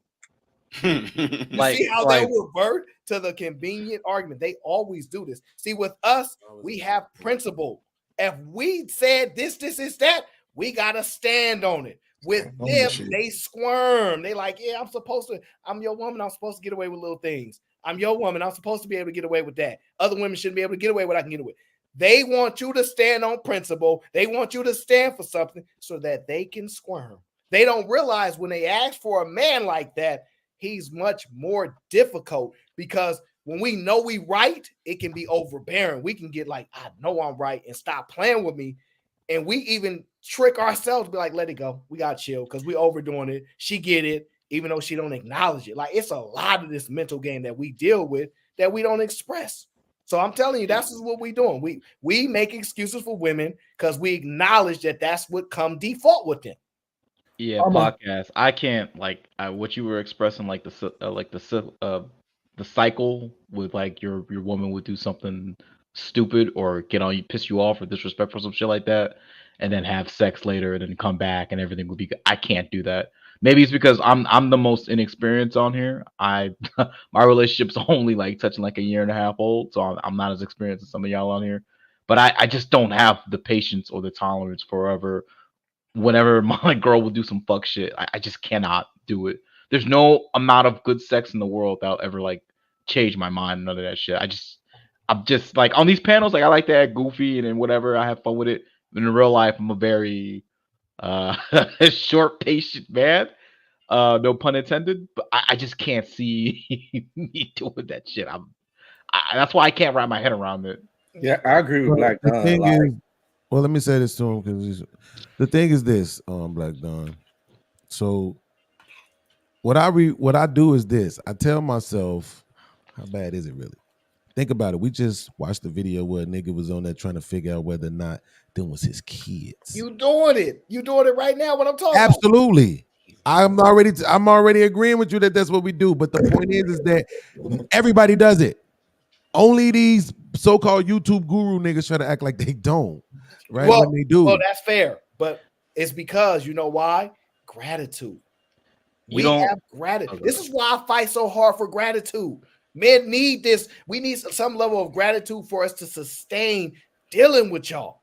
This is why I talk about gratitude. So when you said, yo, I see what he was going to, I'm glad I ain't got to deal with that. You got a little bit of gratitude and you're like, I'm glad I ain't got that. We search for it. We fight for that because we need a woman that has a level of gratitude towards us. Like we need that.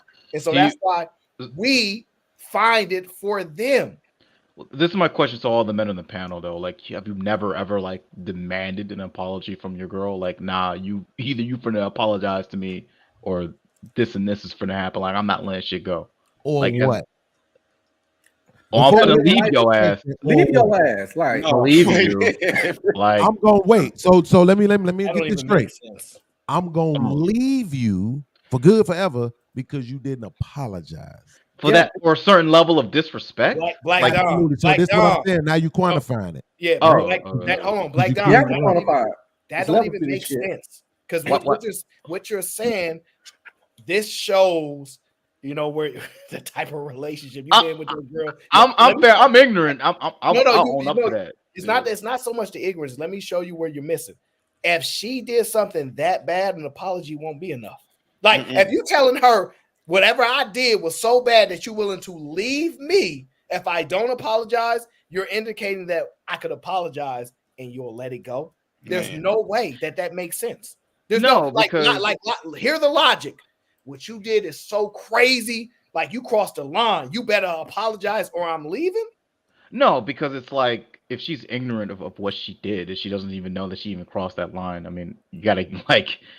I understand, like you didn't understand that would piss me off, but now you better apologize, and now you know not to fucking do that. But that don't even make sense. sense. Wait. Let me give you an example. Whatever it was that was that bad, though. Whatever it was that was that bad, you waited to address it, or are you talking about it happened right there at that moment? No, right there at that moment. Sometimes I'm apology addressing can be that. the difference maker. I'm addressing that right there at that moment. What you mean? Right.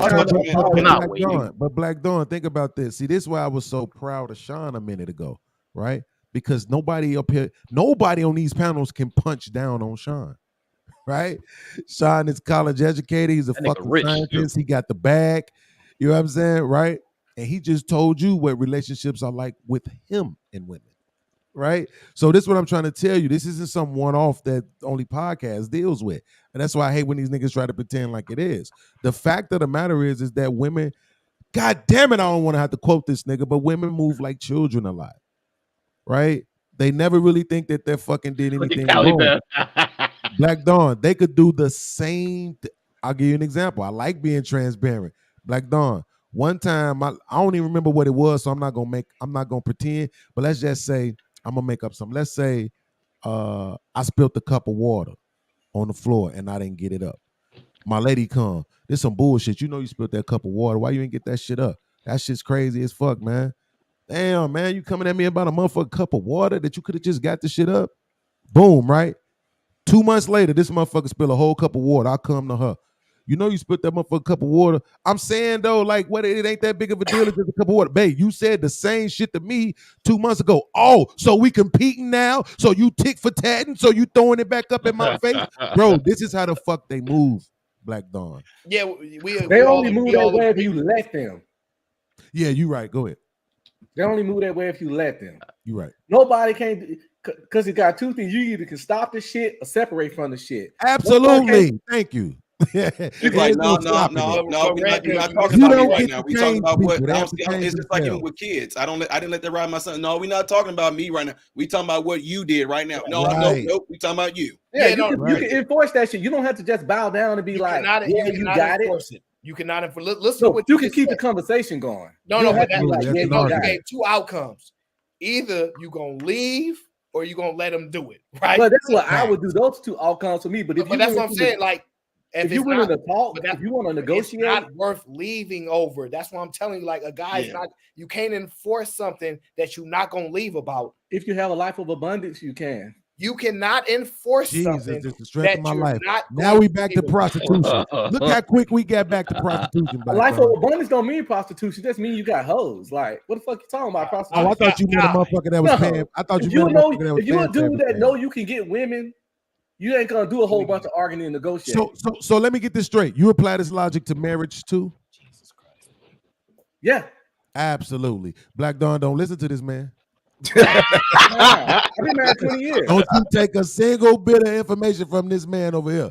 I've been married 20 years. All my kids His with the glasses same is nice. Nigga, I'm the nigga y'all need to listen to. So you're trying to tell me when your lady got out of slot, you cheated on her? Fuck out of here, nigga. When she did what? When she got out of slot, you cheated on her? What's getting out of slot? Whatever, nigga. Like, that's what I'm saying. That's what we talking about. Whatever boundary that you have. Right. Like, you see what I'm saying? We're talking about whatever little shit we're talking about right now. That's what I'm saying. Like, I'm not saying you can't get results, Red Pill. Hold on. I'm not saying you can't get results. You, Diesel TV, Modern Renaissance Man, Black Dawn, Aaron O. I'm not saying you can't get results. What I'm saying is you can't change a person. They gotta do it. And they gotta want to do it for whatever reason they want to do it for. That's how change works. You don't get to do it. Now you can set up some boundaries and shit. I used to have a co-host on my earlier podcast days, right?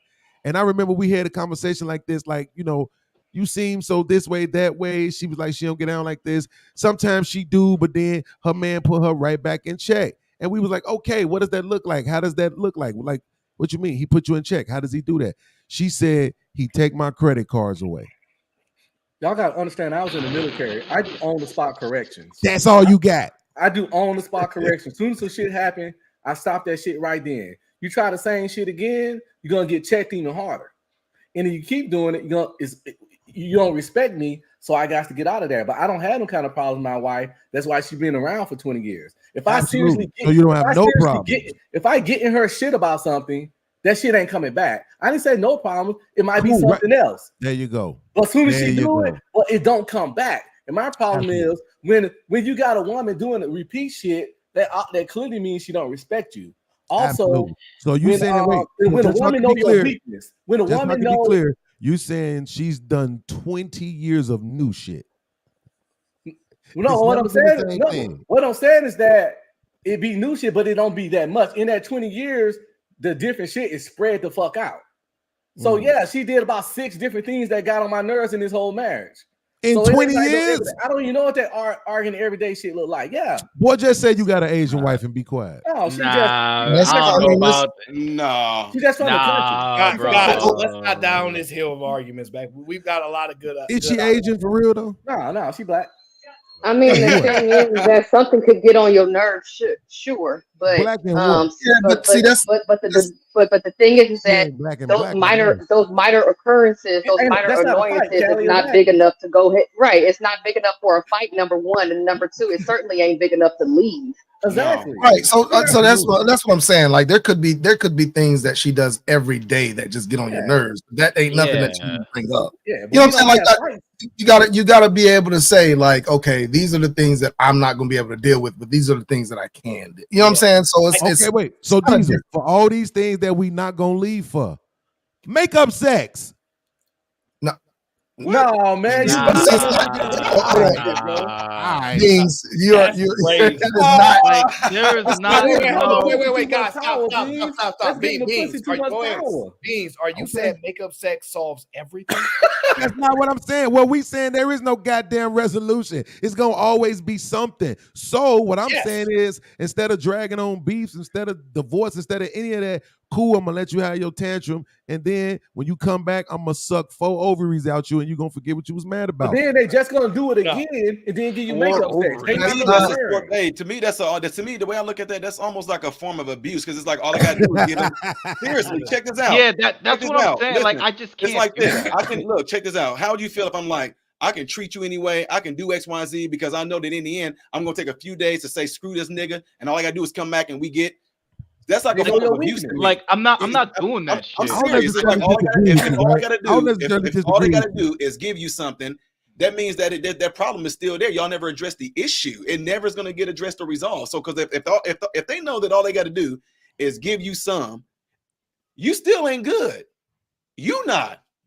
Like I just don't have that you looking patience. at it wrong. You looking at the wrong way because y'all want to just make. You this just a got done podcast. going, man, and I'm tired of the. So it's still. This is what there. I just said. Wait, this is what I just said. I said for all the stuff that niggas just admitted they not gonna leave over, makeup sex. That's what I'm saying. Like, not the shit you would leave over. My bad. I just said for all the stuff that you ain't gonna leave over. Hold on. But Beans, you got to understand the stuff that we not gonna leave over. We're not making an issue about. I'm not either. I'm not. Yeah. It's not something that you're making an issue about. You might say in your mind, I can't stand when she do that, but it's not that big of a deal. So I'm not even gonna make an issue about it. Even have to have talk about it. Would you? I can't hear you. Say what? Would you talk about it though? At the barbershop? No, it's not because it's not worth the argument. It's just like okay, not with her. I'm saying with the homies on the podcast, Yep, like at the barbershop. Yep. Yeah, you might say I can't stand when my. That's what I be doing. So this is one of the things. It's like I can't stand when my girl come over and she leave a cup on the sink. I mean on the counter, right beside the sink. But that's what she does at her house, right? So I'm like, okay, it is what it is. I ain't gonna make a big issue about it. I'm just putting it in the sink. If we live together, it would get on my nerves, but I don't think it's worth me going and having all this and then having to have makeup set over a cup on the sink, right? Like what I'm saying is, we have to admit that we are all tolerant of knowing that we ain't about to get nobody that don't get on our nerves. Like it don't even make sense.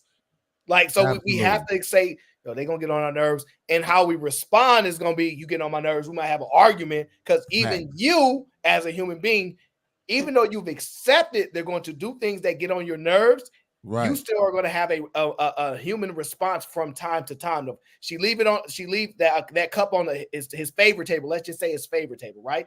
First time he ain't gonna say nothing. Right, third or fourth time, like, hey, stop leaving your cup there, right? She do it 20 times. He gonna blow up. I told you 20 times, stop leaving that cup. He not leaving her because of that. It just built up to the frustrational point to yell or anger about it, and then he gonna get over it because it is a cup. And he also knows he might be overdoing it. Like because I was have my wife answer a question I was about to have her answer something. My wife would tell y'all right now, if I told y'all, babe, what is this something that I'm doing that gets on your nerves to this day? When our kids were born, when I went to use the bathroom, I had to sit there and make sure, because we was in a small apartment, I could not flush the toilet because it would wake the kids up. Dude, to this day, I still don't flush the toilet. And she be like, to this day, man, I don't know. MRM, what prison you went to, bro? Was it Rikers? It was Rikers. I knew you was a Rikers. No, that's what I'm saying. That's one of them things right there. But she still just be coming out like, you still didn't flush the toilet. I'm like, I'm sorry. And she's like, I don't want to pee on top of your pee. 20 some years. I still. My thing is absolutely. that if you and you know what you do after she say that? Make up sex. My thing is if a woman Right, but what is there to make up? What is there to make up? There was no fight. Just wanted, he just wanted to. He just wanted. If a woman, you can look at him funny. about Hey, the Bank, pee in stop the looking at me toilet, funny. Get in the baby. room. You know what time it is. I didn't mean to leave a tea in the if a woman crosses me, it's not a level of fucking head and sex that's gonna make that Okay, shit red okay. pill. We know, Miss. You red pill. You're literally the red pill. We get it. No, it has nothing to do with being red pill, Aaron. It has to do with being a fucking man. If you cross and disrespect me, no head or sex is gonna make that shit okay. You're gonna have to fucking talk. We're gonna talk. You're gonna show me you We're fucking not sorry. talking You can suck me dry. You can fuck me through your mouth. We're talking about agreement. That don't change what the fuck you did to me. They We're talking about annoyance. You cross me. You can fuck me and sex me. I'm still putting your dog ass out. That He shit just ain't talking about changing stuff that nothing. annoys you. Pussy ain't controlling my dome, yo, and it had nothing to do with red pill. Pussy How ain't is the fucking married controlling my nigga red dome. pill though? This is shit that's confusing me, bro. I'm not kicking my girl out of my apartment just because she annoyed me. That's just not absolutely not. I'm just saying no, but she That's ain't not gonna fuck happening. me and think it makes shit He's go away. talking about That's disrespect, though. insane. Your choice is to kick her out. about disrespect. Yeah, that's different. Yeah. Your choice is to kick her out or come on her face. What I'm I take the come on her face. Crazy. I'm saying if she did something, fucking and sucking me ain't gonna change what the fuck she did. Go back upstairs. It not fucking and sucking you ain't gonna change it either.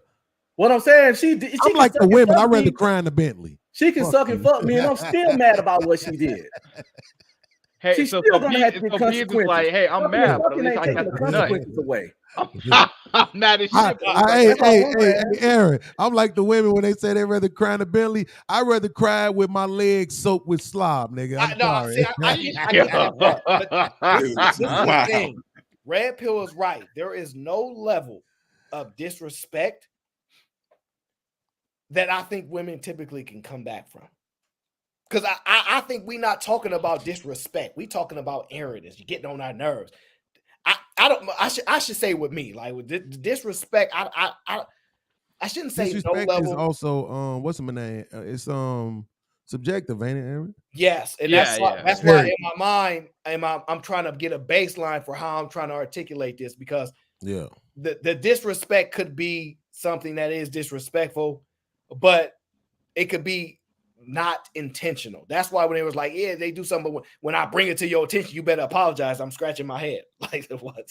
If somebody does something unintentional and it bothers you, you are already making concessions for them because you think they did it unintentionally. So you're already less mad than you would be with somebody that does something intentionally. So not to mention that a lot of this stuff I'll be way more mad. Wait, podcast real quick.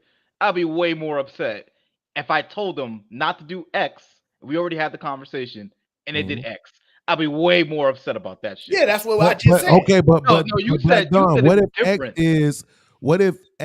You didn't hear what I said. You just said it'd be different. Am I tripping? Wait, hold on, Black Dawn. But what if X is the variable for their response to something in the environment? I don't give a shit. Don't do X. I told you not to do X. What the fuck? I don't give a fuck what your response is. Don't do X. Those are the words of a man who gonna pay all the bills. That's what I'm talking about. Oh yeah, I'm a house husband. Shout out to Black. Let's get to the next video. I don't know why I'm doing this marathon. Lauren Mack says, "Ayo, the game is playing on TV. Go Cowboys." Where's that timeout button? Where's that timeout button? Yeah, I told you not to say that. Told you not to say that on my stream. I warned you.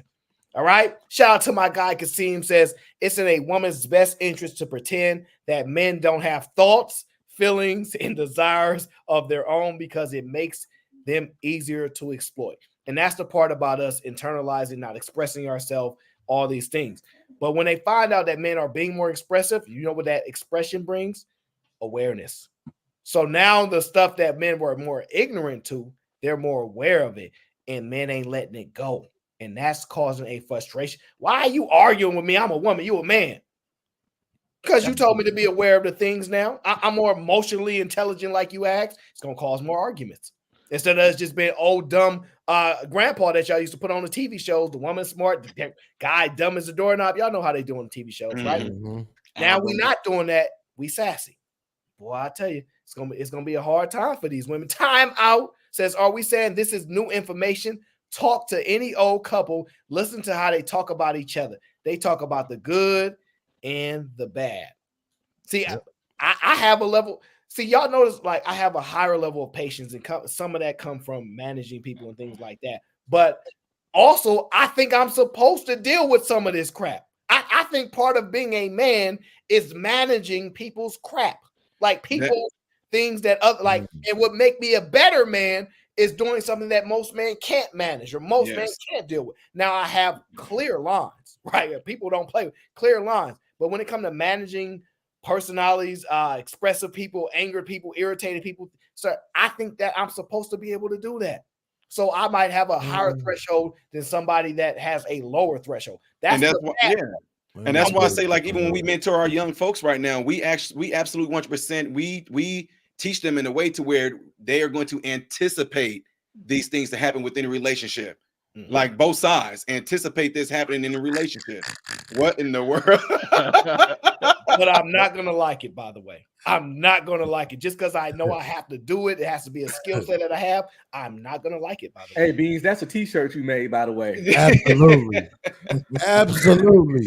Absolutely. That's a t-shirt, I don't know man. what's wrong with y'all, man. I'm just gonna be honest with you. Look, I get it that we in this manosphere red pill generation and we gotta hold the women accountable and all this other stuff, bro. But every single time, I'm not exaggerating, and I mean every motherfucking single time that my woman walks to me naked, nigga, I'm happy. I'm happy and I'm that ain't grateful. gonna work for me, Pop. Yeah, that's not. I'm happy and I'm grateful. It ain't no irritate me, piss me off, and go, oh, these clothes don't fit. No, that's Look not at the my point. titties. Aaron. Like, that's not going- I heard you. I know you didn't say that. I'm not missing. I know, but Aaron, it's me. Yes, I agree. Come on. I live to argue, right? You know this. But that's what I'm saying. At some point, you realize the argument is not only circular, but it's damn near not masculine. So you have to be willing to back away from it. Let a motherfucker soak for a couple of days. And then, you know what I'm saying, just like suck their ass until their spine realign. And then they be like, oh, I'm sorry. And yeah, see, I gotta make up. I gotta make up for my lack of abilities like that. They go out their way to make it up to you. I can't. By the way, I don't want to say that Aaron's more red pill than me, but y'all just let that shit slide. Absolutely, he's not. Yes, he is. I listen to everything he say. Jesus Christ. I'm listening to everything he say. Wait. He can't be red pill when he's literally promoting house husbands. Stop. Aaron's more red pill than me in his statements. Yes, you can. People say I can't be red pilling unmarried, and they're very wrong. Red pill is about accepting reality for what it is. Absolutely. And Aaron is good at that. Aaron's more red pill than me, actually. But the other Right, part but of the being red perception pill of with reality hating be the women. problem too. Perception means nothing in the world of reality. Perception is just perception. No, what I said was your red pill perception of reality be off. No. Back to the super chat. We're not doing that. I know that argument What's already. that? Striking It Rich says, I'm backing them guts and I'm backing that bro podcast. Can you stop saying these things before people start quoting you for everything? All right. Lauren Mack, she returned just to tell me this is exactly why we argue men down. We want our man smarter. Check. No problem. We don't actually believe you are in general smarter. Yes, y'all do. Yeah. Like men in general are not, women don't believe that y'all smart, like men are smarter in general, but yo, man, you definitely believe he's smarter than you. Because otherwise you wouldn't have, you have to lower your expectations for him. And if you do that, well, we know how you're going to treat him. Okay. So when you're right, we fight it. Yes. I know I'm right. I get fault. You know, you can't beat me. This is me. It's me. You can't beat me. I have to literally let it go. Because I think about it. I'm not going to lose no argument, right? I'm not going to lose it because it's almost impossible to beat me when I know what I'm talking about. Absolutely. But I Why know even? if I Why got even audio to say record it, it's really gonna be bad. So you know how we go back on it. Hey, rewind that clip, go back 4 minutes, and we pull it up. That's gonna make it worse. But you're not gonna beat me. So I have to beat myself by saying, let it go. Like, why even play the game in the first place? Like It's that? not- it's Because they have vaginas I'm not doing that and shit. titties. that is kind of true. They all got those, Beans. So they Absolutely. just not only do they all got vagina, they all swear they got good pussy. So I ain't gonna let no woman run me on some pussy when they all got it. Good. It's like no, Nobody but said they they was all all swear they good. got We golden just coochie. we So it just has said no they got power. 'em. It has That no is leverage. 100% true. We do let it go because they have that. Absolutely. It's true. Because if they put it in the closet and said for the next 3 years you just gonna have to deal with me without that, we throw them away. Absolutely. Exactly. Unless they say like some natural disaster happened or something, and they just can't perform. We're not dealing with that. Wait, we Aaron, absolutely- before Yes, you read the super chat, I just want to point out, do you see how when podcasts say something and Aaron automatically picks up on it and the other people who choose to disagree don't? That's what I mean when I say stupid. So y'all got to just accept this. Okay? Assalamu alaikum. Jesus Christ. Stop calling people stupid. All right. No. But I look, I like Maybe that. because he knows you. Listen, I'm glad you actually did something and got stupid court or something. I forget what you call it. Oh, I'm the stupid detention? Yeah. I'm glad you actually did something because now when you say it, it connect more. That was really smart. But it can alienate you from people. And Yeah, the stupid ones. I want that. But that's the thing.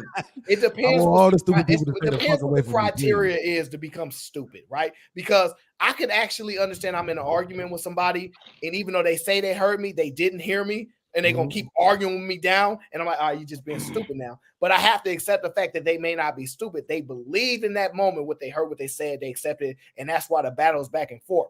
So it depends what the criteria is for being stupid. Like, do they have to be the criteria for stupid is that you're arguing with me. Okay, gotcha. And you know I don't fucking lose.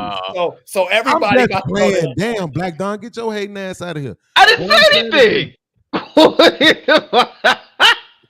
That was red pill. No, the criteria That's for his fault. the criteria for stupid is not being able to process information in real time, not listening to facts or accepting data as presented, not being willing to answer questions, yes or no questions with yes or no answers, or answer questions directly. It's all the same stuff. Because like I That's told just like if like you very have a familiar. conversation with these people and you go back and talk to somebody that you identified as stupid, I ain't gonna say what that make you. All right, moving on to the super No, chat. wait, I got one last question. I got one last question. So, Aaron, what if I have a conversation with somebody and it is absolutely excellent? I'm talking about Jordan Peterson level conversation, and it is excellent. And then I have another, I'm not going to use him because that wouldn't be fair. And then I have another conversation with somebody, and it's motherfucking, what's that dude name? Ice Slimmy, the rapper dude, Ice something. Iceberg fish or something like that. Yeah, Ice Fishy Burger. Is that so? Iceberg fish. I don't Whatever know the fuck his name was. Something like that. Okay, so Ice JJ Fish. Ice JJ Fish. There you go. So now there is a difference. There is absolutely a difference in smarts and intellect at that point. Correct? Beans, I'm sorry, Beans, but if you ever tell me you're gonna debate somebody with a name, Iceberg Fish, nigga, you stupid. No, You the point ain't that I choose it to. That's what I'm saying. The point is these people do it. Diesel, that's not on me. It's not my fault. I'm being nice. I would never I would never expect to have a good intellectual conversation with a person that has a name of Iceberg Fish. Diesel, you should check out his music. You'll like it. No, I would not. I don't suggest you dumb yourself down like that. Shout out to Lauren Mack with the $4.99 super chat. She said, shout out to Jimmy Johnson and his full head of hair. Go Cowboys. They only up by 4. Don't get excited. Right. All right. Absolutely. I didn't know the Lions had a better record. Yep. I thought they have the same record. Hold on. Lions 11-4. I couldn't.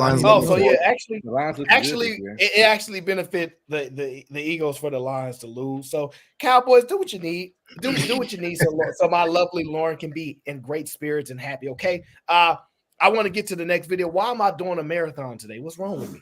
I don't know. I guess I need help. All right, let's get to the why am I doing a marathon? I don't do these no more. Let's get to the next video because I really got to get the insight of the most insightful men podcast. I mean, the most insightful people around on the show, because I heard this and I'm not sure if what I heard is correct, but I'm gonna let you guys help me out and make a decision on this because I'm not even sure what I'm hearing is accurate or not. Okay, look, listen to what was said here about boundaries. Damn, girl, look at So did you sit on his lap? No, that's a boundary. Oh, it's a boundary. What? You did? That's so good that Santa respected your boundaries because mommy taught you. What did we say? My body, my choice. That's right. So did you? What the what? Wait. She's talking about Santa? What the Only fuck is this? Santa? Oh my fucking god! Because I thought. Oh man, this is funny. I'll let y'all have this. What the Keep your fuck is proper- Angry Man when you need him? Keep your propaganda, your film Nazi bullshit away from little fucking toddlers. Understand that your daughter start getting older, teenage. You want to talk to her to be observed. I have an 8-year-old daughter. You want to teach them to watch out for themselves and people not to touch you and things like you're going to tell them that stuff. You're going to tell all your kids that stuff. But keep your film Nazi, over opinionated propaganda, her body, my choice bullshit from a fucking 2 or 3-year-old. It's so fucking weird. You know, I kind of enjoy these because it's kind of like it kind of reminds me of job security. So I'm good with it. What the? Hey, yo, Wait, what? What? Chill. Jesus Christ, Diesel, what the fuck? I'm good with it, man. I'm happy. So everything was all good up to the point where she said, "My body, my choice." No. Actually, guys, hold on. Let Callie Bev respond first because y'all. Because did you hear the video? Or you want me to replay it again? Because I want to make sure you got the context of the video. Oh, I heard the video. She explained to her daughter why, she gotta sit on Santa's lap or whatever. It's fucking Santa's lap. What the fuck? Wait. There's a difference. Can I ask you something? Do you think your children are you, or do you think they're independent creatures with their own ability to think? They have their own ability to think. Okay, so in a general sense, at that age, she's probably like 2. It looks like 2 to me, right? I don't know what you guys. 2. She's under 5. But Yeah, I'll give her 3. I was gonna say 2 or 3. 3 or I was gonna say 2 or 3, but I don't know how old she is. Because she's not speaking in full sentences, bro. A 4-year-old speaks in full sentences. That's 3 or 4. Yeah. So I think she's 2 or 3. But a 2-year-old can't pronounce boundaries. Yeah, they can pronounce. A 2-year-old do that baby. They can pronounce it if you hammer it in their head. If a mom drilled that goofy shit in her. And not to be funny acting, but they appear to be Asian, so she might be of a shorter stature, smaller anyway. A bitch. Here we go with the Asian people are smarter shit. No, actually, I think her husband is African or something like that. And You ain't shit, that baby gonna be a I think she's genius. Filipino, but that's not the point, right? Pay attention. The baby said that's a boundary. Yes. Now I'm gonna ask you this. Diesel's boundaries, my boundaries are different, right? Me and you don't have the same boundaries. You determine yours, I determine mine, right? Does that child determine their own boundaries? No.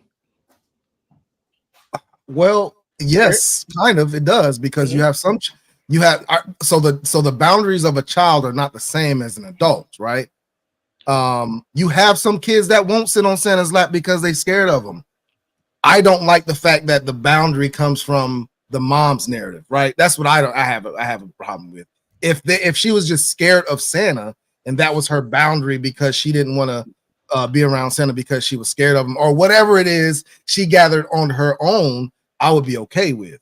But I think that narrative that I'm seeing from that video is that she set that boundary for her child and she taught her that boundary for her child. That make a lot. Because I can tell you this, It's Aaron. a fine line, though. It's a fine line because you do have to set the boundary for the child, but then at the same time, when you start going overboard with it, it gets to be a little. Callie Bev, it's one thing to set the boundary for a child based on your boundaries. It's another thing to teach a child those boundaries, right? So I have boundaries for my children when they were that young. A man couldn't just walk up to them, but I'm not going. I don't tell my child specifically, these are your boundaries because this man, you know what I'm saying? I still try to keep that child's mind about them. You know what I'm saying? So let a kid I be think a that's kid. what I have the biggest problem with. No, Right. here's I the try to let kids question. be kids and be that protector without them even knowing I'm Stop putting protecting. your grown folk That shit part. on children. Putting your grown folk shit That's a in good children's ass point head. again, Let the dude. kid be a kid. And then on Stop top of putting that, I your grown guarantee folk you, shit there. those boundaries. Look, check this out, because we use this in pediatrics, right? If you try to get a kid to kind of He do go certain bragging things, about being a doctor again. if you try to get a kid to try to do a certain thing, they might be scared of. But if you have other kids around and you make it appear like it's fun, that's how you can engage that child. So although that mother did all that, I don't sit on Santa's lap. If that little girl was in front of other little kids and those little kids were smiling all on Santa's lap and all that, them boundaries in that girl head would have went out the window. She would have went and did it too. Ready? Can I just bring like some level of realism to this shit? It's fucking Santa's lap. I mean, why are you using an abortion slogan so you just won't like talk to Santa? Why is this a thing? He going directly year. in the direction I was going to ask Callie, which is exactly that. What the fuck is my body, my choice? Please, let's not pretend like we don't know what that is. That's what I'm saying. And to be proper that Right, but the into a child child, doesn't know what that is. absolutely. The child has no backstory as to what my body, my choice means. That's why she should Absolutely, be but saying here's that the shit thing: to you're her. not going to protect them from the world, so they will relate it. That's what I'm saying. So it was just the same thing. How when I was growing up listening to rap music and they were saying lyrics that I didn't fucking understand. Really, I wasn't around. You know how many times I listened to songs to them like, damn, I didn't even realize he was saying that, right? Right. But when I got out into the street, it was exactly what the fuck I had been listening to the whole time. It The mom is resonated with me. groovy. I felt like I was Yeah, supposed like to be in there in that space. The yeah, I mom is had no groovy. idea what downtown. I had no idea that downtown by SWV was about oral sex, but I was singing it all day. I didn't know. You know what I'm saying? That's not my thing. That's about driving down there and going around the street when she's saying going round and round. We thought she was talking about the steering wheel turning some corners. And are you I thought she was going on a date downtown. 92 music. All right. So look, Stop doing Yeah, ageism. but that's not my thing though. It's like you're just doing something that's just like nothing, and then you have to put some like women's power narrative or some shit. Right, Like, it's feminism. That's the point. She's pumping feminism into a fucking baby. The mom is grooming. Evil She's grooming dog. the next feminist. She's grooming. Well, a don't you fucking groom your feminist. don't you groom your children? Don't you indoctrinate your children? She's Not the grooming a feminism. feminist. No. So No, I Not to raise hate my you. children. I Absolutely not. protect my children. I don't groom my children. I raise them and protect them. You become your own Absolutely. individual. I don't put my shit into their head. I don't drill my stuff from my life experience. and hold on. In a sense, I let we them do. have their own life experience. we do. Hold on, but in a sense, we do, because when you're talking On about certain people, levels, of course, but like don't run but in there with a pit bull. when you're talking about somebody going to church and Bible thumping their kids and having their kids go to church 3 times a week, they're kind of like doing the same thing. You know what I'm saying? Absolutely, which is why I didn't do it. I don't believe in that either. I kind of get it. So I think we're a little biased on the fact that it is a feminism. No, Diesel, I agree with you, which is why I didn't do it. That's what I'm saying. Like none of that shit ain't cool. I don't Right. believe That's what I'm saying. I know that. That's what I'm saying. So when it comes down to it, I look at that because that's how I was raised to be. I was in church 4 or 5 times a week and days out of the week. You know what I'm saying? Like, and I didn't want to raise my kids to feel like they had to do that. Right. I gave them a choice. I'm going. It's up to you to go if you want to go or not. They went a couple times. They didn't want to go sometimes. Sometimes they want to go back. You know what I'm saying? So I feel like I have a huge problem with this video because I feel like it's just being beat into this little girl. A narrative is being beaten to this little girl, and she's not able to become her own person. She's going to be just like her mother. You know what I'm saying? Look, Aaron, look. Are you finna play it again? No, I got it on mute. I just let it play back. And then I was gonna say, look at this lady. Look at the lady. Like, look how thin her legs is. You evil tramp. Hold on. Did she feed her a treat when she was right? Hold on. And you got that? I gave her a treat. Like a motherfucking dog. You got that? Okay. She just gave her a treat when she answered right. This shit is child abuse. I saw it in the video, but I wasn't gonna say nothing in this conversation, but I did notice that as well. Wow. What the fuck? Good girl. That's a you good have- girl. We could be interpreting it Callie, wrong. what do you Hold on. think about that? We Callie, could be interpreting it wrong. Maybe she's edited it and then gave her to her. Play it back, Aaron. Please play it back with the audio. No, play it back. No, play it back. One more time. Let me see here. On his lap? No, that's a boundary. Oh, it's a boundary. Uh-huh. That's crazy. That is crazy. Okay, so That's so good that Santa respected your boundaries because mommy taught you. What did we say? My body, my choice. That's right. So did you sit on his? Callie Bev, what do you think about that, Callie Bev? Wow. Why the fuck is she feeding her that shit Yeah, off the she floor? gave her a treat. Like that shit is Off crazy. the floor. She's a puppy. She's a dog. Y'all not about to say that. Grooming. Y'all not about to say that. No. Aaron, call your boy. Call your boy. No, we're not doing that. Call your boy. Tell him to come answer for this shit because he said that the black girls needed to be raised by the Asian women. So this is what he's talking about. James, you ain't shit. So this is what he was talking about, huh? Okay. I see how it goes now. Yeah, real talk, that's extra. But I got a coworker, right? She's really upset because she is raising her granddaughter not to kiss the grandmother, like my coworker. And that shit is wild. Like, these new moms got they crazy. I actually some of the stuff is crazy. I actually agree with that one. Yeah, you ain't, if the child does not want to kiss somebody, come here, give me a kiss, and they say no independently. Absolutely. No, I'm not talking about that. I'm not talking about that. That's not the same thing. That's not what I'm describing at all. Okay. She's teaching the daughter not to kiss the grandmother. She'll do it. You know what I'm saying? Like she'll do it on her own. Like she wants to kiss. She wants to kiss and hug her grandma.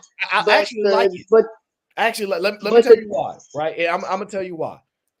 What and maybe on my next stream when I get into it, because I love to talk about this. But when we talk about women foregoing motherhood, see, y'all didn't realize the lasting impact this is having. Not only are they talking about the men, this and that, they are demonizing women too. See, it used to be, hey, come on, sit on granddad, you ain't got to sit on your uncle's laps and none of those men. Now they talking about women too. So y'all getting it too, and now y'all going to finally start to understand how it feels to be a grandfather of a child, and you look at him like he's a pervert. Y'all about to get it too. They grandma don't get no kiss either. Y'all about to start feeling the effects of it, not just attacking the men. They are going after everybody. This is why women don't want to be mothers now for a lot of reasons, because mothers are under attack. It's going to get broken down so well real soon. But I'm telling you, Kylie Bev, now that you see that that's crazy, imagine what they do to the men. They tell men you can't sit next to a child on an airplane. Just because that's why I don't want no thin chicks raising my kids, bro. Like that lady was too thin. No, she's Filipino. Yeah, society already painted the narrative that men just gonna snatch your kids. We rapists, we aggressive, we just weird as shit, and people really run with it. Not all people, but too many.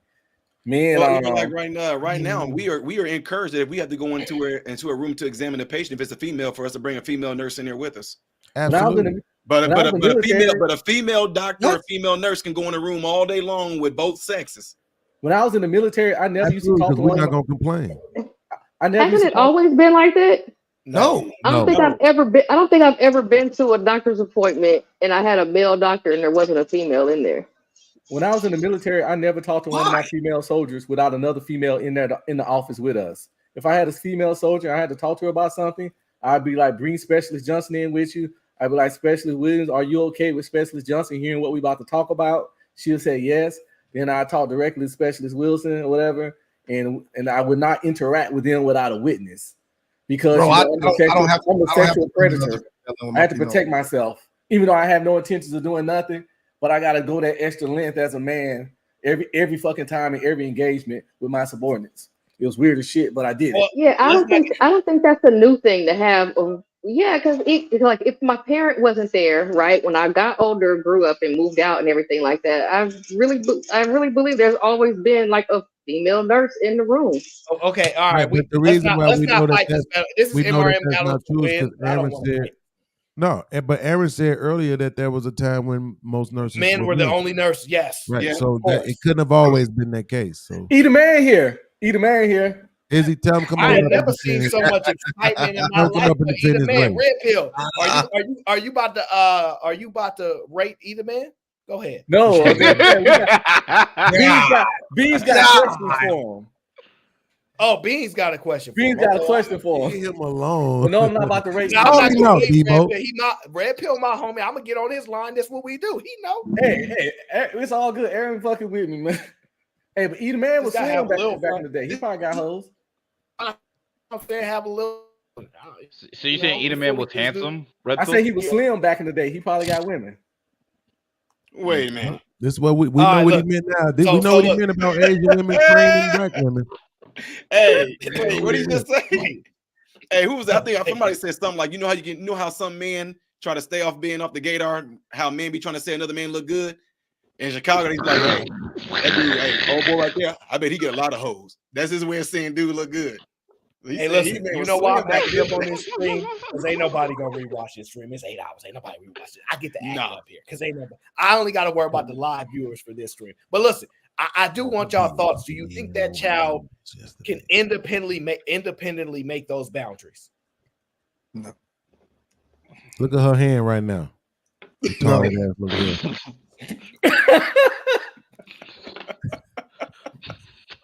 You talking about like now, currently, after like she's been given my the body, boundary my choice boundaries. No, like for this, I don't want to sit on Santa's lap. Yes. Yeah, can make that determination by themselves. Yeah. But I don't think she can make that boundary of my body, my choice. No. Listen. Can she verbalize the boundary? Yeah, she's scared of him. Yes. Yeah. They can say, I don't want to. Easter Bunny in there, all of them. So if y'all believe that's true, which I don't know, this is just a question. We're saying that she can critically think, and right, this is important because we got the critical thinking aspect right here.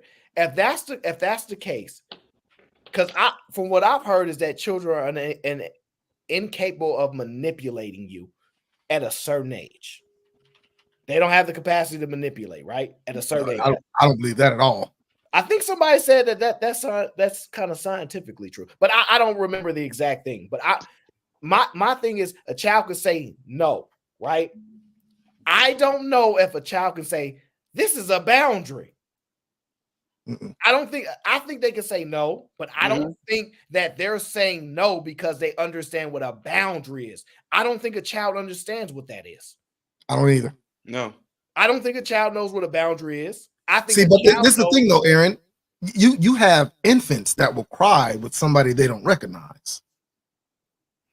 Right? So they might not be able to say no, but they will cry and reach for another person if they don't recognize them, right? Yes, but they're not capable of being aware that they're setting a boundary. They have no clue. They just know but we know that that's what their boundary is, that they don't want to go with anybody they don't recognize, right? No, but here's the problem, right? You're making an assessment. She said, "Did you want to sit on Santa's lap?" No, that's a boundary, right? So she was there. Let's assume the mom wasn't even there. She's telling the mom no. You see what I'm saying? It's not like the mom was there to assess. But I don't make that a boundary. That's what I agree with. What your statement is that I don't believe kids can actually verbalize that is a boundary for them. They just know that it's somebody they don't recognize or they're scared of or something like that. They don't actually know it's an actual boundary. I'm overthinking this one. I think this boils down to no's, right? So I remember with kids growing up that I saw, and possibly even with mine, it was like, that's a no. So it's like, did you do such and such? Nope, that's a no. Right? They know not to do it, right? Well, in this case, because she's Asian, she thinks she's better than everybody else. Instead of just using no, she actually used the word boundary. So she's just training her daughter no, but using the word boundary because she's a toxic feminist who's out to destroy the black race. She did say no, that's a boundary. Absolutely. She said, did you sit on Santa's lap? No. And then the justification is the no. But to me, there's no way she knows what a boundary is. No, she don't have to know. She know what she knows how to use it. See, that's what, and adults are like that, Aaron. You know that they use words, and if you ask them what the definition is, they can't even tell you. But they do know how to use it in a sentence, right? So that's what that is. It's a no. Just because you don't know, yeah. Just because you don't know a definition of words don't mean you know what it means, though. My mama what? Oh, Okay, but you okay. Okay, what podcast said I think is more. She don't know what a boundary is. We might could identify that, hey, that might be a boundary with her. But she do not know what a boundary is. She has no clue. She does. Right. She does The mom taught her the vocabulary The word. mom is setting that for her. That's the problem. Is that the mom is setting that for her. So she might not know what the definition of a boundary is. I mean, she might not know what the definition is, but she still knows what boundary is because the mom has said that is your boundary. Right. So we just guessing at this point. But let's just say the question was asked, what's the boundary? What do you think she's going to say? We're not guessing. We're not guessing. We formulating conversation in real time. It's not a guess. And the reason I'm saying that is No, what I'm asking you is the part that you have to guess. Okay. That's why I said we would have to guess. I already agreed to your initial premise of instead of the word no. You're not listening in real time. There's a new question. The new question is if we asked her, we, meaning me, you, the panel, if we asked that little girl, what's the boundary? Would she be able to verbalize it? Would she be able to say sitting on Santa's lap, sitting on men's lap, period? Right? What would she say? Would she say sitting on men's lap? Or would she say sitting on Santa's lap? She wouldn't be able to say either. Okay, now you're just being racist.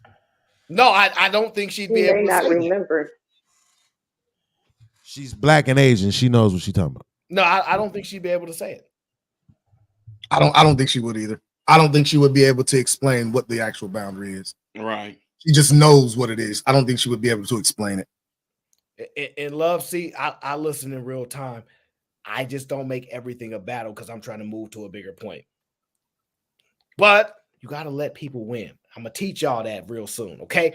I don't think she has no clue what a boundary is. Settle at all. She has no clue what a boundary is. Her mother has put language to respond to maybe an action, but I even argue, I don't even know how you could see that as a boundary if you see other kids sitting on Santa's lap. That's what I said. Right. If you see other kids do it, and would you say that's not a boundary for them? How would you know how to make a boundary for yourself? Right. She don't know how to, because she won't be able to formulate that in her mind because she might think that Santa Claus is a boundary. And when I say boundary, I don't mean like what we know as a boundary. She might think that Santa Claus is a boundary. Like if I said Santa Claus is an elf, if she would say, why don't we sit on Santa Claus' lap? Because Santa Claus is an elf. The little girl would say an elf, don't know what it means. She just knows the word or what her mom taught her. So that's what I'm saying. She might think boundary is not actually as a boundary, but boundary might be because Santa Claus is a boundary, like some type of species. I just find it entertaining to watch all this stuff happen. Now y'all know how these kids are growing up the way they're growing and learning the things they're learning. You can understand why men are saying no mas. We not even coming around y'all no more. Man. They ain't got no chance. No. They ain't got no chance. She might be one of them little girls that's gonna grow up barking at people and stuff like you see. If the mom sets a boundary, she says, Santa, she cannot sit on your lap. Not teach her daughter to tell Santa, I can't sit on your lap because it's a boundary. That's what Diesel was trying. Like, I think he said it that way. But that's where I could go, okay, parents do make boundaries. Right. And it could be right to do that. But the child knowing that they didn't do it because they know it's a boundary, to me, it's crazy. But maybe they're so evolved that they actually know what boundaries are. So basically, Aaron, what we're seeing is we're seeing a parent train their child to be a certain way, just like you train a dog, right? You said, no, sorry. I'm not calling this child no dog. Let me get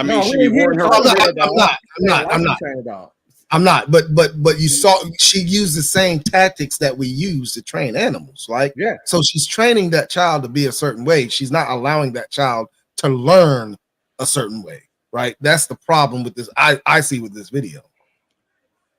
Did y'all see the comments next to the video when he had it up? Did y'all look at the comments next to it?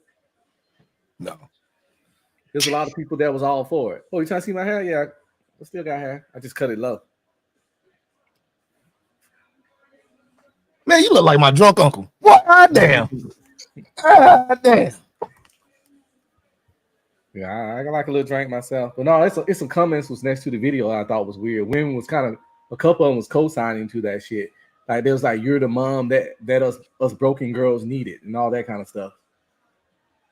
But see, that does not see the problem is people think this protects them.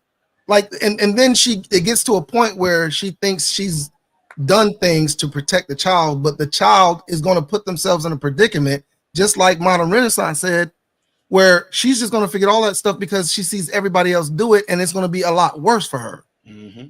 Just like the children that you see in the churches, the girls that you see in the churches, where when they get to college, whoa, whoa, whoa, whoa. You know what I'm saying? It's sad, man. They're setting their kids up for failure. What happens when she get a male teacher or something? How weird is she gonna act and uncomfortable she gonna be around him if this kind of training and brainwashing continues to go on? This men are evil shit she pushing this. Always have your guard up around every man narrative, even Santa in an innocent situation like that. If is it really like that, or is it mainly don't sit on no man's lap? We don't know where this woman going with this. Or if it's just Santa Claus. Wait. The question though, Callie Bev, let me ask you this, and I want your honest opinion, because normally you don't lie, at least to me. Normally. Do you think that she feels the same way about sitting on Mrs. Claus' lap? No, that's a woman. Can I ask a question to Callie Bev? Sure. Can women molest? Is absolutely okay? So when we're talking about this situation, right? She says, "My body, my choice." Do you think it's the child's choice to sit on Santa's lap or not? Now that part is up in the air because I don't know whether or not she kind of she verbalized it, and then the mom taught her the quote unquote language to use or whatever, or if it's the other way around because she giving her little treats and stuff when she answered the question right. So that's what's making me not give her the benefit of the doubt. You know what I mean? Right. So and that's what I'm saying. Like she said, "My body, my choice," right? But I don't think she's giving the child a choice. She's giving a child a direction, right? So I think it's kind of confusing the child a little bit. You know what I'm saying? Well, not necessarily, because I was always taught you don't sit in no man's lap. And why Hold on. But they didn't turn around and say it's your choice to. They didn't say you don't be sitting no man's lap, but it's still your choice. You know what I'm saying? That's not what they're saying. You don't sit on no man's lap. Period. She's saying, you're not gonna sit on no man's lap, but it's your body, your choice.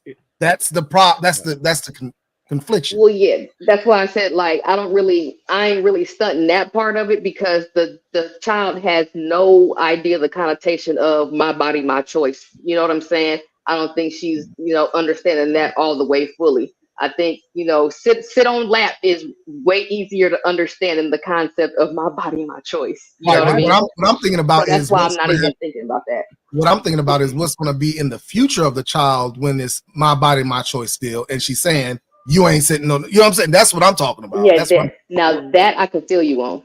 Well, here's the thing that confuses me though. So Callie Bev, correct me if I'm wrong, but you said that it wouldn't be so much of a problem if it was Mrs. Claus' lap, right?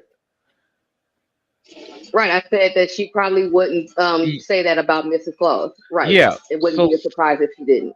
So Santa Claus is literally supposed to be the representation of benevolent old man that gives gifts to toys. I mean, that gives toys to children. At that point, I mean, to say that's not like man hating, I don't know how much more do you need to be of a person to just be like, yeah, that's fine, whatever. I don't get it. I mean, I personally think it's a little bit extra, but at the same time, or whatever, I can kind of see it. If you're being taught not to sit in no man's lap, and that's including your family members or whatever, then that's not that big of a leap for you to go ahead and say that about Santa Claus too. I think what I want to throw in here is this. Whenever we do teach our kids, all of us, whoever, if you have children, one of the ways we taught them about something being hot, what do? We would go, don't touch that. because it's hot. So you'll get them close to the oven, let them hands get out there a little bit. They'll pull back. So you let them figure out the reason why you don't go there is because it's hot. So I think what gets me is that she's saying the reason why you don't sit on Santa's lap because it's my body, my choice. That's what I'm thinking. Like that just kind of throws me off. Like the reason that you don't sit on Santa's lap is because it's her body, her choice. If you don't want Santa, if you don't want your kids sitting in laps, it should be anybody's lap. Anybody. Because women molest too. I've been seeing, matter of fact, I've been seeing more women molesting lately than men. You see it on the news several times a week. All right, we're not about to get into a debate on which. Right, every time I say something, I can never finish my point. Because you're about to take it off the point to No, just I say wasn't. I'm women, going to we know rotate they it do back. it. Give me a chance. Go ahead. The point is that the point is that it's just as much reason to say don't sit on anyone's lap than it is to sit on men's lap because other people do it too. So if she don't want her kids sitting on a man's lap, and even Callie Bear said it'd be okay if it was Mrs. Claus. Why? That's teaching man hating in itself. It's not okay if it's Santa, but it's okay if it's Mrs. Claus, as if women ain't predators too. Right, but the likelihood of a woman molesting a little girl is not as high as a man doing. Why you say that? There's no data to prove that. Okay. Callie Bear, that's not the answer. That's not true at all. That's one of the worst answers ever. Is because they're less likely. I'm gonna be more susceptible to them. I hear what you said. I know you say it's fine. It's a thing out there called lesbians. No, guys, that's not the point. The point of it is, the point of it is, if we want to send somebody to distract men, we send a woman in, right? Because they're less threatening, they're less likely to they're disarming. You're literally saying, because I'm disarmed by women, even though they're capable of something, man, oh well, let's just focus on the one that are the more glaring. I think I kind of proved this on my other show when I said women have sons because they don't have to protect them. They prefer to have sons because less protection is required for the sons, and women require more protection. So that's why they say, I hope I have a boy. A lot of that comes into play, and I played a video about that before. But Eda Man has been asking me to play the video. It's a 10-second video, Eda Man. Let me just play the video for his satisfaction. All right, one moment, people. So did you sit on his lap? No, that's a boundary. Oh, it's a boundary. Why? That's okay. He did? That's so good that Santa respected your boundaries because mommy taught you. What did we say? My body, my choice. That's right. Aaron, wait. I heard it. You're right, MRM. I heard your breakdown earlier. I heard it. Now everybody else might not be catching it. I heard it. But you can reiterate. Oh no, you good. Okay. Now Callie Bev out her mom won't let her slide because she didn't mean to say that. She could sit on Mrs. Claus' lap, no problem, because men do it more. You ain't mean to say that. That's not what you meant. That's not what I said, though. Correct. That's not what you said. but look, that's the point. That's how everybody heard it. And that's the angle I was trying to get at when you were saying, I'm trying to take it off. I was trying to get around to that because I know that's how women think. But listen, I know that. I know it's okay. I know she didn't say that, but I know that's what people heard. That was the point that I was making there. I don't want to get into the back and forth about, well, statistically this, and that, because it's irrelevant. Because they can just acknowledge that we don't really think it's a problem for the women. Like for the women, we don't. We think it's a problem for men. They won't tell. See, men want just as clear as day. Just say that. Don't say because this. Just say that's the reason. You don't care. You don't think that's an issue. And then men be like, at least she said it. At least she how somebody ever just tell you, yeah, because I want to treat them better than I treat you. And you're like, dang, thank you for admitting instead of saying you treat everybody the same. You see what I'm saying? That's one of those moments where women just won't say it. Please just say it. Y'all don't think. Look, people are saying she was wrong. CC is asking, was the lady wrong? I think we kind of answered that. Yeah, the whole statistically. Hold on. We have to understand what she's wrong about first. What is she? What are they asking she's wrong about? If it's just basically sitting on Santa's lap, I don't think a parent is wrong about it. If they don't want their child sitting on Santa's lap, I could care less. Like, if that's what you don't want your child to do, that's fine. What I think she's wrong about is creating boundaries for her daughter based on, well, training her daughter to create those boundaries. That's what I think she's wrong about.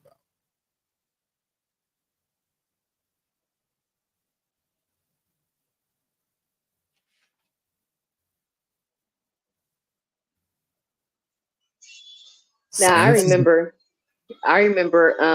back in the day or whatever, my Uncle Derek or whatever wanted to go ahead and spend the night, right? And we didn't have an extra bedroom. They were gonna put me in the bed with my mom and dad, right?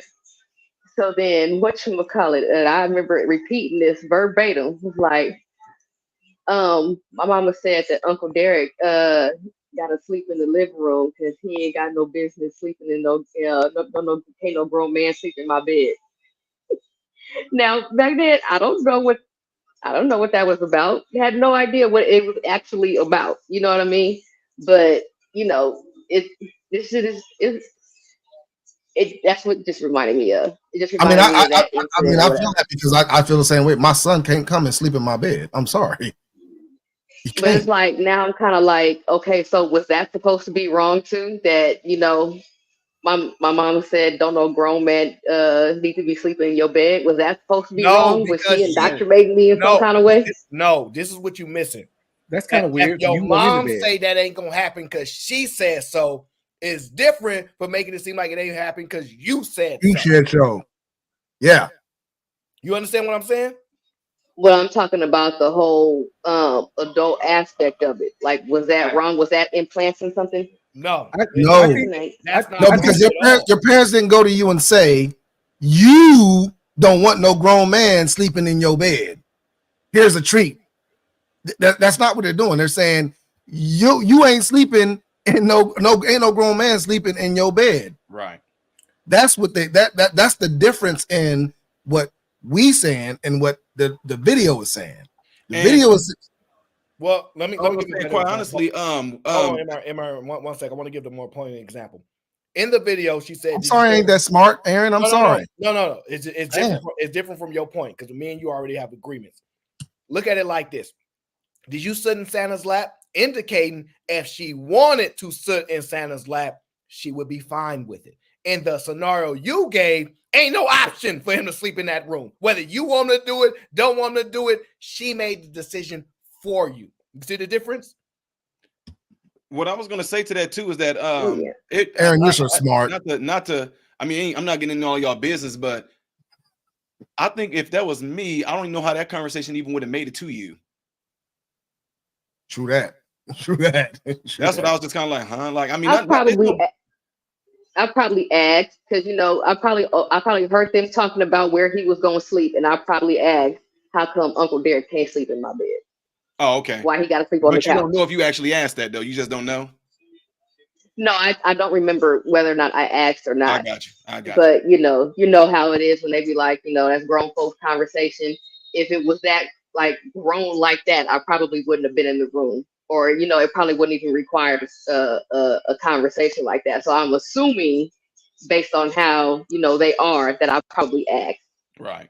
How come Uncle Derek? Because I'm nosy too, so I probably would have asked that shit. Yeah, me being dad, I'd have been like, "Don't worry about it, go to bed." I would have said because I said so. Don't worry about it, go to bed. But I totally get it though. But yeah, no. Overall, yeah. I mean, it's what she's doing is questionable, and that's me. I do tend to give people the benefit of the doubt, when it comes to that. But what made it sketchy for me was the treat when she said the right answer. That's maybe kind of like, that's what kind of made it not sit right. But I feel y'all's point. I ain't saying y'all wrong. See, because then the thing is that it can become a behavior to where the kid is not doing it because of the simple fact the kid wants it. The kid is doing it only to be rewarded. And that is not reality. You know what that turns into. I'm not going to to be sitting on everybody's lap. Yeah, she gonna be part of. She gonna be part of the coalition of the very tree she eating. That same colors. Yeah, I don't want to overanalyze it because I'm afraid Y'all gonna see Arm Bang Brothers. Jesus Christ. Wait. Hold on. I let me get caught up on these super chats. Okay. What happened there? Spit says progressivism have not race. What? Somebody read that for me. Come on. Progressivism. That's what it says. I'm not sure if I interpreted that correctly. I ain't smart enough, Aaron. I leave that to you. I don't even know if this is progressivism has no race. It's evil, I think. Has no race. Okay, has no race. Oh, progressivism has no race. It's just evil in general. Okay. Yep. See that. Leonardo, what's going on, baby? Why we always need a doctor around. Okay. Eater Man says, I don't like beans. I thought he was going. You should have called him Bones. That would have been funnier. I don't like Beans' tone with that Asian comment. He actually made a comment about you and Asian people. What did he say? What that nigga say?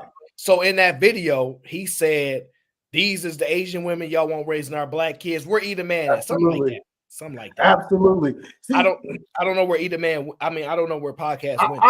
I'm so happy I came up here. See, I wouldn't even watch this show, but some told me. Like my Eater Man Williams senses start going off, you just start feeling that these Negroes be talking about you. And I came up here and I wanted to make sure I heard the video correctly because I didn't. So are y'all saying there's something wrong with what she did? Or y'all saying there's something not wrong with what she did? I'm trying to understand we're saying that she is actually training instead of teaching. She's training her daughter to train. Yeah, you're supposed to train. See, I know that in some of the black culture, y'all used to y'all kids using small words, 1 or 2 syllable words, and y'all not used to Asians actually teaching multiple syllable words like boundaries and different things like that. But no, the crazy part about it, listening to this, you think that you cannot define what boundaries mean to about a 5-year-old for her to understand what boundaries is? No, nobody said that. Okay, so she had a conversation with her daughter and she explained what boundaries were. She kept it at a very basic level. These are what boundaries is, and these are what whatever. So when that little girl feel like her boundaries are being crossed, she says that, hey, that is a boundary. That kid do not know how to determine and how to verbalize and express what a boundary is. Absolutely. So hold on. So you believe that you cannot educate a 5-year-old on what a boundary is? No. They don't have the comprehension for what a boundary is. What they can do is associate. He said a 5-year-old though. Let's stick to the video. That girl ain't 5. How old is she? She got to be 3 or 4. Well, here's the thing. Okay. I don't even. Let's say 4. Okay. We'll meet in the middle. So I'm just saying, I'm really trying to understand. Like, do you believe MRM? You can educate a 4-year-old? No, you're talking to me right now. You don't talk to MRM. MRM's a doctor. Because you ain't got kids. So the reason I'm talking to MRM, as a father, do you believe that you can educate your kid on what a boundary is at 4 years old? That's an irrelevant statement. No. That's an irrelevant statement because that's like asking a teacher who's not the parent of the child. Can they educate a child on what a boundary is? If a teacher can do it, are you arguing that a teacher cannot? Because listen, I don't mind being removed from the conversation because I don't have kids. That stuff don't trigger me. But I want to be sure is an indication that a teacher who don't have a child that has a 4-year-old in the class cannot teach that same concept. Because no, so the point that I'm saying is, you're going to answer your question. If you ask me a question, Aaron, you gotta let me answer it, right? No. You're right. I'm trying to understand. Are you telling me that's why you don't want to ask me the question? Because I'm the reason I did not want you to ask you the question because I wanted to hear MRM opinion before I went to you. Oh, okay. That's why I didn't want you to answer the question. I already know that. You always do that to me every show. I ain't forgot. All right. So the point that I'm saying is, do you believe in daycare? They are have the ability to teach boundaries to these little kids? Yes or no? Like what this mother did in the video, yes. All right, so the point that I'm saying is that when you go to a daycare with 4-year-olds or 3-year-olds and you tell them don't touch each other because that's their personal space, and you can explain this thing called boundaries. Like this idea that we cannot explain what a boundary is in a 4-year-old. That's not the conversation. No, because that was not the conversation. That was never the conversation. The conversation was that child does not comprehend what a boundary is. They can respond to the action. Hey, if this happens, say that's a boundary. But if you are going to sit there and say, put a kid in front of a class and say, explain to them what a boundary is, you think they can do that? Yes, Absolutely think. Not. Listen.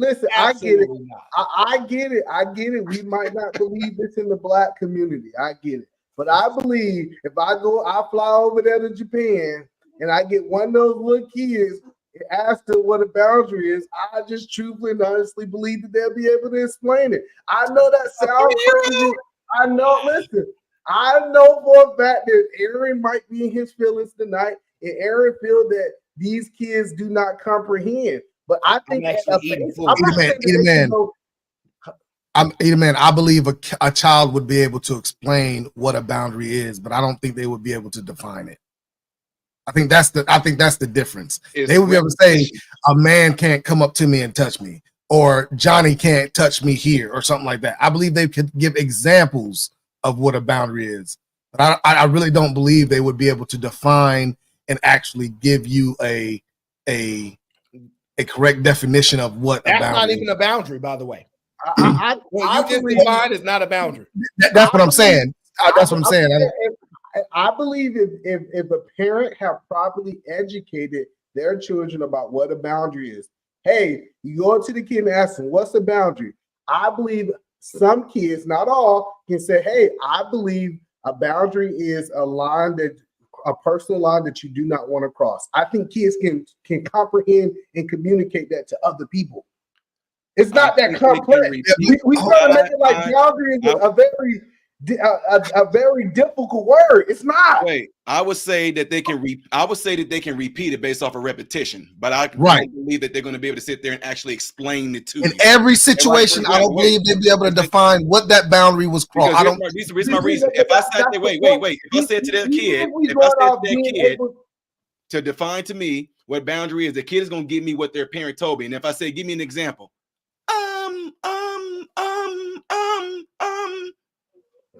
Well, her example would be me sitting on Sandal's lap. That's her example. I know y'all guys don't like it, but that's not a boundary. No, that's not a boundary. It's not. That's a boundary for her. She would have to explain. She's not going to be able to do it, bro. They're not going to be able to do it. This is ridiculous that you're trying to sell. So the problem with your argument is that parent was setting the boundary for the child. The child's not setting their own boundary, right? So that's what we had a problem when it came to the video. So I get what you're saying, E-Man, but I can't follow you 100% because. No. Go ahead. No, I was gonna say, go ahead, Diesel. Go ahead, I got you. So I get what you're saying, E-Man, but I forgot what I was about to say. But when it comes down to it, in the video, the parent set the boundary for the child that could not comprehend exactly what the boundary was, other than the fact of Santa Claus. But unless she says, you don't sit in any man's lap, that's not setting a. But that's the point, Diesel. We took a 10-second video, and I heard people try to interpret the whole conversation that this woman done had with her child. How do we know? How do we know that she have it? It's all men. Because like Daly said, it is really common. Especially, I know that's the one thing I heard all the time. Women don't sit in men's laps. The problem with the video, either man, is when she said that's a boundary, she gave her a treat. That's the problem with the video. Let's play the video. You don't have no show over here no more. You don't come over here dictating nothing. You're right about that. And see, you're 100% right about that. And the thing is, though, is that like, man, if you don't believe me, just ask the whole panel. We saw her give her a treat after she gave the correct answer. Videos here. Listen, Let's see. So did you sit on his lap? No, that's a boundary. Oh, it's a boundary. Why? That's okay. He did? That's so good that Santa respected your boundaries because mommy taught you. What do we say? My body, my choice. That's right. So Nothing wrong with it. I don't see absolutely nothing wrong with this video. There you go. Call me whatever you want to call me, but like it's crazy because I hear y'all black men on these panels talk about. Okay, let me make the point for you to respond to right now. Okay, are you saying that child determined that that's a boundary with Santa? The child did it. What I'm saying, that child have an understanding of what boundaries is based off that video to me. I can tell you right now, look, let me make this point right here. I can tell you right now, if I was to go to that child and I had that same exact candy that her mom got, and I wanted that child to do something, that child knows she's going to be rewarded with what her mom gave her. That stimulus that a kid has is going to kick in. And she going, if I say, hey, I'll give you this whole thing of candy right here. Just come right here and sit down. You can have all this. That little girl know that she's going to get rewarded with a treat. She most likely going to come and do it. The reason that I believe that she understand it because she's not just repeating. She also said, to me, it sounds like she had a conversation with Santa and she told Santa, hey, these are my boundaries. And she even said in the video, Santa respected her boundaries. Yeah, the little girl said Santa said that's okay.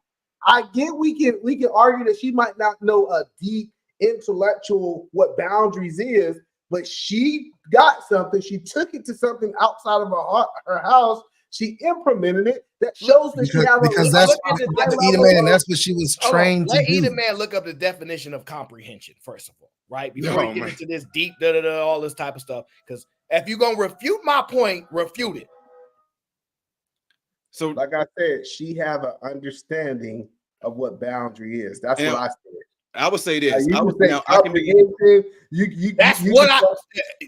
argued against my statement. I did not argue against nobody's statement. I came up here and said, play the damn video. And played the video, and I said, it's nothing wrong with the video. And then y'all decided y'all want to argue with me. And then I doubled down and said, I believe she have an understanding of what boundaries is. I never reviewed nobody said. Edith Man, do you think people get a deep understanding from getting trained on how to do something? Yes, absolutely.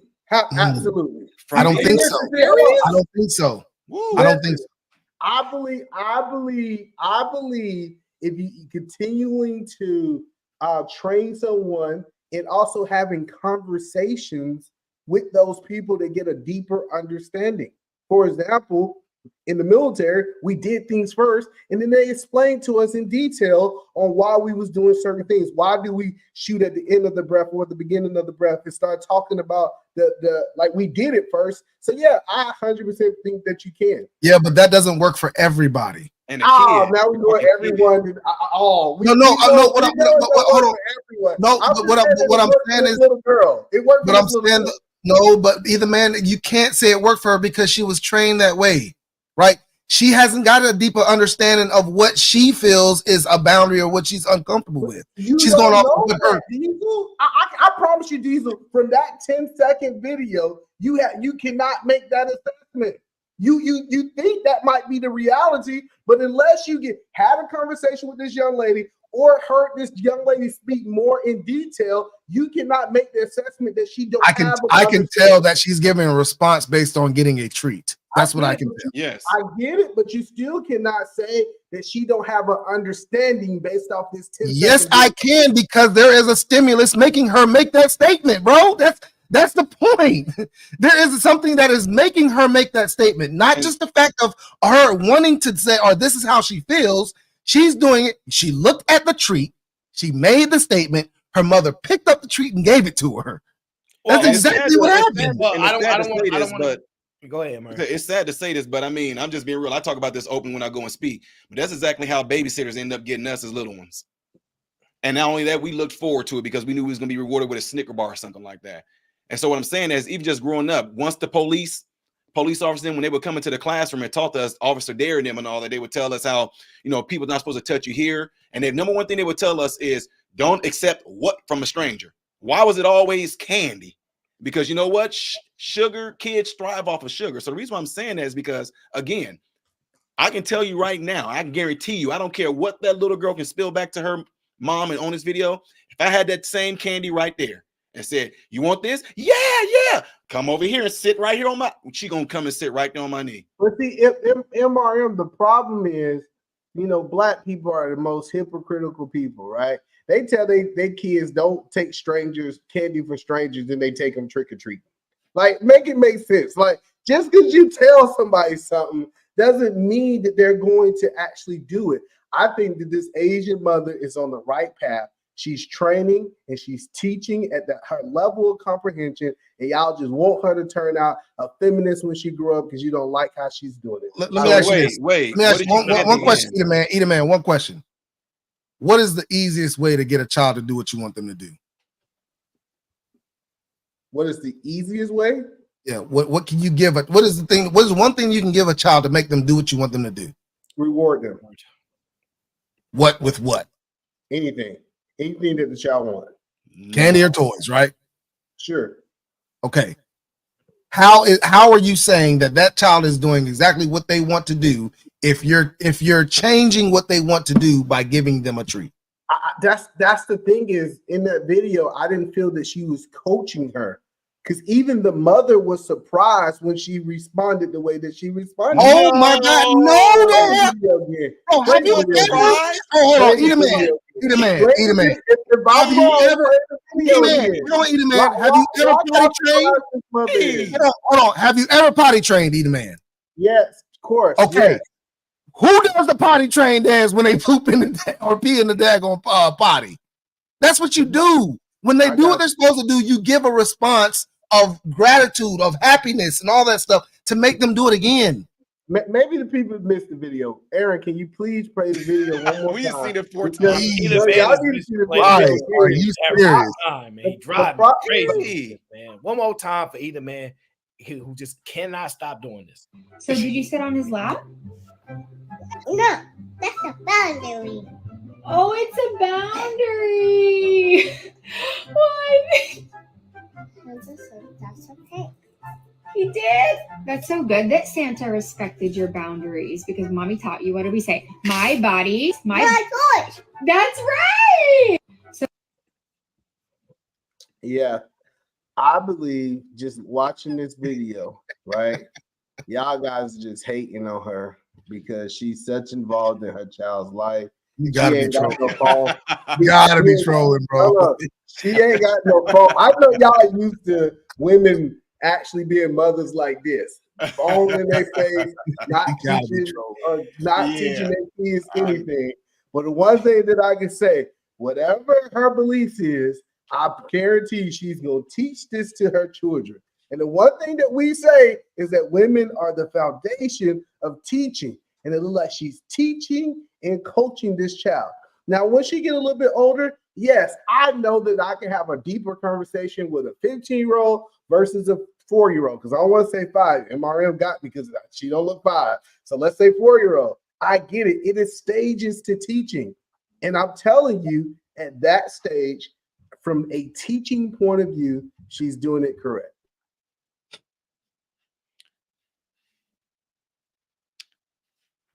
So this is ridiculous. So wait, I'm gonna ask you again. Do you think that is the child's boundary or the mom's boundary? I think it's the child's boundary. I keep saying it. I keep saying. See, what we don't understand is our parents' boundaries can become our boundaries. See, let me CBG in full effect. Tell that little nigga we just dropped the bread. The sniper you waiting outside for that air. My game sit up, and I know they gon' blast. There's no boundary for you to explain.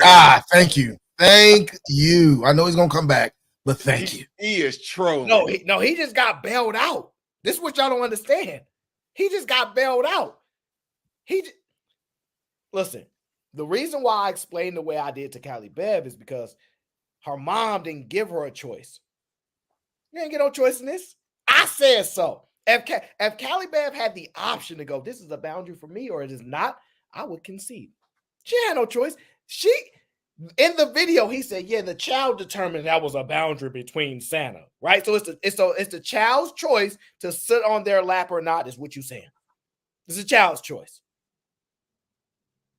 This is why this is insane. So you're saying this is what makes these guys look bad, right? They're so overly protective of their children, and we don't know if it's y'all child. They ain't sitting on no man's lap. We get that, right? Y'all scream that out, right?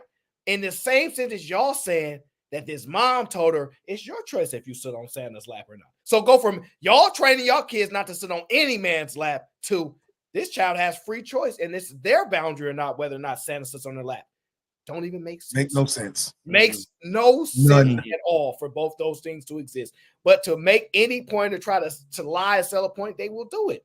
They will absolutely. Either man in the chat talk about echo chamber. Absolutely not. This is nowhere near an echo chamber, okay? This is ridiculous. There's no way he truly believed that child can comprehend. No. That my is body, my choice. Crazy. Whole premise of the video is she made that boundary based on my body, my choice. There is no way. There's no way. No. And that's why even now here in Illinois, that's why I end up getting placed on the domestic terrorist list because I was speaking out against this nonsense they're pumping through the schools, where this is exactly what they're doing. They're pushing the hypersexuality on third graders and all that. And they're doing this exact same reward system, right? They're rewarding them with candy if they get it right. They want to embed this stuff in their head. And if they get touched in the areas and it feels good, that's called consent. And that's okay if it feels good, as long as you like this. This third graders is who they're doing this to, right? But they're rewarding them with the same exact thing, with candy, with things like that, because they want that behavior and they want that same type of characteristic to be put in them so it can be repetitive. All it's doing is just ushering in for these pedos. And I got to run. Hey guys, y'all have prayers. We had a local officer go down tonight, so y'all have some prayers. Man. Oh, big time. I got to run, man. I'll holler at y'all. I appreciate Gigi. Oh man, that's crazy, man. Damn. Shoot. I'm gonna take a moment for that. And now I know, dang, that's crazy. But regardless, I'm telling you, there's no way that child has those comprehension skills. Absolutely not. That is insane. None. And it doesn't matter where it's at. Listen what you just said. They trying to teach these kids that are already in the school. What the hell you need to teach them this stuff if they already understand this stuff? Right. If it needs to be taught. If they understand this and know this stuff already, then why does it need to be taught? This don't make no sense. I think either man be trolling and he just doing his best to make Asian women look the best. And I'm not even mad at that. Okay, I'm not mad at that at all because it was podcast position that this is why either man be saying this crap. I'm just saying it's inconsistent because if you let's just be honest, to prove that you understand, right? If it's a boundary, why? Because it's her body, her choice. Well, if the answer is because men, right? It's men that do this, right? Okay, so the boundary is based upon men. She would have to acknowledge it's because of the man. I don't think that, because when I asked Halle Berry, okay, because she sit on Mrs. Claus' lap, no problem. So what are you telling them the difference between sitting on a man's lap and sitting on a woman's lap is? Because if you telling me, maybe I'm wrong, they having that conversation with their child. Exactly. I doubt it's going that far, especially that young. Because it ain't. There ain't no way you tell her, because Santa has a pain and you're not doing that. You know what I'm saying? Look at either man in the chat. This is getting so disingenuous. You're not having a conversation. If he come up here and say, well, you know, when I remember my child 3-year-olds. Come on, man. This is insane. This is really insane. Just to prove a point. Now, do I think children can understand a lot of things? Sure. Can they follow instructions? Yes. Can you teach a behavior and they do it even though they don't fully understand why they're doing it? Yes, absolutely. But to sit here like that child has comprehension on what a boundary is, absolutely not. This is insane. If that's the case, that child will need no more discipline for the rest of her life. She knows what's bad. She knows when the time to go to bed. She knows she shouldn't be peeing on herself and all that. She knows this. Yeah. I think there's some gender. Listen, and see, I don't know what it is. I don't know why it's okay to sit on anybody's lap then. Be like, okay, so can't sit on granddad. You can't sit on granddaddy's lap, but you can sit on grandma's lap. I'm gonna tell y'all this, right? We understand it as men. We understand it, and it don't matter who you are. I don't care. That's my child. We get the mindset behind it. But then you can't then look at that man like the demonizing way and go, hey, but by the way, if something happened to my child, you know what I mean? I want you to stand on business and do something about it. It's hard to get you should die for your granddaughter. You should die for your grandson, but say these things about that person you want to die for them. Now, I'm not saying what's right or wrong. I'm just saying that sounds crazy. Yeah, I agree. No, yeah, well, I'm looking for when they're that young. I don't necessarily see a problem with it or whatever. But like after a certain age, no, it's no. Here's the thing. I'm not arguing with you about it. What I'm trying to understand is the logic behind it. Yeah, and that's what I was right, and that's why I was saying like earlier. It's like when we was teaching our kids certain things, you would teach them that you would tell them that the oven is hot, and you gave a reason why because it can hurt you. You know, you would do those things. You know what I mean? But to just say what she was saying as far as the reason I said no Santa's lap, I would like to have known. But I mean, when I was younger, it's inappropriate. And that's what I got. And you know how we know, and you know, either man think he's slick, right? But don't see. I follow all different type of stuff on Instagram, right? People don't know that about me. I'm very, very. I do things a certain way for a reason, right? Well, either man think he's slick. The 10-second clip. I've seen many content of her. Okay, I've seen much stuff from her. Let me tell you how we know the child don't understand. Because she said that's a boundary. Then you know what you ask somebody to understand to find out if they understand. Why is it a boundary? Mm-hmm. We don't see that question being asked, but you see the teaching part. Okay, well, because why? My body, my choice. My body, oh, my choice. You see how she jumped into that statement, which means they've had a conversation about it. Numerous. Why wouldn't she say, well, why is it a boundary? Because to sit there and watch that kid not know how to answer that, it's not going to be what you want to put on social media. Like, let's be honest. Because if your child could actually break that down on social media, you would put it up there. Yep. You would 100% and say, my 3-year-old child can do this. We do. Come on now. Let's just be honest. But either man trying to put these women on such a high level. And I'm like, I don't have no problem with it either, man. You know, I love all people. But I don't know right now. You sound a little crazy right now.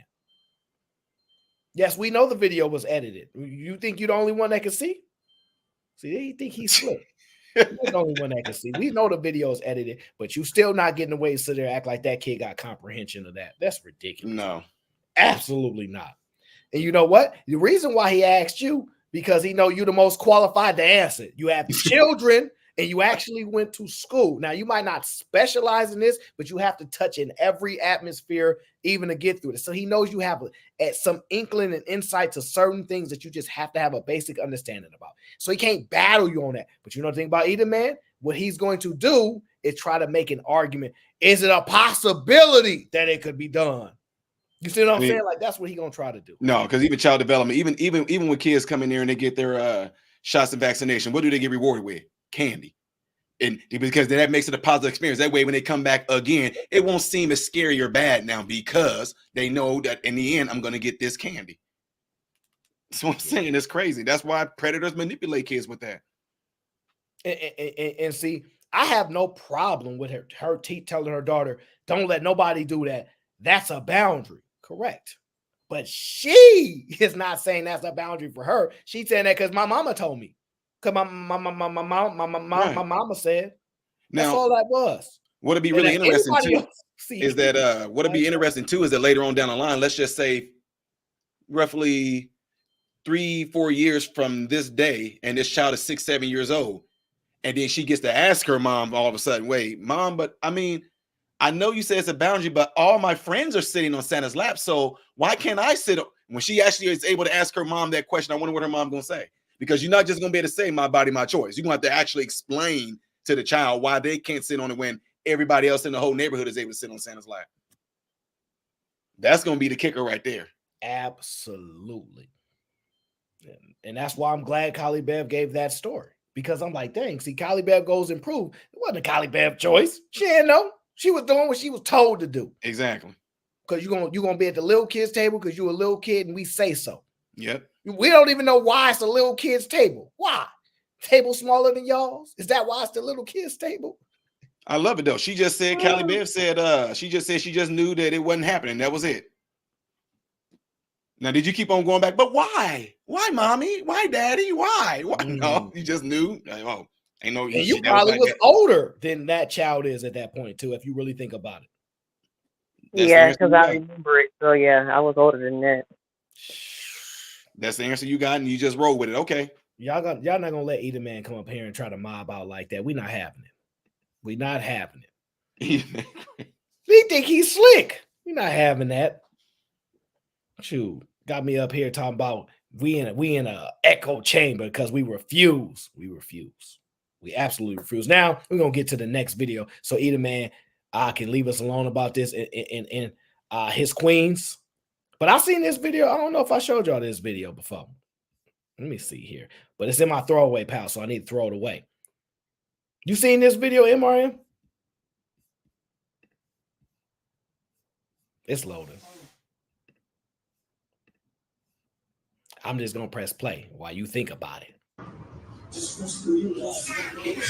There you go. Nope. It's over.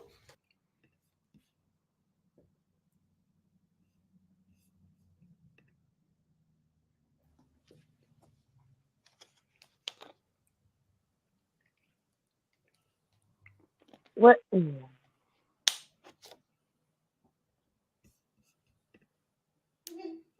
I would completely destroy the living daylights out of that man's face. Wait, okay. Was that a girl or? It wouldn't.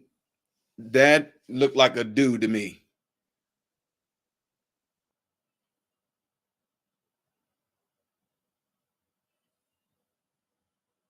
Man, play that, dude.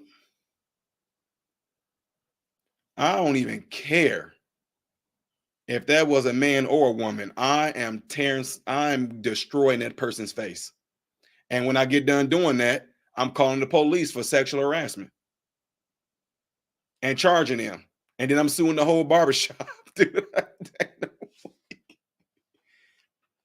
And if that is a man or a boy that did that, and anybody want to jump in there and call me homophobic, you can call me what you want to. I'm beating the brakes off that dude. What does that red say? I'm sorry, my eyes is going bad, and I am on my phone. The barber pranks have been different lately. Real different. Cuts going back to 20. Bro, no. He stayed in the chair too. Dude. Well, I mean, oh man. Technically, it shouldn't matter what the gender was. Real talk. That's what I'm saying. It just kind of adds like another level on it if it's like on some homosexual shit for me.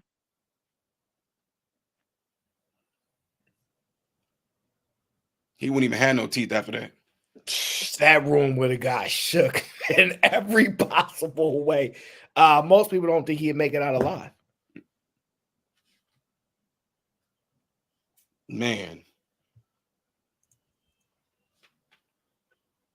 I know, right? Because you trying to formulate a thought without thinking basically putting yourself in prison right now with these type of words. Because that's crazy. Look how you got it paused right there, man. I'm about to look at that. I mean, but look, at the end of the day, Imran is right. That is like that is sexual assault. Bro, listen. That is a death threat. Like in all honesty, that's like literally like one of us might have to die. People don't really realize that though, right? Because it sounds extreme, but I don't know how you gonna put people between these two people in this moment. Like, I don't think there's nothing stopping me. I'm like, MRM, chill. You got kids. Nope. Like, I don't think there's nothing like, because think about it. If I try to hold him back, he gonna break my face. I'm going through you. Like, even though I didn't do nothing in his mind, right? He may be thinking, Carlo Tom says, Aaron, you a gangster? Absolutely not. No, nope. Just a guy that lucked his way out of the hood. So like ultimately, what you understand is that I'm in violation if I try to stop him. Yeah. As crazy as that sounds, I know he got kids, wife, everything. I would be actually deemed almost as bad if I attempted to stop him. It'd be real bad. Callie Beth, do I sound crazy with what I'm saying, or does that make sense? Nah, you don't sound crazy. Man, oh man. I'm talking even if other females that might be in there, like, hold on, Ty, I'm throwing you out of the way. But MRM, this would make it crazy. You got my eye twitching. He posted it. Like this what goes to the next extreme. Because think about it, right? Let's just say it's hard for me to do. Let's just say it happened, right? And you black eye him, stumping, whatever it is, something. Maybe your homies pull up. I don't know. I'm just giving the possibilities, right? Now he posted. Like, you see what I'm saying? Like, you already know what you about to get. You talking people from corporate world and white collar world back to the streets of Chicago and the hood, all about to see this. Hey, you see what happened to Ty? You see what happened to Ty? I'm not really surprised they're posting it though, because like these people who do these prank posts when they get their asses beat too. Yeah, they post up. This not funny. This not a prank though. No. Like this, like people don't like. That's not a prank. Like wait. Do you think that's a prank? You know what I mean? They're all listed under prank videos, and how some of these prank videos go. I'm with you. That's not a prank. You know what I'm saying? Like, that's not funny. They be going too far. But what I'm saying is, as far as him posting it, I'm not surprised because these people who do these kind of videos post when they get beat up. Yeah, bruh. You had to be like, what happened? I was sexually assaulted and I defended myself. That's crazy, bro. I'm sorry. Ooh. Crazy. Jerome said it's a female. I've seen several of these skits trying to make it seem as if it was a barber that kissed him. It don't matter. It's female would have got it too. I defended myself.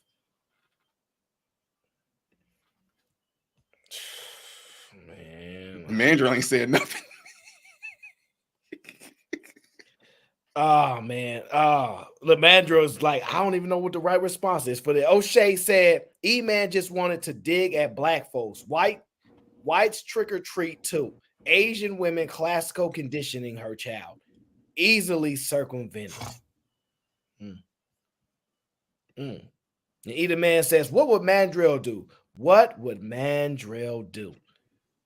I don't even want to. I'll be honest with you. I don't think that person might live. Try that with Mandrill. I don't think he'll live personally. But especially after they like, look, it's one thing y'all fight it out to the. Then he and that's the thing. See, that's the thing that was setting me up. The camera's there. Yeah, I can't let you now. That's the position you put me in. You're not supposed to like do that without the camera either, Mandrill. Oh, does it matter? Well, you just said that's the part that bugged you out is that the camera is there. Like, no, the camera's extra shit is there. coming. The camera's coming after everything I'm gonna do. The shit I'm gonna do for the camera. Oh, okay, I got you. I'm gonna respond, however that may be. But then, you brought this on yourself. whatever this is gonna be. I don't know. You know what I'm saying? It ain't gonna be pretty.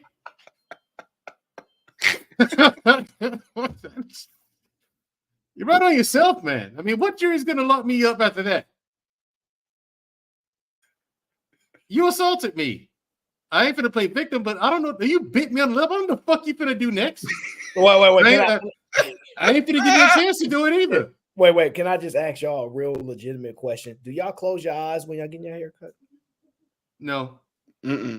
Well, sometimes, right? Because look, because it sometimes it depends which. Like, I'm just wondering. You know, I mean, when they sitting there lining you up in the front, you know, your hair might fall down. You got your eyes closed like this, and if you know they're doing your mustache and stuff. See, for me, I be trying to like look like my eyes all crossed, because when your barber right in front of you, you ain't trying to look him in the eye. Exactly. You know what I'm saying? So you be kind of like, but you gotta keep your head straight. You know what I mean? So I think there are some moments when they brush, like, you know, I don't know. I don't know, man. I don't know. This is crazy to me. Beans, did you see it? When I get my hair done. I don't think Beans wants to see this because he's from Chicago. No, I don't think. That's exactly why I'm asking. Beans is a different type of guy, though. You know what I'm saying? He might have said, back in my day, this is normal. I don't know.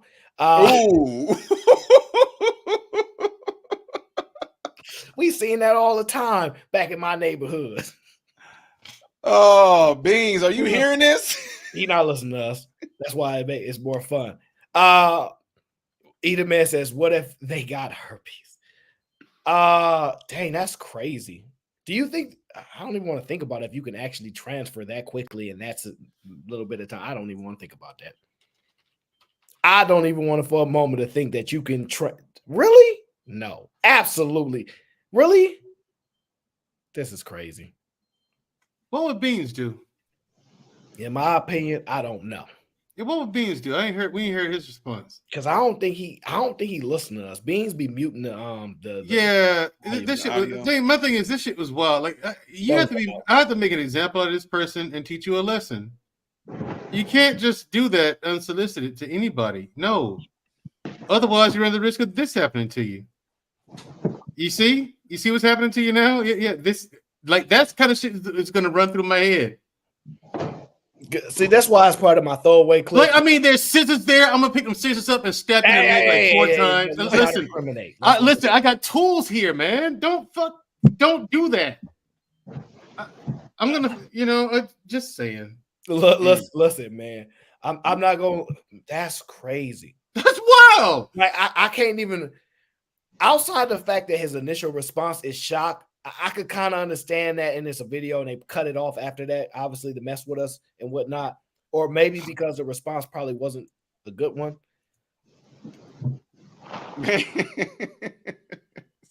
Because a lot of times with these pranks, you might think, oh, maybe a chick came in here, did it, and ran. You know what I'm saying? Like, because when your eyes is closed, I don't know if you can register that fast, but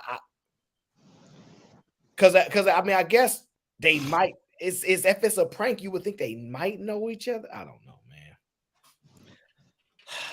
man. Yeah, I don't know. I'm trying my best to understand how this man had the ability to put the footage up. That's what I'm trying my best to understand. Yeah, either man, jail time is up. This is just a throwaway, y'all. We're not gonna even get stuck on this. Hello, Trinidad. How are you? Hi. Happy New Year to everybody. Well, Happy New Year. Yes. Hi, everyone. Going back to the Santa thing, I know hi, Mr. MRM. Mr. MRM? Yeah, that's Anywho. Say what? Yeah, I was saying hi. Second delay. She got like yeah. I would still get you. But anywho, you guys, back to the Santa Claus thing, like Easter and things sitting on the lap. That's what I was getting from. I know I'm rewinding back the conversation. I'm sorry, but I had to speak on it. What's wrong with sitting on the lap? Oh, I got booed. What's wrong with sitting on the lap? Did I hear it correctly? You're not asking a question that which we can respond to. Okay, and I heard about the Halloween. Okay, yeah, I'm just trying to like fast forward because I don't want to be, too long with it. The Halloween, when me and my siblings is at the time it was 5, but my brother passed, so now it's just because my parents here. My parents are here. We just came back from New York, so I ain't trying to. Anywho, sorry about that. But when we were young, mommy, she would pour our when we go trick or treating, she'll pour our candy on a table. They would give us apples and about the razor and the apple and stuff like that. So mommy would check our candy, and it was in proportions that she would give us our candy. Fast forward, you guys, like in the malls, you would take the pictures sitting on the lap. Like, I did that to my son. Black people are hypocritical because they don't take candy from strangers. And then you said that we'll take our kids trick or treating. That's what Trinidad is talking about when she's talking about the Halloween candy. She's like, well, that was a dumb point because our parents checked our Halloween candy.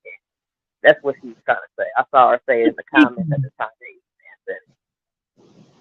Who's speaking? Well, I mean, that's kind of somewhat true. I think that was more of an Eda Man point when he said black people are hypocritical because they'll say don't take candy from strangers and then take their kids trick or treating. I think that's an Eda Man statement. I don't think any of us. Yeah, that was Eda Man that said it. Yeah, that was it. But nobody really bothered with that Trinidad because we knew it was kind of.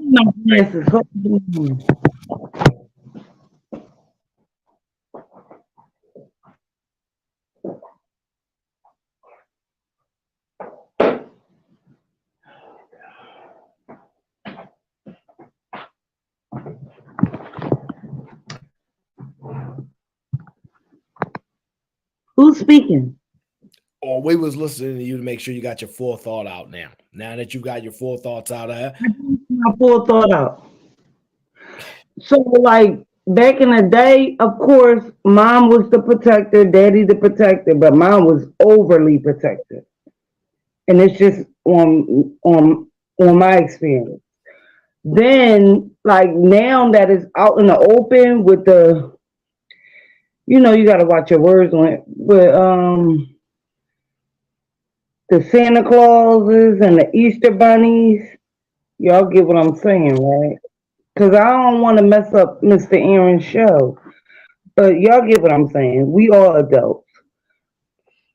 It wasn't like that back then. Like we didn't have me growing up. It wasn't GAYs. I mean, it was, but it wasn't exposed. Do that make sense? Absolutely, make total sense. Thank you for letting us know about that. So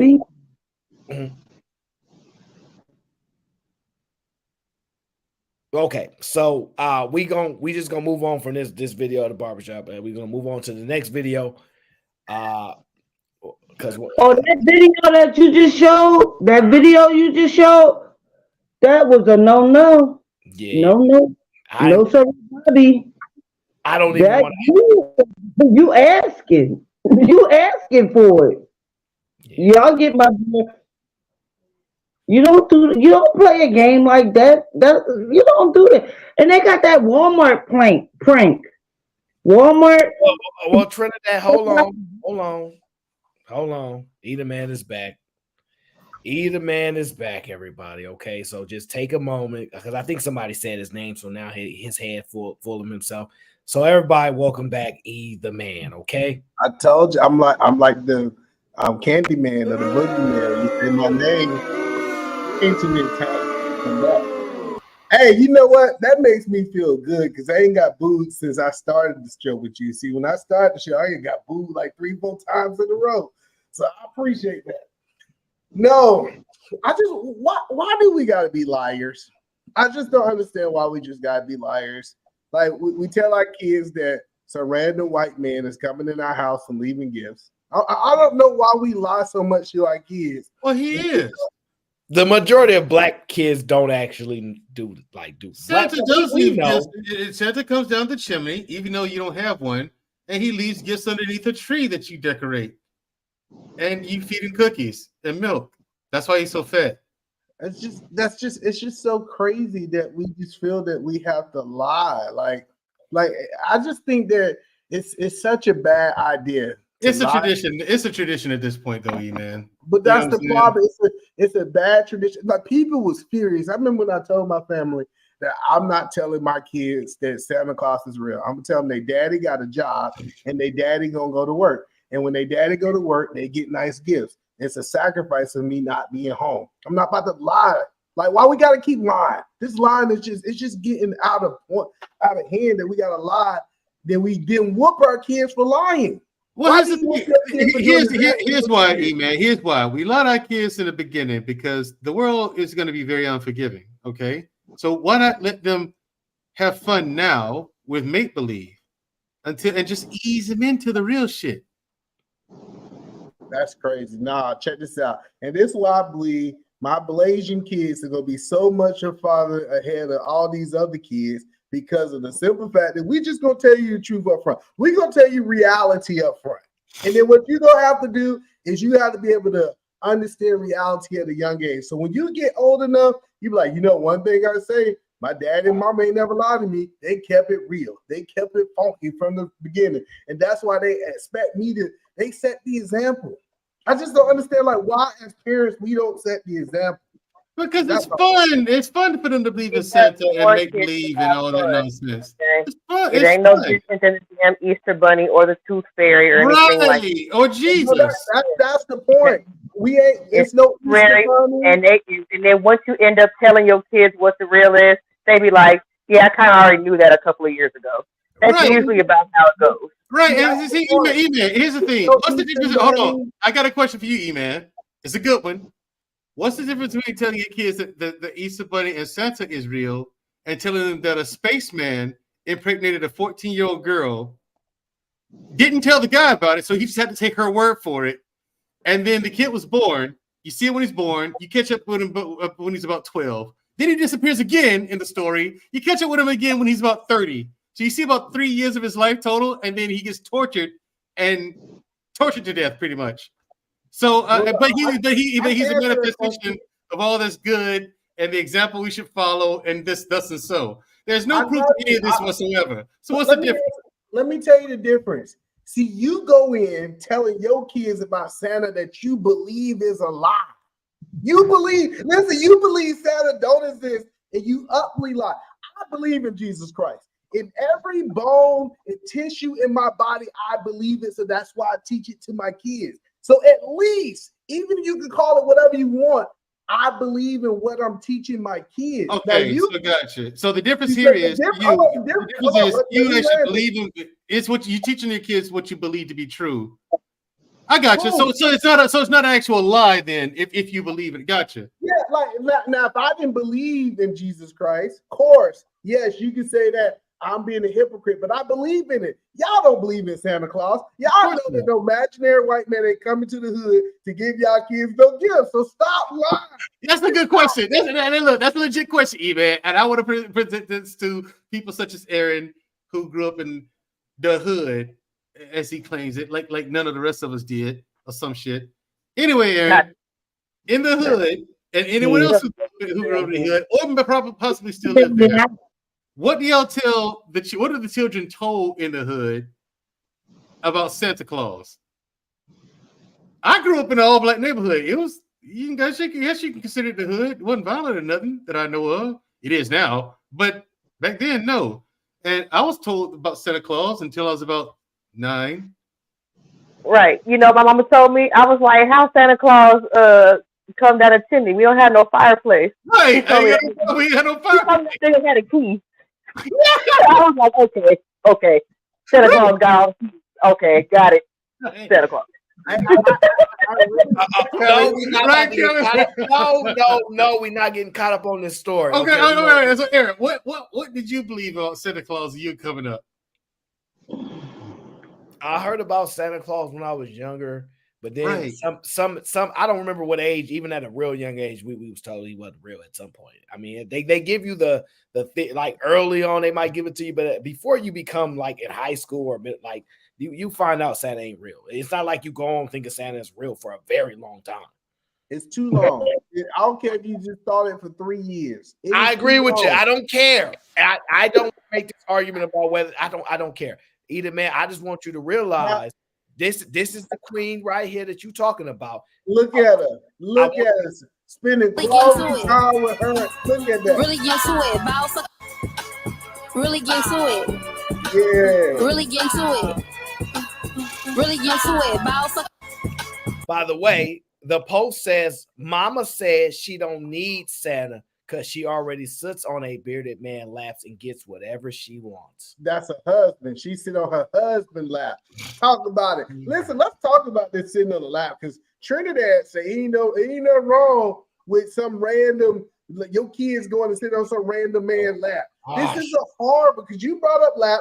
I'm on topic. I'm talking about what you just said, Aaron, and I think it is crazy that we don't have a problem with your child going to sit on some random white man lap. But it's Santa. It's a different thing, man. It's Santa Claus, and he's not going to hurt your children. The church, my siblings, my cousins, we all went to church together. So you mean to tell me, Mr. E-Man, respectfully, I'm not trying to do the religion thing, but respectfully, we will sit on the pastor's lap. Is that a wrong thing? And he wasn't. Yes, that's wrong. You should not be sitting on no pastor lap. This is what I'm telling y'all. Like 85. I don't give a shit. So is Bill Cosby, and he still rubies women. Of course our parents was in church with us, our grandparents. Ma'am, Trinidad. Trinidad, here's the thing. I'm not doing the trolling stuff because I learned trolling either. I'm not trolling either. Let's be realistic. No, let's be honest. Like, I don't do the joking. If we talking, let's be honest. Let's be honest. Here's the thing. I think it's all right.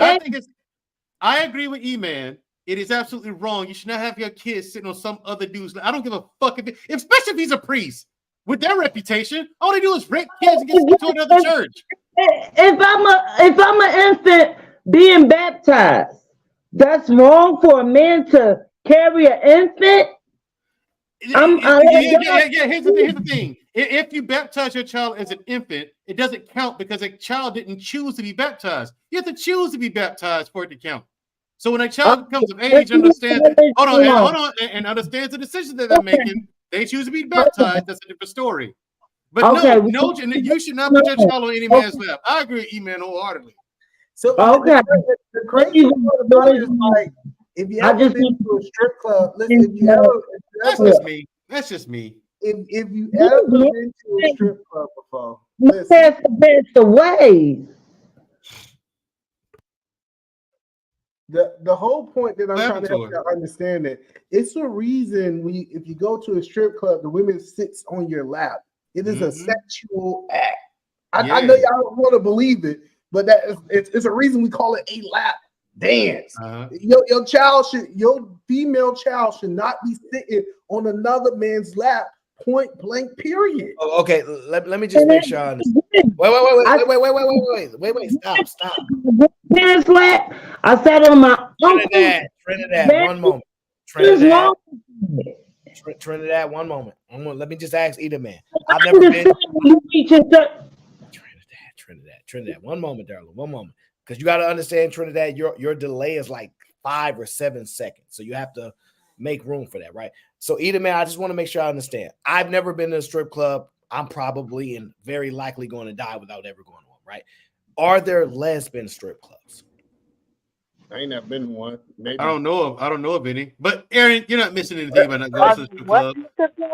A lesbian strip club. Strip clubs. I don't know. I've never heard of anyone. The lesbians go to the regular strip clubs. Yeah. I'm just asking a general question to get a baseline, sir. No, not to my knowledge. Sir, I'm just making sure I comprehend. Okay, as when you said, when you go to a strip club, a woman sits on your lap, that is a sexual act. So if a woman sits on another woman's lap, is that a sexual act? No, because a woman can't get an arisal, a physical arisal for somebody sitting on their lap. That's Yes, the they difference. do. They do get aroused. Okay. No. Hold on. I'm trying to be YouTube friendly. If a woman sits on your lap and you have a physical, I'm not talking a mental arousal, right? A physical arousal is different from something mentally happening to some lesbian. Well, no, arousal means you turned on. Without getting get aroused, whatever like that, there is a physical reaction that can happen with us too. Yeah, exactly. Thank you, Miss Kylie. It is. Listen, it's gonna go white. It's gonna go up. You on?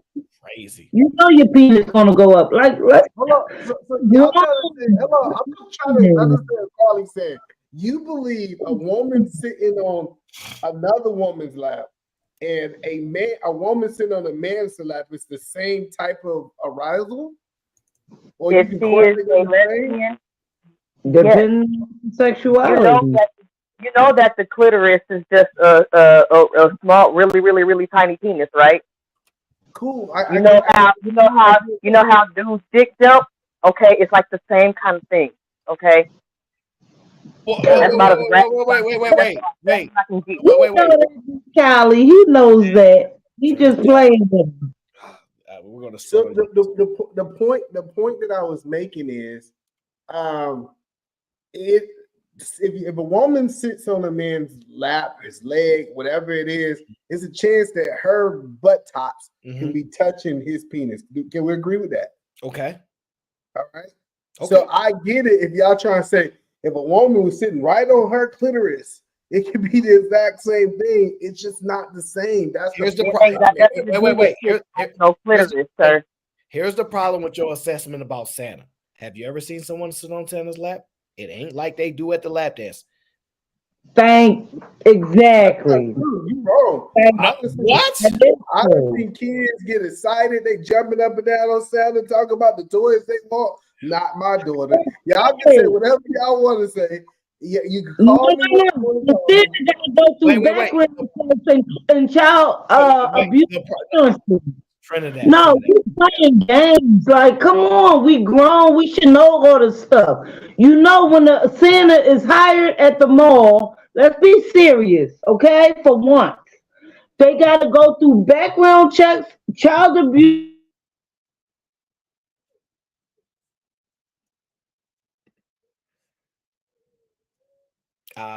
I've never been. I was gonna say, to be fair to either man's point or whatever, like I've sat on my boyfriend's lap before, just like how you would sit on just the side part, not even like a strip club lap dance thing or whatever like that. And there was a physical reaction to that, so you don't necessarily have to put your butt right on their thing. Just to either man's point, to be fair, you know what I'm saying? Okay, but on the lap, listen. Like sit on Santa's lap. Listen. This it's but the point of it is, right, it can be done, but that's irrelevant because I'm with either man. No, your daughter should not sit on no man's lap. I won't argue with you about that. Absolutely not. Most of everybody up here have been in agreement with that. It's the subsequent statement of, well, I don't have a problem with if it's on a woman's lap. And then the argument because they don't get a physical response from it.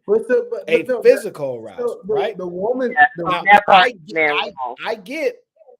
I get either man's part that the man don't even have to actually get. I get all that. It could just happen. He ain't even got to get sure. But the argument is there are lesbians. You agree? We all agree. Yeah, I think, but you got to remember my stance. I don't believe that my children should hang around gay people. No, this ain't about this. Ain't, that's the point. Like that's the point. Is that I think stop. You're trying to oversell the point because how do you know if someone is gay or not? I can smell it. Oh, good. Like, yeah, I mean, come on, man. This is ridiculous. My Come on, whole man. thing, my whole thing is this: how you know they cannot comprehend it. There's absolutely no way. I have no problem with people having emphatic. Absolutely not. My child is not sitting on no man's lap. Have no problem with it at all. And that's where I am with it. Now, do you have a problem with your child sitting on a woman's lap? Because unless it's their mother, yes, or the but grandmother, see, I got a problem with that. But that's not the answers that we've been getting. Yeah, I got a problem with my child. Like, see, people call us weird because we don't let people watch our kids. That's why, we don't just leave our kids with random people. It's my responsibility as their father to do everything in my possibility to protect them into adulthood so that they don't have trauma from their childhood going into their future relationships. And you can call us crazy, but no, random people not watching our kids. It's not happening. You ain't sitting on no woman lap, no man lap, no cousin lap, none of these other people things. That's not none of the arguments, sir. Like, I have no problem with you doing that. We all in agreement with that. But the assessment, then you act like it's not a possibility for your child to be a lesbian. She can't. It's not an option. Gotcha. I don't believe in freedom of will. I understand. I get it. Option. I get it. Okay. If you just don't object to your kids sitting on anybody's lap, that's not part of your approved people. Fine, right? I get it. I'm just saying, but what is the purpose? Like, what's the purpose of our kids running around sitting on people's laps? Like, I don't even understand. Like, what is the benefit of it? Like, nobody can tell me the benefit of your child randomly running around sitting on people's laps. It's no benefit. It's not random. If you take your kids to get pictures with Santa, it's not random. No, well, we do family pictures. No, she but see, with her daddy. She got a daddy. She have a father, Aaron. If she want to take pictures with a man, she can take a picture with her daddy. I'm not objecting. There is no objection here on whether the child. Well, we all in agreement. No, absolutely not. We all in agreement with that. When we then go say, can they sit on a woman's lap? It's up and down. It's like, oh, interesting. And then some of the reasons for it, and this and that, acting like women don't get aroused by other women. Can you play that video? I just want to see her dance again. Let me see that Asian woman dance again. You want to see the Asian woman dance again? Let me see her dance. Oh, she got the move. Is she gigging? Really get to it. Get to it. Really get to it. Wow. Really get to it. Wow. She gigging. Get it. That child definitely looked like, you know what I'm saying? Like, I know what's going on right now. Absolutely. Absolutely. She is not amused. That child has no clue what's going on right now. Not a slight clue what's going on. Aaron, you don't understand. That's Asian rhythm. It's different from the black women. See, I think she offbeat, but she really owned the Asian beat. They got their own beat. You just gotta find it. You just gotta find it. It's only two beats. It's the upbeat and the downbeat. Black people dance on the downbeat. See, the Asian got white folks and the others dance on the upbeat.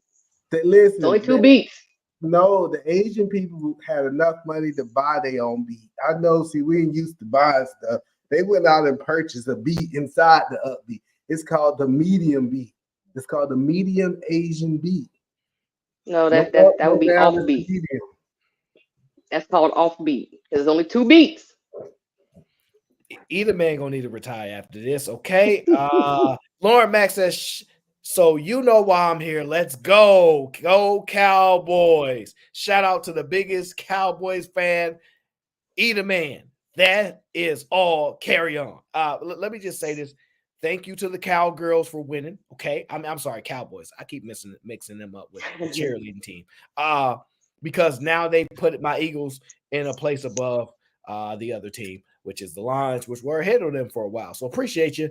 Thank you for doing the work. I don't mind. If y'all don't go 0-17, y'all should win some games. It's not a problem at all. Okay. Timeout says, bless her heart, talking about Trinidad. Okay. You need to clip that when Trinidad puts her finger over her mouth. New clip when you're trying to tell people to let you speak. So hold on. Check this out, man. This ain't no shot, and I really hope she don't take it as a shot, right? But If you had to ask yourself a question, Mandrea, would you want that Asian woman raising your child, or you want Trinidad raising your child? Which one would you choose? I refuse to answer the question. I refuse to exercise my right to the Fifth Amendment on the grounds that I do not want to incriminate myself. You're not gonna stand up for black women when you have an opportunity, Mandrea. I'd say I don't know the Asian woman. I don't know Trinidad either. But just choose hypothetical. See, Mandrea, you do hypotheticals all the time on the internet. And now How you gonna compare a whole race of women to one specific woman? No, I didn't say nothing about race. I said two women. Y'all trying to make it seem like Trinidad. Here's the thing. Here's the thing. I honestly, I prefer Trinidad because I don't think the Asian woman's gonna get my kid. You know what I'm saying? I don't know. I prefer if I had to choose one, Trinidad or the Asian woman, it'd probably be Trinidad. So hold on. I want to make sure I hear you right. The woman who said that she don't want I would give Trinidad specific instructions. Your child, you telling her that she don't have a choice, but even before she even have a choice, do you hear yourself? Yeah, and my thing is, I would get dictatorship in China. It's a telling her she can pick the color of the queen. We have dictators in China. Don't love her or him. I don't know if you have a son or daughter, but what I'm saying is, you're already like 5 years forward, want control. Let me tell you something, buddy. He is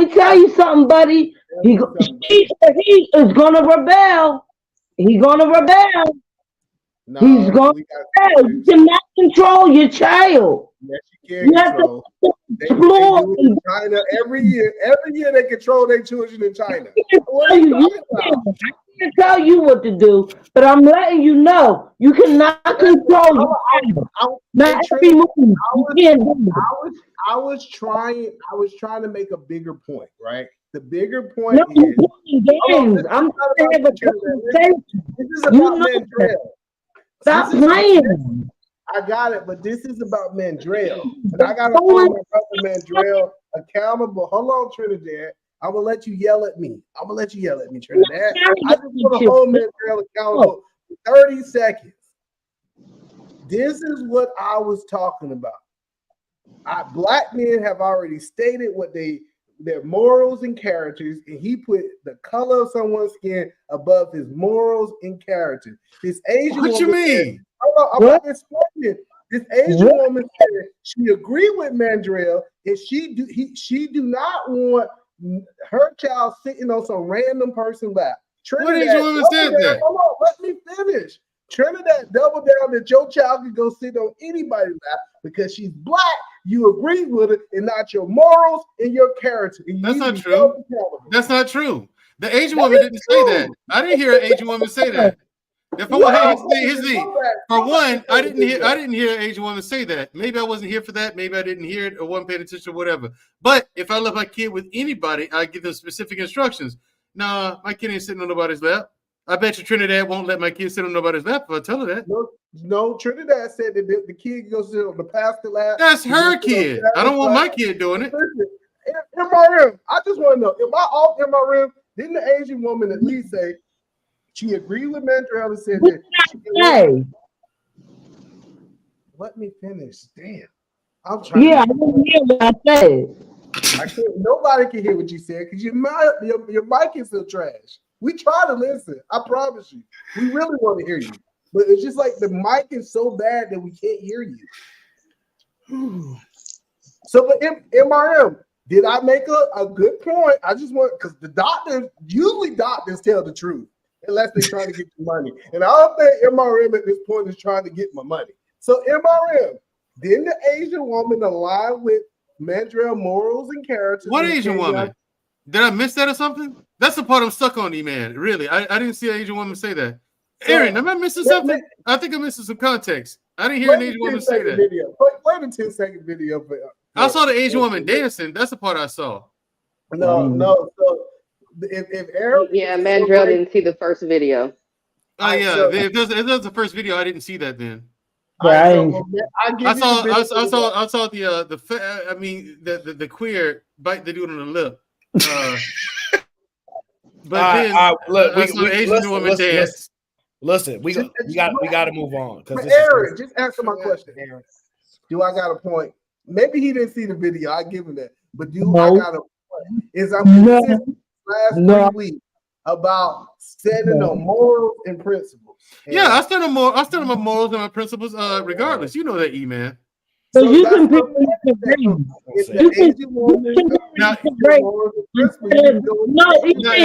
true. Now, if the Asian woman agrees with my morals and principles, my kid's gonna go there because that person agrees with my morals and my principles. Yeah, tell him. Is y'all ready to move on to the next clip?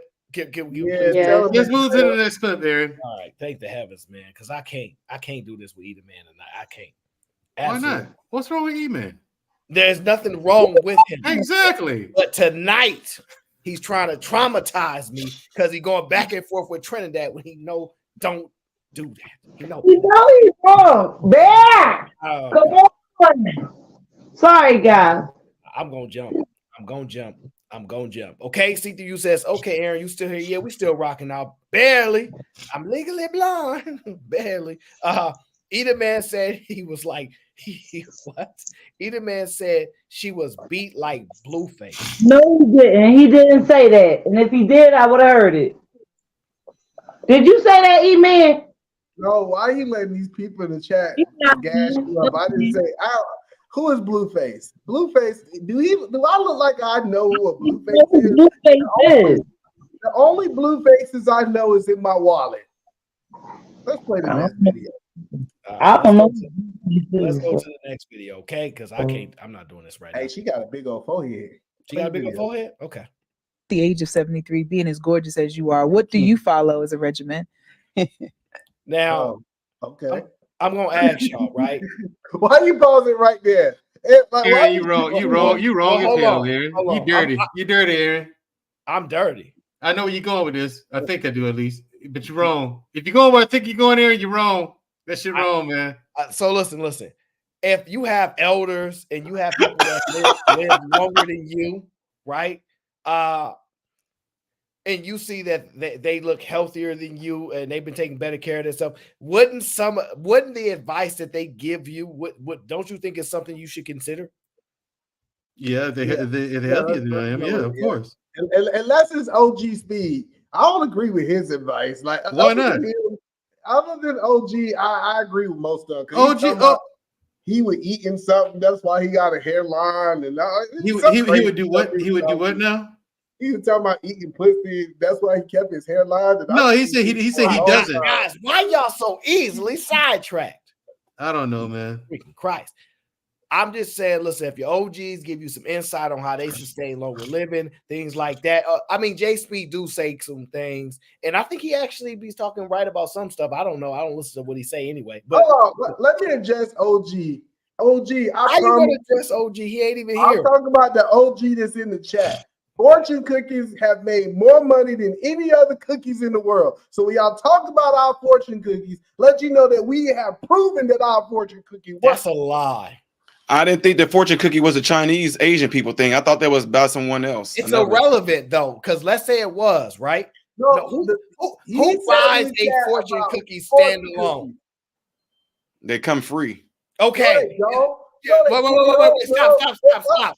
No. Charge 30 cents inside your total meal. It's still fortune cookie. I'm talking to the Asians. They said that everybody pay for these fortune cookies. It's still irrelevant. It's still irrelevant because people actually go out and buy chocolate chip cookies. Not like fortune cookies. They absolutely buy that way more than fortune cookies. Are you on drugs? Prove my point to Aaron. Since Aaron think he know what he's talking about. You know how I know every fortune cookie is purchased? By the Chinese who give them out.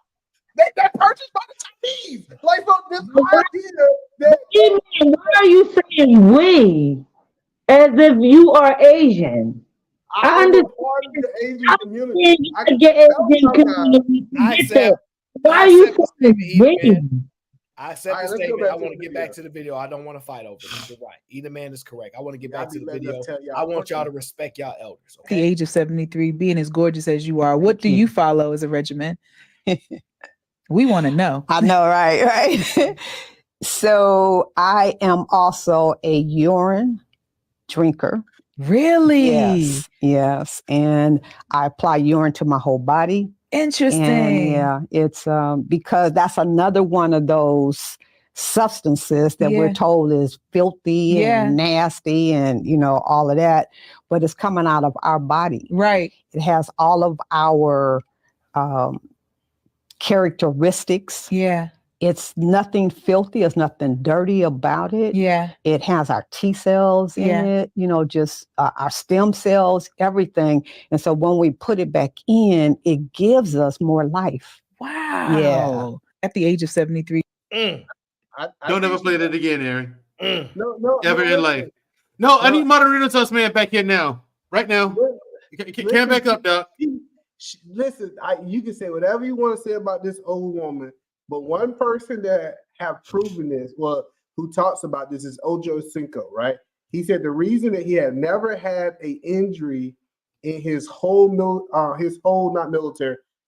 football career was because he used to take his foot, his ankle, whatever it is, and he used to put it in urine when he used to hurt himself, and it used to make him heal a lot faster. That doesn't prove anything, brother. I know it doesn't prove it, but the point that I'm saying is that we don't know unless you did a case study that says that it does not work. You can't go on record saying that it is wrong, Mandrell. That is wrong.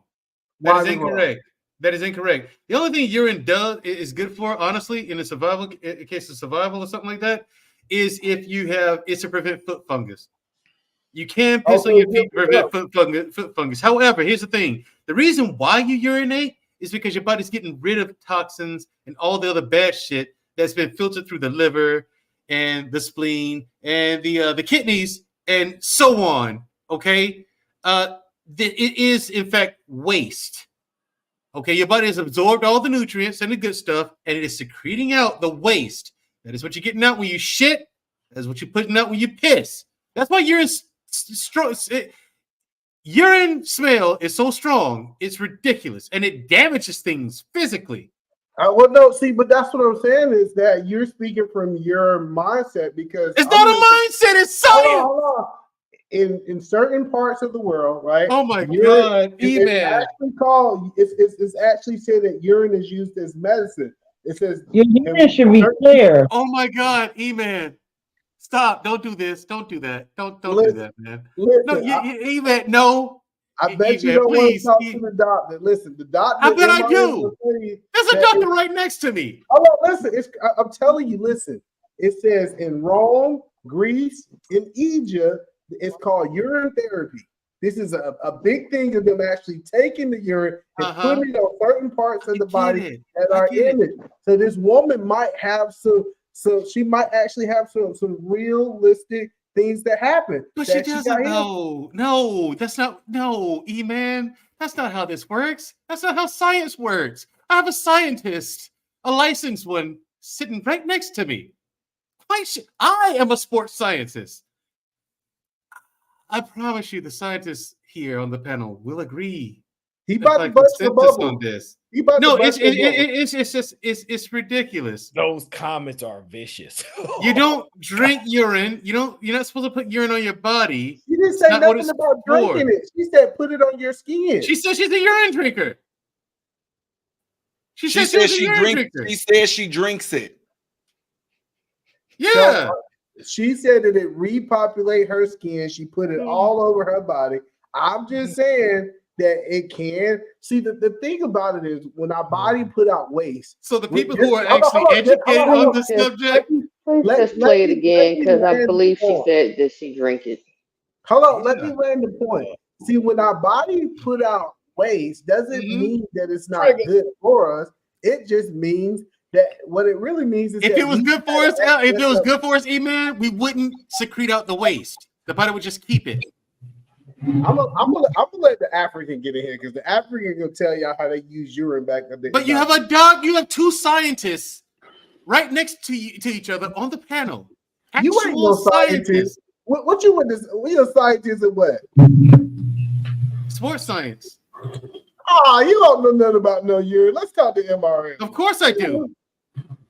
I'm a licensed nutritionist. What are you talking about? I want to hear from the African. Let's see what the African. Why would you want to hear from him? It's not his area of Because the expertise. Africans they run 42 It's not his miles area. a day. It's not his area of expertise. How Why don't do you ask how him? you know that this African don't run 20 miles a day by bathing in urine? So we gonna let the African talk. I defer to somebody else because I don't know who the hell you think I am, me man. I'm not This whole thing with this whole craze. Hold on, E-Man. This whole craze with urine drinkers and stuff like that. It's a fallacy. It really they teach is. y'all to drink urine in special forces. No, they don't. No, they don't. No, no. Y'all be out there filtering water through the filter bag and be drinking urine. Yeah, rainwater, not urine. See, I'll tell you, Mandrell done drunk some urine before. Yeah, Mandrell might. No, I have not. I filtered out rainwater. I've never drank my own urine. No, nor anyone else's. I haven't done. They don't teach you that. They do teach you how to where to find it. I want to hear from MRM. They do teach us where to find it. And then you kind of refuted your own point, either man, when you said filtered anyway. Even if we did want to take it at face value, you said something about it being filtered, and then they would drink it. So yeah, it has to be filtered first. 4 times, right? MRM. Didn't you say something about filtered? Didn't you say something about filtered? If you want to get sick, go ahead. If you want to get sick, you go right ahead and do it, man. I mean, You said filtered. So let's talk to MRM. Moving on. Yeah, let's talk to MRM. I mean, Doc, that lady, please. Do you believe that there's any benefits to urine outside of it leaving the body? I am calling a complete 100% cap on that lady. She is lying. Thank you. Okay, now honestly, the only reason that you should ever drink your urine is if you are in a plane crash in the Sahara Desert. Yeah. And every time you have to pee, you need to pee in your shirt so you can savor whatever little bit of water that might be in your urine to filter through your t-shirt to drink it. That's it. But each time you even try to drink your urine, it's going to be that even more concentrated going through your body, which is going to end up making you have probably within 3 days kidney failure. That's why I know this lady's not drinking her own urine. Right. That's a complete lie. And Thank I you. don't even know. You know, a lot of people, your body makes urine to get rid of. A lot of people think that your body just you drink water, it goes to your system and it becomes pee. No, your blood actually literally carries urine to your kidneys and it filters out. But there is no way if this lady is putting this on her skin, she really probably can't do no harm because your skin serves as an organ itself to get rid of any type of bacteria, anything that might be on it. But it has been told before that if you do take, like, let's just say, if you take pee and you put it in a jar, and if it's sat for maybe 7 days plus, it becomes highly acidic. Some people have used that to treat, like, to get a Q-tip and put it like on possible like acne or things like that. It's been told. So what he said, no. See, I knew MRM do that. He disagreed with me. And then at the end, he tried to rope it all in when he agreed. So he does not agree. Come on, listen. Can somebody else speak? I don't want to be too vulgar, but what you guys say? Oh, we want to know what you guys say, Trinidad. Speak on they also say, and I don't want to be too vulgar, Mr. Aaron, but they also say, the male semen that women. I'm sorry, my dog bear. You getting your dog excited? They put that on their face to, the other race to make their skin clarify, whatever they do. I don't know. They do this with semen, right? Yeah, I don't want to be too vulgar. Gotcha. That's not too vulgar at all. Please continue. Yeah, but that's what they're doing. And they rinse it off with piss. There you go. I get what y'all guys are saying, but the problem is that y'all trying to say that it's no benefit for urine. Like, there isn't. There isn't. You run a high risk of getting a bacterial infection if you sit there and drink your urine. You run a high risk. This nigga either man went from a Q-tip on a pimple to it being okay to using urine like lotion. Like you just made a complete jump, either man. Just stop, okay? Stop trying to equate lotion with a Q-tip on a pimple. I don't see how E-Man. I don't see how E-Man is arguing this point. I really don't. Well, the reason because my man is trolling tonight. No, listen. So urine therapy is a thing. Like Amen. So it's acupuncture, but it didn't cure up my migraines. So it's defecation on people's skin. Right. So it's acupuncture, but it didn't cure my migraines. Eating spoiled meat. See, I just know for a fact. Eating raw liver. Listen, cool. Bestiality. The one thing that I'm saying is that it is a benefit. It is a benefit to it. And y'all guys are so Americanized that y'all just won't even Americanized. Here's the thing, E-Man. Just because another culture does something doesn't mean it's correct. But especially when the scientific consensus says otherwise.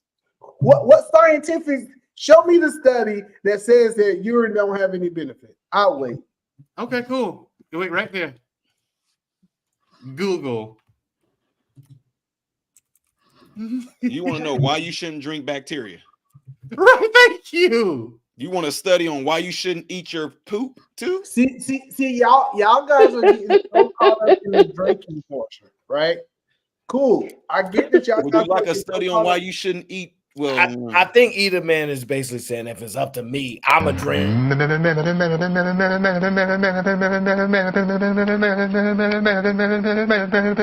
Eric is now stuck on the letter M.